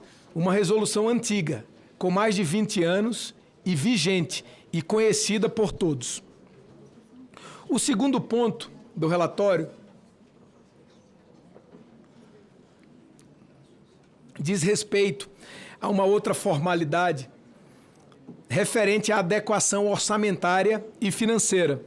Nos termos do artigo 113 do Ato das Disposições Constitucionais Transitórias, e da legislação de regência, cumpre examinar a adequação orçamentária e financeira da medida provisória 1327 de 2025. Verifica-se, entretanto, que a matéria nela contida, melhor dizendo, possui natureza eminentemente normativa e regulatória, não implicando em criação ou expansão de despesa pública, tampouco renúncia de receita por parte da União. Isso é muito importante, senhor presidente, porque modernizar o arcabouço regulatório do país sem criar custo é importante para que a gente tenha um país mais leve, mais ágil, mais conectado com o anseio do cidadão. As disposições constantes da medida provisória limitam-se a promover ajustes no regime jurídico da Carteira Nacional de Habilitação sem repercussões sobre o orçamento público federal, sem criar despesa, para deixar ainda mais claro. A mesma observância se aplica às emendas apresentadas à medida provisória, exceto na emenda número 138, que cria a obrigatoriedade de compensação a entidades privadas de valores associados à renovação da Carteira Nacional de Habilitação mediante a crédito tributário com a União, o que fere o ordenamento constitucional vigente. Líder do governo no Congresso Nacional, senador Randolfo Rodrigues. Diante disso, conclui-se pela adequação orçamentária e financeira da medida provisória e de suas emendas, exceto a emenda 138, não se aplicando ao caso as exigências relativas à estimativa de impacto orçamentário e financeiro, dado que não criam esse impacto, portanto, dispensando a sua exigência. E o terceiro ponto, que é do mérito. Fora da formalidade, passamos a tratar do mérito, senhor presidente, deputado Luciano Amaral. No que se refere ao mérito, entendemos que a medida provisória número 1327 de 2025 merece aprovação na forma do projeto de lei de conversão apresentado, por representar importante avanço no processo de modernização, de racionalização e de redução de custos associados ao sistema brasileiro de habilitação de condutores. A proposta insere-se em um contexto mais amplo de transformação digital dos serviços públicos, simplificação administrativa, busca por maior eficiência regulatória, aliando-se aos princípios constitucionais da eficiência, da razoabilidade, da proporcionalidade e da economicidade, além dos objetivos do Sistema Nacional de Trânsitos relacionados à segurança viária, à preservação da vida e à promoção da mobilidade segura e acessível. A medida provisória parte de diagnóstico técnico consistente no sentido de que o modelo atualmente vigente, antes da medida provisória, impunha, faço a correção ao termo do relatório, aqui ao lê-lo, custos elevados, impunha burocracia excessiva e forte impacto econômico sobre milhões de brasileiros, sem que isso se traduzisse em ganhos proporcionais de segurança viária. Segundo informações constantes na exposição de motivos e da nota técnica número 53 de 2026 da Senatran, apenas em 2026, quase 6 milhões de brasileiros, como dito anteriormente, necessitarão renovar a sua carteira nacional de habilitação, o que demonstra a dimensão econômica e social das medidas discutidas. Inicialmente revela-se adequado e necessário o estabelecimento de parâmetros nacionais de preço público para os exames, promovendo maior uniformidade nacional, transparência, previsibilidade regulatória, modicidade tarifária. Trata-se de medida legítima de coordenação nacional do Sistema Nacional de Trânsito, destinada a promover eficiência administrativa, previsibilidade, redução de custos para o cidadão. chamo a atenção do plenário e incluo que, por recomendação e em diálogo com membros da comissão, incluiremos para correção anual de preços o Índice Nacional de Preços ao Consumidor Amplo, o IPCA, conforme discutido, e solicito, doutor Irã, a inclusão expressa no relatório ora lido.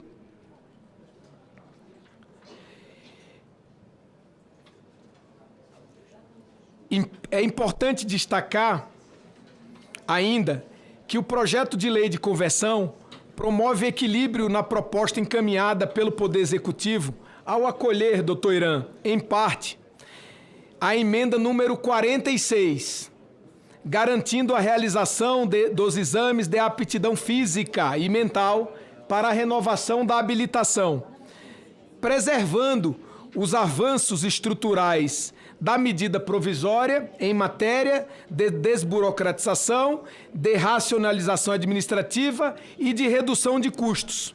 A solução adequada, fruto do diálogo democrático, revela-se adequada. A solução adotada revela-se adequada diante da diversidade de perfis de condutores existente no país, permitindo compatibilizar os objetivos da simplificação administrativa, do barateamento e da desburocratização com a preservação dos mecanismos de acompanhamento médicos previstos no Código de Trânsito Brasileiro. Digo isso com a certeza de que nada melhor do que o amplo processo democrático, deputado Jonas Donizete, para que aperfeiçoemos, avancemos na legislação nacional. E queria parabenizar o trabalho de todos dessa comissão, que fazem chegar em todas as partes do país uma construção coletiva, ampla, plural, que garante acesso ao mais pobre e garante também a segurança do processo. Então eu fico muito feliz de ter, como relator, agido no fortalecimento, senhor presidente, do diálogo. Quem me conhece desde garoto sabe que eu sou uma pessoa combativa, sabe que eu tenho posições firmes. Aliás, outro dia eu até falei uma frase lá em Alagoas, dizendo assim, que neutro é shampoo de bebê. Eu não sou neutro, não. Eu sempre tive lado na minha vida. E às vezes, por ter lado, e nesse caso eu estou do lado da desburocratização, da simplificação, da digitalização e do acesso aos mais pobres, a gente faz discussões acaloradas. Mas além de ter lado, eu sempre procuro ser justo. E o relator justo é o que escuta a todos, acolhe as sugestões, mesmo aquelas que vieram de carótidas cheias, doutor Irã, e elas sempre aparecem aqui e acolá, para construir um relatório que é muito maior apenas do que o senador Renan Filho, muito maior do que a construção do Ministério dos Transportes e do CONTRAN, que é um conjunto de ministros de Estado, muito maior até, presidente Luciano, do que a edição de uma medida provisória, que por si só é muito forte porque é ato restrito a presidente da República, e não é uma vontade simples de fazer, é uma vontade de fazer de presidente da República, depois chegada a essa casa, e eu tenho hoje, presidente Luciano, com a sua colaboração decisiva e de doutor Irã, que organizam os trabalhos dessa casa, e com o relatório organizado por mim, mas também em construção coletiva, a gente chega a um texto melhor do que aquele que foi enviado pelo Executivo para cá. Tem gente que pensa de um lado e de outro, que isso não ocorre. Mas ocorre sempre. Líder Randolfo Rodrigues. Ocorre sempre. E para os distúrbios e os erros da democracia brasileira, mais democracia. Para combater o silêncio de quem deseja falar só, mais palavras vindas do outro lado. E foi isso que nos permitiu chegar até aqui. Então eu apresento que essa solução ela é adequada pela diversidade dos perfis e permite compatibilizar os objetivos da simplificação com a preservação dos mecanismos de acompanhamento médico previstos no Código de Trânsito Brasileiro. Assim, permanece pertinente a lógica de valorização do bom comportamento no trânsito introduzida pela medida provisória, a lógica de prestigiar o bom condutor. A política pública fortalece o Registro Nacional Positivo de Condutores, popularmente conhecido como Cadastro do Bom Condutor, como instrumento de incentivo à condução responsável, alinhando-se às melhores práticas internacionais de segurança viária, que reconhecem os fatores comportamentais como elementos centrais para a redução da sinistralidade no trânsito. Mantém o benefício, doutor Irã, porque abre mão de cobrar a taxa do Detran para renovação automática, mantendo a necessidade do exame médico. Então, acho que esse foi um avanço bastante considerável. Também merece destaque a previsão de facultatividade da emissão física da Carteira Nacional de Habilitação. A ampla adesão da população brasileira à CNH digital demonstra que o documento eletrônico já se consolidou como instrumento funcional, seguro e amplamente utilizado.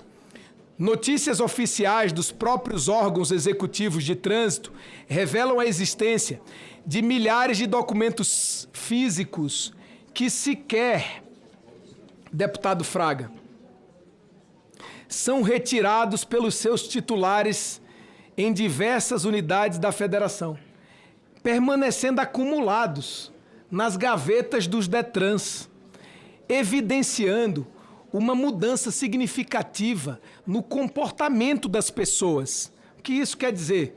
O cidadão, em ser obrigado a ter o documento físico, muitas vezes, em não precisando, porque ele tem o documento digital, ele sequer vai buscar no Detran o documento. Em todos os Detrans do país, e eu tenho condição de conhecer isso com experiência, porque tive a satisfação de governar Alagoas por 2 mandatos e saber da existência do documento físico lá, que o cidadão sequer foi buscar, porque como o digital chega na carteira, chega no aplicativo para ele automaticamente, ele não gasta o tempo, ele não perde o dia de trabalho e sequer vai buscar. E está lá o documento físico, sem ter destinação, exigindo despesa do serviço público para guardar um documento público para o cidadão desnecessário para aquela pessoa. Entretanto, a pessoa que precisa do documento físico ou que deseja tê-lo, pode tê-lo. É só solicitar ao Detran e remunerar o Detran naquilo que for necessário. Quem não deseja, como a maioria o faz, usa o documento digital. Ademais, a manutenção da opção pelo documento físico assegura a liberdade de escolha. Queria dizer aos parlamentares, protagonismo ao cidadão. A medida barateia, simplifica e digitaliza, desburocratiza e dá protagonismo, deputado Luciano, ao cidadão, sem prejuízo àqueles que preferem, obviamente, a versão impressa. O presidente Luciano me disse há pouco que ele próprio possui a versão impressa, porque também todo mundo possui, era obrigatório antes. Agora, quem quiser, deputado Pompeu, se desejar, tem a impressa. Se o senhor não desejar, eu respeito a sua opinião. Nada mais forte do que o respeito à opção das pessoas. É isso que constrói uma sociedade melhor, em todos os segmentos, especialmente nesse, porque ao obrigar o cidadão, você obriga também que ele tenha uma despesa. Ora, mas e se ele não quer? É desnecessário. Isso é um avanço que o Brasil oferece ao mundo. Às vezes a gente pensa, ao comparar o Brasil com o mundo, que a gente é digitalmente menos avançado do que outros países. Isso é verdade? Não. Justamente o inverso. O Brasil é o país mais avançado com esta medida, senador Randolfo Rodrigues, do mundo, ao oferecer a 100 milhões de brasileiros a condição de ter a sua carteira nacional de habilitação digital. E talvez nessa sala quase todas as pessoas tenham no seu bolso um celular. E no seu celular um aplicativo que permite que você acesse o seu documento naquele momento, mesmo que você tenha esquecido em casa a sua carteira. Aliás, a meninada não tem mais nem carteira. Outro dia, eu perguntei para o meu filho, João, de 11 anos, deputado Jonas, se ele queria uma carteira, daquelas de plástico de presente, para ele andar com ela no bolso. Porque eu me lembro, deputado Fraga, quando eu ganhei a minha primeira carteira. Certamente, talvez o senhor se lembre. Deputado Pompeu, o senhor se lembra quando o senhor ganhou uma carteira para guardar no seu bolso, talvez de couro lá no Rio Grande, daquelas produzidas lá, talhada à mão?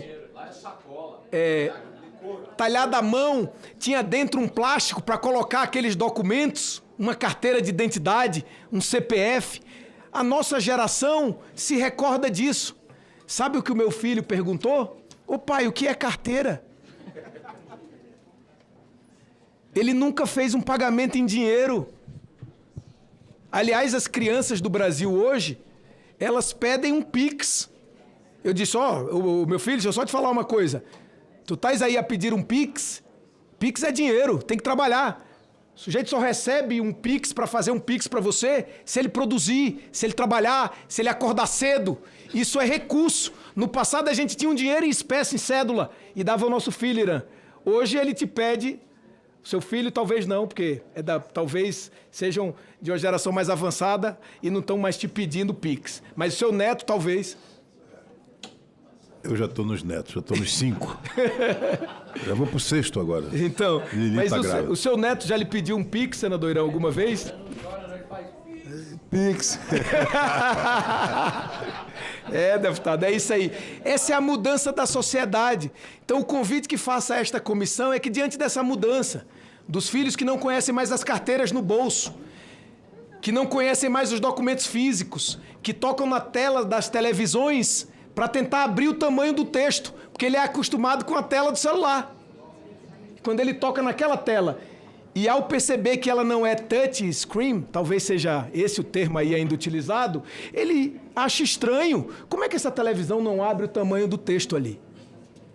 Em homenagem a essa geração, vamos deixá-lo escolher se ele quer gastar mais dinheiro para ter o que ele não precisa, ou se ele quer gastar menos para ter o documento necessário.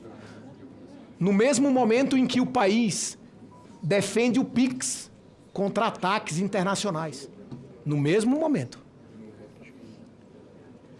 Acabar com o Pix brasileiro significa impor custos ao cidadão. Significa obrigar o cidadão a voltar a andar com dinheiro. Ou então pagar, deixando 2 ou 3 ou 4% para essas bandeiras de cartão de crédito, todas elas internacionais e pilotadas pelas grandes fortunas do primeiro mundo. É isso que significa acabar com o Pix. E obrigar o cidadão a ter carteira física significa a mesma coisa. Significa obrigar o cidadão a ter uma despesa quando ele não a deseja, quando ele não conhece mais a necessidade do documento físico. Então o convite é a esta comissão e a este Congresso Nacional. Vamos dar o passo da digitalização, deixando ao cidadão o reconhecimento da sua necessidade, se ele precisa ou não andar com aquele documento físico. E eu vou dizer ao meu filho, João, quando chegar em casa, eita filho, o Congresso Nacional mudou a regra e agora cabe a você escolher se você deseja ter o documento físico ou não. Porque o pai tem o documento físico no bolso. O deputado Pompeu também, o deputado Irã também, e o presidente Luciano também, e o senador Randolph também, e a maioria dessa comissão também. Mas caberá a você, filho, o direito de escolher se você terá ou não o documento físico no seu bolso. Esse é o passo que o presidente Lula convidou o Congresso Nacional a dar. E o tema é tão interessante que deixa o plenário da comissão com o coração palpitando, porque dar às pessoas o direito de escolher é sempre algo muito forte. Querido botafoguense de boa cepa, meu relator Renan, senhoras e senhores, nossos deputados, senadores, queridos amigos, presidente, eu estava aqui ouvindo suas palavras e eu acho que nós demos aqui um exemplo ao país, que o que é bom não tem partido. O senhor falou de PIX. O PIX foi criado através de vontade política do ex-presidente Bolsonaro, do trabalho do ministro Campos Neto, que assumiu com total liberdade o Banco Central do Brasil. Isso é uma política de Estado, não é? E o senhor reconheceu a pertinência do PIX, a modernidade do PIX. E hoje nós estamos aqui e vamos votar simbolicamente, porque eu acho que há um acordo. Aliás, eu até solicito a Vossa Excelência que a gente pudesse fazer as manifestações após a aprovação por acordo, porque se começar a ordem do dia, nós vamos nos atrasar.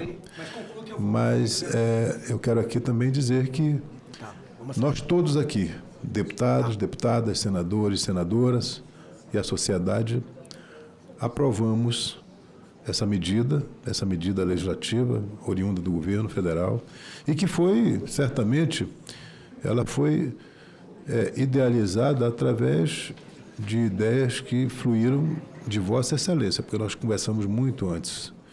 E eu quero aqui agradecer também a Vossa Excelência, que era uma preocupação de todos nós, a questão de nós corrigirmos aquilo que estava inserido na MP original, que dizia que a gente teria que fazer um exame aos 18 anos, só faria um exame médico aos 50 anos.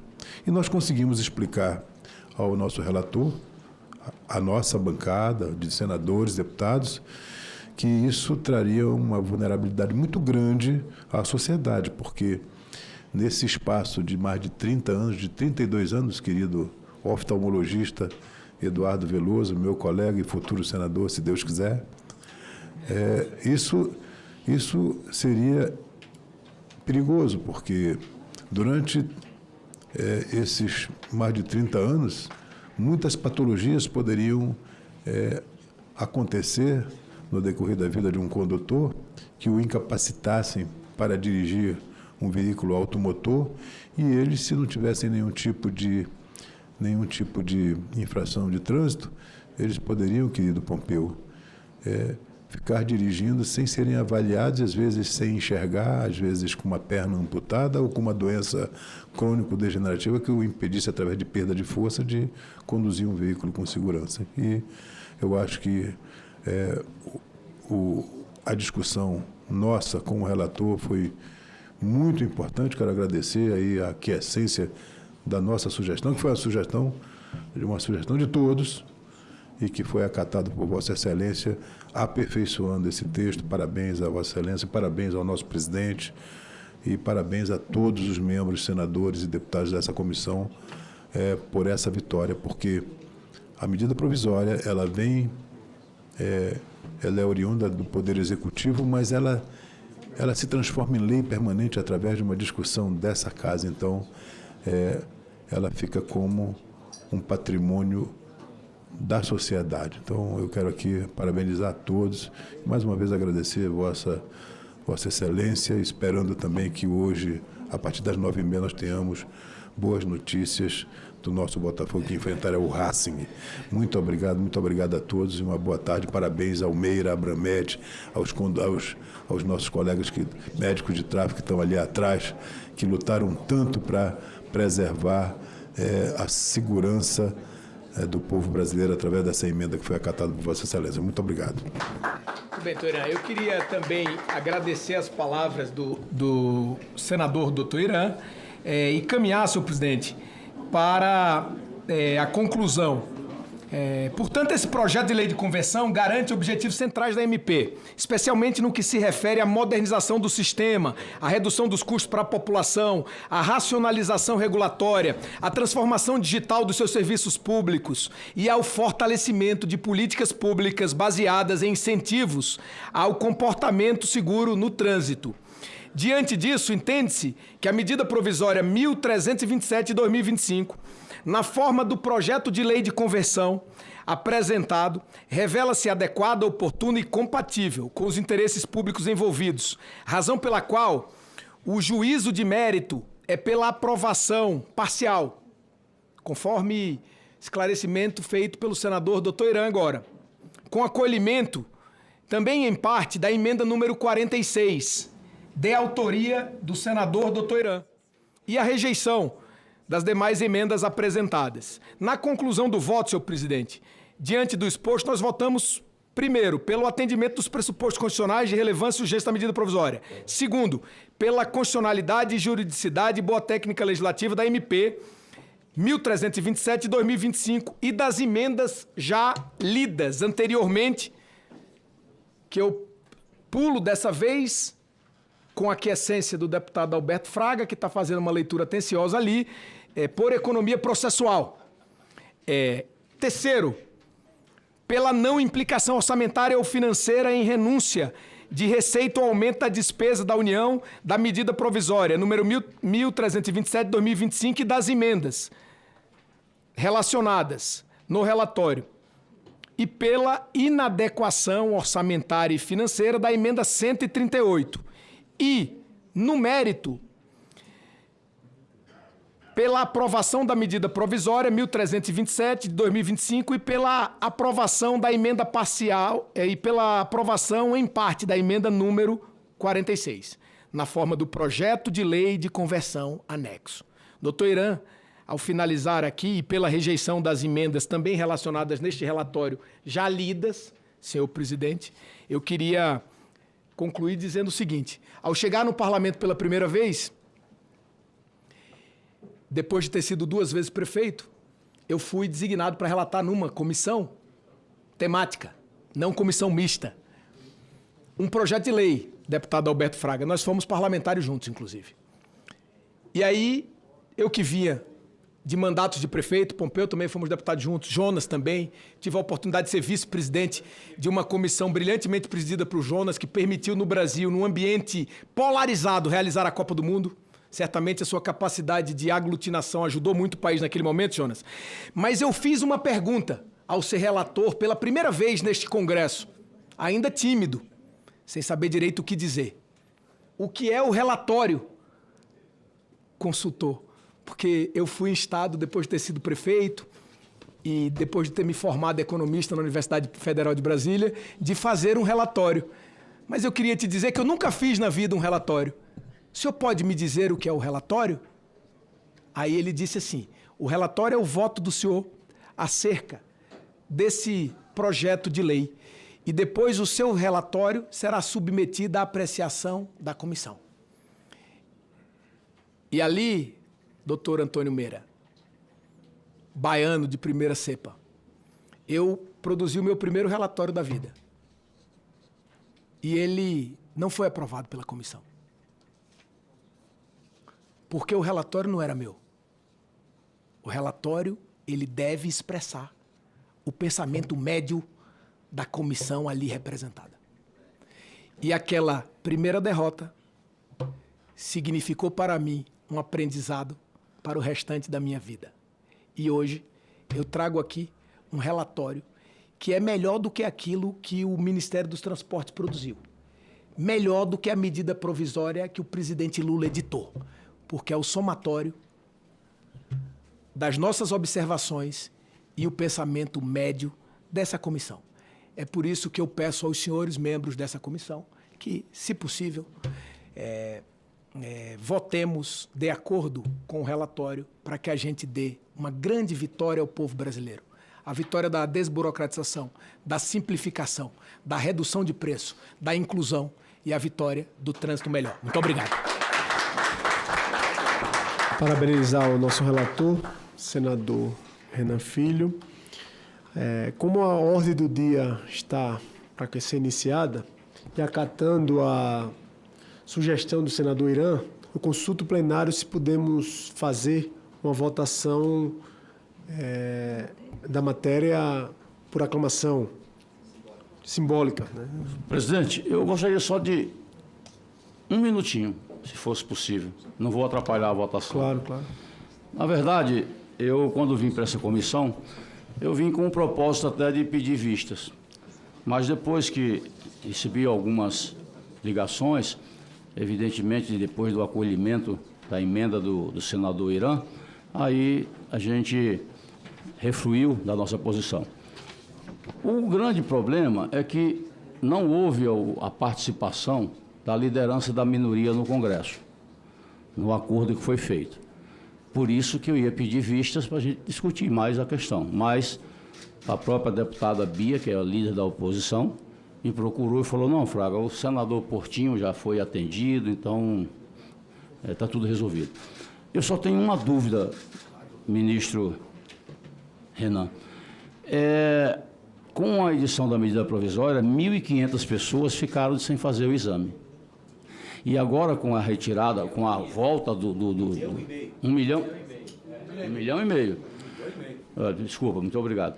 Então, a minha pergunta é, com a volta, né, que o senhor acolheu a emenda acertadamente, porque iria fechar milhares de clínicas por esse país afora, e o que fazer com esse pessoal, com esse 1,5 milhão que está dirigindo sem os devidos exames? Que a gente sabe que o exame é mais do que necessário. O trânsito já é muito violento, irresponsável, muita gente irresponsável dirigindo. E quando se permite que ele não tenha esses exames, aí eu consulto a Vossa Excelência o que fazer com esse 1,5 milhão de pessoas que não tiveram os seus exames. Eu acho que essa medida, viu, deputado Fraga, eu considero como muito relevante a questão que o senhor coloca. Agradeço a liderança da minoria pela altivez em permitir que o processo siga. Reconheço que, como relator, deveria ter feito um contato direto à liderança da minoria. Fiz com a oposição na casa, o doutor Irã sabe disso, mas deveria ter feito também com a liderança da minoria para chegarmos aqui ainda com um entendimento mais amplo. Mas faço agora esse reconhecimento que o senhor colocou, tive com o senador Portinho, conversei com outros senadores, liguei ao senador Efraim, que era membro da comissão, depois não foi mais membro pelo motivo de que ele mudou de partido. Então eu queria lhe dizer o seguinte, que nestes casos já há jurisprudência estabelecida. A medida provisória, ela tem força de lei, garante o benefício. Quando a gente aprovar o projeto de conversão, nós daremos segurança jurídica para fazer os exames a partir daí. Quem esteve nesse ínterim, qual a solução que deve ser adequada? A solução do ato jurídico perfeito, que garanta o direito ao cidadão que a ele foi concedido. Mesmo que em medida provisória, que agora é aperfeiçoada, como as palavras que Vossa Excelência coloca, por esta comissão. Então eu, inclusive, reconheço que foi um avanço. E o fiz aqui, inclusive ao citar casos pessoais, a importância da democracia, de maneira que diz os casos pretéritos que, em benefício do cidadão, mantém-se o benefício e altera-se, se esta casa entender que o projeto de conversão substitui a medida provisória. Eu finalizo dizendo o seguinte, aí é uma crítica realmente, não a Vossa Excelência, mas quando se fala no bom condutor, é impossível você ser um bom condutor com essa quantidade de pardais escondidos pelas cidades.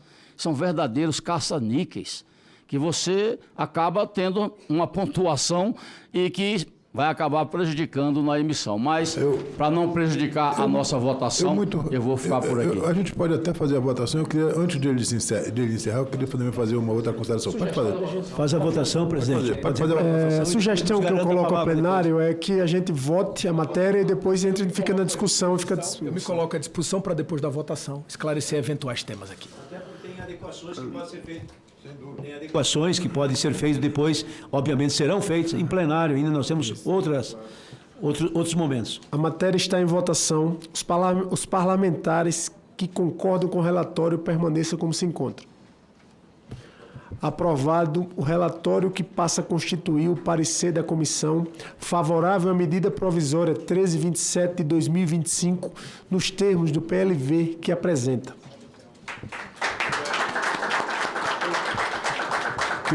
Querido deputado Pompeu, eu vou fazer só uma consideração. Presidente deputado Luciano, Presidente, parabéns. Senador Renan, nós temos algumas coisas que precisamos aperfeiçoar. Por exemplo, como fazer com empresas, por exemplo, que têm uma frota de ônibus, de táxi, de Uber, que o condutor, ele não vai para o nome dele a infração, vai para uma pessoa jurídica. Você que eventualmente pode ter uma empresa e ter um carro na sua pessoa jurídica, como é que vamos fazer? Acho que tem algumas coisas que nós vamos ter que aperfeiçoar, né? Então, essa colocação que o senhor fez foi muito pertinente e vamos, eu acho que no próprio plenário, não sei, o nosso querido deputado Pompeu de Matos deve fazer algumas sugestões também e o condão aqui é aperfeiçoar a matéria para que ela seja realmente a mais perfeita possível em prol da sociedade. Muito obrigado, era só isso. Parabéns, presidente, parabéns, relator. Saudações alvinegras. Um abraço. Obrigado. Passo a palavra ao deputado Pompeu de Matos. Presidente Luciano Amaral, nosso senador Renan Filho, nosso senador Dr. Irã. Aliás, fomos colegas com o deputado Renan Filho, fomos colega, deputado, agora é senador, já foi governador, ministro, e fui colega também do Dr. Irã. Né? Fomos colegas de bons embates, de muitos bons debates, né? Homéricos debates, me lembro, quando tratávamos da questão das experiências com células humanas, enfim, com órgãos do corpo humano. Mas eu quero aqui, então, somente fazer uma leitura. Primeiramente, parabenizar o relator. Não tem como desconhecer, e quem... Obrigado, doutor Irã. Quem conhece, quem reconhece, muito mais merece. E eu diria, nessas condições, nessas circunstâncias, agradece. Então, a gente conhece, a gente reconhece, a gente agradece e sabe que muito mais merece. Esse é um tema que não vai terminar aqui. É um tema que nós vamos, naturalmente, tocar para adiante, porque nós temos muitas consequências diante desta medida provisória, que sim, ela avança no sentido da desburocratização, da simplificação, ela dá acessibilidade, da simplificação, ela tem um avanço muito importante, mas uma economia, não tem como tapar o sol com a peneira, não tem como desconhecer a economicidade, a economia importante que ela faz para o cidadão, para a cidadã, para o contribuinte, enfim, para todos nós. Eu vou mais longe.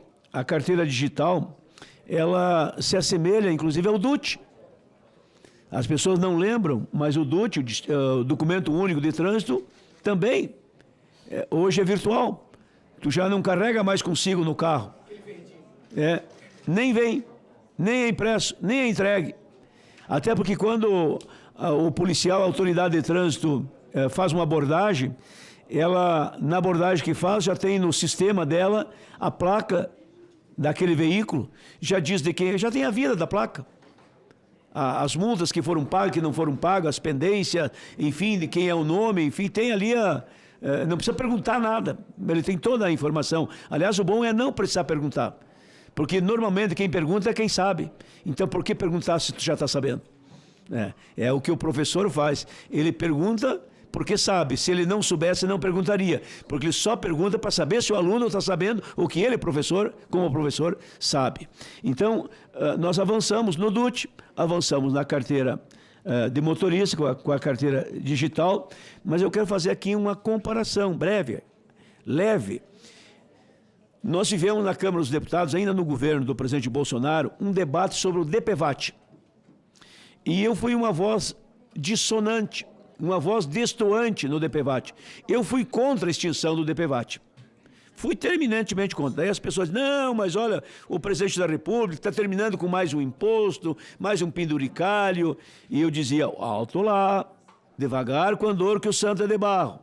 O DPVAT é um seguro que o rico paga em benefício do pobre.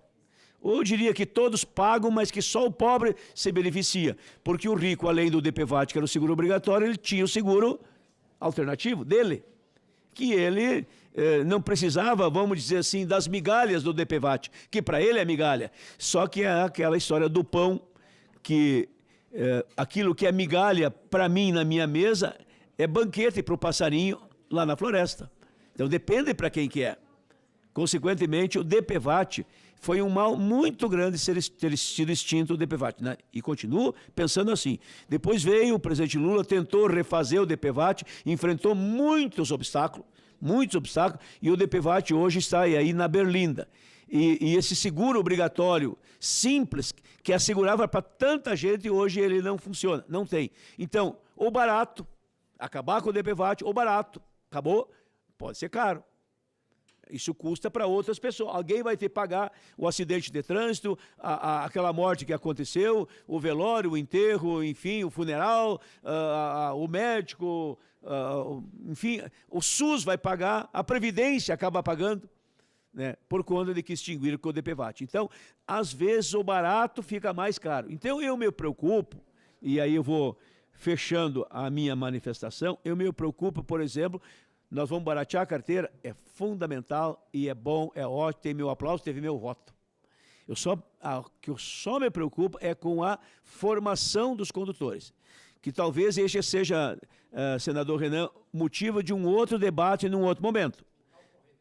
Mas nós não vamos poder fugir dele. A formação de condutores, para mim, é essencial.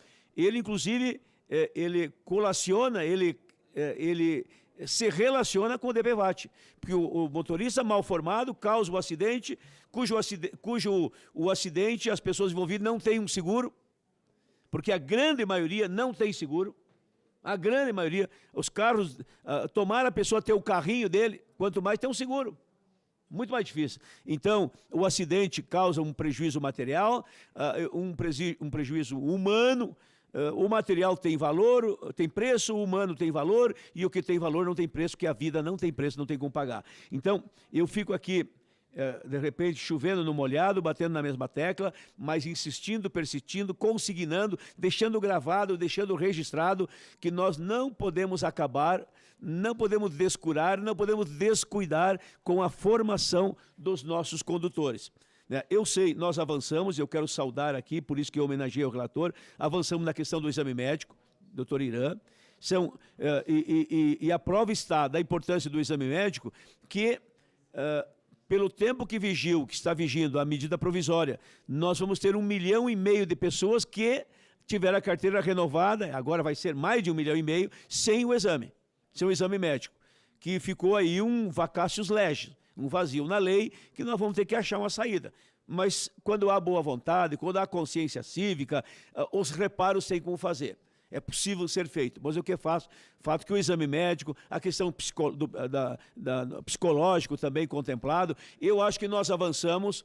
A ideia, ela chegou de um jeito e saiu do outro. Ou seja, o projeto tem que sair daqui melhor do que quando chegou e fazendo mais do que quando para cá veio, dando melhores respostas quando para cá veio. E aí é a contribuição de cada um de nós. A contribuição do exame médico é importante, a questão do exame psicológico é importante, o cuidado para a formação dos condutores a gente tem que ter, para não descuidar disso, porque diz que a educação é caro. A educação não é cara, cara é ignorância. Aliás, o Brizola já disse isso lá atrás. Caro é ignorância. A educação do trânsito não é caro, caro é um acidente. A educação do trânsito não é caro. Caro é uma morte. Caro é, umas vezes, muitas mortes. Isso é caro. Aliás, isso não tem preço. Isso nem preço tem. Não se mede, é incomensurável o prejuízo humano, familiar, sentimental, enfim, de vidas. Vidas não se compram, não se paga, não se vende, né? Se valoriza, se respeita, se acolhe. Então, essa é a leitura que eu quero deixar aqui consignado. Deputado senador Renan, parabéns pelo seu trabalho. Vossa Excelência, eu tenho que admitir, foi dedicado, dedicou-se no seu propósito lá no Ministério. Muita relação importante com o presidente Lula. Não há como desconhecer, a gente tem que reconhecer e agradecer. Chegou aqui, jogando de mão, a gente diz no jogo, né? Jogando de mão é quando a pessoa dá as cartas e ainda compra a primeira carta. Mas isso é perfeitamente possível. A gente, uns discordam, uns desconfiam, uns, enfim, não compreendem, mas o jogo democrático permite isso, a gente tem que, mais do que conhecer, reconhecer. Então, quando aceitou a emenda, que eu diria que é um pouco de todos nós, é do doutor Irã, porque o doutor Irã é o médico, é o médico da família aqui. Mas os médicos, eu quero citar aqui o doutor Molinari, que é um grande amigo meu lá da cidade de Rio Grande, me alertou, e a equipe dele, na área da medicina, me alertaram, e eu estava a postos aqui, dialoguei também com o doutor Irã, para que essa emenda avançasse, e avançou, e aí a gente tem que reconhecer também, a questão médica, ela é essencial e é fundamental. Então, feito esses reconhecimentos, feito esses agradecimentos, nós ainda vamos para o plenário. O que mais restar, o que mais for possível a gente avançar, conte comigo, eu estou junto nessa construção e, ao final e ao cabo, nunca descuidar da formação de condutores. Formação do taxista, primeiro do motorista convencional, do jovem que está entrando para o sistema da condução de veículos automotores, de carro, depois de veículos de transporte como táxi, Uber, de veículo de transporte coletivo, enfim, de veículo de transporte de carga, transporte da riqueza, com cada vez mais sofisticação, equipamentos mais sofisticados, com cada vez caminhões, veículos com exigências maiores no sentido do conhecimento da tecnologia, de manipulação daqueles veículos. Então, tudo isso nós temos que examinar. Por isso, nunca pode se abrir mão da qualificação, da boa formação dos nossos motoristas. E esse debate me pertence, nos pertence, e eu vou ficar com ele na pauta da ordem do dia para a gente continuar discutindo. Muito obrigado, presidente. Deputado Eduardo Veloso. Obrigado, presidente Luciano. Eu sou médico também de formação, sou médico do trânsito. E aqui, senador Renan, quero parabenizar Vossa Excelência pelo acolhimento do artigo 46 do senador Irã, do qual nós estávamos realmente muito preocupados. Preocupado porque os dados não podem fazer a gente nos confundir. Em 2024, 30% a mais de acidentes em rodovias federais, aliás, de todos os acidentes federais, 30% foram por motivos de saúde mental. Retardo do condutor conseguir realizar aquilo que era adequado para o momento. Hoje, nós estamos vivendo, depois da pandemia, uma série de inclusões que vem acontecendo. Tanto é que, nesses últimos anos, o transtorno do espectro autista é muito falado no Congresso. E com ele nós estamos despertando a forma de tratar essas pessoas que antes eram ignoradas ou não vistas, até por nós parlamentares e pela sociedade em si. Muitos eram tidos como loucos. E a gente sabe que investindo, tratando e diagnosticando logo no início, nós conseguimos fazer a inclusão dessas pessoas. Então, acredito hoje que nós estamos dando um passo muito avante para o desenvolvimento de bons condutores, tá certo? Porque é essencial que ele, sim, seja visto pelo médico e pelo psicólogo. E até vou a mais. Como falou o nosso deputado Pompeu, meu colega de parlamento. Hoje eu tenho grande afinidade pela aviação. E estou querendo fazer um curso de piloto privado. Lá nós podemos ter a liberdade de fazer a prova antes e depois depois escolher fazer as horas. E essa ausência, às vezes, de horas de como conduzir, hoje nós temos, na classe mais pobre, apenas acesso a carro não automático.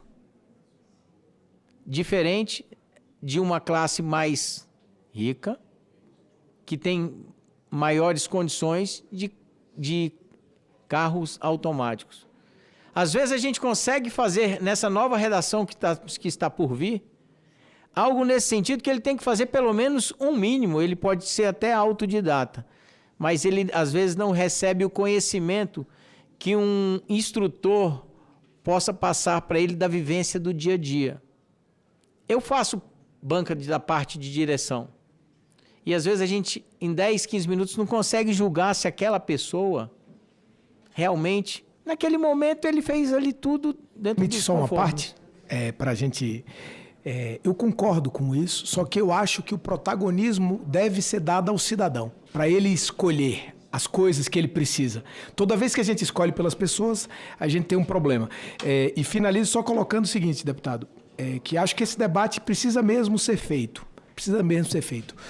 Porque o cidadão que deseja aprender no carro manual, ele deve poder. No carro automático também. Hoje, 60% dos carros novos vendidos são automáticos. No futuro serão mais. Mas se a gente olhar no passado mais remoto, antes dos carros, é como se a carteira precisasse ensinar a dirigir quando o freio de mão era daquele outro que puxa. O senhor lembra que fazia assim? Aquilo acabou. Então o mundo vai se modernizando. Eu acho que a gente deve dar a opção à pessoa, porque quando a pessoa tem opção, o que vai acontecer? Vai diminuir ainda mais o número de carros manuais, facilitando a didática e a aprendizagem. Mas eu depois queria conversar isso com o senhor e dizer também, uma última coisa, que a experiência internacional, ela deve ser olhada. Por quê?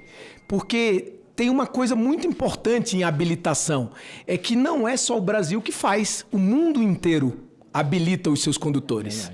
Então, a experiência internacional, comparada, colocava o Brasil como um dos únicos países no mundo que não facultava ao cidadão o direito de aprender em carro manual, em carro automático, melhor dizendo. E a norma agora deu esse direito. Porque o pior, deixa eu só colocar aqui a última questão, é como era a norma antiga.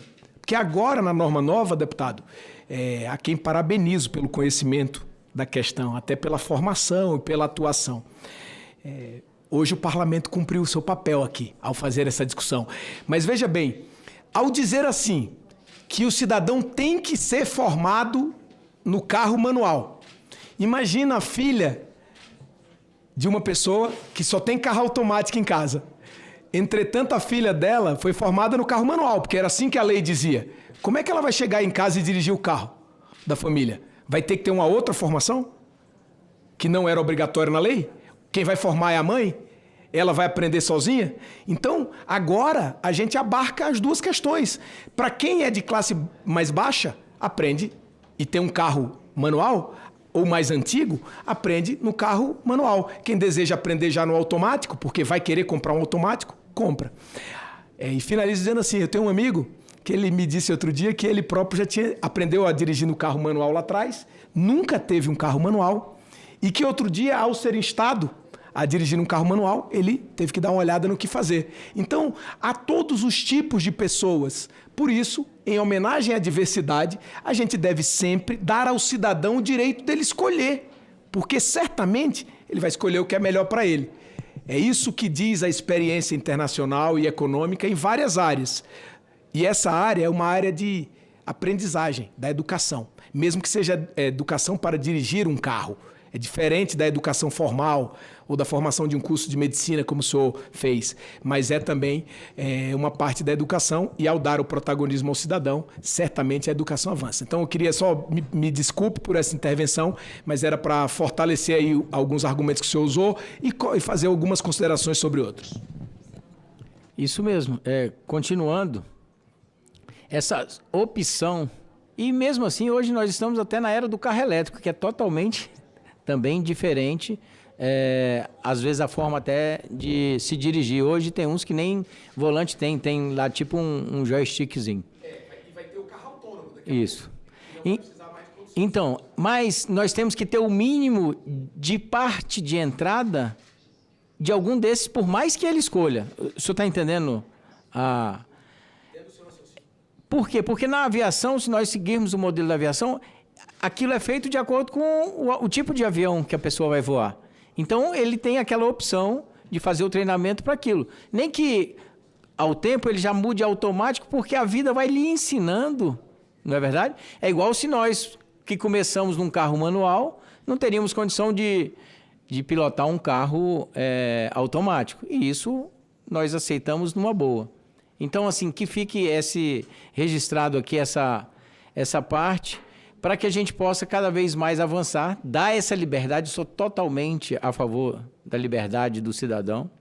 E finalizo mais uma vez aqui parabenizando o presidente, Vossa Excelência como relator, dizendo que pode contar com o nosso apoio aqui e no que mais for preciso para que o nosso cidadão tenha facilidade de acesso e desburocratização de tudo que possa ser feito aqui no nosso Brasil. Obrigado, presidente. Parabéns, deputado Eduardo. Eu gostaria de agradecer, senador Renan, a todos que fizeram parte da condução para que hoje nós pudéssemos entregar agora ao plenário da Câmara dos Deputados e depois ao plenário do Senado Federal um texto correto, justo e que, como você disse no seu relatório, ainda melhor do que como saiu do Ministério do Transporte. Nós, em Alagoas, conhecemos o senador Renan de perto. Sabemos da capacidade de trabalho, de entrega, de comprometimento com a população. O senador Renan foi um grande governador durante os 8 anos, foi eleito senador e deu uma contribuição gigante ao país como ministro dos Transportes.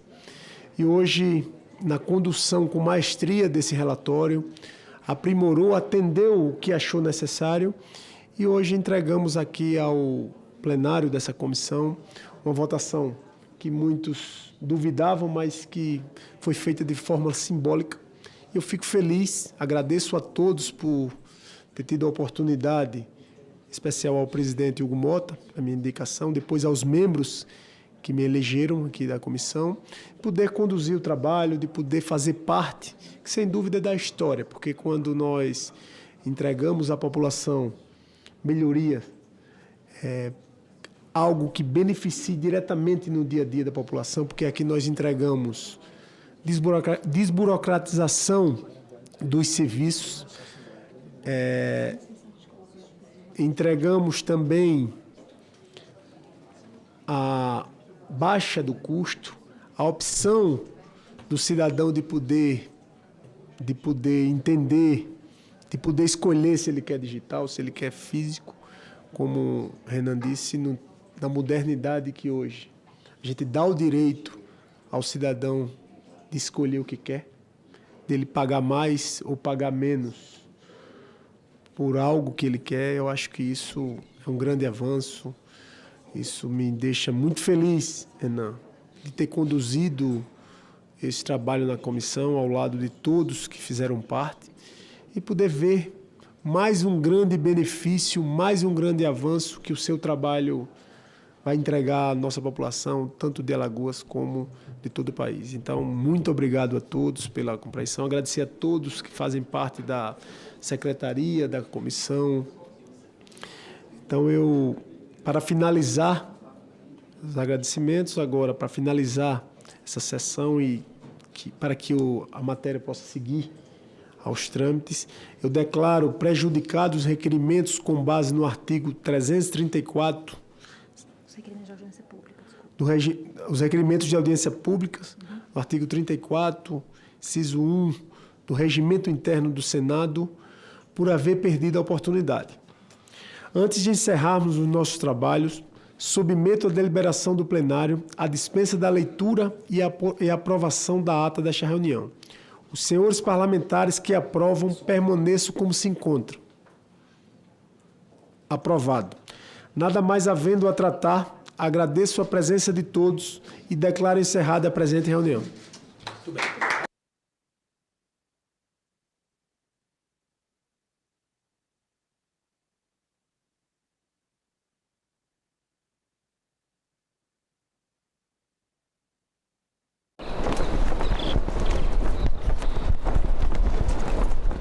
Os produtos processados e ultraprocessados são responsáveis pela obesidade infantil, adulto. Pela primeira vez no mundo, a obesidade superou a desnutrição. Quando a gente traz alimentos mais naturais para a oferta no programa de alimentação escolar, a gente promove saúde e também a gente ensina um hábito alimentar mais saudável.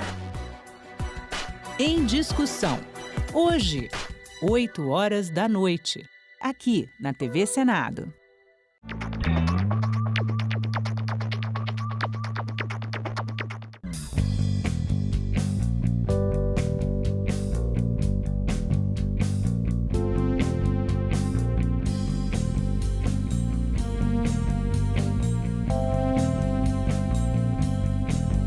O mundo cabe dentro de um museu. É só entrar e deixar a curiosidade te guiar. Tradições, saberes e costumes que mantêm viva a essência de um povo. O museu é esse espaço que celebra as raízes, valoriza as diferenças e fortalece o que nos conecta como humanidade. Conhecer nossa história é descobrir o que nos torna únicos. Museus, onde o passado encontra o presente e inspira o futuro. Visite, descubra, valorize.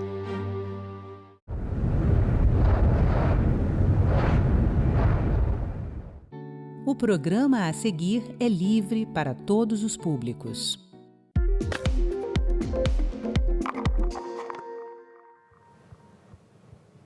Um impasse na BR-101 coloca em risco uma obra de 2,5 bilhões de reais no Morro dos Cavalos, em Santa Catarina. A comissão formada para mediar o acordo entre o governo federal e a concessionária responsável pela rodovia foi encerrada sem solução.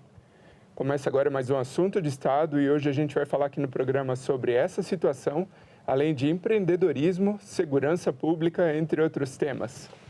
E para conversar comigo, nosso convidado de hoje é o senador Esperidion Amin, do PP de Santa Catarina. Bem-vindo, senador. Com muito prazer, quero participar de um programa que trata de questões tão relevantes. Para o Estado que o senhor representa. É verdade. Senador, como eu falei na abertura do programa, o Ministério dos Transportes, em janeiro, anunciou uma possível solução para o trecho do Morro dos Cavalos na BR-101. Porém, as negociações com a concessionária falharam. Qual, na visão do senhor, é o principal entrave? Bom, em primeiro lugar, a opção por este modelo de solução, que é o contrato da otimização, foi inventada pelo atual governo federal.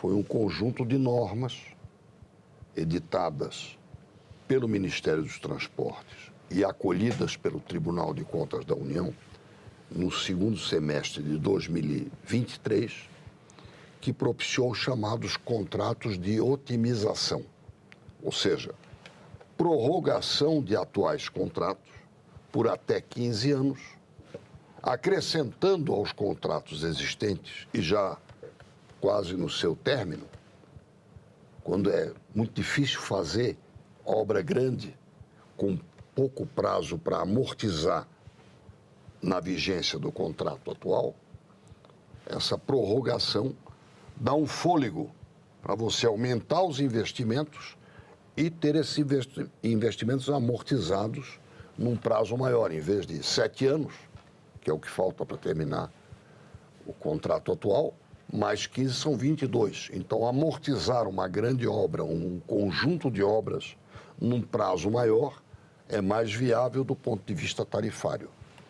Então, este modelo nos deu grande esperança.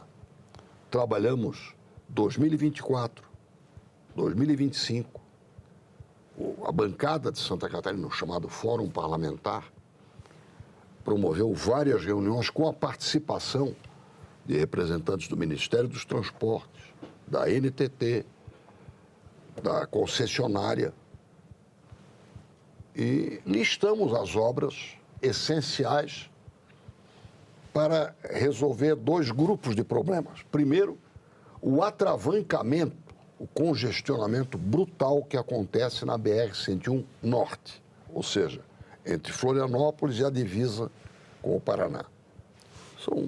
Vamos arredondar para 300 quilômetros de rodovia, onde se concentram hoje 40% dos piores acidentes rodoviários do Brasil. 4 em cada 10 acidentes brutais em matéria de rodovia acontecem nesse trecho, em que a qualidade do serviço é precaríssima em função do congestionamento.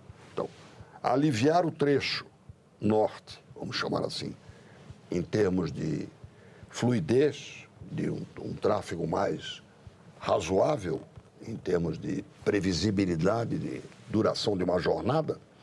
E no caso do Morro dos Cavalos, que fica ainda no âmbito desta concessão, uma solução racional, necessária há mais de 10 anos, já estudada pelo Ministério dos Transportes, mas nunca equacionada. Olha, vai ser isso. Então, a solução do Morro dos Cavalos, assim decidida pelo Ministério dos Transportes, é a construção de 2 túneis sob essa elevação, dando com isso uma solução definitiva e, naturalmente, muito cara. Não temos um orçamento definitivo para a obra, mas fala-se entre 2,5 bilhões e até 4 bilhões de reais de investimento. Então, o Ministério dos Transportes e a NTT conceberam a ideia de deslocar esta obrigação para o contrato da BR-101 Sul, ou seja, para o contrato não com a Artéries, que é o atual, e sim com a Motiva. De Florianópolis para cima, até o norte, então o contrato seria otimizado com uma relação de obras que nós elaboramos, mas que não foi precificada pela NTT. E esta não precificação nos impediu de fazer uma avaliação do impacto tarifário.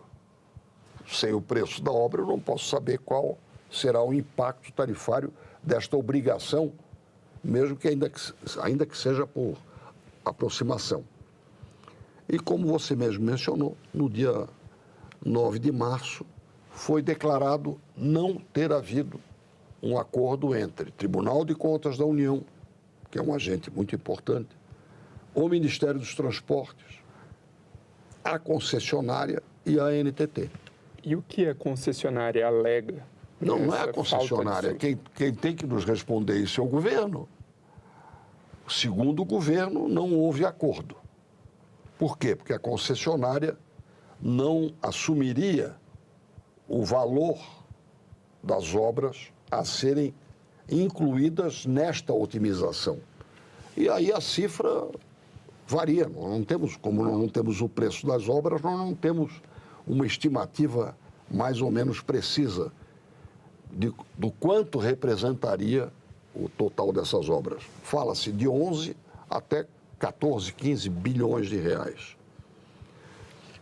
O que faltou foi a precificação, que é compromisso da NTT fazer, uma nova discussão para, quem sabe, em função de prioridades, se reduzir esse investimento.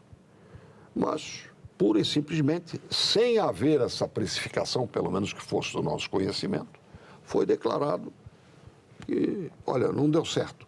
Mas não deu certo no quê? Numa iniciativa criada proposta e debatida sob a liderança do governo. Então, nós estamos neste momento, ao longo de todo o mês de março, na expectativa de que o governo e o ministro nos digam o seguinte: olha, nós vamos retomar a negociação, talvez sacrificando algumas obras, colocando num prazo mais postergado algumas obras, mas nós estamos hoje entregues à especulação. Neste momento em que nós estamos conversando, Santa Catarina simplesmente recebeu um não deu certo. E, por mais esforço que se faça, não conseguimos obter do governo federal. A responsabilidade de homologação é do TCU, mas a responsabilidade pela BR-101 e pelo trânsito razoável, com razoável qualidade, na BR-101 é o governo federal, que não nos responde qual é a alternativa, se há alternativa e o que é que nós devemos fazer para conseguir estimular um acordo minimamente razoável para um Estado que produz, que atuou, eu repito, 2024, 2025, com a maior disciplina, discutindo, debatendo obras, com municípios, com federações que representam empresários e com representação dos trabalhadores, as autoridades locais, priorizamos as obras, não recebemos contrapartida e não deu certo. Então, é uma frustração que beira ao desrespeito a uma unidade federada. Talvez nos próximos dias a gente tenha uma solução, e a solução eu só vejo uma, é a renegociação. E estamos aguardando a oportunidade de ajudar a que essa renegociação seja razoável e nos ajude a resolver. A prioridade, a solução do Morro dos Cavalos, aceitamos a decisão do ministro e a decisão do dono da estrada. Agora, o usuário somos nós. É o Mercosul todo que é usuário, porque é uma rodovia fundamental para o país. Segurança não só de Santa Catarina, né? Mas de quem trafega por ali, né, senador? Com acidentes gravíssimos que já aconteceram lá. Sim, o senhor mencionou. Com acidentes gravíssimos. Lá já houve caso de incêndio em 25 automóveis e 5 caminhões no Morro dos Cavalos. Enquanto que na BR-101 Norte temos tido acidentes com mortes, infelizmente, se repetindo e um trânsito absolutamente estrangulado. Portanto, nesse momento, eu tenho a responsabilidade de clamar por uma resposta, por uma posição do governo federal. E, se ela acontecer, colaborar para que essa resposta se transforme numa solução minimamente decente na relação federativa que nós temos que aprimorar. Agora, ainda sobre logística, o senhor defende e apoia a construção, a criação de uma segunda pista para o aeroporto de Navegantes. Qual que é a situação lá e quão importante estrategicamente para o Estado é essa segunda pista para o aeroporto? Isso é um outro impasse que aconteceu. Foi parar no Supremo Tribunal Federal. Por quê? Porque é um direito federativo de Santa Catarina ter preservado o que o plano diretor do aeroporto de Navegantes previa, que era a construção da segunda pista. E nós concordamos em subordinar a execução desta segunda pista a uma pesquisa de mercado.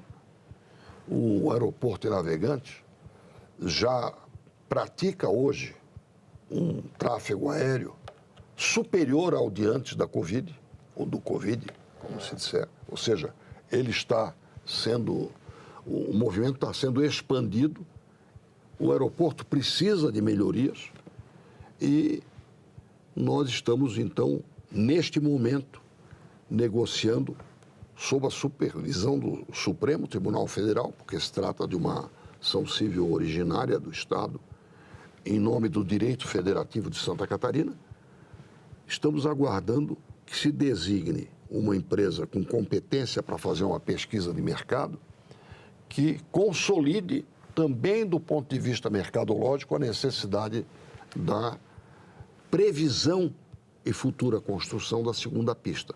Por que é importante que isso seja reabilitado? Porque a área destinada a essa ampliação não está totalmente desapropriada. E se não mantiver a segunda pista como projeto, a desapropriação vai ser anulada por perda de objeto. Então é uma questão crucial em que, se a segunda pista não for reintroduzida no plano diretor, esta área de possível ampliação vai ser perdida. E já se passam, dos primeiros momentos desta licitação até hoje, quase 5 anos.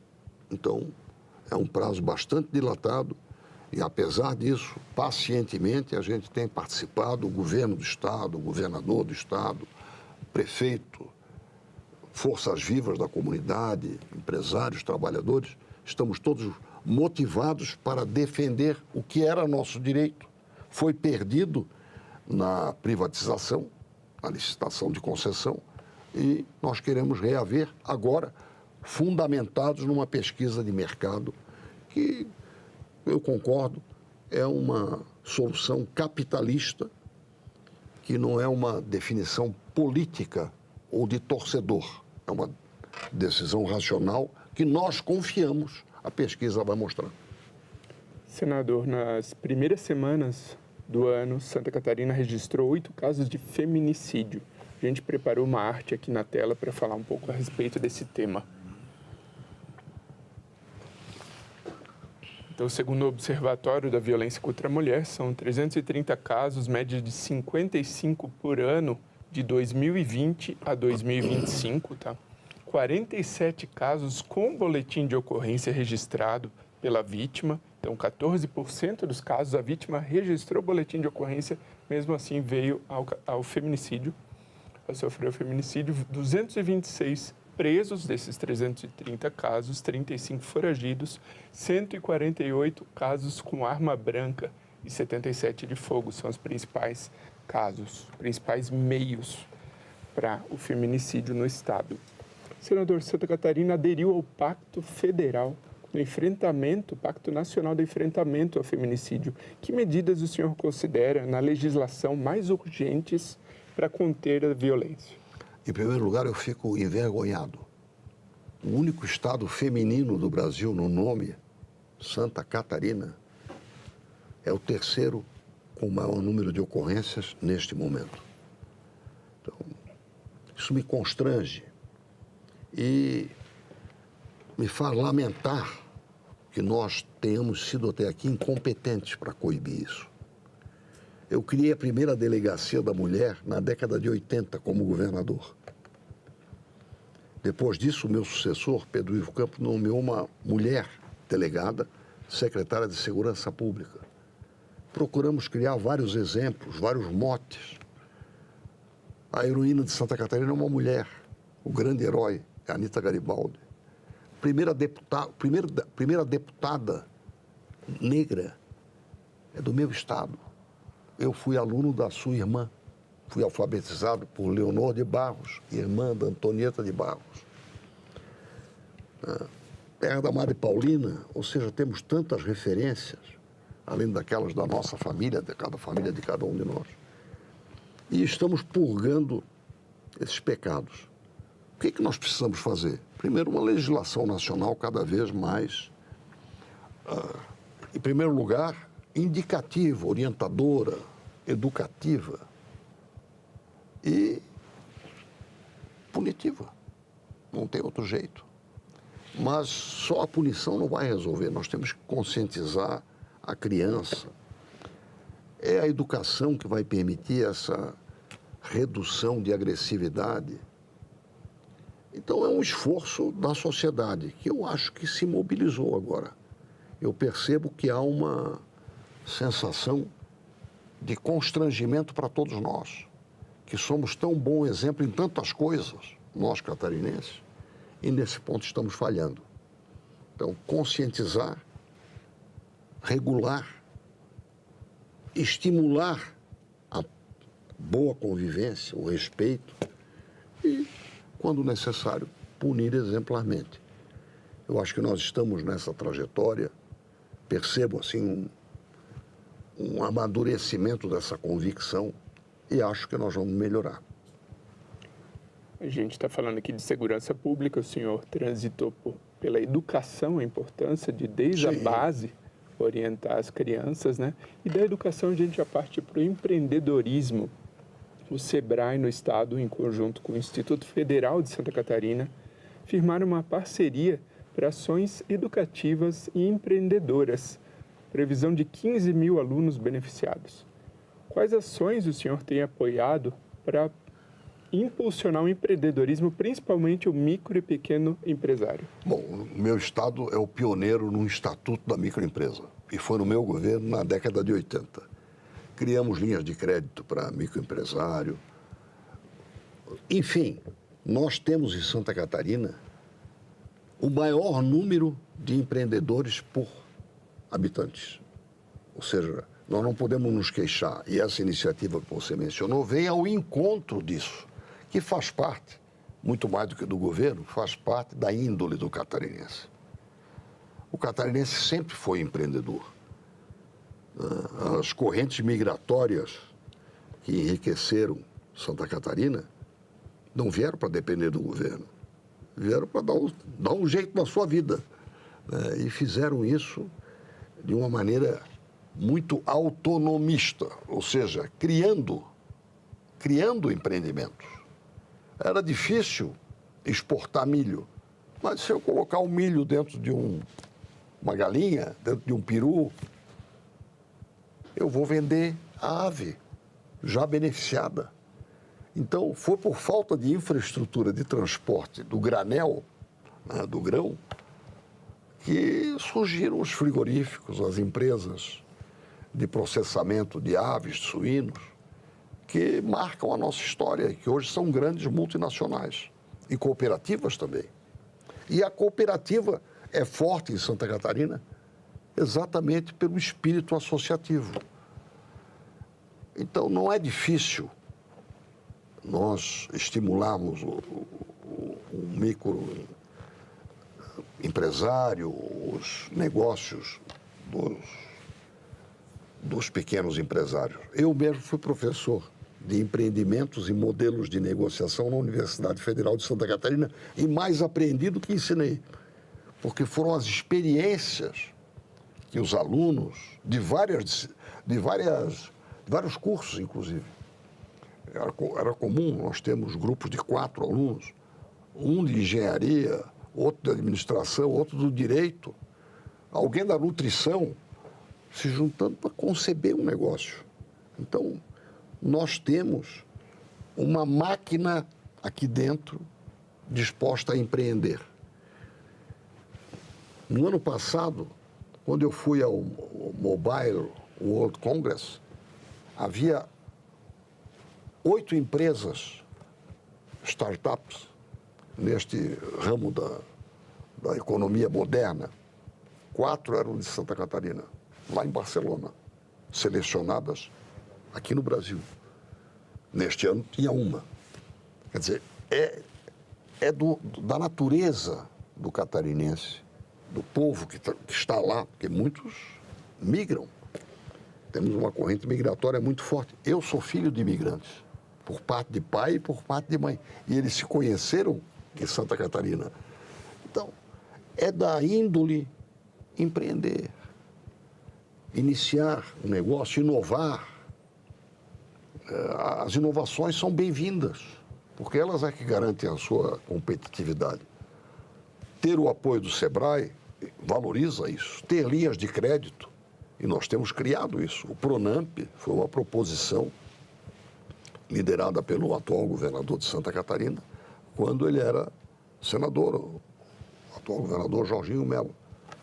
Mas antes disso, já no século passado, carteira de microcrédito, 18 OCIPs, organizações civis de interesse público, patrocinadas ou impulsionadas pelo governo do Estado, isso foi na minha gestão, se organizaram regionalmente para operar o microcrédito, sem falar nas cooperativas que eu já mencionei, são também da nossa índole.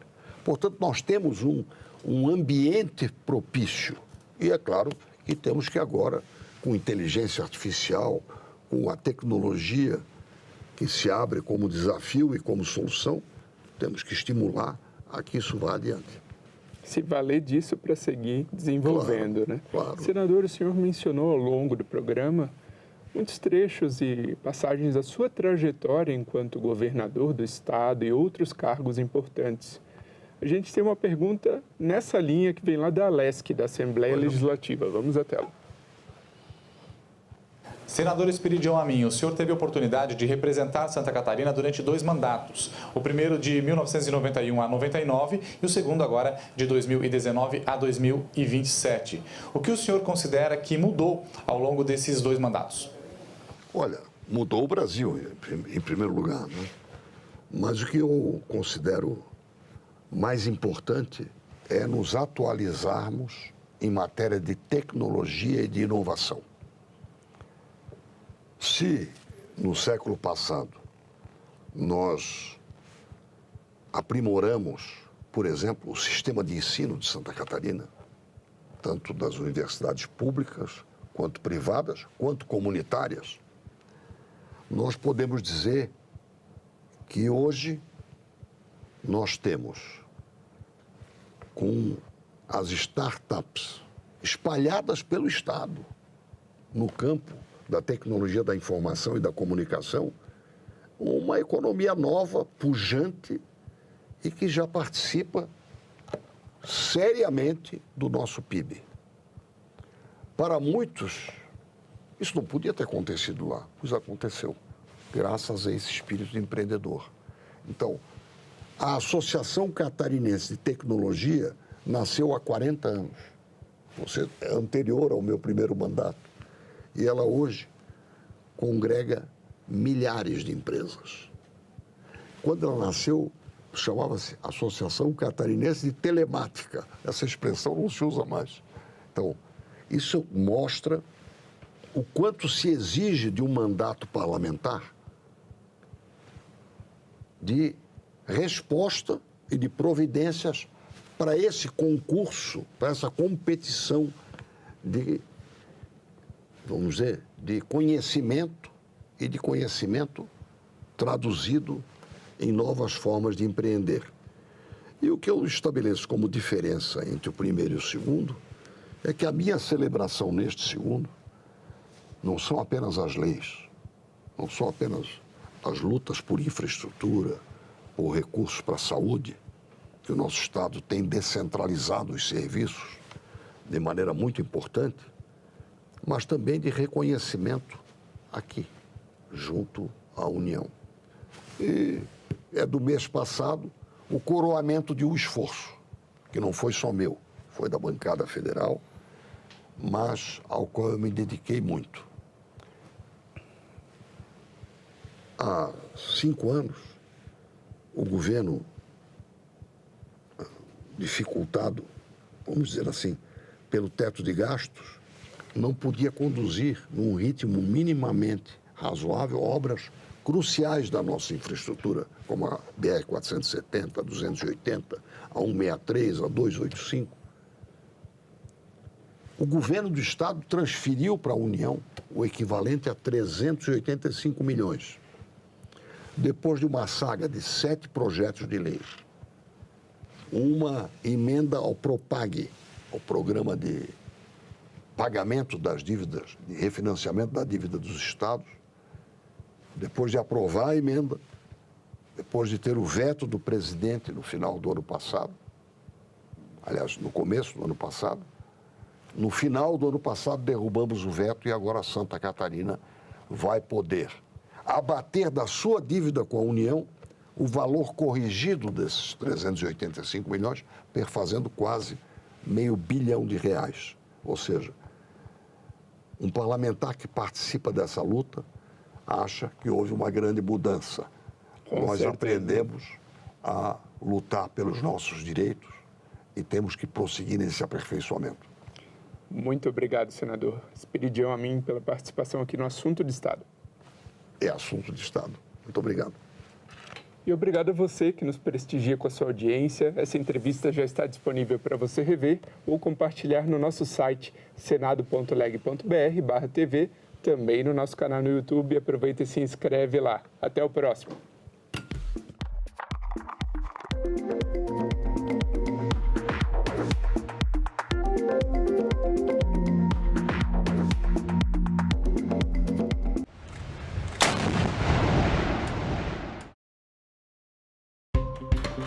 O que muda se a escala 6x1 acabar?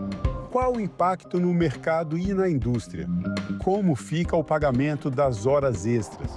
O secretário executivo do Ministério do Trabalho, Chico Macena, e o representante da Confederação Nacional da Indústria, Pablo Rolim Carneiro, respondem a essas e outras perguntas ao vivo.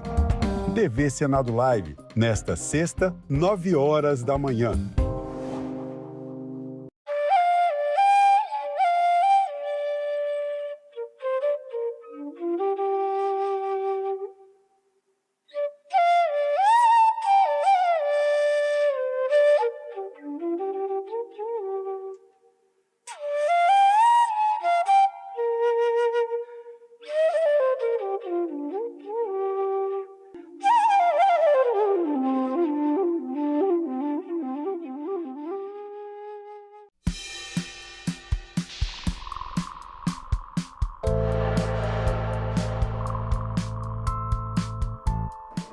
Quero parabenizar a TV Senado pelos seus 30 anos tão exitosos, onde nós temos aqui a oportunidade, através da TV Senado, de levar os nossos eleitores, os nossos estados, as nossas atividades parlamentares, que é que nós estamos discutindo aqui em termos de leis, o que nós aprovamos, o que nós rejeitamos. Então, a TV Senado faz um papel essencial para a democracia brasileira. Parabéns, TV Senado, pelos seus 30 anos.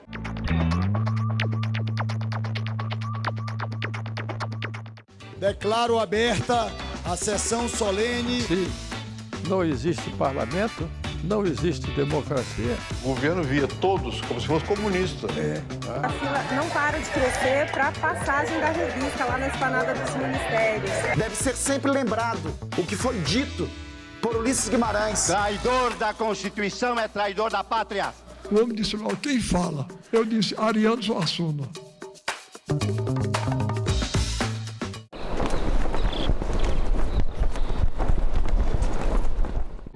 O programa a seguir é livre para todos os públicos.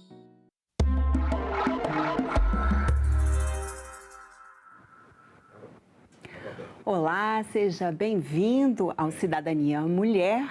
E a nossa convidada hoje é a cineasta e documentarista Suzana Lira.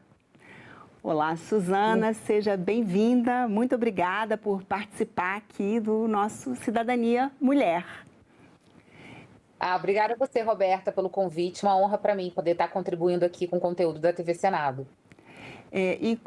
Vamos começar contando um pouco, relembrando aí a sua trajetória, a sua formação foi em jornalismo, né? Como você chegou ao cinema e ao documentário? Na verdade, eu comecei fazendo faculdade de comunicação social e na faculdade um professor exibiu o documentário Cabra Marcado para Morrer, do Eduardo Coutinho, que contava a história, né, dos camponeses e um deles especialmente ameaçado de morte, está lutando pela reforma agrária. E era um híbrido de documentário e ficção, eu não entendia muito bem o que era aquilo que eu estava vendo, mas eu me apaixonei por aquele formato. E eu falei, um dia eu quero fazer isso da minha vida. Mas acabou que eu me formei em jornalismo, fui trabalhar com telejornalismo, e depois eu fui... o mercado de documentários foi abrindo no Brasil, e eu propus um documentário para um edital, e assim a gente ganhou esse edital para fazer documentários. E eu estou há mais de 20 anos produzindo documentários no Brasil, e principalmente com temas em que as mulheres são protagonistas.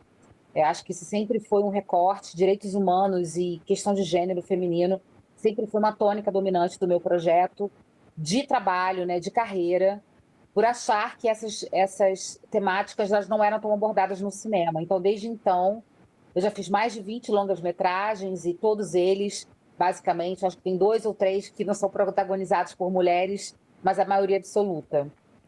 E aí você fala, né, sobre a mulher, sobre os espaços que precisam ser ocupados para a mulher. E da sua parte, aí por trás das câmeras, né, como mulher cineasta, né, também é difícil conseguir ocupar esse espaço? Olha, Roberta, bem difícil, né? Eu acho que já foi mais difícil do que é hoje. Eu sempre falo isso, que eu abri uma empresa, eu abri uma produtora para que eu pudesse me chamar para trabalhar. Porque se fosse esperar que as pessoas me chamassem, né? Os trabalhos mais difíceis normalmente eram passados para os homens, né? Ah, você não vai viajar porque você tem filho pequeno. Eu tenho, na época, né? A minha filha cresceu junto com a minha carreira de trabalho, assim. Então, tinham sempre muitos obstáculos, assim. Fui vencendo um a outro. Hoje em dia, minha filha trabalha comigo e é muito lindo de ver esse fruto também que as minhas ausências, né? Porque isso, uma mãe que trabalha é sempre uma questão, né? Na época que minha filha era pequena, eu tive a ajuda da minha mãe para ajudá-la a criar. Mas tinha esses obstáculos, né, de não só ser mulher, mas também ter que conciliar a maternidade com a vida profissional. E a vida profissional no cinema ela é muito dura, de viagens, de muitas ausências, às vezes por muitos dias, até meses fora de casa. E isso foi sempre um desafio para mim, mas eu fui contornando ao longo desses anos. Aí já são praticamente 25 anos de carreira e vendo a minha filha hoje, né? Hoje mesmo a gente filmou de manhã, ela estava filmando e agora ela já está ocupando o lugar de fazer as entrevistas. Então é muito bonito também de ver formando outra mulher. Isso sempre é uma preocupação para mim. Não só como cineasta, assim, eu como diretora, quantas mulheres eu estou levando junto comigo também para ocupar esses espaços dentro do audiovisual, né? Porque era um mundo ainda muito masculino, né? Ontem a gente teve essa notícia maravilhosa que é a primeira vez na história uma mulher ganhou o Oscar de fotografia. E eu lembro que, né, o Oscar tem 98 anos. Como é difícil para nós, mas a gente está conquistando esses espaços e eu não sou muito de reclamar, eu sou muito de fazer, né? E eu tenho visto melhora, sabe? São momentos em que eu estou sentindo que o audiovisual tem melhorado nesse aspecto. Ainda tem muito para a gente conquistar, mas eu acho que a gente está chegando lá. E você, como cineasta, mulher, você vê uma outra história, suas lentes captam outra realidade? Qual é a diferença? Eu acho que assim, acho que a diferença ela é muito mais nos bastidores, né? Também. É óbvio que o olhar da mulher ela vai para questões que nos interessam mais, né? Quando eu estou filmando uma mulher, eu estou filmando as dificuldades que ela tem para se inserir no mercado de trabalho, os preconceitos que ela enfrenta, a misoginia, que é uma coisa estrutural no Brasil, o machismo, como ela está vivendo diante desses dilemas. Eu acho que o homem não tem esse olhar, né? Para ele é tão natural que as coisas sejam assim. O mundo foi feito para os homens, né? E está aí estabelecido dessa forma. Então, acho que o olhar da mulher tem esse diferencial da gente tocar em assuntos que talvez os homens não tocariam. E acho que isso faz diferença, porque as nossas pautas acabam sendo aprofundadas e abordadas quando você tem uma mulher na direção de fotografia, operando som, e na direção também, e produzindo, e apresentando um programa, como você está ali. Então, você sabe das dificuldades, né, que eu possa ter passado, porque provavelmente você também as passou. De um jeito ou de outro, de realidades diferentes, a gente tem essa sintonia por ter nascido do gênero feminino. Então, acho que isso faz a diferença. E principalmente no trabalho, né? Quando a gente vai compartilhar trabalho com mulheres mães, ou mulheres que estão passando situações de relacionamentos, a gente acaba sempre trocando muito, isso faz muita diferença. Eu sempre gostei muito de trabalhar com mulheres, eu trabalho muito com homens também. Não sou essa diretora que quer toda a minha equipe de mulheres, eu acho que equilibrar essas forças é muito importante, mas eu me sinto muito bem e muito acolhida quando eu estou com as mulheres, né? Eu comento um determinado assunto, elas sabem do que eu estou falando. Então, isso cria um ambiente agradável também. Então, não é só da maneira como você filma e o que você filma, mas também como você faz o seu trabalho no seu dia a dia, né? Os bastidores são muito importantes. E você fala muito, né, sobre memória, né? Qual é o papel, qual a importância, assim, de se documentar a realidade, de fazer esse registro da memória? Eu acho que a memória ela é a base para o nosso futuro. Assim, eu acho que a gente, numa sociedade em que um país que não conhece a própria história, uma pessoa que não conhece a própria história, ela fica mais frágil para seguir, para construir sua própria jornada. Então, saber quem somos, que história nos trouxe até aqui, como país, como pessoa, acho que faz muita diferença, né? Recentemente, eu fiz um filme chamado Nada Sobre Meu Pai, que é sobre a minha história paterna, que eu não conheço. E aí, acho que o filme a gente consegue abordar o que essa falta faz para a construção de uma pessoa. É óbvio que eu não me tornei uma pessoa inviável por não ter essa memória do meu pai, mas, obviamente, isso me fragiliza também, de alguma forma. Então, eu trato a memória sempre como um elemento fundante do ser humano, que sem isso a gente não consegue ter forças para construir um futuro maduro. Então, quando você fala, né, da evolução, por exemplo, das mulheres, né, a gente tem que lembrar das que vieram primeiro, né? Acho que furaram bolhas, que enfrentaram obstáculos que eu e você não enfrentamos. Então, olhar para a história dessas mulheres me ajuda a construir a minha própria história. Assim como o país, quando olha para a sua memória, e construir filmes de memória é isso, a gente documenta o estado das coisas. E esse estado das coisas é importante para a gente se entender como, né, como ser humano e como sociedade. Então, eu acho fundamental assim, a gente construir filmes e narrativas em que a memória seja protagonista para que a gente consiga construir futuros mais promissores e futuros mais construtivos também. Porque acaba que a gente fica voltando atrás em algumas questões que a gente já podia ter evoluído. Então, quando você olha para o passado, fala, nós já passamos por isso, não precisamos passar por isso de novo. É mais ou menos assim que eu penso. Ainda, né, dentro dessa temática, né, da memória, a gente teve, né, o filme brasileiro Agente Secreto, várias indicações ao Oscar, infelizmente dessa vez não deu, mas já está valendo, né, só indicação. Só que é um filme de ficção, né? Você é basicamente documentarista, mas eu vi que você também já se aventurou pela ficção, né? A ficção, às vezes, ela pode falar sobre a realidade, sobre a memória de uma outra forma que o documentário não chega lá? Eu acho que são narrativas diferentes. Eu acho que o documentário ele tem uma profundidade de você lidar com a realidade, com os fatos, e a ficção é algo que você pode aprofundar outras questões, né? Muito mais lúdicas e às vezes mais fortes. Eu acho que a grande diferença para mim, Roberta, é o público. Infelizmente, a gente não tem uma cultura de se assistir muito documentário no cinema. O documentário não é um gênero popular, digamos assim, né? Então, quando você faz ficção, você alcança um público muito maior. Essa, para mim, é a diferença. Em relação à força da obra, se é documentário ou ficção, acho que tanto faz. Se você tem um público para assistir, eu acho que isso é fundamental para qualquer projeto. Você alcança seu objetivo, que é mostrar para as pessoas quem somos, né, e para onde estamos indo. Então, obviamente, a gente tem histórias, né, tanto Ainda Estou Aqui, que ganhou o Oscar ano passado, quanto Agente Secreto. Eu mesma já fiz vários filmes sobre ditadura. Eu acho que são importantes a gente falar sobre esse período brasileiro, para que a gente não retorne, né? Independente da ideologia política que se vive, a gente não precisa voltar a algumas questões que a gente passou, né? De violência de Estado, de prisão, de tortura. Enfim, são evoluções que nós vamos fazendo. Então, eu acho que o audiovisual, de forma geral, seja a ficção ou documentário, tem essa força. E eu fico muito feliz que esses dois filmes tenham ganhado essa relevância, porque eles falam desse assunto. Então, eu, como documentarista, me sinto contemplada por essas pautas que estão vindo, que bebem na fonte da realidade, né? Não são ficções completamente...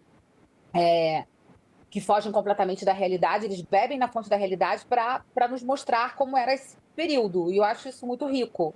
E acho que é um cinema muito saudável de se fazer também, porque tem um propósito para além do entretenimento, né? Para além da arte em si, você está contando a memória do seu país. Eu acho que isso tem muito valor. Com certeza.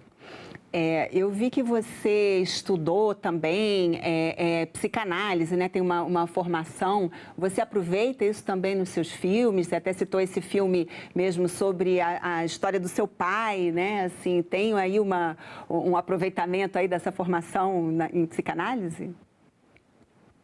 Com certeza, Roberta. Uma coisa que eu sempre quis fazer na minha carreira, e acho que isso foi um diferencial para mim, é ter uma carreira, ter estudos acadêmicos que contemplassem temas que fugissem ao do cinema, né? Então, acaba que você, quando faz cinema, você aprende a técnica, você quer fazer um curso para aprimorar fotografia, arte. E eu sempre quis fazer outras coisas. Minha primeira formação acadêmica fora do cinema e da comunicação foi Direitos Humanos, de Direito Internacional. Isso foi fundamental, isso conseguiu pavimentar uma estrada para mim dentro do documentário, porque eu me senti mais segura para tocar em assuntos relacionados a direitos humanos e gênero, enfim. Depois fiz pós em filosofia. E, por fim, agora, recentemente, eu concluí o mestrado em psicanálise, que, para mim, na época, eu estava justamente fazendo meu filme Nada Sobre Meu Pai, e eu precisava desse suporte. Não só uma supervisão psicanalítica para me acompanhar nesse trabalho, mas também de eu trazer uma base, né, para poder conseguir transmitir para o público aquilo que eu estava sentindo, porque foi um desafio, né, enquanto diretora, enquanto busca de uma pessoa pelo seu pai. Então, não foi fácil conciliar esses dois papéis. E certamente a psicanálise me ajudou muito. E eu sempre falo para estudantes de cinema e façam outros cursos para complementar a sua trajetória, para complementar, porque mais do que saber apontar uma câmera, você tem que saber o que você quer falar e como você quer falar. E esse conteúdo que você adquire fora dos cursos de cinema, os cursos técnicos, ele faz muita diferença. E eles fazem muita diferença na minha vida. Hoje em dia, quando eu entrevisto alguém, a qualidade dessa entrevista, dessa compreensão com quem eu estou falando e como eu estou falando faz muita diferença. E isso acaba dando um resultado um pouco melhor. Então, viva o estudo, e eu sempre estimulo as pessoas a estudarem. E eu sempre digo, né, se eu um dia não precisar mais trabalhar por algum motivo nobre, eu continuarei estudando. Poxa, eu vou aproveitar, então, a deixa aqui. Você falou de entrevista, eu aqui te entrevistando. Quais, então, são as dicas para uma boa entrevista, para conseguir chegar lá mais no fundo? Eu acho, Roberta, que é fazer o que você fez. Você deu uma olhada ali na minha história e as suas perguntas manifestam um interesse verdadeiro na minha história também. Eu acho isso interessante. Eu acho que, basicamente, você tem que se informar sobre o que você vai falar. E quando você estiver diante da pessoa entrevistando, você realmente está interessado em conhecer melhor aquela pessoa. Porque, às vezes, as pessoas, né, decoram perguntas e ficam perguntando coisas que talvez, né, não haja uma interação real. E a pessoa que está sendo entrevistada sente isso. Quando é algo totalmente mecânico ou com algo que você está interagindo com alguém que está interessado em você, esse olho no olho.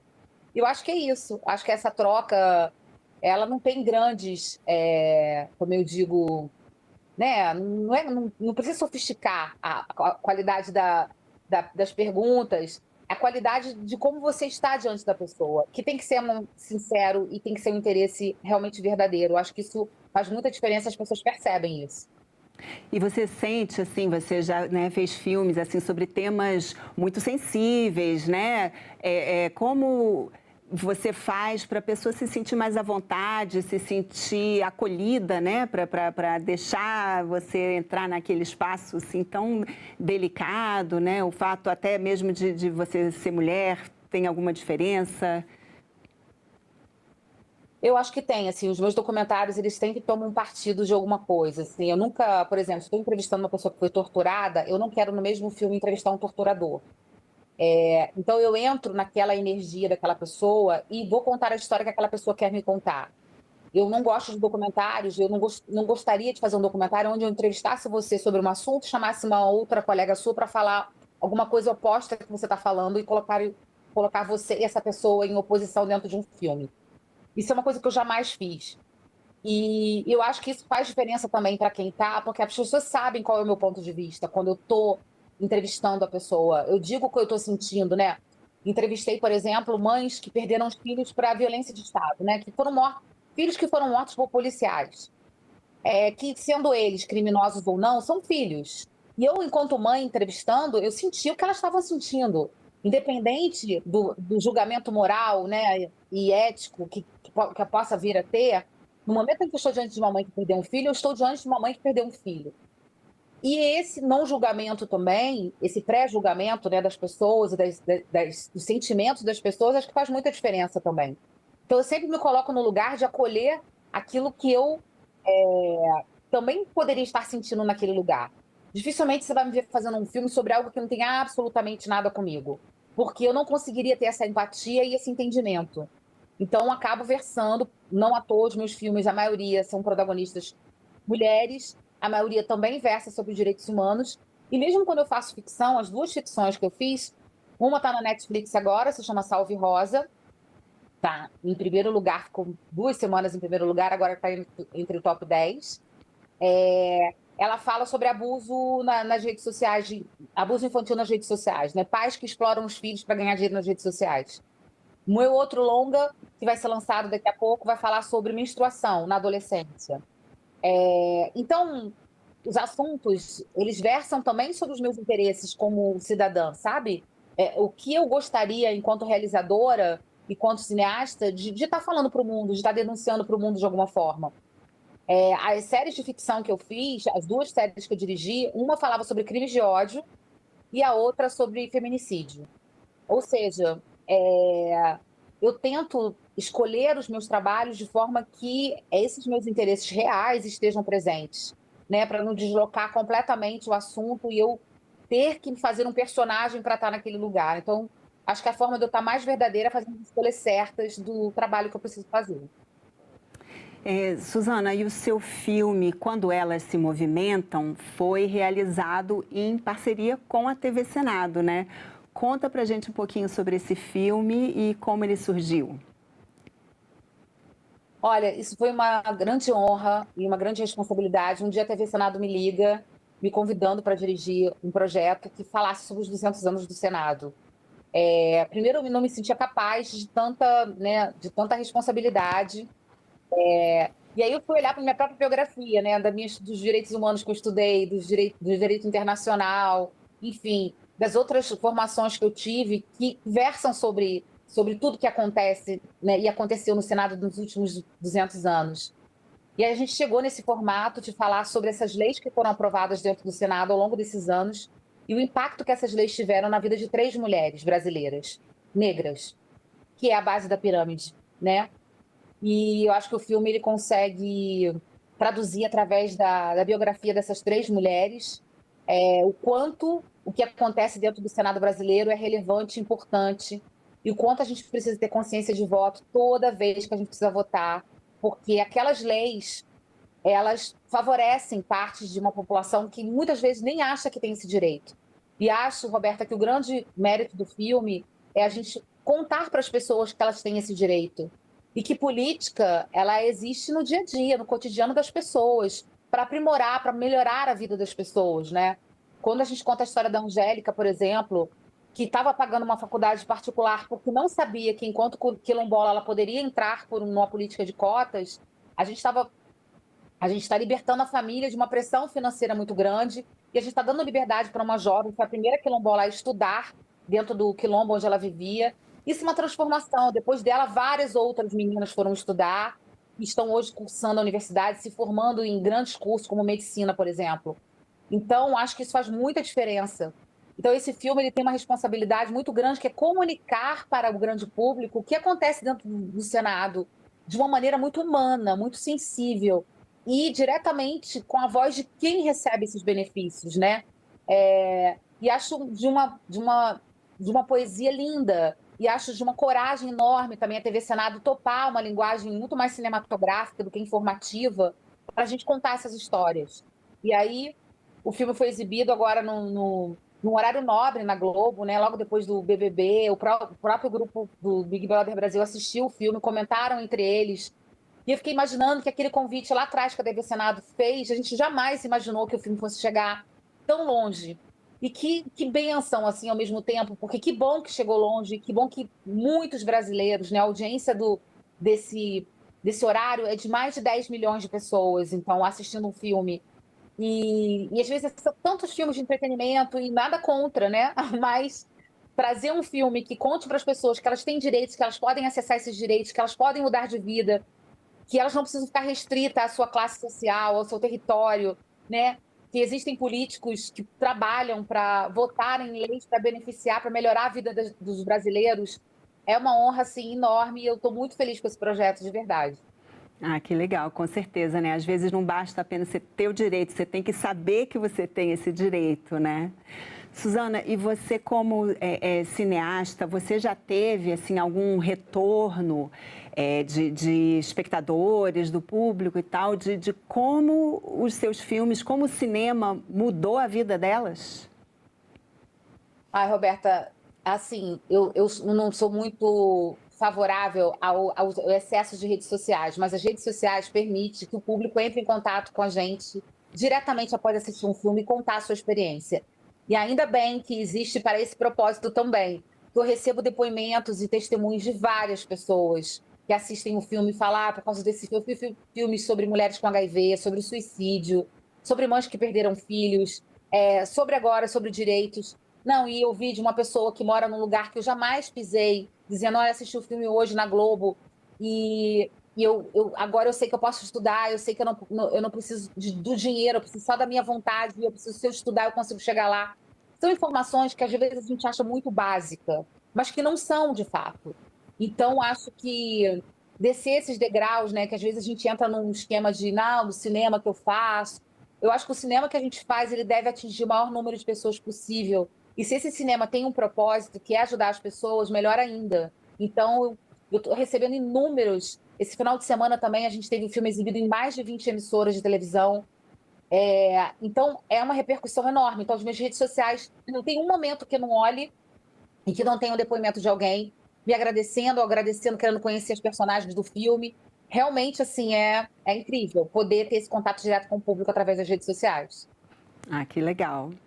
E, Suzana, e o futuro? Agora, 2026, já tem algum outro projeto? Já está em andamento ou já está em pensamento? O que vem por aí?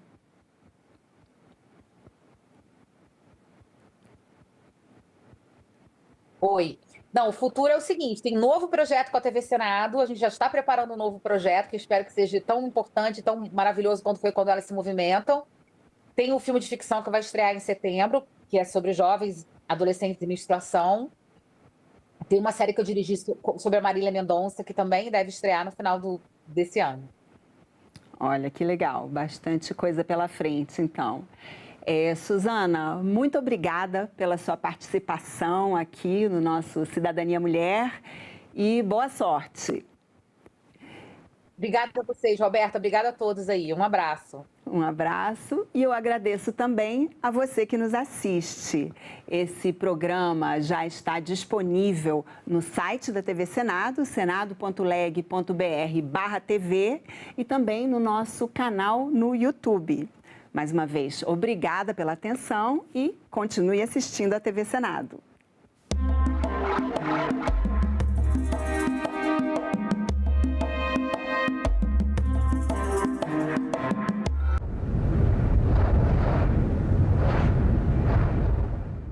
Os produtos processados e ultraprocessados são responsáveis pela obesidade infantil, adulto. Pela primeira vez no mundo, a obesidade superou a desnutrição. Quando a gente traz alimentos mais naturais para a oferta no programa de alimentação escolar, a gente promove saúde e também a gente ensina um hábito alimentar mais saudável. Em discussão, hoje, 20h, aqui na TV Senado. Depois de décadas de lutas, sacrifícios e articulações dos abolicionistas modernos e 107 anos depois da assinatura da Lei Áurea, o Estado brasileiro finalmente reconhece a existência de trabalho escravo no Brasil. E a partir desse momento o Brasil se compromete a enfrentar essa situação, né, de forma a buscar a efetiva erradicação. E uma das providências foi a organização do Grupo MOVE.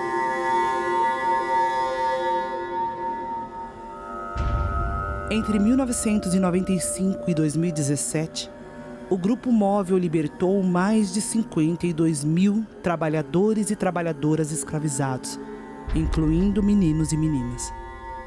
O total das verbas trabalhistas e rescisórias pagas pelos escravagistas às vítimas foi de aproximadamente 100 milhões de reais.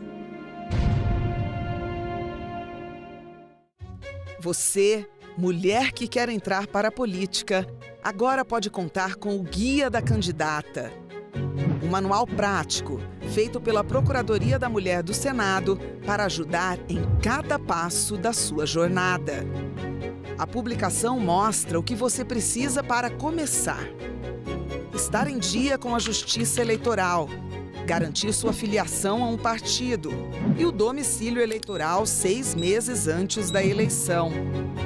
Lá, você descobre como garantir os recursos para a sua campanha, como os 30% do fundo eleitoral e do tempo de rádio e TV que são seus por direito. O material também ensina a organizar a campanha, cuidar da segurança na internet e o que fazer em casos de violência política. Acesse o guia na página da Procuradoria do Senado na internet.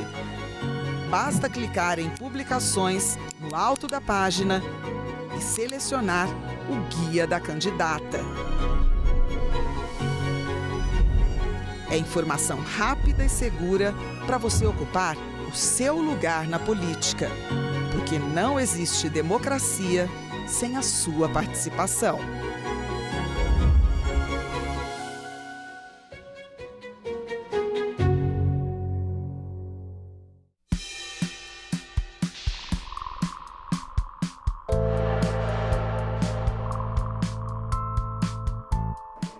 Quero parabenizar a TV Senado pelos seus 30 anos tão exitosos, onde nós temos aqui a oportunidade, através da TV Senado, de levar os nossos eleitores, os nossos estados, as nossas atividades parlamentares, que é que nós estamos discutindo aqui em termos de leis, o que nós aprovamos, o que nós rejeitamos. Então, a TV Senado faz um papel essencial para a democracia brasileira. Parabéns, TV Senado, pelos seus 30 anos.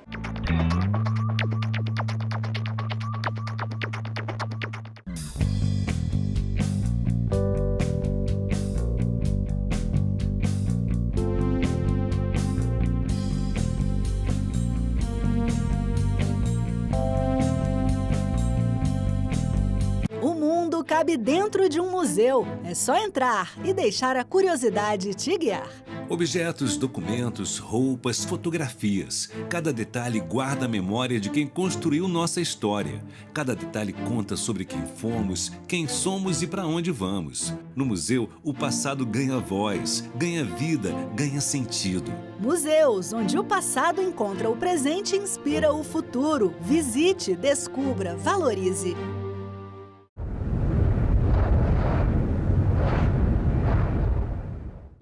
O programa a seguir é livre para todos os públicos. Olá, pessoal. Vocês estão com as suas contas em dia ou tem alguma atrasada? A renda média do trabalhador brasileiro aumentou em 2025 e agora em 2026 vai aumentar mais um pouquinho com a isenção do imposto de renda para a faixa de até R$5 mil. Mesmo assim, 80,45% das famílias estão com dívidas. O endividamento pessoal e os cuidados que você pode ter para não ficar com orçamento negativo são o tema deste Agenda Econômica que está começando agora.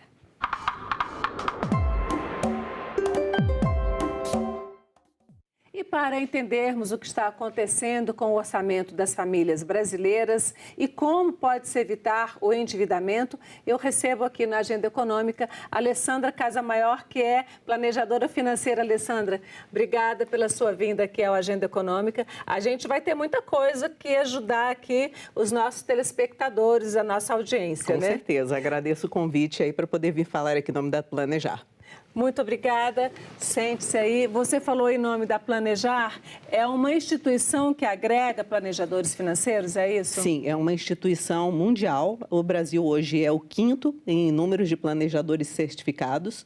Estamos hoje com 12 mil planejadores no Brasil todo. Então, isso significa que a gente está com muito problema e precisa de muita gente para ajudar a arrumar as contas, ou isso é um avanço que mostra que o brasileiro está tentando se planejar melhor? Isso é um avanço, né? O Brasil estar em 5º lugar, né? Os Estados Unidos hoje tem 107 mil, e depois vem já o segundo, já vem com 30 e poucos, e a gente está num lugar de destaque muito grande. E essa certificação vem aumentando constantemente, ano a ano, a gente tem aumentado muito o número de certificadores.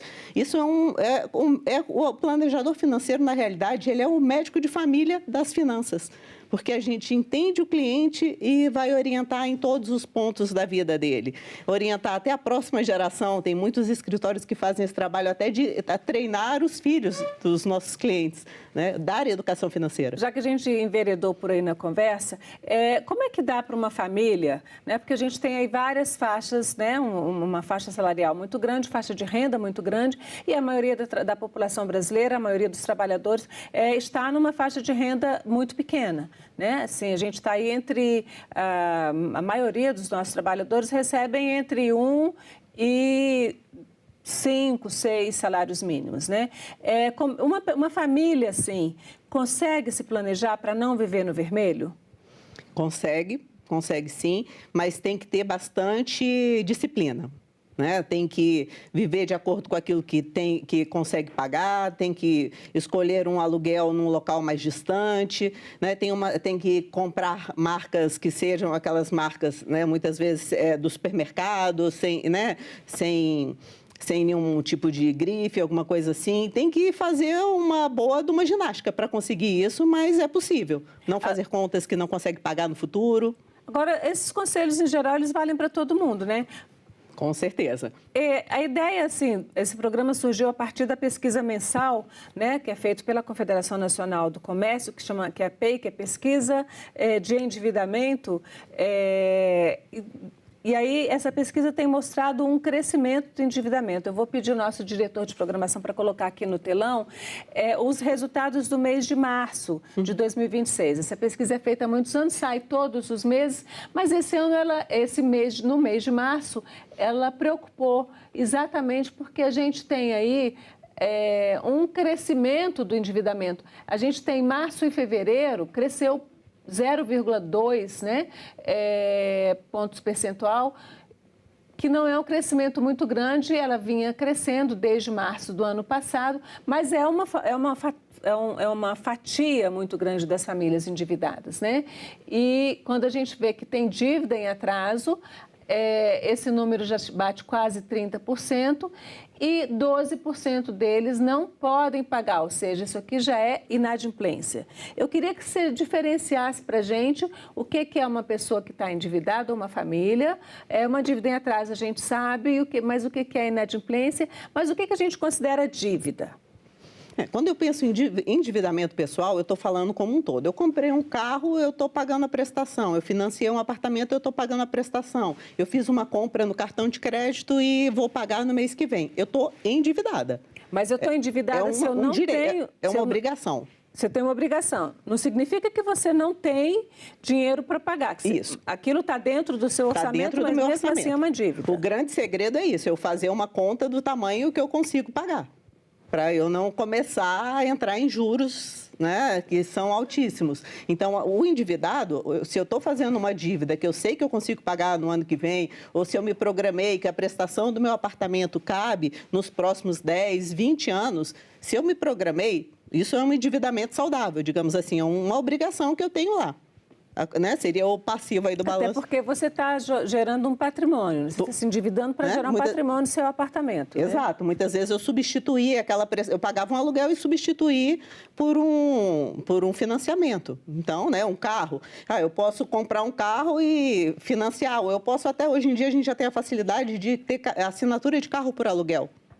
Né? Então, eu posso não gastar meu dinheiro, deixar meu dinheiro rendendo. Hoje a gente tem juros, hoje é o segundo maior juros do mundo que a gente tem hoje no Brasil. A gente perde só para a Turquia.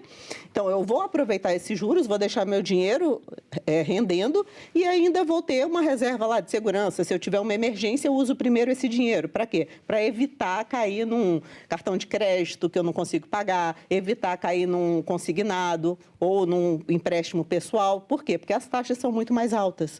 Agora, eu queria que a gente visse vamos abrir essa tela para uma tela que mostra o endividamento por faixa salarial. Sim. A gente está trabalhando aqui, na verdade, de 0 a 3 seria de 1 a 3 salários mínimos, 5 a 10. Na verdade, de 3 salários mínimos até 8 é o que a gente chama de classe C, não é isso? Sim. De 8 salários até 14 é o que a gente chama de classe B. Então, a gente está aqui pegando um pouco de classe C, toda a classe C e um pouco de classe B. E aí é interessante porque a gente vê que a pessoa com a dívida, né, por faixa de renda, ela de 0 a 3 salários mínimos, de 82% das famílias estão endividadas. Quando vem aqui para mais de 10, esse endividamento ainda é muito alto, mas cai para, digamos, 70%, arredondando aqui, 70%. Né? A dívida em atraso, que aí sim é a inadimplência, ela está em quase 30% para quem está na faixa até 3 salários mínimos e ela cai para menos de 15%, ou seja, cai pela metade, né, para quem está na faixa de mais de 10 salários mínimos. E os que realmente estão inadimplentes, não têm condição de pagar, vem de 11% na faixa até 3 salários mínimos e cai para menos de 5% aqui, com mais de 10 salários mínimos. Aqui a gente percebe claramente uma questão da faixa de renda. As pessoas pegam empréstimo, estão endividadas porque o que ganha é muito pouco, né? E acaba virando uma bola de neve. E agora, dá para viver, mesmo com 3 salários mínimos, mas imagina quem tem menos, é possível se organizar com algum nível de decência de vida, porque é uma faixa salarial muito pequena, para uma família viver sem ter dívidas? É complicado, mas tem como. A pessoa tem que abrir mão de uma série de coisas, né? A gente até montou uma tabela que eu acredito que vai aparecer aí na frente. O lazer praticamente não vai existir, né? Porque eu vou pelo que é prioritário. Primeira coisa, eu tenho que ter um aluguel, eu vou, né, um terreno, vou construir, muitas vezes, né, na minha casa mesmo tem um rapaz que trabalha lá, ele mesmo foi e construiu a casa dele. Então, são coisas assim que às vezes as pessoas trabalham todos os dias, trabalham em vários locais, né? Vou fazer uma renda extra, vou trabalhar um dia a mais. A família toda, os filhos, né, já estão estudando, de repente já pode fazer um estágio para ajudar na família. Todos têm que se ajudar, tem que ter um mínimo de, né, previsão para fazer compras, né, não fazer compras por impulso. Agora, o que leva uma família que ganha mais de 10, que tem, né, no conjunto mais de 10 salários mínimos, e mesmo assim ainda está endividada e não tem condição de pagar? Porque é um bom salário, né? Se você pegar acima de 10 salários mínimos, está com contas que não tem condição de pagar. O que isso fala da família? Muitas vezes eu acredito assim, a geração jovem, eu tenho meus filhos têm 19 anos, essa geração jovem consome muito. E até os adultos, eu acho que aplicativos no celular fazem as pessoas gastar muito mais. Às vezes você está aqui, estou com fome, vou pedir uma comida, você entra aqui, pede. Eu fiz uma pesquisa, ano passado eu fiz uma palestra na UNB, e aí eu fui ver onde os jovens se endividam. Aplicativos de pedindo comida, é um dos que mais gastam. Então assim, por que eu preciso pedir comida pelo aplicativo? Eu tenho taxa de entrega, o valor é mais alto. Será que não tem nada aqui perto que eu posso ir comprar? Um supermercado, uma padaria, alguma coisa que eu vá gastar menos? Levar de casa, levar de casa, né? Muito mais saudável, com certeza, né? Outra coisa que gastam, né? Gastam demais. Bota lá compras online, né? Fica assistindo lá, abre as redes sociais e começa lá. Aí o fulaninho tem isso, o influenciador tal comprou isso. Chegam modas e aí as pessoas acham que tem que seguir. Não, eu não tenho que seguir. Eu tenho que ser confiante. Eu tenho condição de pagar isso? Eu tenho que parar e pensar. Eu preciso realmente disso? Né? Eu acho que assim, eu falo para minha filha, botou lá no carrinho, deixa aí no carrinho, vai dormir. No outro dia você vê se você precisa. Depois de ter respondido se precisa e se pode pagar. Né? E se pode pagar, porque muitas vezes ela fala, mãe, compra. Eu falo, não vou comprar, você paga com seu dinheiro. Nossa, decide imediatamente que não precisa mais. Esse é um bom método também, né? Com certeza. Não, isso a gente tem que fazer até em casa. Outro dia eu peguei a planilha de todos os gastos financeiros e mandei para eles. Já tem uma certa idade e já conseguem entender, com 19 anos. A partir de que idade você acha que uma família pode, né, uma mãe, um pai, podem colocar os filhos nessa realidade financeira? A educação financeira tem que vir desde muito cedo. Eu acredito que devia, inclusive, estar na escola já, essa disciplina. Mas eu acho que a partir dos 12 anos já tem como entender. Eu fui numa feira de ciências, num colégio que meus filhos estudavam, e tinha lá, assim, como se fosse uma caixa d'água. E aí ele tem várias torneirinhas. E aí vai explicando, tá vendo? O salário é isso aqui. Enchemos aqui o filtro. Tá vendo a torneirinha? Essa aqui paga isso, essa paga isso, essa paga isso. Tem uma hora que não dá, a gente precisa de mais e só vai ter no mês que vem. Então, até a criança, tem formas lúdicas de você explicar para a criança.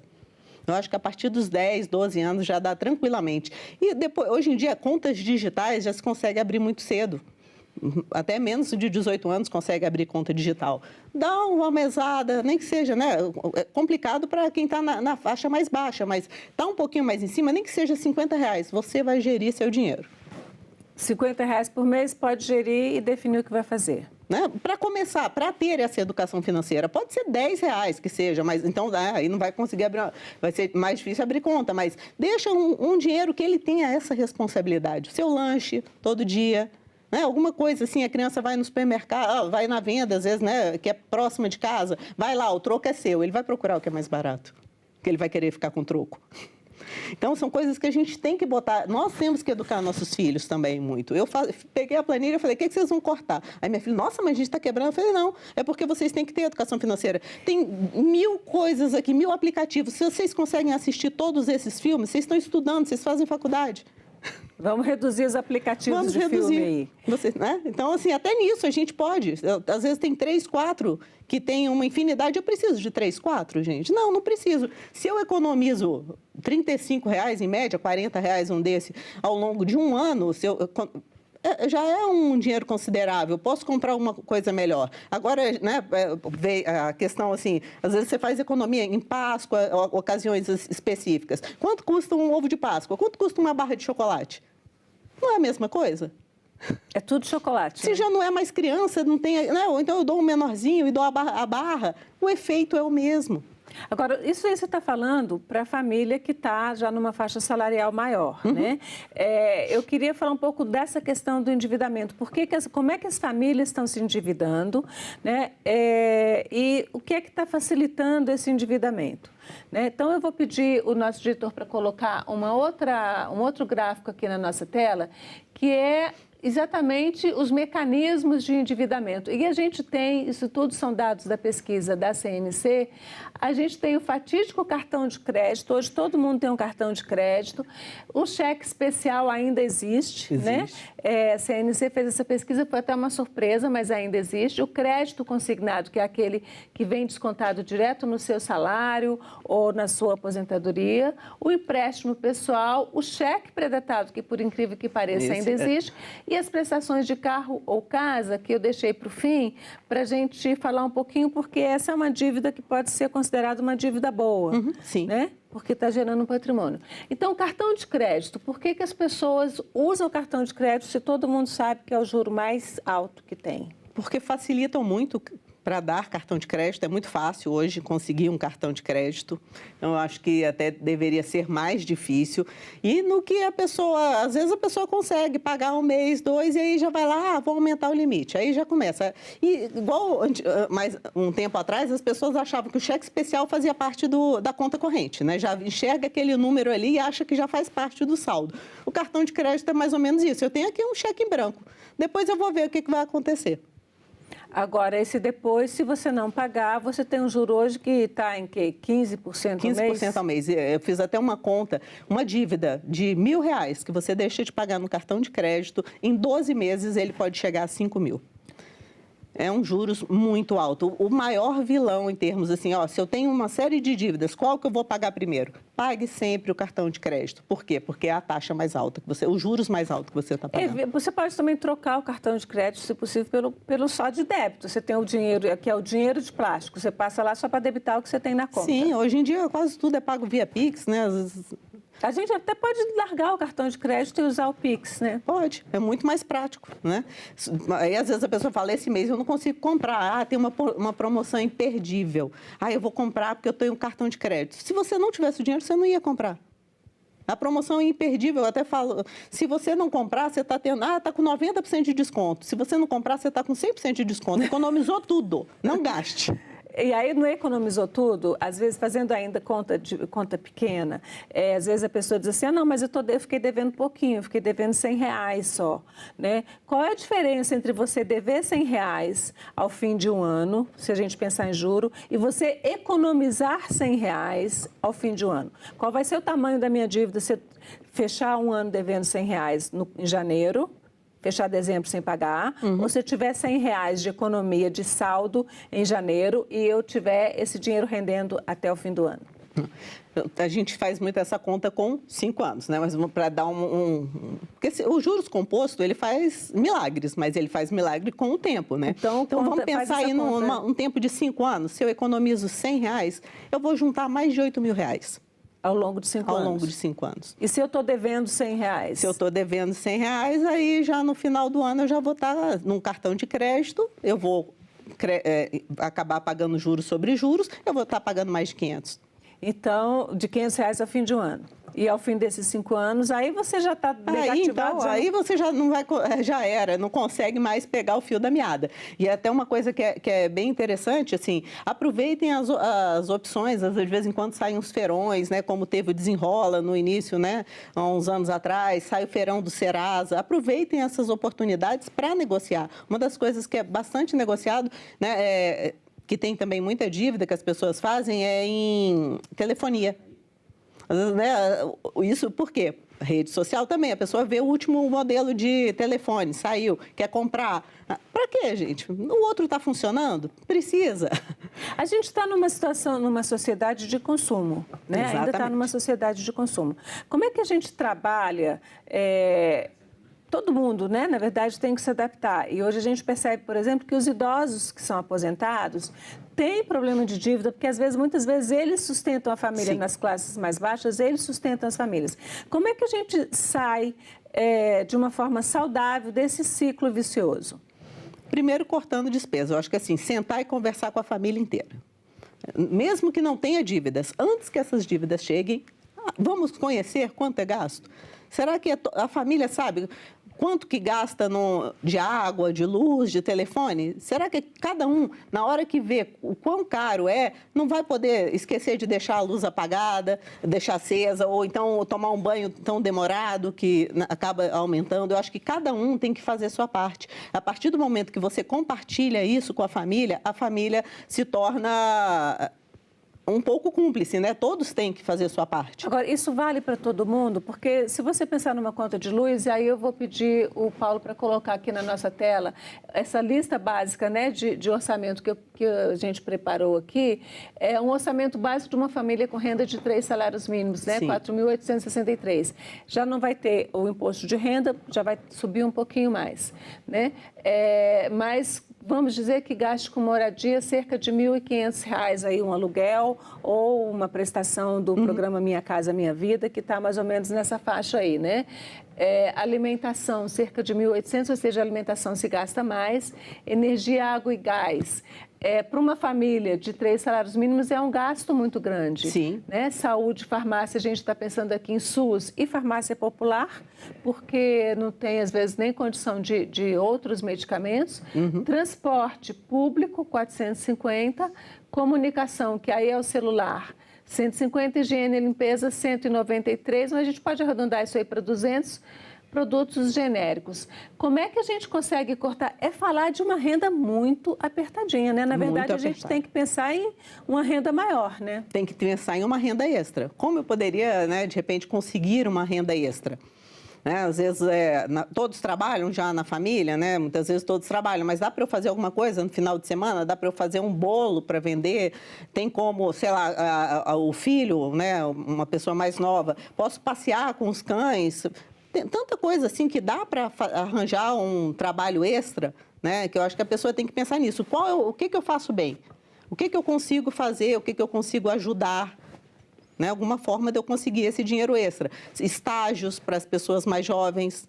A escola, né? Aqui a gente não está nem no orçamento, porque a gente está aqui, entrou na escola pública, mas você ainda tem a questão do material escolar, do uniforme, que tudo pesa, né? Pesa. Da ida, do lanche para a escola, tudo isso tem que pesar nesse orçamento. E talvez até esse endividamento, assim, no início do ano, né? Assim, até março a gente vê esses números, porque também tem IPVA, IPTU, material escolar, são gastos típicos de início de ano, né? Então, na faixa de endividamento tem ainda essa questão que a gente chama de sazonalidade, que é o que acontece. Isso é uma coisa a pensar também, né? Todo começo de ano você tem os impostos, tem o IPTU, tem o IPVA, são os básicos, mais ou menos, né? De quem tem um carro e de quem todo mundo mora numa casa vai ter um IPTU a pagar. E o material escolar também, que todo ano não tem jeito, não. Entendi. Agora, como é que, quando você falou em moradia aqui, aluguel mais acessível, a pessoa procurar um aluguel mais acessível para economizar um pouquinho, porque aqui ela não economiza, ela não pode economizar nem R$5 por mês, né? Então, ela não vai fazer nunca uma reservinha ali para uma emergência. Aí a gente fala em procurar um aluguel mais acessível, mas aluguel mais acessível significa morar mais longe, significa gastar mais com transporte e gastar mais tempo também. Aí, nesse caso, ela tem que pensar um lugar acessível, mais longe, mas que tenha transporte que, né, mais próximo, que ela consiga também, ou metrô, ou que, né, já olhar a questão de ônibus, tudo que tenha próximo. Muitas empresas dão vale transporte, então aí o valor fica bem menor, né? A pessoa paga menos, porque tem o vale transporte. Transporte comunitário, combinar com pessoas, vizinhos que vão para o mesmo local. São mecanismos que as pessoas podem usar. Sim. Né? Quando a gente fala em classe média, principalmente a gente pensar no Distrito Federal, em Brasília, que é onde a gente está, aqui todo mundo tem carro, né? É a brincadeira de que Brasília é a cidade que você tem corpo e 4 rodas, em lugar de 4 membros, né? Que você se desloca de carro. Mas é possível a gente trocar? É só uma questão de hábito, você acha? Apesar do transporte público ser ruim, mas dá para trocar, fazer essa troca?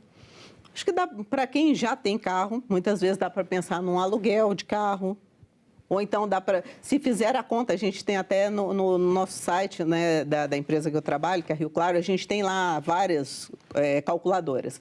E lá tem, vale a pena carro, alugar ou comprar? Eu acho que tem também no site do Banco Central, se eu não me engano. Mas, assim, são coisas que a gente tem que fazer conta. Você vai aproveitar e colocar. Você falou no Banco Central, então a sua empresa é a Rio Claro. Rio Claro Investimentos. Investimentos é rioclaro.com.br, mas é Rio Claro Investimentos. E a gente tem o site do Banco Central, Sim, que é bem interessante, né?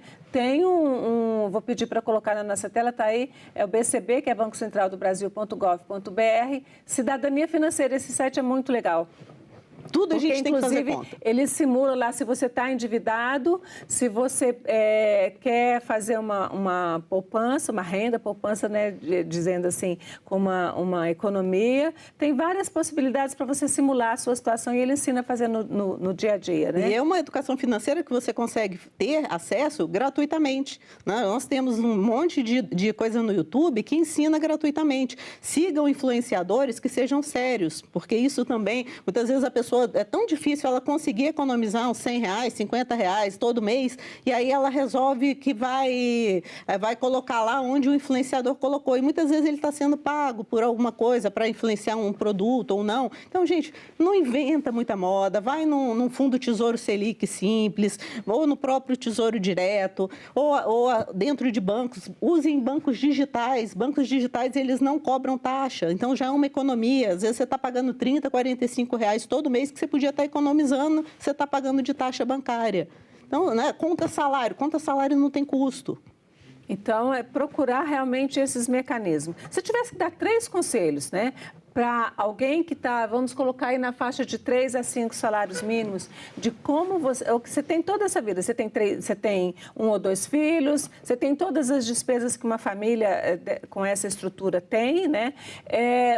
Que 2 ou 3 conselhos você daria para essa pessoa ajustar suas contas, se ela tiver com dívidas que não pode pagar e começar, de alguma forma, a economizar um pouquinho por mês? Olha, quem está com dívidas, eu sentaria e conversaria francamente a família toda. Todo mundo tem que se envolver e tem que fazer a sua parte de ajudar. Em segundo, ver quanto a gente consegue economizar. Cada um chegou a uma conclusão, vai economizar. O que cada um pode fazer a mais? Eu consigo fazer uma hora extra, eu consigo fazer uma marmita fitness, que agora está todo mundo querendo ficar né, em forma, vou vender uma marmita fitness, vou fazer alguma coisa, vou passar um estágio, tem tantos estágios bons. Eu, quando eu era mais nova, fiz estágio Banco Brasil, Caixa Econômica. Nossa, era um valor que eu tinha para mim e ainda por cima ainda tinha o Vale Refeição. Na época era de papel. Gente, é ótimo, ajuda a família, tantas pessoas podem ajudar, né? E a partir daí, ver o que pode cortar. Eu vou cortar dentro daqueles R$150, com certeza tem alguma TV por assinatura, porque hoje em dia todas as casas têm, né? Um celular lá que ele fica. Então, dá para eu cortar isso aqui? Ou vamos ficar com uma só? Estou pagando taxa bancária? Eu posso cortar isso aqui? Posso ir para um banco digital onde eu não pago taxa bancária? Olhar nas pequenas coisas, olhar a lupa mesmo todos os gastos. Cuidar nos pequenos números, né? Olhar o seu contra-cheque. Muitas vezes tem coisa sendo cobrada que as pessoas não sabem. Com idoso acontece muito isso. Eu trabalhei no fundo de pensão. Todas as semanas a gente recebia alguma carta que ele recebeu. Então, isso é muito perigoso. Não acreditem em tudo que vem. Às vezes fala, você tem alguma coisa para receber, e aí a pessoa acha que quer acreditar. Entendi. E acaba caindo em algum golpe. Olhe seu contra-cheque. Alessandra, muito obrigada pelas suas orientações, pelas suas dicas aqui na Agenda Econômica. Muito obrigada pela sua presença. Eu que agradeço. E agradeço também a você que nos acompanhou até aqui. Este programa pode ser visto no site senado.leg.br ou no canal da TV Senado no YouTube. Aproveite, se inscreva no canal, curta o programa e garanta seu acesso à informação de qualidade. Até o próximo Agenda Econômica.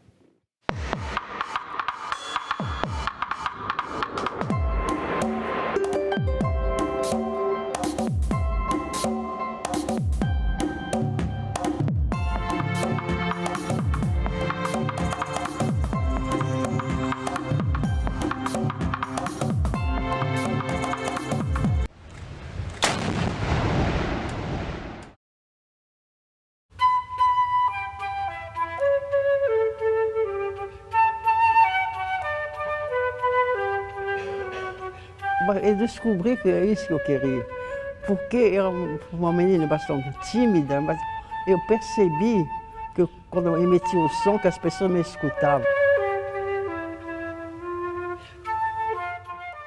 Espaço Cultural, neste sábado, 8 horas da noite, aqui na TV Senado.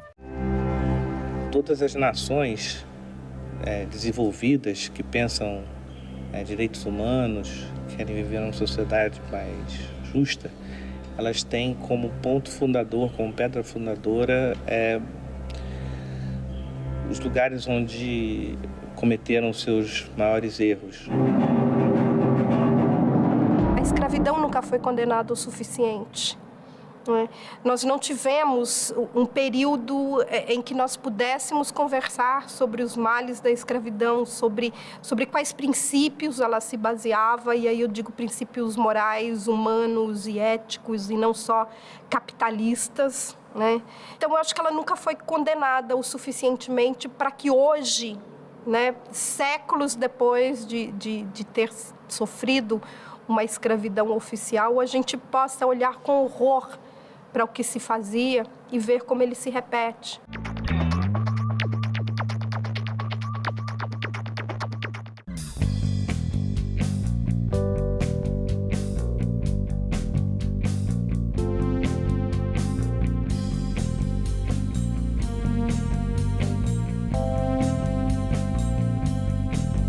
A gente também fala tupi. Pernambuco é uma palavra de origem tupi, formada por Paranã, que quer dizer mar, mais umbuca ou puca, que significa furo. Logo, Pernambuco seria mar furado, ou buraco que o mar fez, isto é, uma pedra furada por onde o mar entra. Era um termo comum usado em toda a costa do Nordeste, para lugares onde havia recifes, como o local onde hoje está a cidade do Recife. A gente também fala tupi.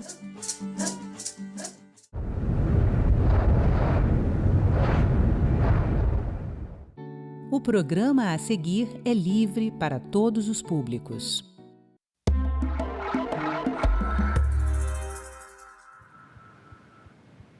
O Congresso aprovou no mês de março o novo Plano Nacional de Educação. O texto do Poder Executivo traz diretrizes, metas e estratégias que devem orientar a política educacional brasileira pelos próximos 10 anos. Desde o primeiro PNE, elaborado após a Constituição de 88, passando pelo plano de 2001 e pelo texto que orientou as estratégias de 2014 a 2024, o Brasil acumulou avanços relevantes, mas ainda existem muitos desafios no setor. O Plano Nacional de Educação é o tema deste Cidadania. Minhas entrevistadas são as consultoras legislativas Luana Bergman e Tatiana Feitosa de Brito. Muito obrigado, Tatiana e Luana, por estarem aqui nos estúdios da TV Senado para falar de um assunto importantíssimo. A gente está gravando esse programa logo depois da aprovação aqui no Congresso. Ainda não foi sancionado, a gente espera que ele seja sancionado de preferência sem vetos, Mas só para ficar bem claro para quem está em casa. E eu quero começar perguntando por que é importante a gente ter um plano nacional de educação que seja essa baliza para a educação nos próximos 10 anos. Começando com você, Luana, mas Tatiana, fica à vontade para ir complementando também, por favor. Obrigada, Hermes, pelo convite. Bom, veja, o Plano Nacional de Educação, ele é uma determinação constitucional. Então, a nossa Constituição estabelece, lá no artigo 214, que o Brasil precisa ter esse plano decenal de tempos em tempos. Como você bem mencionou, nós já tivemos o plano de 2001, depois o plano de 2014 e agora o plano de 2026 até 2036, né? Então, afora o fato de ele ser essa determinação constitucional, é um plano de Estado, não só de um governo. Então, é um dos principais instrumentos de planejamento da educação brasileira e que traz um conjunto de objetivos, metas e estratégias que ajudam os entes a conversarem sobre a política educacional. Então, é um instrumento muito importante para a federação, não só para a União, mas principalmente para os estados e para os municípios que são os responsáveis, não é, pela educação básica e para a União, que é responsável também pela educação superior.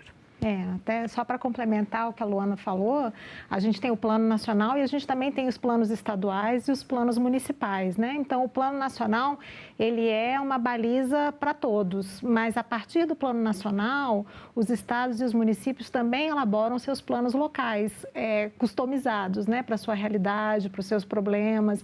Então, assim, é super importante a gente ter essa estrutura, né, essa coluna vertebral da educação brasileira que é descentralizada, é oferecida no modelo federativo, né? E você falou de um ponto que me chamou a atenção, essa descentralização, porque isso me lembrou do Sistema Nacional de Educação, que esse é o primeiro plano que a gente vai ter depois da aprovação e da criação do Sistema Nacional de Educação. Como é que isso impacta o plano? Então, o plano já conversa, né? Já começa conversando com o sistema, até uma mudança que foi feita no Congresso, porque quando o projeto do plano chegou ao Congresso, a lei do sistema ainda não tinha sido aprovada. Então, o projeto foi mudando aqui para absorver essa nova estrutura do Sistema Nacional de Educação. Isso fez até com que atrasasse um pouquinho para se adequar, não é? Isso. E aí, o plano prevê, o sistema prevê as comissões tripartites, né? União, Estado e municípios, e bipartite, que o Estado e seus municípios, e o plano prevê essas comissões, prevê estar dentro dessas comissões para a elaboração dos planos estaduais e municipais, né? Então, tem essa articulação direta no texto da lei. É um momento muito especial, né, Tati? Porque, veja, Hermes, nós temos o Plano Nacional de Educação agora recém-aprovado, com o Sistema também Nacional de Educação, que foi aprovado em outubro de 2025, nessa integração que a Tati estava comentando. Se nós fizéssemos assim uma metáfora, é como se o plano ele fosse o rumo, não é? O GPS por onde a política educacional vai caminhar nos próximos 10 anos. E o Sistema Nacional de Educação é a mesa institucional em que os estados, os municípios e a União vão conversar sobre a política. Então, é um momento muito delicado e importante da educação brasileira, porque a gente não havia isso antes, né? E é maravilhoso pensar isso quando a gente percebe que, por exemplo, o plano ele tem metas ambiciosas, como o plano anterior de 2014 a 2024 tinha, e algumas delas não foram alcançadas. Por exemplo, a universalização da educação básica. Com o Sistema Nacional de Educação, a gente tem mais chance de alcançar essas metas? Essa é a nossa aposta.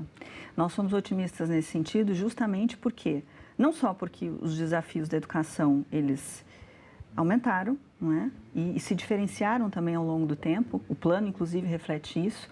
O plano de 2014 tinha 20 metas, que já eram bastante ambiciosas. Agora, o plano de 2026 até 2036 tem 73 metas. Também mais detalhadas, ainda mais específicas e também mais ambiciosas. Envolvem outros temas que não havia, que eles não estavam ainda presentes em formato de meta no plano de 2014, como, por exemplo, a discussão da crise climática, da sustentabilidade socioambiental da educação, a questão da tecnologia. Então, com o Sistema Nacional de Educação e o plano funcionando juntos, nós temos mais chance hoje de colocar os três entes para conversarem de maneira institucional, para seguirem juntos rumo ao alcance dessas metas. Também é importante a gente ter clareza que, assim, são mais metas, mas elas estão melhor organizadas, digamos assim, em 19 objetivos. Então, assim, você tem são os macro-objetivos, né, da educação brasileira, e aí dentro desses objetivos, eles se desdobram em metas com indicadores, quase todas as metas já têm alguns indicadores especificados ali mais claros, né, mas a lei do plano também já aponta para que sejam definidos indicadores para onde está faltando e projeções para os entes federados. Então, isso também ajuda muito, porque cada ente vai ter mais clareza do esforço que tem que fazer para o atingimento daquela meta, né? Isso é uma característica interessante do Plano Nacional, porque o plano, como a Luana já falou, não depende só da União. As ações estão acontecendo lá no município, na rede estadual. Então, para que cada ente tenha clareza de qual é a sua parte para fazer aquela meta acontecer. Não adianta, não vai ser aqui a partir do MEC que aquela meta vai se materializar. Precisa da ação em cada local, né? Em cada escola, na verdade. Tatiana, você estava na equipe da consultoria que trabalhou no plano anterior, Sim. de 2014 a 2024. Sim. O que esse tem de melhor, de diferente? Onde a gente avançou? Olha, eu acho que esse plano tem vários avanços, vários aprimoramentos em relação ao que a gente teve em 2014, né? Em primeiro lugar, eu acho que ele é uma construção mais sólida, mais negociada, mais abrangente. A construção do plano de 2014 demorou mais tempo no Congresso, teve muitos atritos, não que não tenha tido, né? Porque o papel do Congresso é esse, né? De receber as demandas sociais, de construir um texto de consenso. Então, mas naquele período, o plano tramitou de 2010 a 2014 aqui. Então, foram 3 anos e meio de muita polêmica, muito debate, alguns temas que não avançavam porque havia muita polarização em torno deles, né? Então, eu acho que esse plano, para começar o processo, foi mais bem sucedido. Além disso, ele traz algumas definições mais claras do que são os objetivos, o que são as metas, o que são as estratégias, que havia uma certa confusão conceitual no plano anterior. Ele traz novos temas, como a Luana mencionou, porque na educação, às vezes, a gente tem a tendência, como a gente tem um déficit e uma necessidade de atender esse déficit histórico, a gente está sempre olhando para trás, né? O que falta fazer, o que a gente não fez. Mas a gente também tem que olhar para frente, é um plano para daqui, para o decênio, né? Para 10 anos. Então, assim, quais são as mudanças que a gente espera na educação nos próximos 10 anos, na nossa sociedade? Então, a inclusão desses novos temas que a Luana mencionou, tecnologia, questão climática e sustentabilidade, como é que isso se relaciona com a educação, né? E, além disso, a questão da equidade, né, Luana? A equidade é uma terceira novidade que vem muito mais clara nesse plano de 2026. No plano de 2014, a própria palavra equidade, desigualdade aparecia pouco no texto. Hoje nós temos, inclusive, um objetivo que trata disso, né? Para ficar bem claro para quem está em casa, equidade. Vamos explicar numa linguagem simples o que seria? Equidade é como se nós que usamos óculos, por exemplo, né? Mas não é você entregar um óculos igual para todo mundo, é você entregar um óculos de acordo com o grau que eu preciso e que você precisa, né? Então, muitas vezes, as diferentes populações têm necessidades diversas. Então, é preciso pensar com essa perspectiva. E o plano de 2026, agora, ele tem isso atravessado por todo o texto. É muito interessante. Então, além da tecnologia, além da sustentabilidade, você tem um outro viés, uma outra transversal, um tema transversal que é a equidade, a redução das desigualdades, que não aparecia tão claramente em 2014 e hoje está muito claro. Isso é muito importante. O Brasil, ele tem muitos Brasis dentro dele, né? Então, é uma maneira de tentar reduzir essa desigualdade que é marcada pela educação. Exato. Até nesse novo PNE, eu acho que está muito clara a noção de que qualidade da educação requer necessariamente equidade. Você não pode pensar em qualidade da educação deixando uma parte da população para trás e pensar só, não, aqui a gente vai ter excelência, mas não vai ser para todo mundo.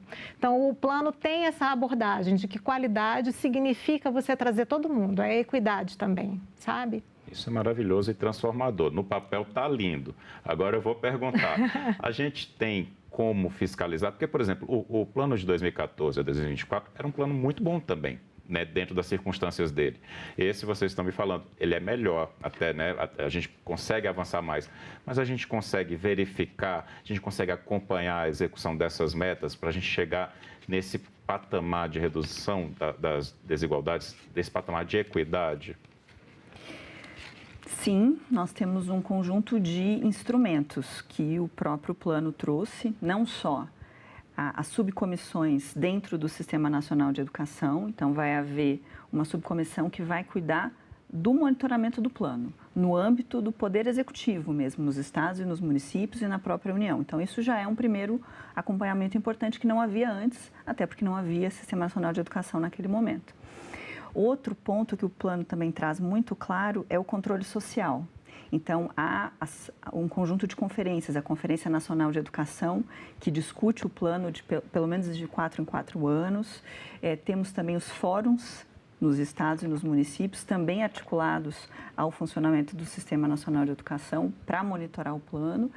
E temos também nos próprios poderes executivos, estaduais e municipais, uma novidade que o plano trouxe nessa edição, que foi o que o plano chamou de Plano de Ações Educacionais. A cada 2 anos, os governos precisam se organizar e dizer, bom, o que nós vamos do Plano Nacional de Educação começar a executar, planejar como política pública para os próximos 2 anos, ao longo de todo o decênio. Então, isso foi uma novidade importante. Sim, porque isso é uma espécie de desdobramento. Você tem o plano decenal, que ele é a estratégia, né? E você tem esse plano tático, bianual. A cada 2 anos, quais são as ações de governo que vão ser feitas para atingir aqueles objetivos e aquelas metas que são de Estado? Elas perpassam mandatos, perpassam governos, né?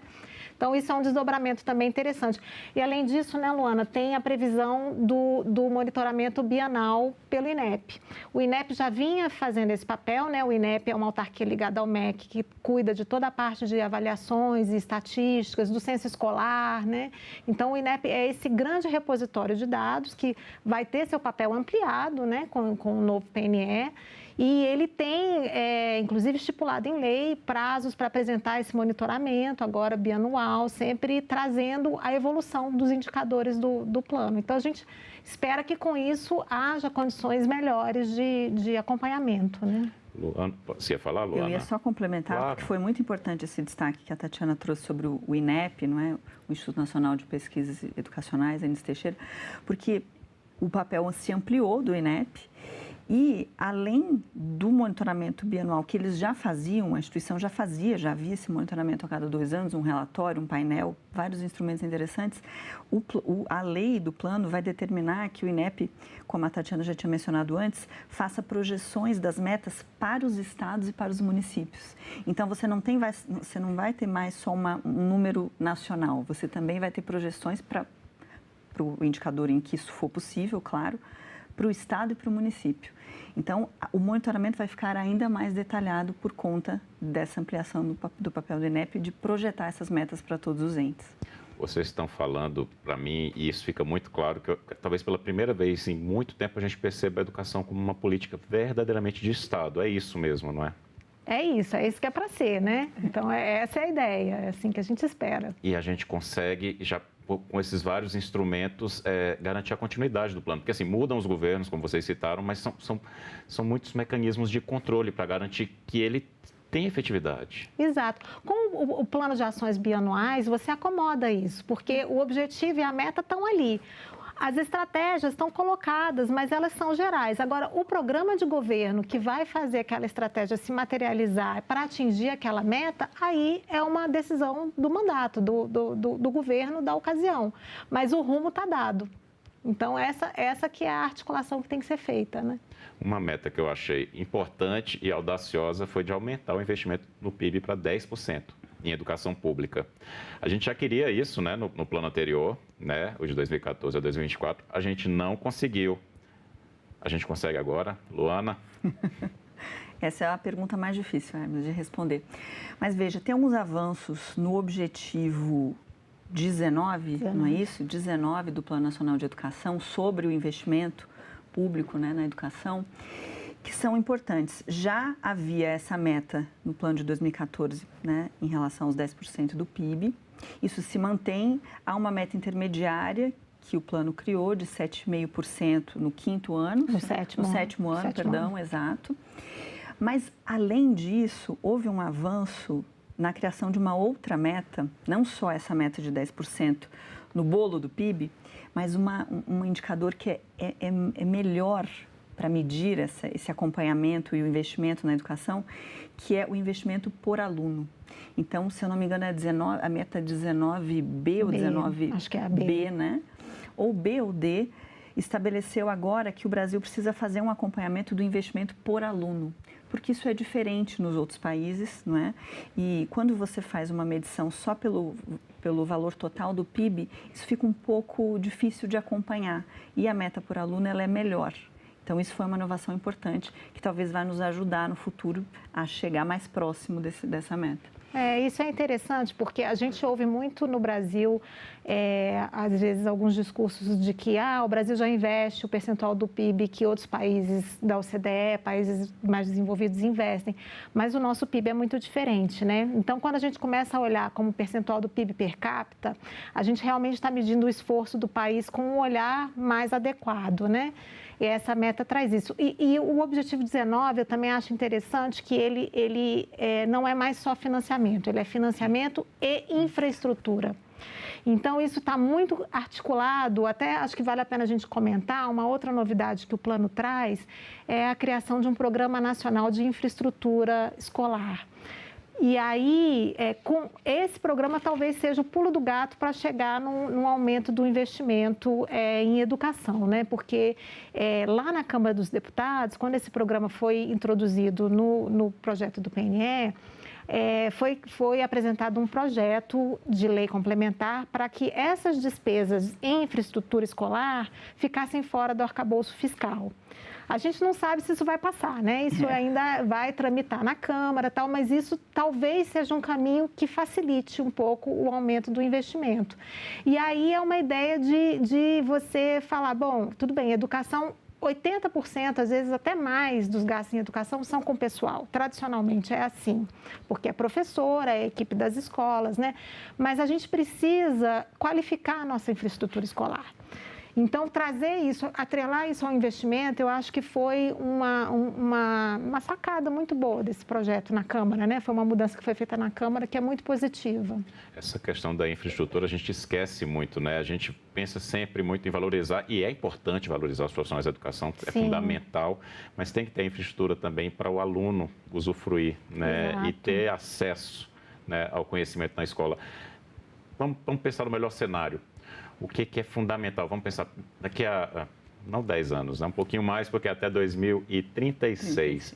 Mas o que é para vocês, no olhar de vocês, o que seria fundamental? A gente sabe, no mundo factível a gente não consegue alcançar tudo, mas assim, poxa, seria muito bom se a gente conseguisse alcançar tal e tal e tal meta. Quais seriam as metas, na visão de vocês duas, mais importantes? Se a gente alcançar todas, melhor ainda, mas as mais importantes. É difícil escolher as metas, né, Hermes? Porque, veja, elas são metas muito bem articuladas, como a Tatiana estava explicando, dentro dos 19 objetivos a gente desdobra em várias metas, mas se nós tivéssemos que escolher, eu tenho a impressão de que nós escolheríamos olhar para a infraestrutura, porque muitas escolas hoje no Brasil não têm saneamento básico ainda. Então, uma escola que não funciona bem nessa sua, né, no básico mesmo, na sala de aula funcionando, na água encanada, não é, na luz elétrica, é difícil que o aprendizado aconteça. Então, a infraestrutura e a valorização dos professores. E se a gente tivesse que escolher duas metas fundamentais, eu penso que essas seriam duas importantes. Porque você precisa do chão da escola, organizado, bem estruturado, e você precisa do professor, que é o coração do processo educacional. Então, talvez essa e, quem sabe, mais algumas outras, mas todas elas estão muito bem articuladas no desenho total do plano. É até interessante você estar mencionando isso. O que é fundamental, né? O Sistema Nacional de Educação, dos avanços que ele vai, dos avanços e do desafio também que ele vai ter, é de definir padrões mínimos de qualidade. E o plano está o tempo inteiro se referindo a isso. Vamos garantir padrões mínimos de qualidade em todas as etapas e modalidades educacionais. Então, essa tarefa não é do plano, é do Sistema Nacional, porque é uma pactuação entre os entes federativos de o que é o mínimo, o que a gente considera que tem que ter.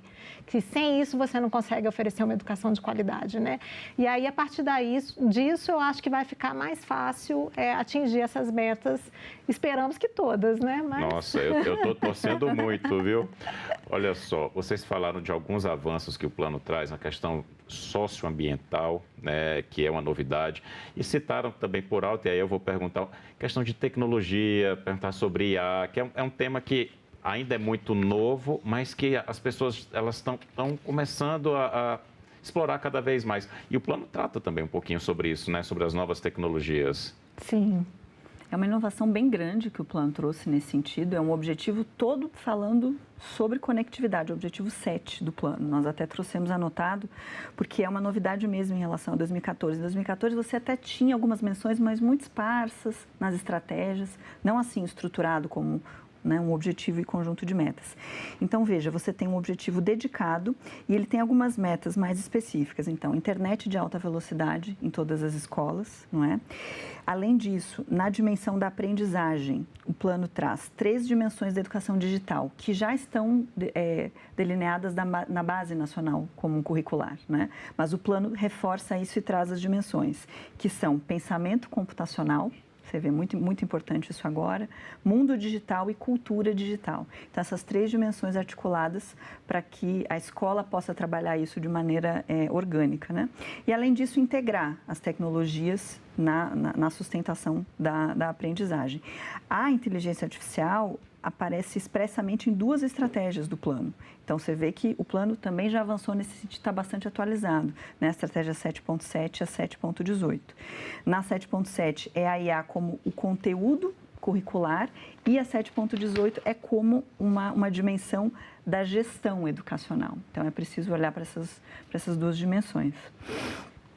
É interessante a gente ver como esse tema da tecnologia, ele tem várias nuances, né? Porque a gente, talvez por conta da experiência da pandemia, do ensino remoto, né? Houve um momento de muita euforia, né? Do que a tecnologia na educação ia poder fazer tal, e todo mundo ia aprender de modo híbrido e tal.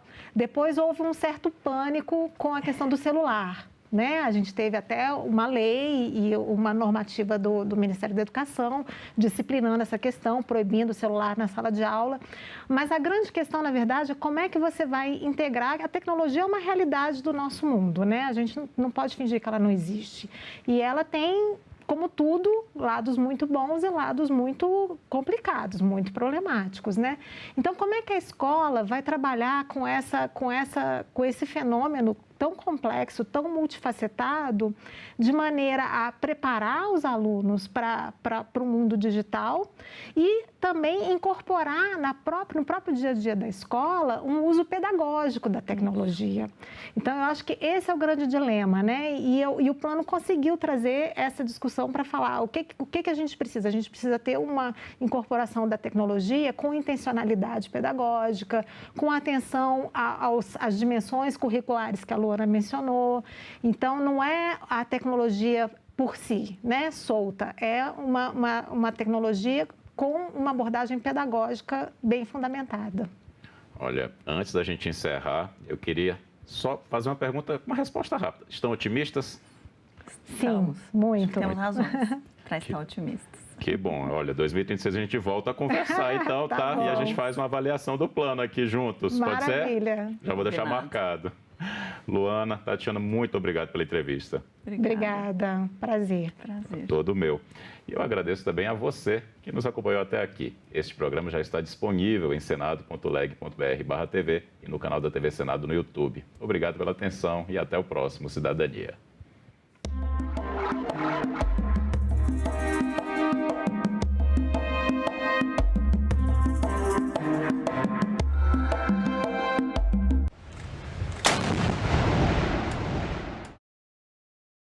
Os produtos processados e ultraprocessados são responsáveis pela obesidade infantil, adulto. Pela primeira vez no mundo, a obesidade superou a desnutrição. Quando a gente traz alimentos mais naturais para a oferta no programa de alimentação escolar, a gente promove saúde e também a gente ensina um hábito alimentar mais saudável.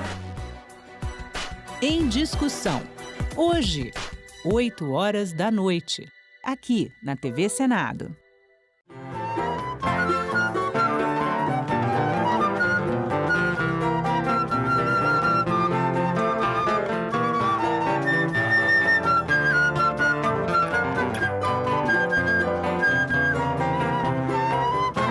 Eu posso estar, às vezes, deprimida, acontece, mas basta pegar, abrir a caixa da flauta.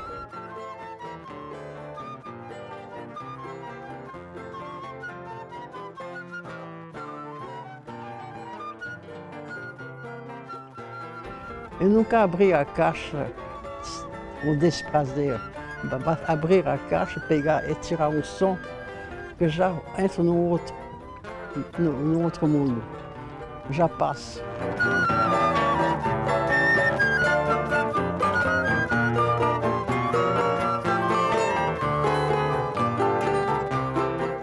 A violência política de gênero tenta silenciar as mulheres. Mas você não precisa enfrentar isso sozinha. O Zap Delas é o canal da Procuradoria da Mulher do Senado para acolher e orientar candidatas e lideranças. É um espaço seguro para denunciar ataques, ofensas e perseguições. Anote o número 619-8309-0025. Zap Delas, um canal da Procuradoria da Mulher do Senado. Neste mês, a TV Senado exibe documentários que retratam o mundo do trabalho e suas muitas transformações.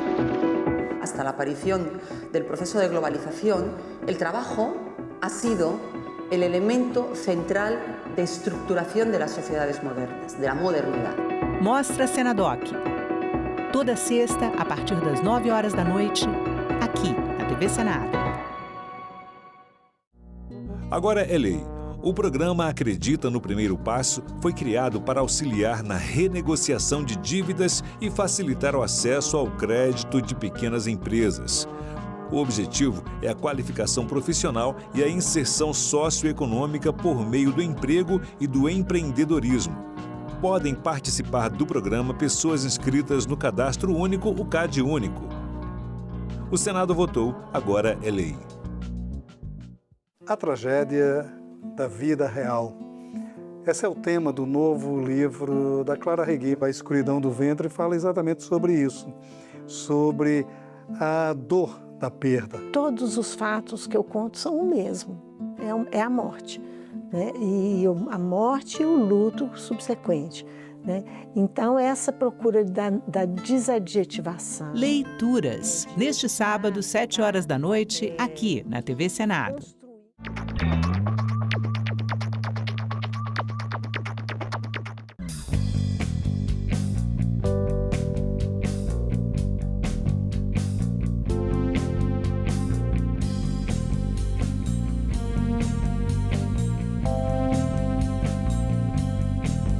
A gente também fala tupi.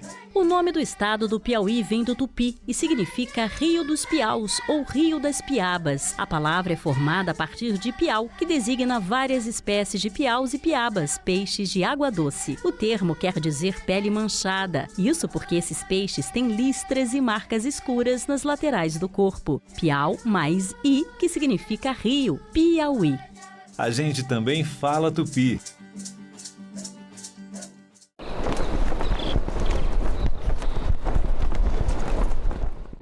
O programa a seguir é livre para todos os públicos.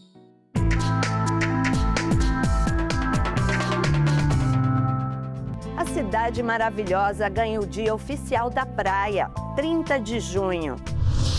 Leis de Caxias do Sul promovem saúde e inclusão de pessoas com síndrome de Down. Plásticos poluem 70% do litoral brasileiro. Interesses econômicos dificultam acordo global. Produtores de morango do Espírito Santo sofrem com invasão do produto egípcio. Que os nossos governantes possam fazer algo para poder defender os nossos produtores de um risco de até parar de produzir. Vão viver de quê? Tem muita coisa acontecendo nas casas de leis brasileiras que você precisa saber. A gente te conta tudo aqui no Parlamento Brasil, um programa que há 20 anos é feito em parceria com as TVs legislativas de todo o país. Eu sou Andréa Alves e te convido para um giro.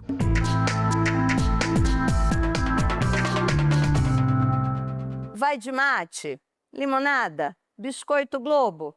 Quem já visitou o Rio de Janeiro conhece esses verdadeiros mantras das praias. E você sabia que o quintal carioca movimenta cerca de 5 bilhões de reais por ano? Pois agora, esse motor da economia e do lazer tem uma data oficial: 30 de junho é o Dia da Praia na Cidade Maravilhosa.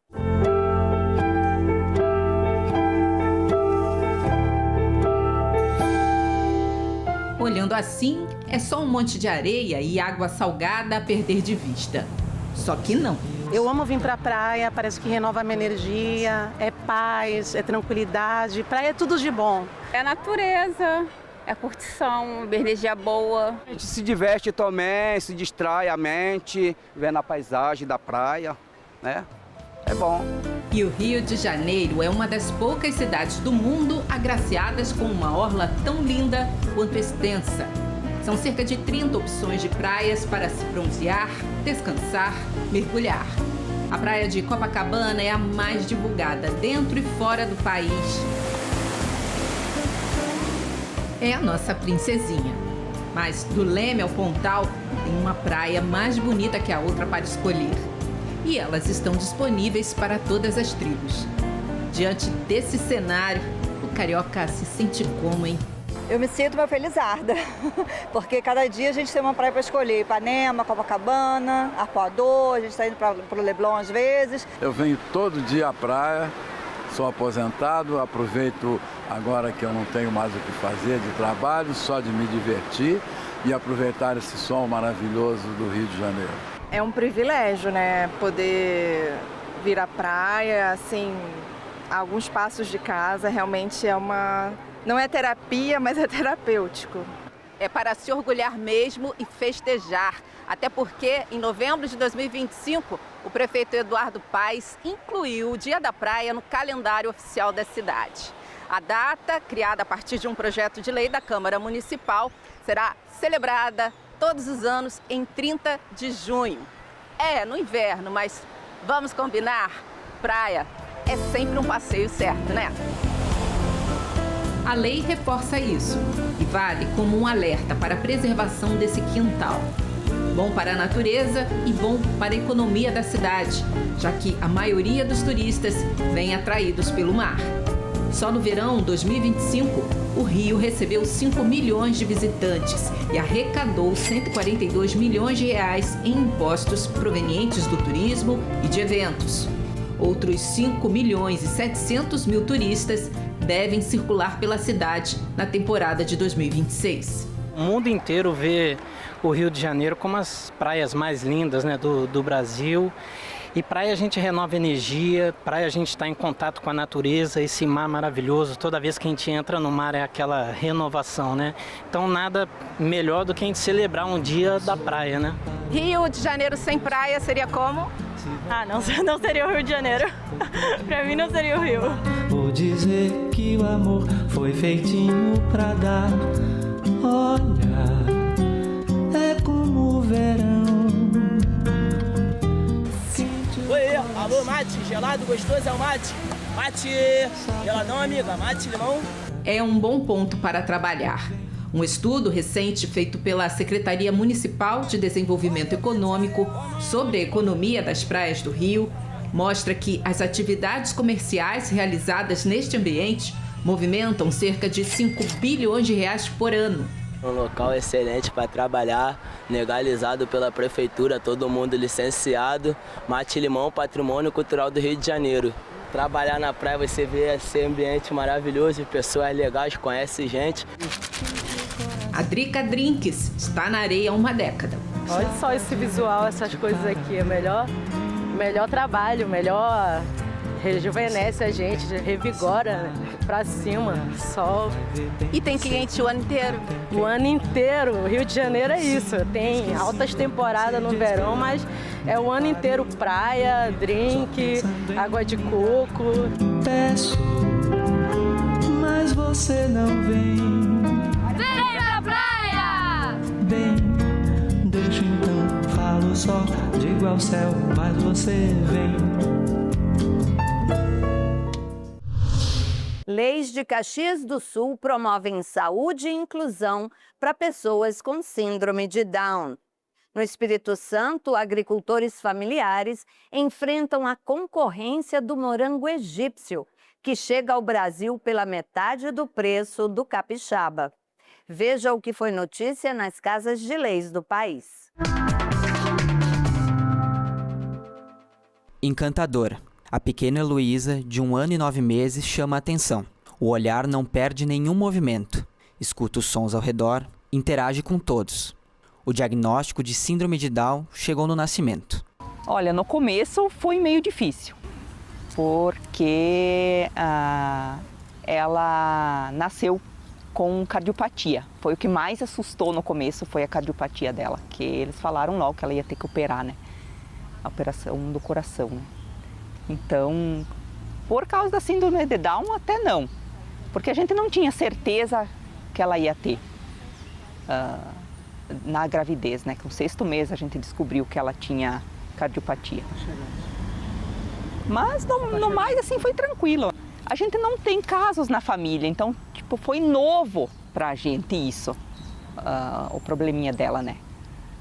Tudo novo, mas agora que a gente ela vai fazer 1 ano e 9 meses, tá tranquilo, é como se fosse uma criança, é uma criança normal. No Brasil, estima-se que haja cerca de 300 mil pessoas diagnosticadas com síndrome de Down. A síndrome de Down é uma alteração genética, é uma trissomia do cromossomo 21, todas as células ou algumas das células, elas têm um cromossomo a mais. Então, ao invés de 46, como as pessoas saudáveis têm, o síndrome de Down ele tem 47. Então, isso faz com que ele desenvolva fenotipicamente a síndrome de Down. Quando nasce um bebê com síndrome de Down, vem também as dúvidas e os medos da família. O que vai acontecer? Do que ele será capaz? Até onde ele pode se desenvolver? O apoio da família e da rede de saúde é essencial. Na cidade, existem leis que ajudam essas famílias. Uma delas garante o direito ao teste de cariótipo para recém-nascidos com sinais da síndrome. O exame confirma o diagnóstico. É caro, mas a lei garante acesso gratuito. Com o diagnóstico em mãos, é possível começar o cuidado certo desde cedo. Quanto mais cedo for o estímulo, maiores as chances da criança evoluir e desenvolver seu potencial. A gente tem os pacientes que são encaminhados logo depois do nascimento, eles são encaminhados para a rede das UBSs. Na UBS a gente faz, como pediatra, a coordenação do cuidado. Então, principalmente pela síndrome de Down não ser uma doença, ela é uma alteração genética, trissomia do cromossomo 21. Então, a gente não considera o paciente um doente, mas ela tem doenças que são associadas com mais prevalência na síndrome de Down. Outra lei exige que todos os nascimentos com síndrome de Down sejam comunicados ao município. Assim, a família recebe atendimento desde os primeiros dias de vida. O estímulo precoce ajuda a vencer as limitações e favorece o desenvolvimento. A rede de serviços especializados está disponível para acompanhar cada família. A nossa função enquanto UTI, enquanto instituição, é fazer a humanização desse atendimento, o acolhimento desses pacientes, né? Realmente porque muitas vezes essa família está assustada com o diagnóstico, com o prognóstico, com a vida, como é que vai ser, enfim, com a questão de dificuldade de inclusão, os medos, né, que permeiam toda essa parte. Então a gente faz todo esse acolhimento inicial. E a gente atua também junto com a Lei de Caxias do Sul, a 578, né, de março de 2019, onde a gente tem que fazer a notificação de todos os bebês nascidos com suspeita ou com síndrome de Down confirmado. As leis foram propostas pelo secretário de Urbanismo, Adriano Bressan, então vereador na época. Depois que a gente conseguiu apresentar, eu tenho certeza absoluta que isso é um retorno, né, que as famílias nos deram, né, que eles conseguem, né, hoje tratar da situação o quanto antes, né, que a criança tenha todas as oportunidades possíveis.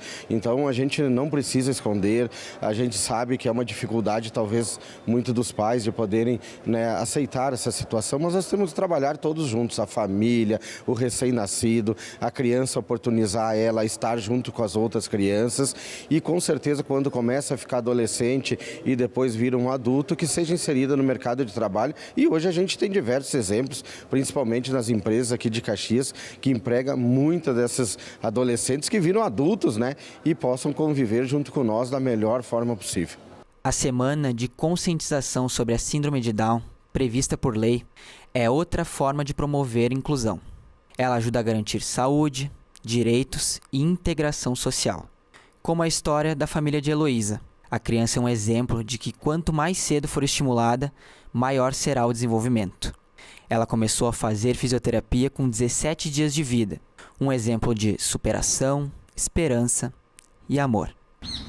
Olha, ela tem muito amor. Em primeiro lugar, ela é uma criança muito amada. Ela foi muito desejada.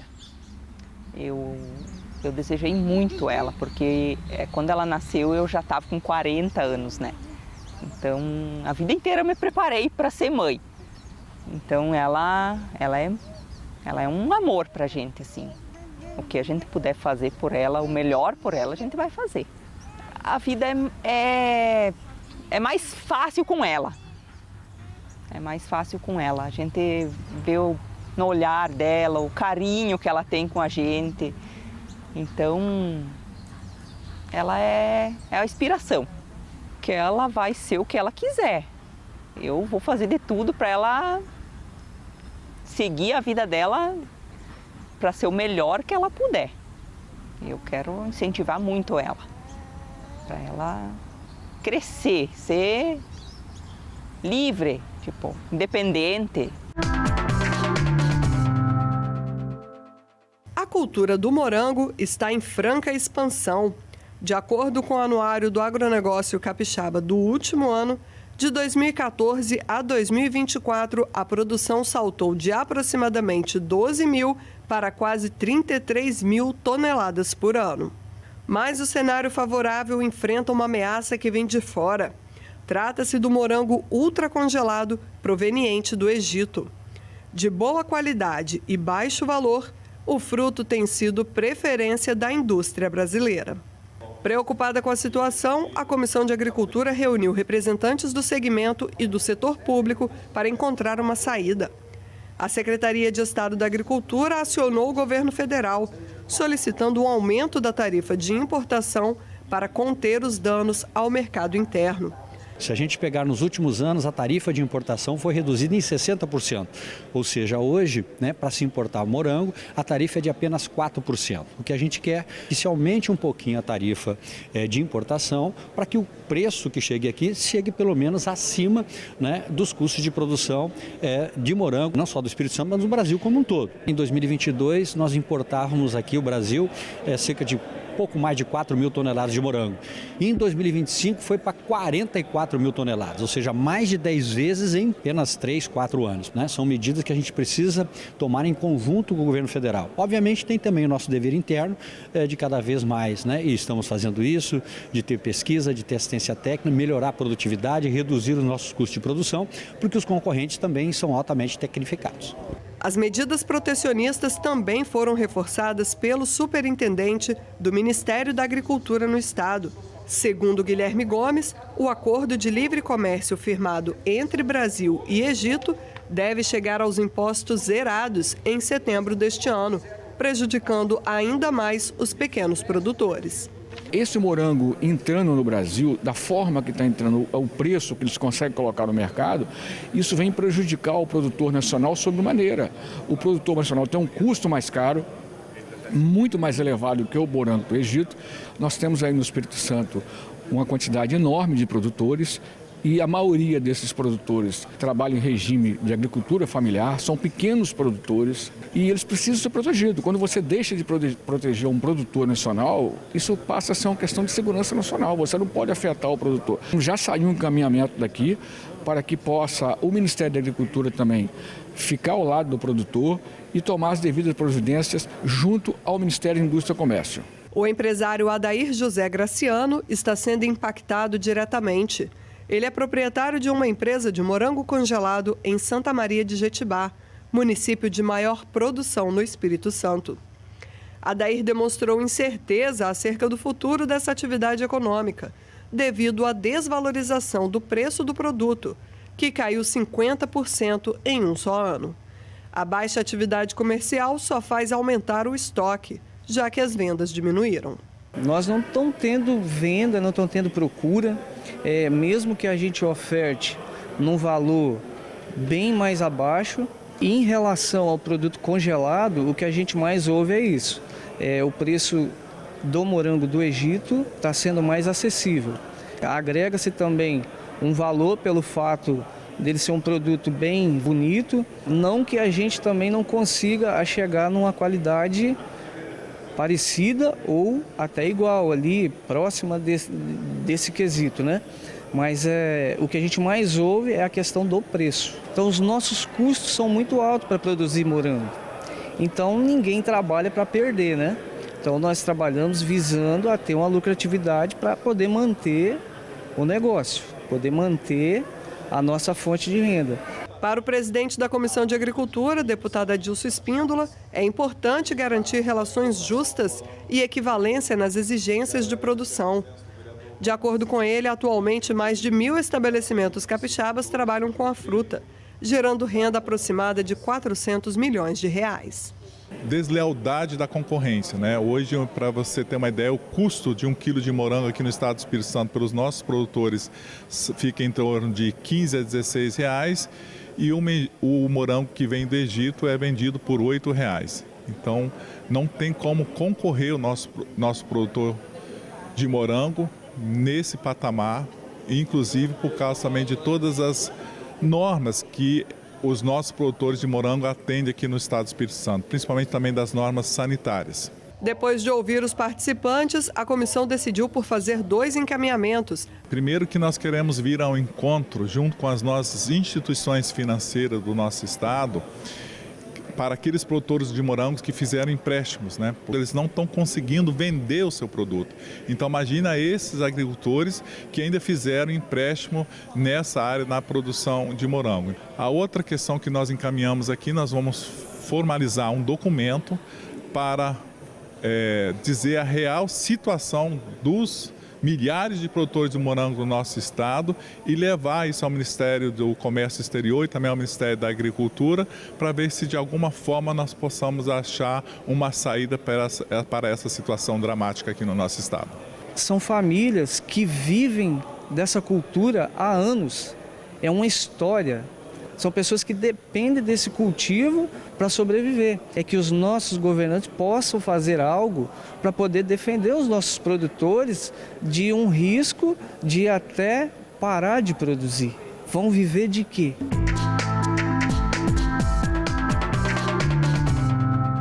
A gente abriu o programa com uma matéria legal falando sobre praias.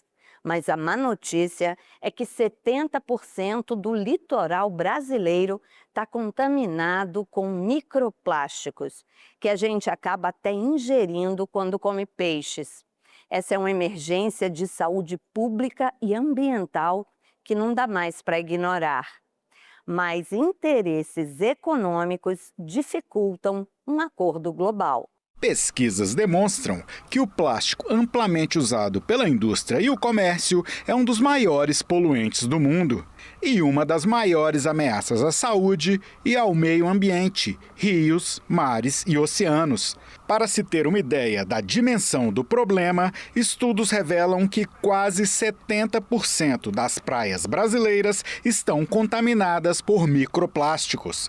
Mesmo diante disso, representantes do governo apontaram dificuldades para que seja firmado um acordo global de controle da poluição por plásticos. A denúncia foi feita em debate promovido pela Frente Parlamentar Mista Ambientalista na Câmara dos Deputados, em Brasília. O coordenador do evento na Câmara, deputado Ricardo Galvão, da Rede de São Paulo, indicou que o controle do uso do plástico passa por questões econômicas. Os plásticos têm um efeito importante na economia. Existem países que querem que haja decisões de cima para baixo, que proibindo a produção de certos plásticos enquanto não houver mecanismos para reciclá-los ou mesmo eliminar a poluição deles.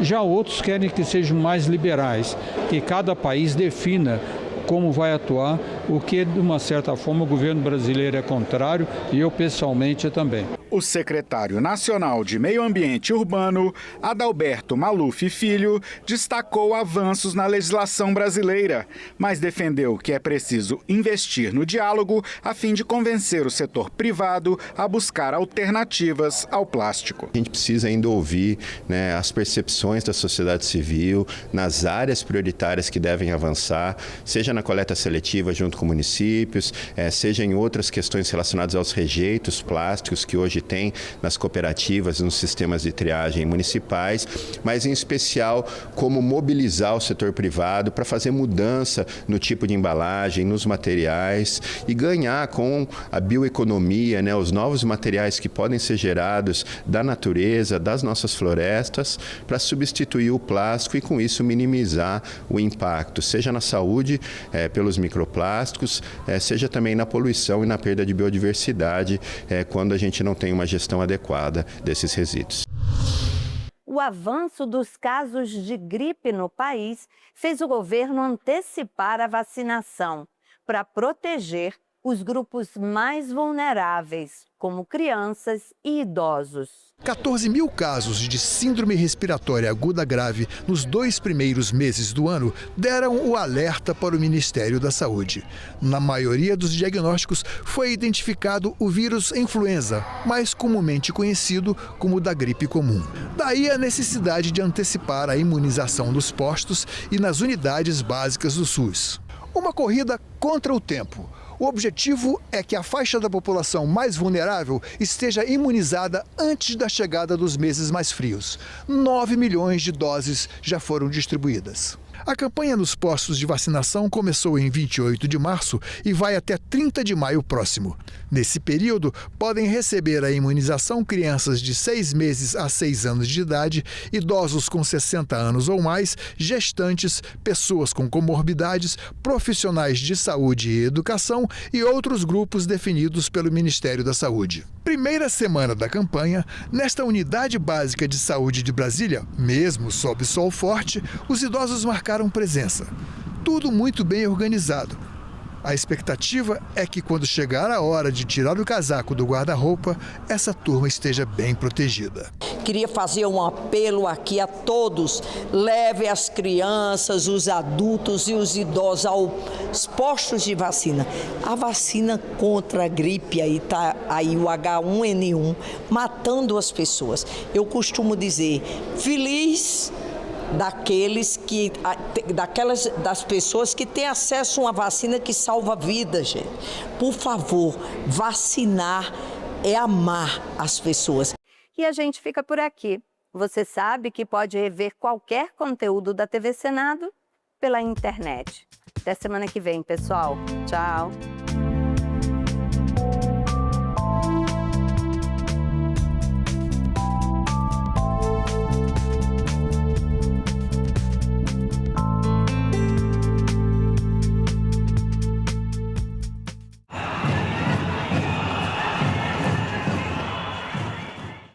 Os produtos processados e ultraprocessados são responsáveis pela obesidade infantil, adulto. Pela primeira vez no mundo, a obesidade superou a desnutrição. Quando a gente traz alimentos mais naturais para a oferta no programa de alimentação escolar, a gente promove saúde e também a gente ensina um hábito alimentar mais saudável. Em Discussão, hoje, 20h, aqui na TV Senado.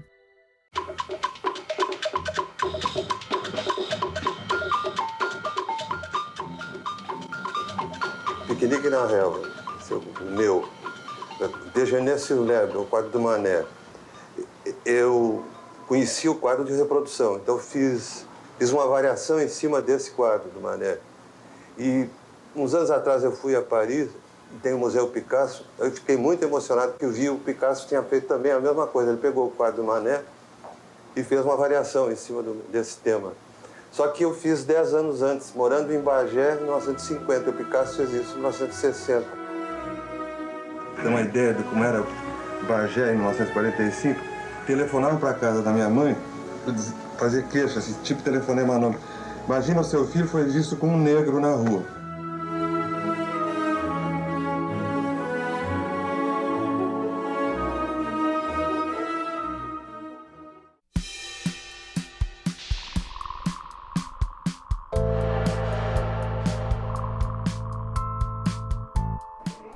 quero parabenizar a TV Senado pelos seus 30 anos tão exitosos, onde nós temos aqui a oportunidade, através da TV Senado, de levar os nossos eleitores, os nossos estados, as nossas atividades parlamentares, que é que nós estamos discutindo aqui em termos de leis, o que nós aprovamos, o que nós rejeitamos. Então, a TV Senado faz um papel essencial para a democracia brasileira. Parabéns, TV Senado, pelos seus 30 anos.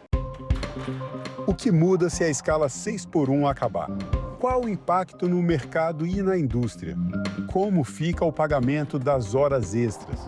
O secretário executivo do Ministério do Trabalho, Chico Macena, e o representante da Confederação Nacional da Indústria, Pablo Rolim Carneiro, respondem a essas e outras perguntas ao vivo.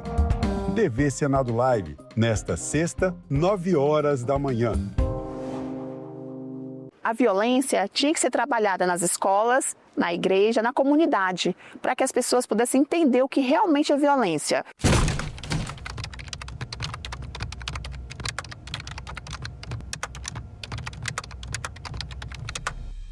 Num período de uns 8 anos, eu comecei a sofrer violência com meu marido. A minha filha viu meu ex-marido me batendo, né? Me derrubou da cadeira, me bateu. Aí no outro dia, é a famosa lua de mel, com café na cama, chama de meu amor. E a mulher acaba perdoando isso. Ele me chamava de doida e que eu não ia encontrar ninguém porque não era uma pessoa que não tinha uma boa aparência, que ninguém ia me querer mais. E isso me deixou assim desmotivada. Eu estava sempre deitada na cama no meu quarto, eu não queria conversar. Se você percebe que o seu parceiro, né, utiliza expressões, tem condutas, tenta te manipular e faz você inclusive duvidar da sua capacidade, da sua autoestima e inclusive da sua sanidade, entenda que você vivencia uma violência. Hoje eu sou totalmente diferente do que eu era antes. Eu fiquei desempregada durante 7 anos e sofrendo. E eu não tinha nunca coragem de sair do relacionamento. Mas a partir do momento que eu consegui o trabalho, eu saí desse relacionamento e segui a minha vida.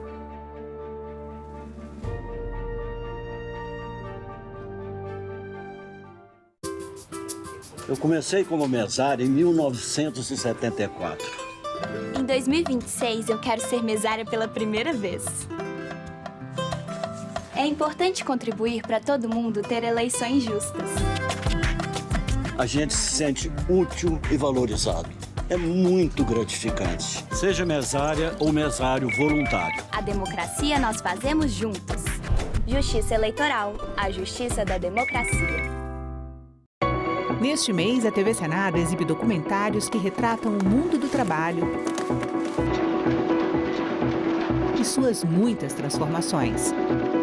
Hasta la aparición del proceso de globalización, el trabajo ha sido el elemento central de estructuración de las sociedades modernas, de la modernidad. Mostra Senadoc. Toda sexta, a partir das 9h da noite, aqui na TV Senado.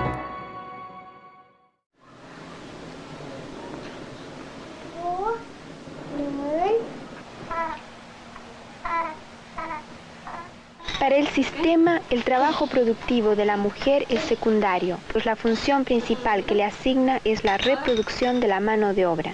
Desde que concibe un ser humano hasta que lo presenta en las puertas de la fábrica, la mujer madre lo ha alimentado, vestido, preparado y formado para su función de trabajador. Posteriormente, el trabajador solo conseguirá continuar en la rutina de producción gracias a que ella, como mujer esposa, se encargará de todo el ciclo otra vez con la nueva generación.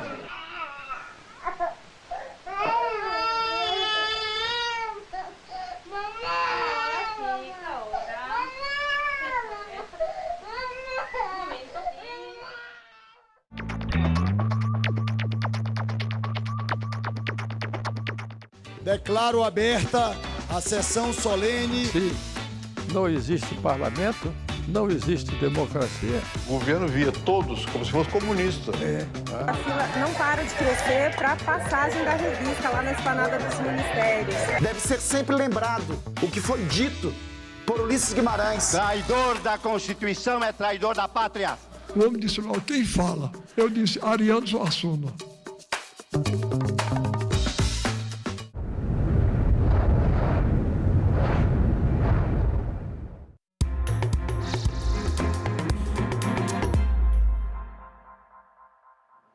Boa noite, hoje é quinta-feira, 7 de maio e o Senado Notícias está no ar. Já chegou ao Senado o projeto que trata da exploração de terras raras no Brasil. Uma das novidades é a criação de um fundo para incentivar a extração de minerais considerados vitais, entre eles o nióbio, usado na produção de baterias de carregamento rápido.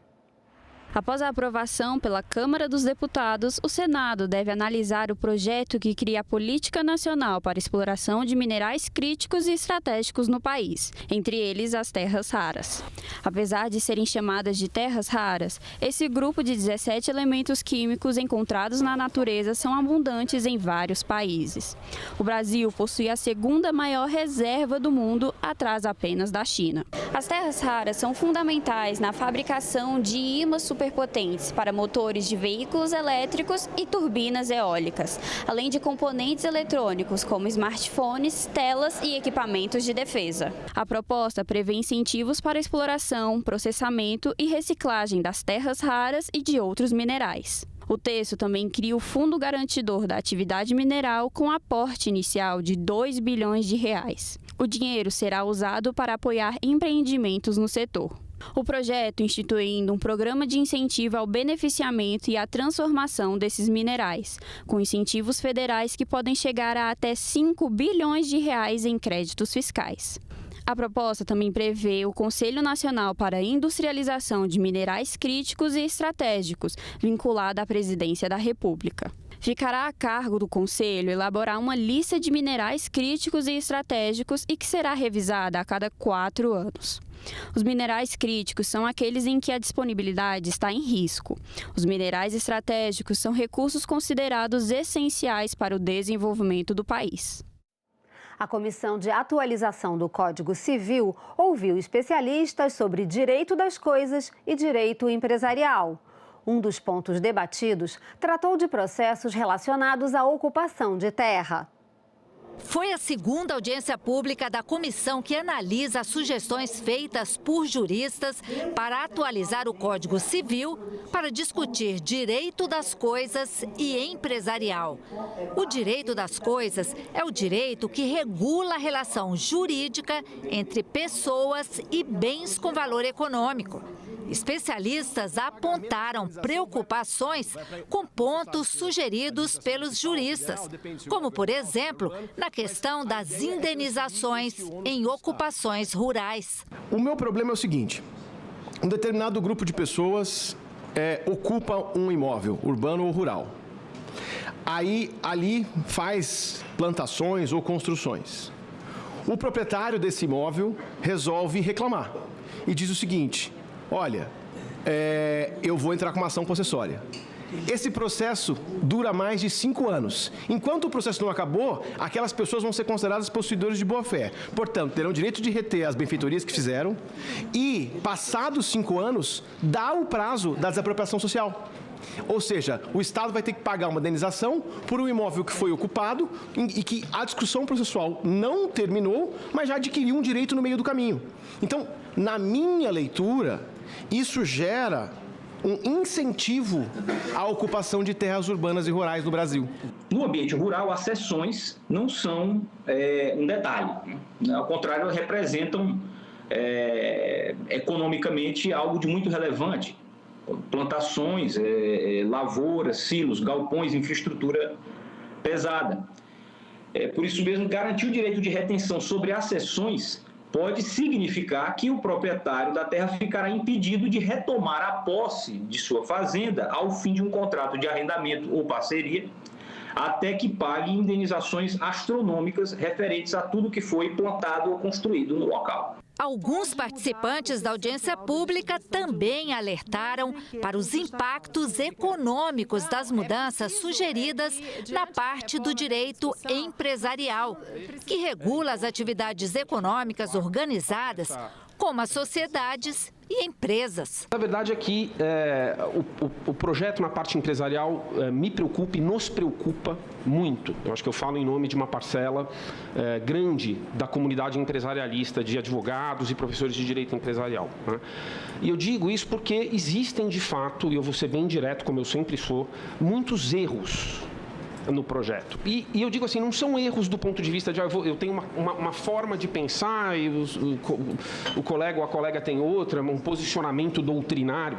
É erro de sistematização, erro de data, erro de referência cruzada. Não entendo, porque tem tanta regra processual dentro de um código que é direito civil, né? Tem um procedimento inteiro de dissolução total sendo regulado no 1111.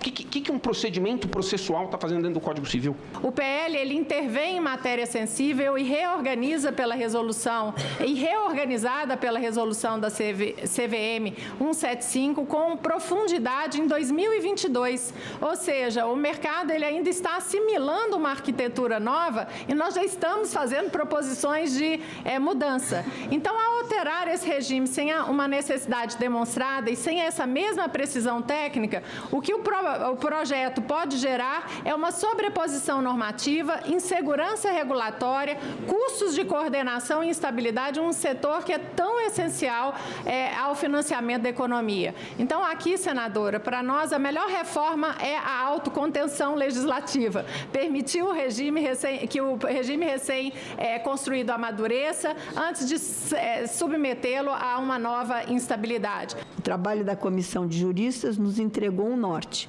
Agora cabe a nós, o Parlamento, o refinamento necessário para entregar ao Brasil um Código Civil à altura dos desafios do século XXI. O Senado acaba de criar a Frente Parlamentar pela Paz Mundial. O grupo vai ser presidido pelo senador Paulo Paim e deve fortalecer a atuação do Congresso Nacional em defesa da harmonia entre os países. Também vai apoiar iniciativas voltadas para a solução pacífica de conflitos. Do anseio de todos, ou de quase todos, surge uma iniciativa parlamentar. Uma frente suprapartidária, acima das paixões políticas, para se empenhar em favor da paz mundial. Deixar de lado o conformismo do tipo sempre foi assim, para agirmos na prática diante de um mundo que a cada ano faz surgir novos conflitos. Ser humano matando ser humano. Guerras que atingem regiões como Ucrânia, Palestina, Gaza, Israel, Irã, o envolvimento dos Estados Unidos, o Iêmen, Síria, Mianmar e tantos países da África. No mundo globalizado, de muito conhecimento científico e alta tecnologia, alguma mercadoria está em falta? O que está faltando? Eu tomo a ousadia, porque esse é o eixo do meu pronunciamento, vocês vão ver. Para mim, a palavra mágica, falta amor. Pode parecer simples demais, pode parecer até ingênuo, mas não é. Falar de amor aqui nesse parlamento é falar de coragem, é falar da base de tudo aquilo que sustenta os direitos humanos. Parece até um passo pequeno para muita gente. Pô, o que é que o Senado, tanta coisa para resolver, escândalo hoje, Polícia Federal na porta de senador da República. Por que o Senado não está falando sobre isso? E está fazendo uma sessão aqui sobre paz. Mas esse aqui é o assunto principal. Não que os outros não sejam importantes, são fundamentais e nós vamos cuidar. Mas aqui é o destino do Brasil que está em jogo. O coração do mundo, a pátria do Evangelho. A frente pretende articular projetos, incentivar políticas públicas e apoiar iniciativas que valorizem o diálogo. Será presidida pelo senador Paim e terá como primeiro vice Flávio Arnes e segundo vice Eduardo Girão. O ex-senador pelo Distrito Federal, Ulisses Riedel, fundador e presidente honorário da organização União Planetária, será o secretário executivo. Milhões de pessoas, se não 1 bilhão de pessoas, estão assim, como que aguardando, como é que é possível, nesse planeta encantado, nós vivemos com tantos problemas. E não só pessoas, instituições também. Por que isso perdura e é difícil esse passo? Na verdade, o que estava faltando era um poder maior. Porque para as coisas acontecerem, é preciso sonhar, é preciso querer, é preciso saber fazer, mas é preciso poder e ousar. E hoje eu vejo que o movimento, ao se instalar aqui no Senado Federal, ele ganha poder. Uma sessão especial no plenário celebrou os 45 anos da Associação Nacional dos Defensores Públicos Federais. A associação é a responsável por representar e fortalecer a defensoria pública em todo o país. Foi fundada em 1981 como Associação dos Membros da Assistência Judiciária Militar Federal e, com a criação da Defensoria Pública da União em 1988, ganhou novo nome. São 45 anos de história, 45 anos de trabalho incansável pelo fortalecimento da categoria, sempre com diálogo, sempre em defesa de direitos e garantias. Tudo para viabilizar que o trabalho da Defensoria Pública da União alcance milhões de pessoas, especialmente os grupos mais vulneráveis da sociedade. A Defensoria Pública Federal não representa apenas uma estrutura do sistema de justiça. Ela representa esperança para quem mais precisa do Estado brasileiro. Hoje, mais de 140 milhões de brasileiros poderiam ser atendidos pela Defensoria Pública da União, que tem a responsabilidade de representar e garantir direitos das pessoas mais pobres. Mas os dados mostram que mais de 65 milhões de pessoas continuam sem a assistência em casos federais. A associação busca a ampliação dos atendimentos em todos os cantos do país. Os defensores têm trabalhado, os defensores da União têm atuado de norte a sul, seja nas tragédias, seja nas boas notícias. Então, a gente fica muito feliz dessa homenagem, né? Porque a Defensoria e a ANADEF são sim ao povo. O ex-ministro do Supremo Tribunal Federal, Ricardo Lewandowski, participou da homenagem e destacou a importância do trabalho da Defensoria Pública no Brasil. A criação da Defensoria Pública pela Constituição Cidadã de 88 foi algo extremamente importante, porque todas as promessas dos constituintes de realização, de concretização dos direitos fundamentais nas suas várias gerações, seria impraticável, eu diria, sem a presença de uma defensoria pública forte, seja ela organizada ao nível da União, seja ela instituída ao nível dos estados. Que os defensores públicos, eles protegem, defendem os direitos daqueles menos favorecidos econômica e socialmente. A Comissão de Esporte aprovou esta semana 3 projetos de lei. Um deles pode impedir a exposição midiática de lesões dos atletas. A proposta, apresentada pelo senador Jorge Cajuru, determina a inclusão de normas nos regulamentos das competições que resguardem a imagem e a dignidade dos atletas em caso de lesões. Para o relator do projeto, o objetivo é evitar a exposição indevida, a espetacularização midiática ou qualquer outro tipo de exploração sensacionalista. A exibição reiterada de cenas de sofrimento, dor ou fragilidade física pode ocasionar danos que ultrapassam o instante do evento esportivo, com repercussões morais e psicológicas para o atleta. A comissão aprovou ainda 2 outros projetos. Um deles destina recursos arrecadados com as bets para o esporte militar. Esse projeto será agora examinado pela Comissão de Assuntos Econômicos. A outra proposta permite a votação online nas eleições de organizações esportivas, com a adoção de mecanismos de segurança adequados. Essa matéria será votada em plenário. O projeto estimula maior engajamento dos associados na vida institucional das agremiações, fortalecendo a governança e promovendo decisões mais representativas. A proposição guarda ainda coerência com o cenário atual, na qual a utilização de ferramentas digitais já se encontra amplamente disseminada em vários setores. A maior prova somos nós aqui, que estamos em regime semipresencial, né, senador Chico Rodrigues? Então, assim, hoje é uma realidade que todos devem se adequar. A Comissão de Direitos Humanos aprovou projetos que garantem mais direitos para pessoas com deficiência e segurança para mulheres vítimas de violência. O projeto cria o programa Mulher Alerta, que prevê a distribuição de um aparelho sinalizador de emergência para mulheres em situação de violência doméstica. O dispositivo será conectado às autoridades de segurança pública, permitindo o rastreamento da vítima e o envio imediato de agentes. A compra dos equipamentos e o sistema de monitoramento serão feitos por meio de convênios entre a União, estados e municípios. Ao permitir acionamento imediato, inclusive em situação de coação ou impossibilidade de contato telefônico, o programa complementa as medidas protetivas existentes, amplia sua efetividade prática e pode exercer relevante efeito dissuasório sobre o agressor. O projeto foi aprovado na mesma semana em que foi divulgado o Mapa Nacional da Violência contra a Mulher, realizado pelo Data Senado em parceria com o Observatório da Mulher contra a Violência.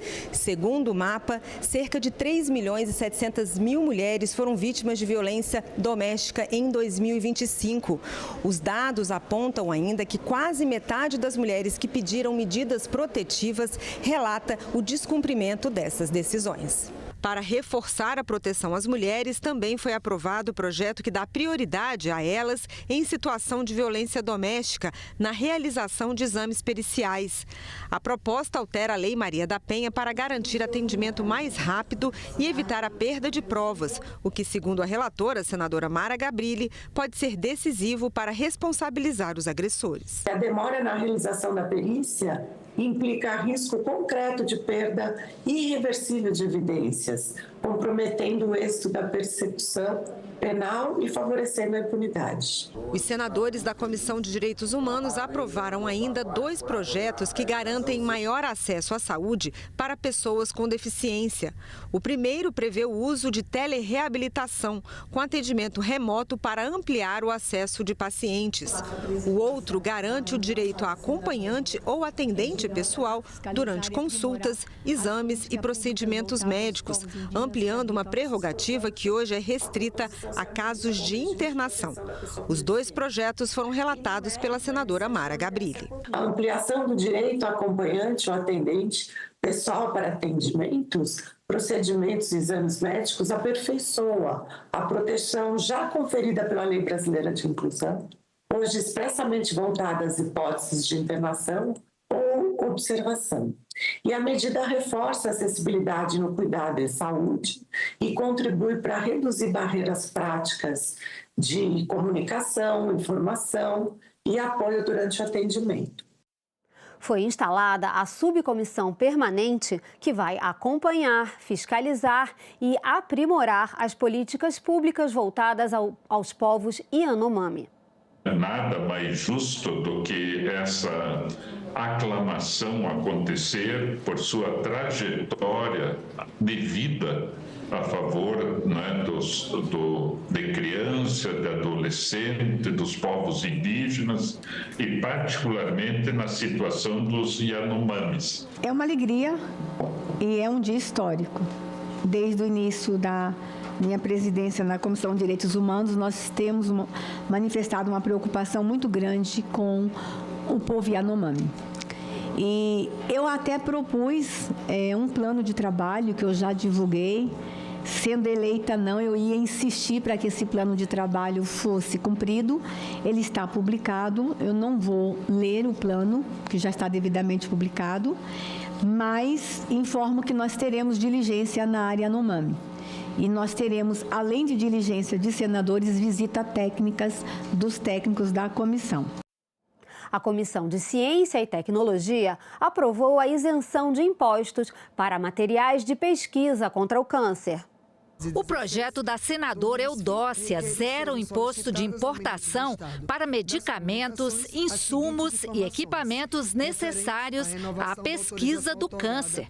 O texto inclui na lei de isenção do imposto de importação a comercialização de materiais essenciais à pesquisa básica, experimental e clínica em oncologia, como reativos químicos, materiais de laboratório, produtos de terapia celular, recursos biológicos, dispositivos e equipamentos de laboratório e ferramentas de análise de dados.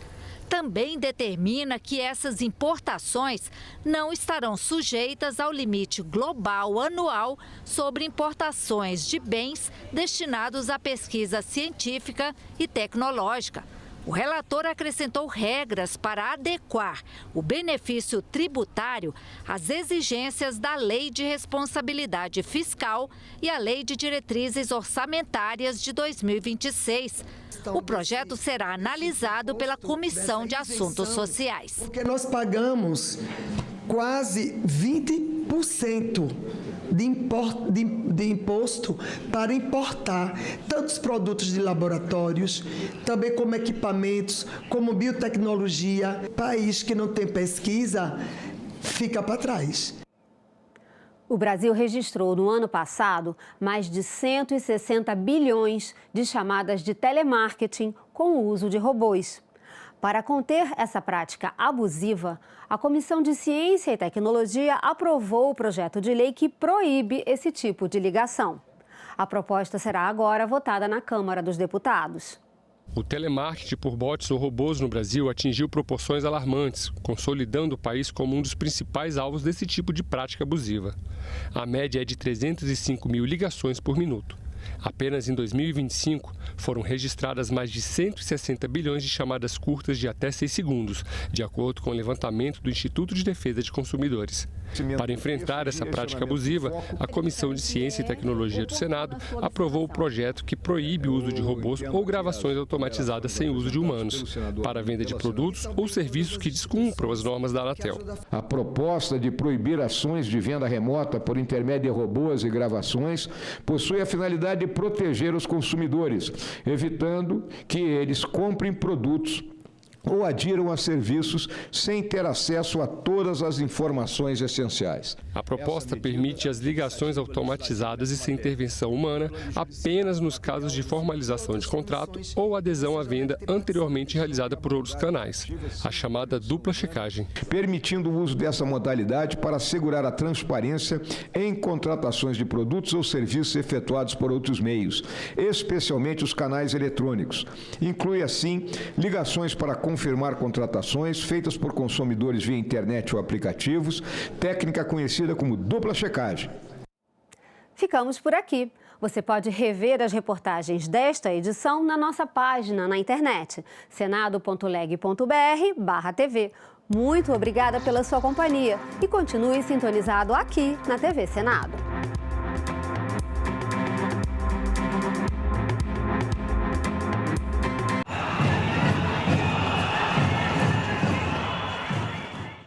Os produtos processados e ultraprocessados são responsáveis por obesidade infantil, adulto. Pela primeira vez no mundo, a obesidade superou a desnutrição. Quando a gente traz alimentos mais naturais para a oferta no programa de alimentação escolar, a gente promove saúde e também a gente ensina um hábito alimentar mais saudável.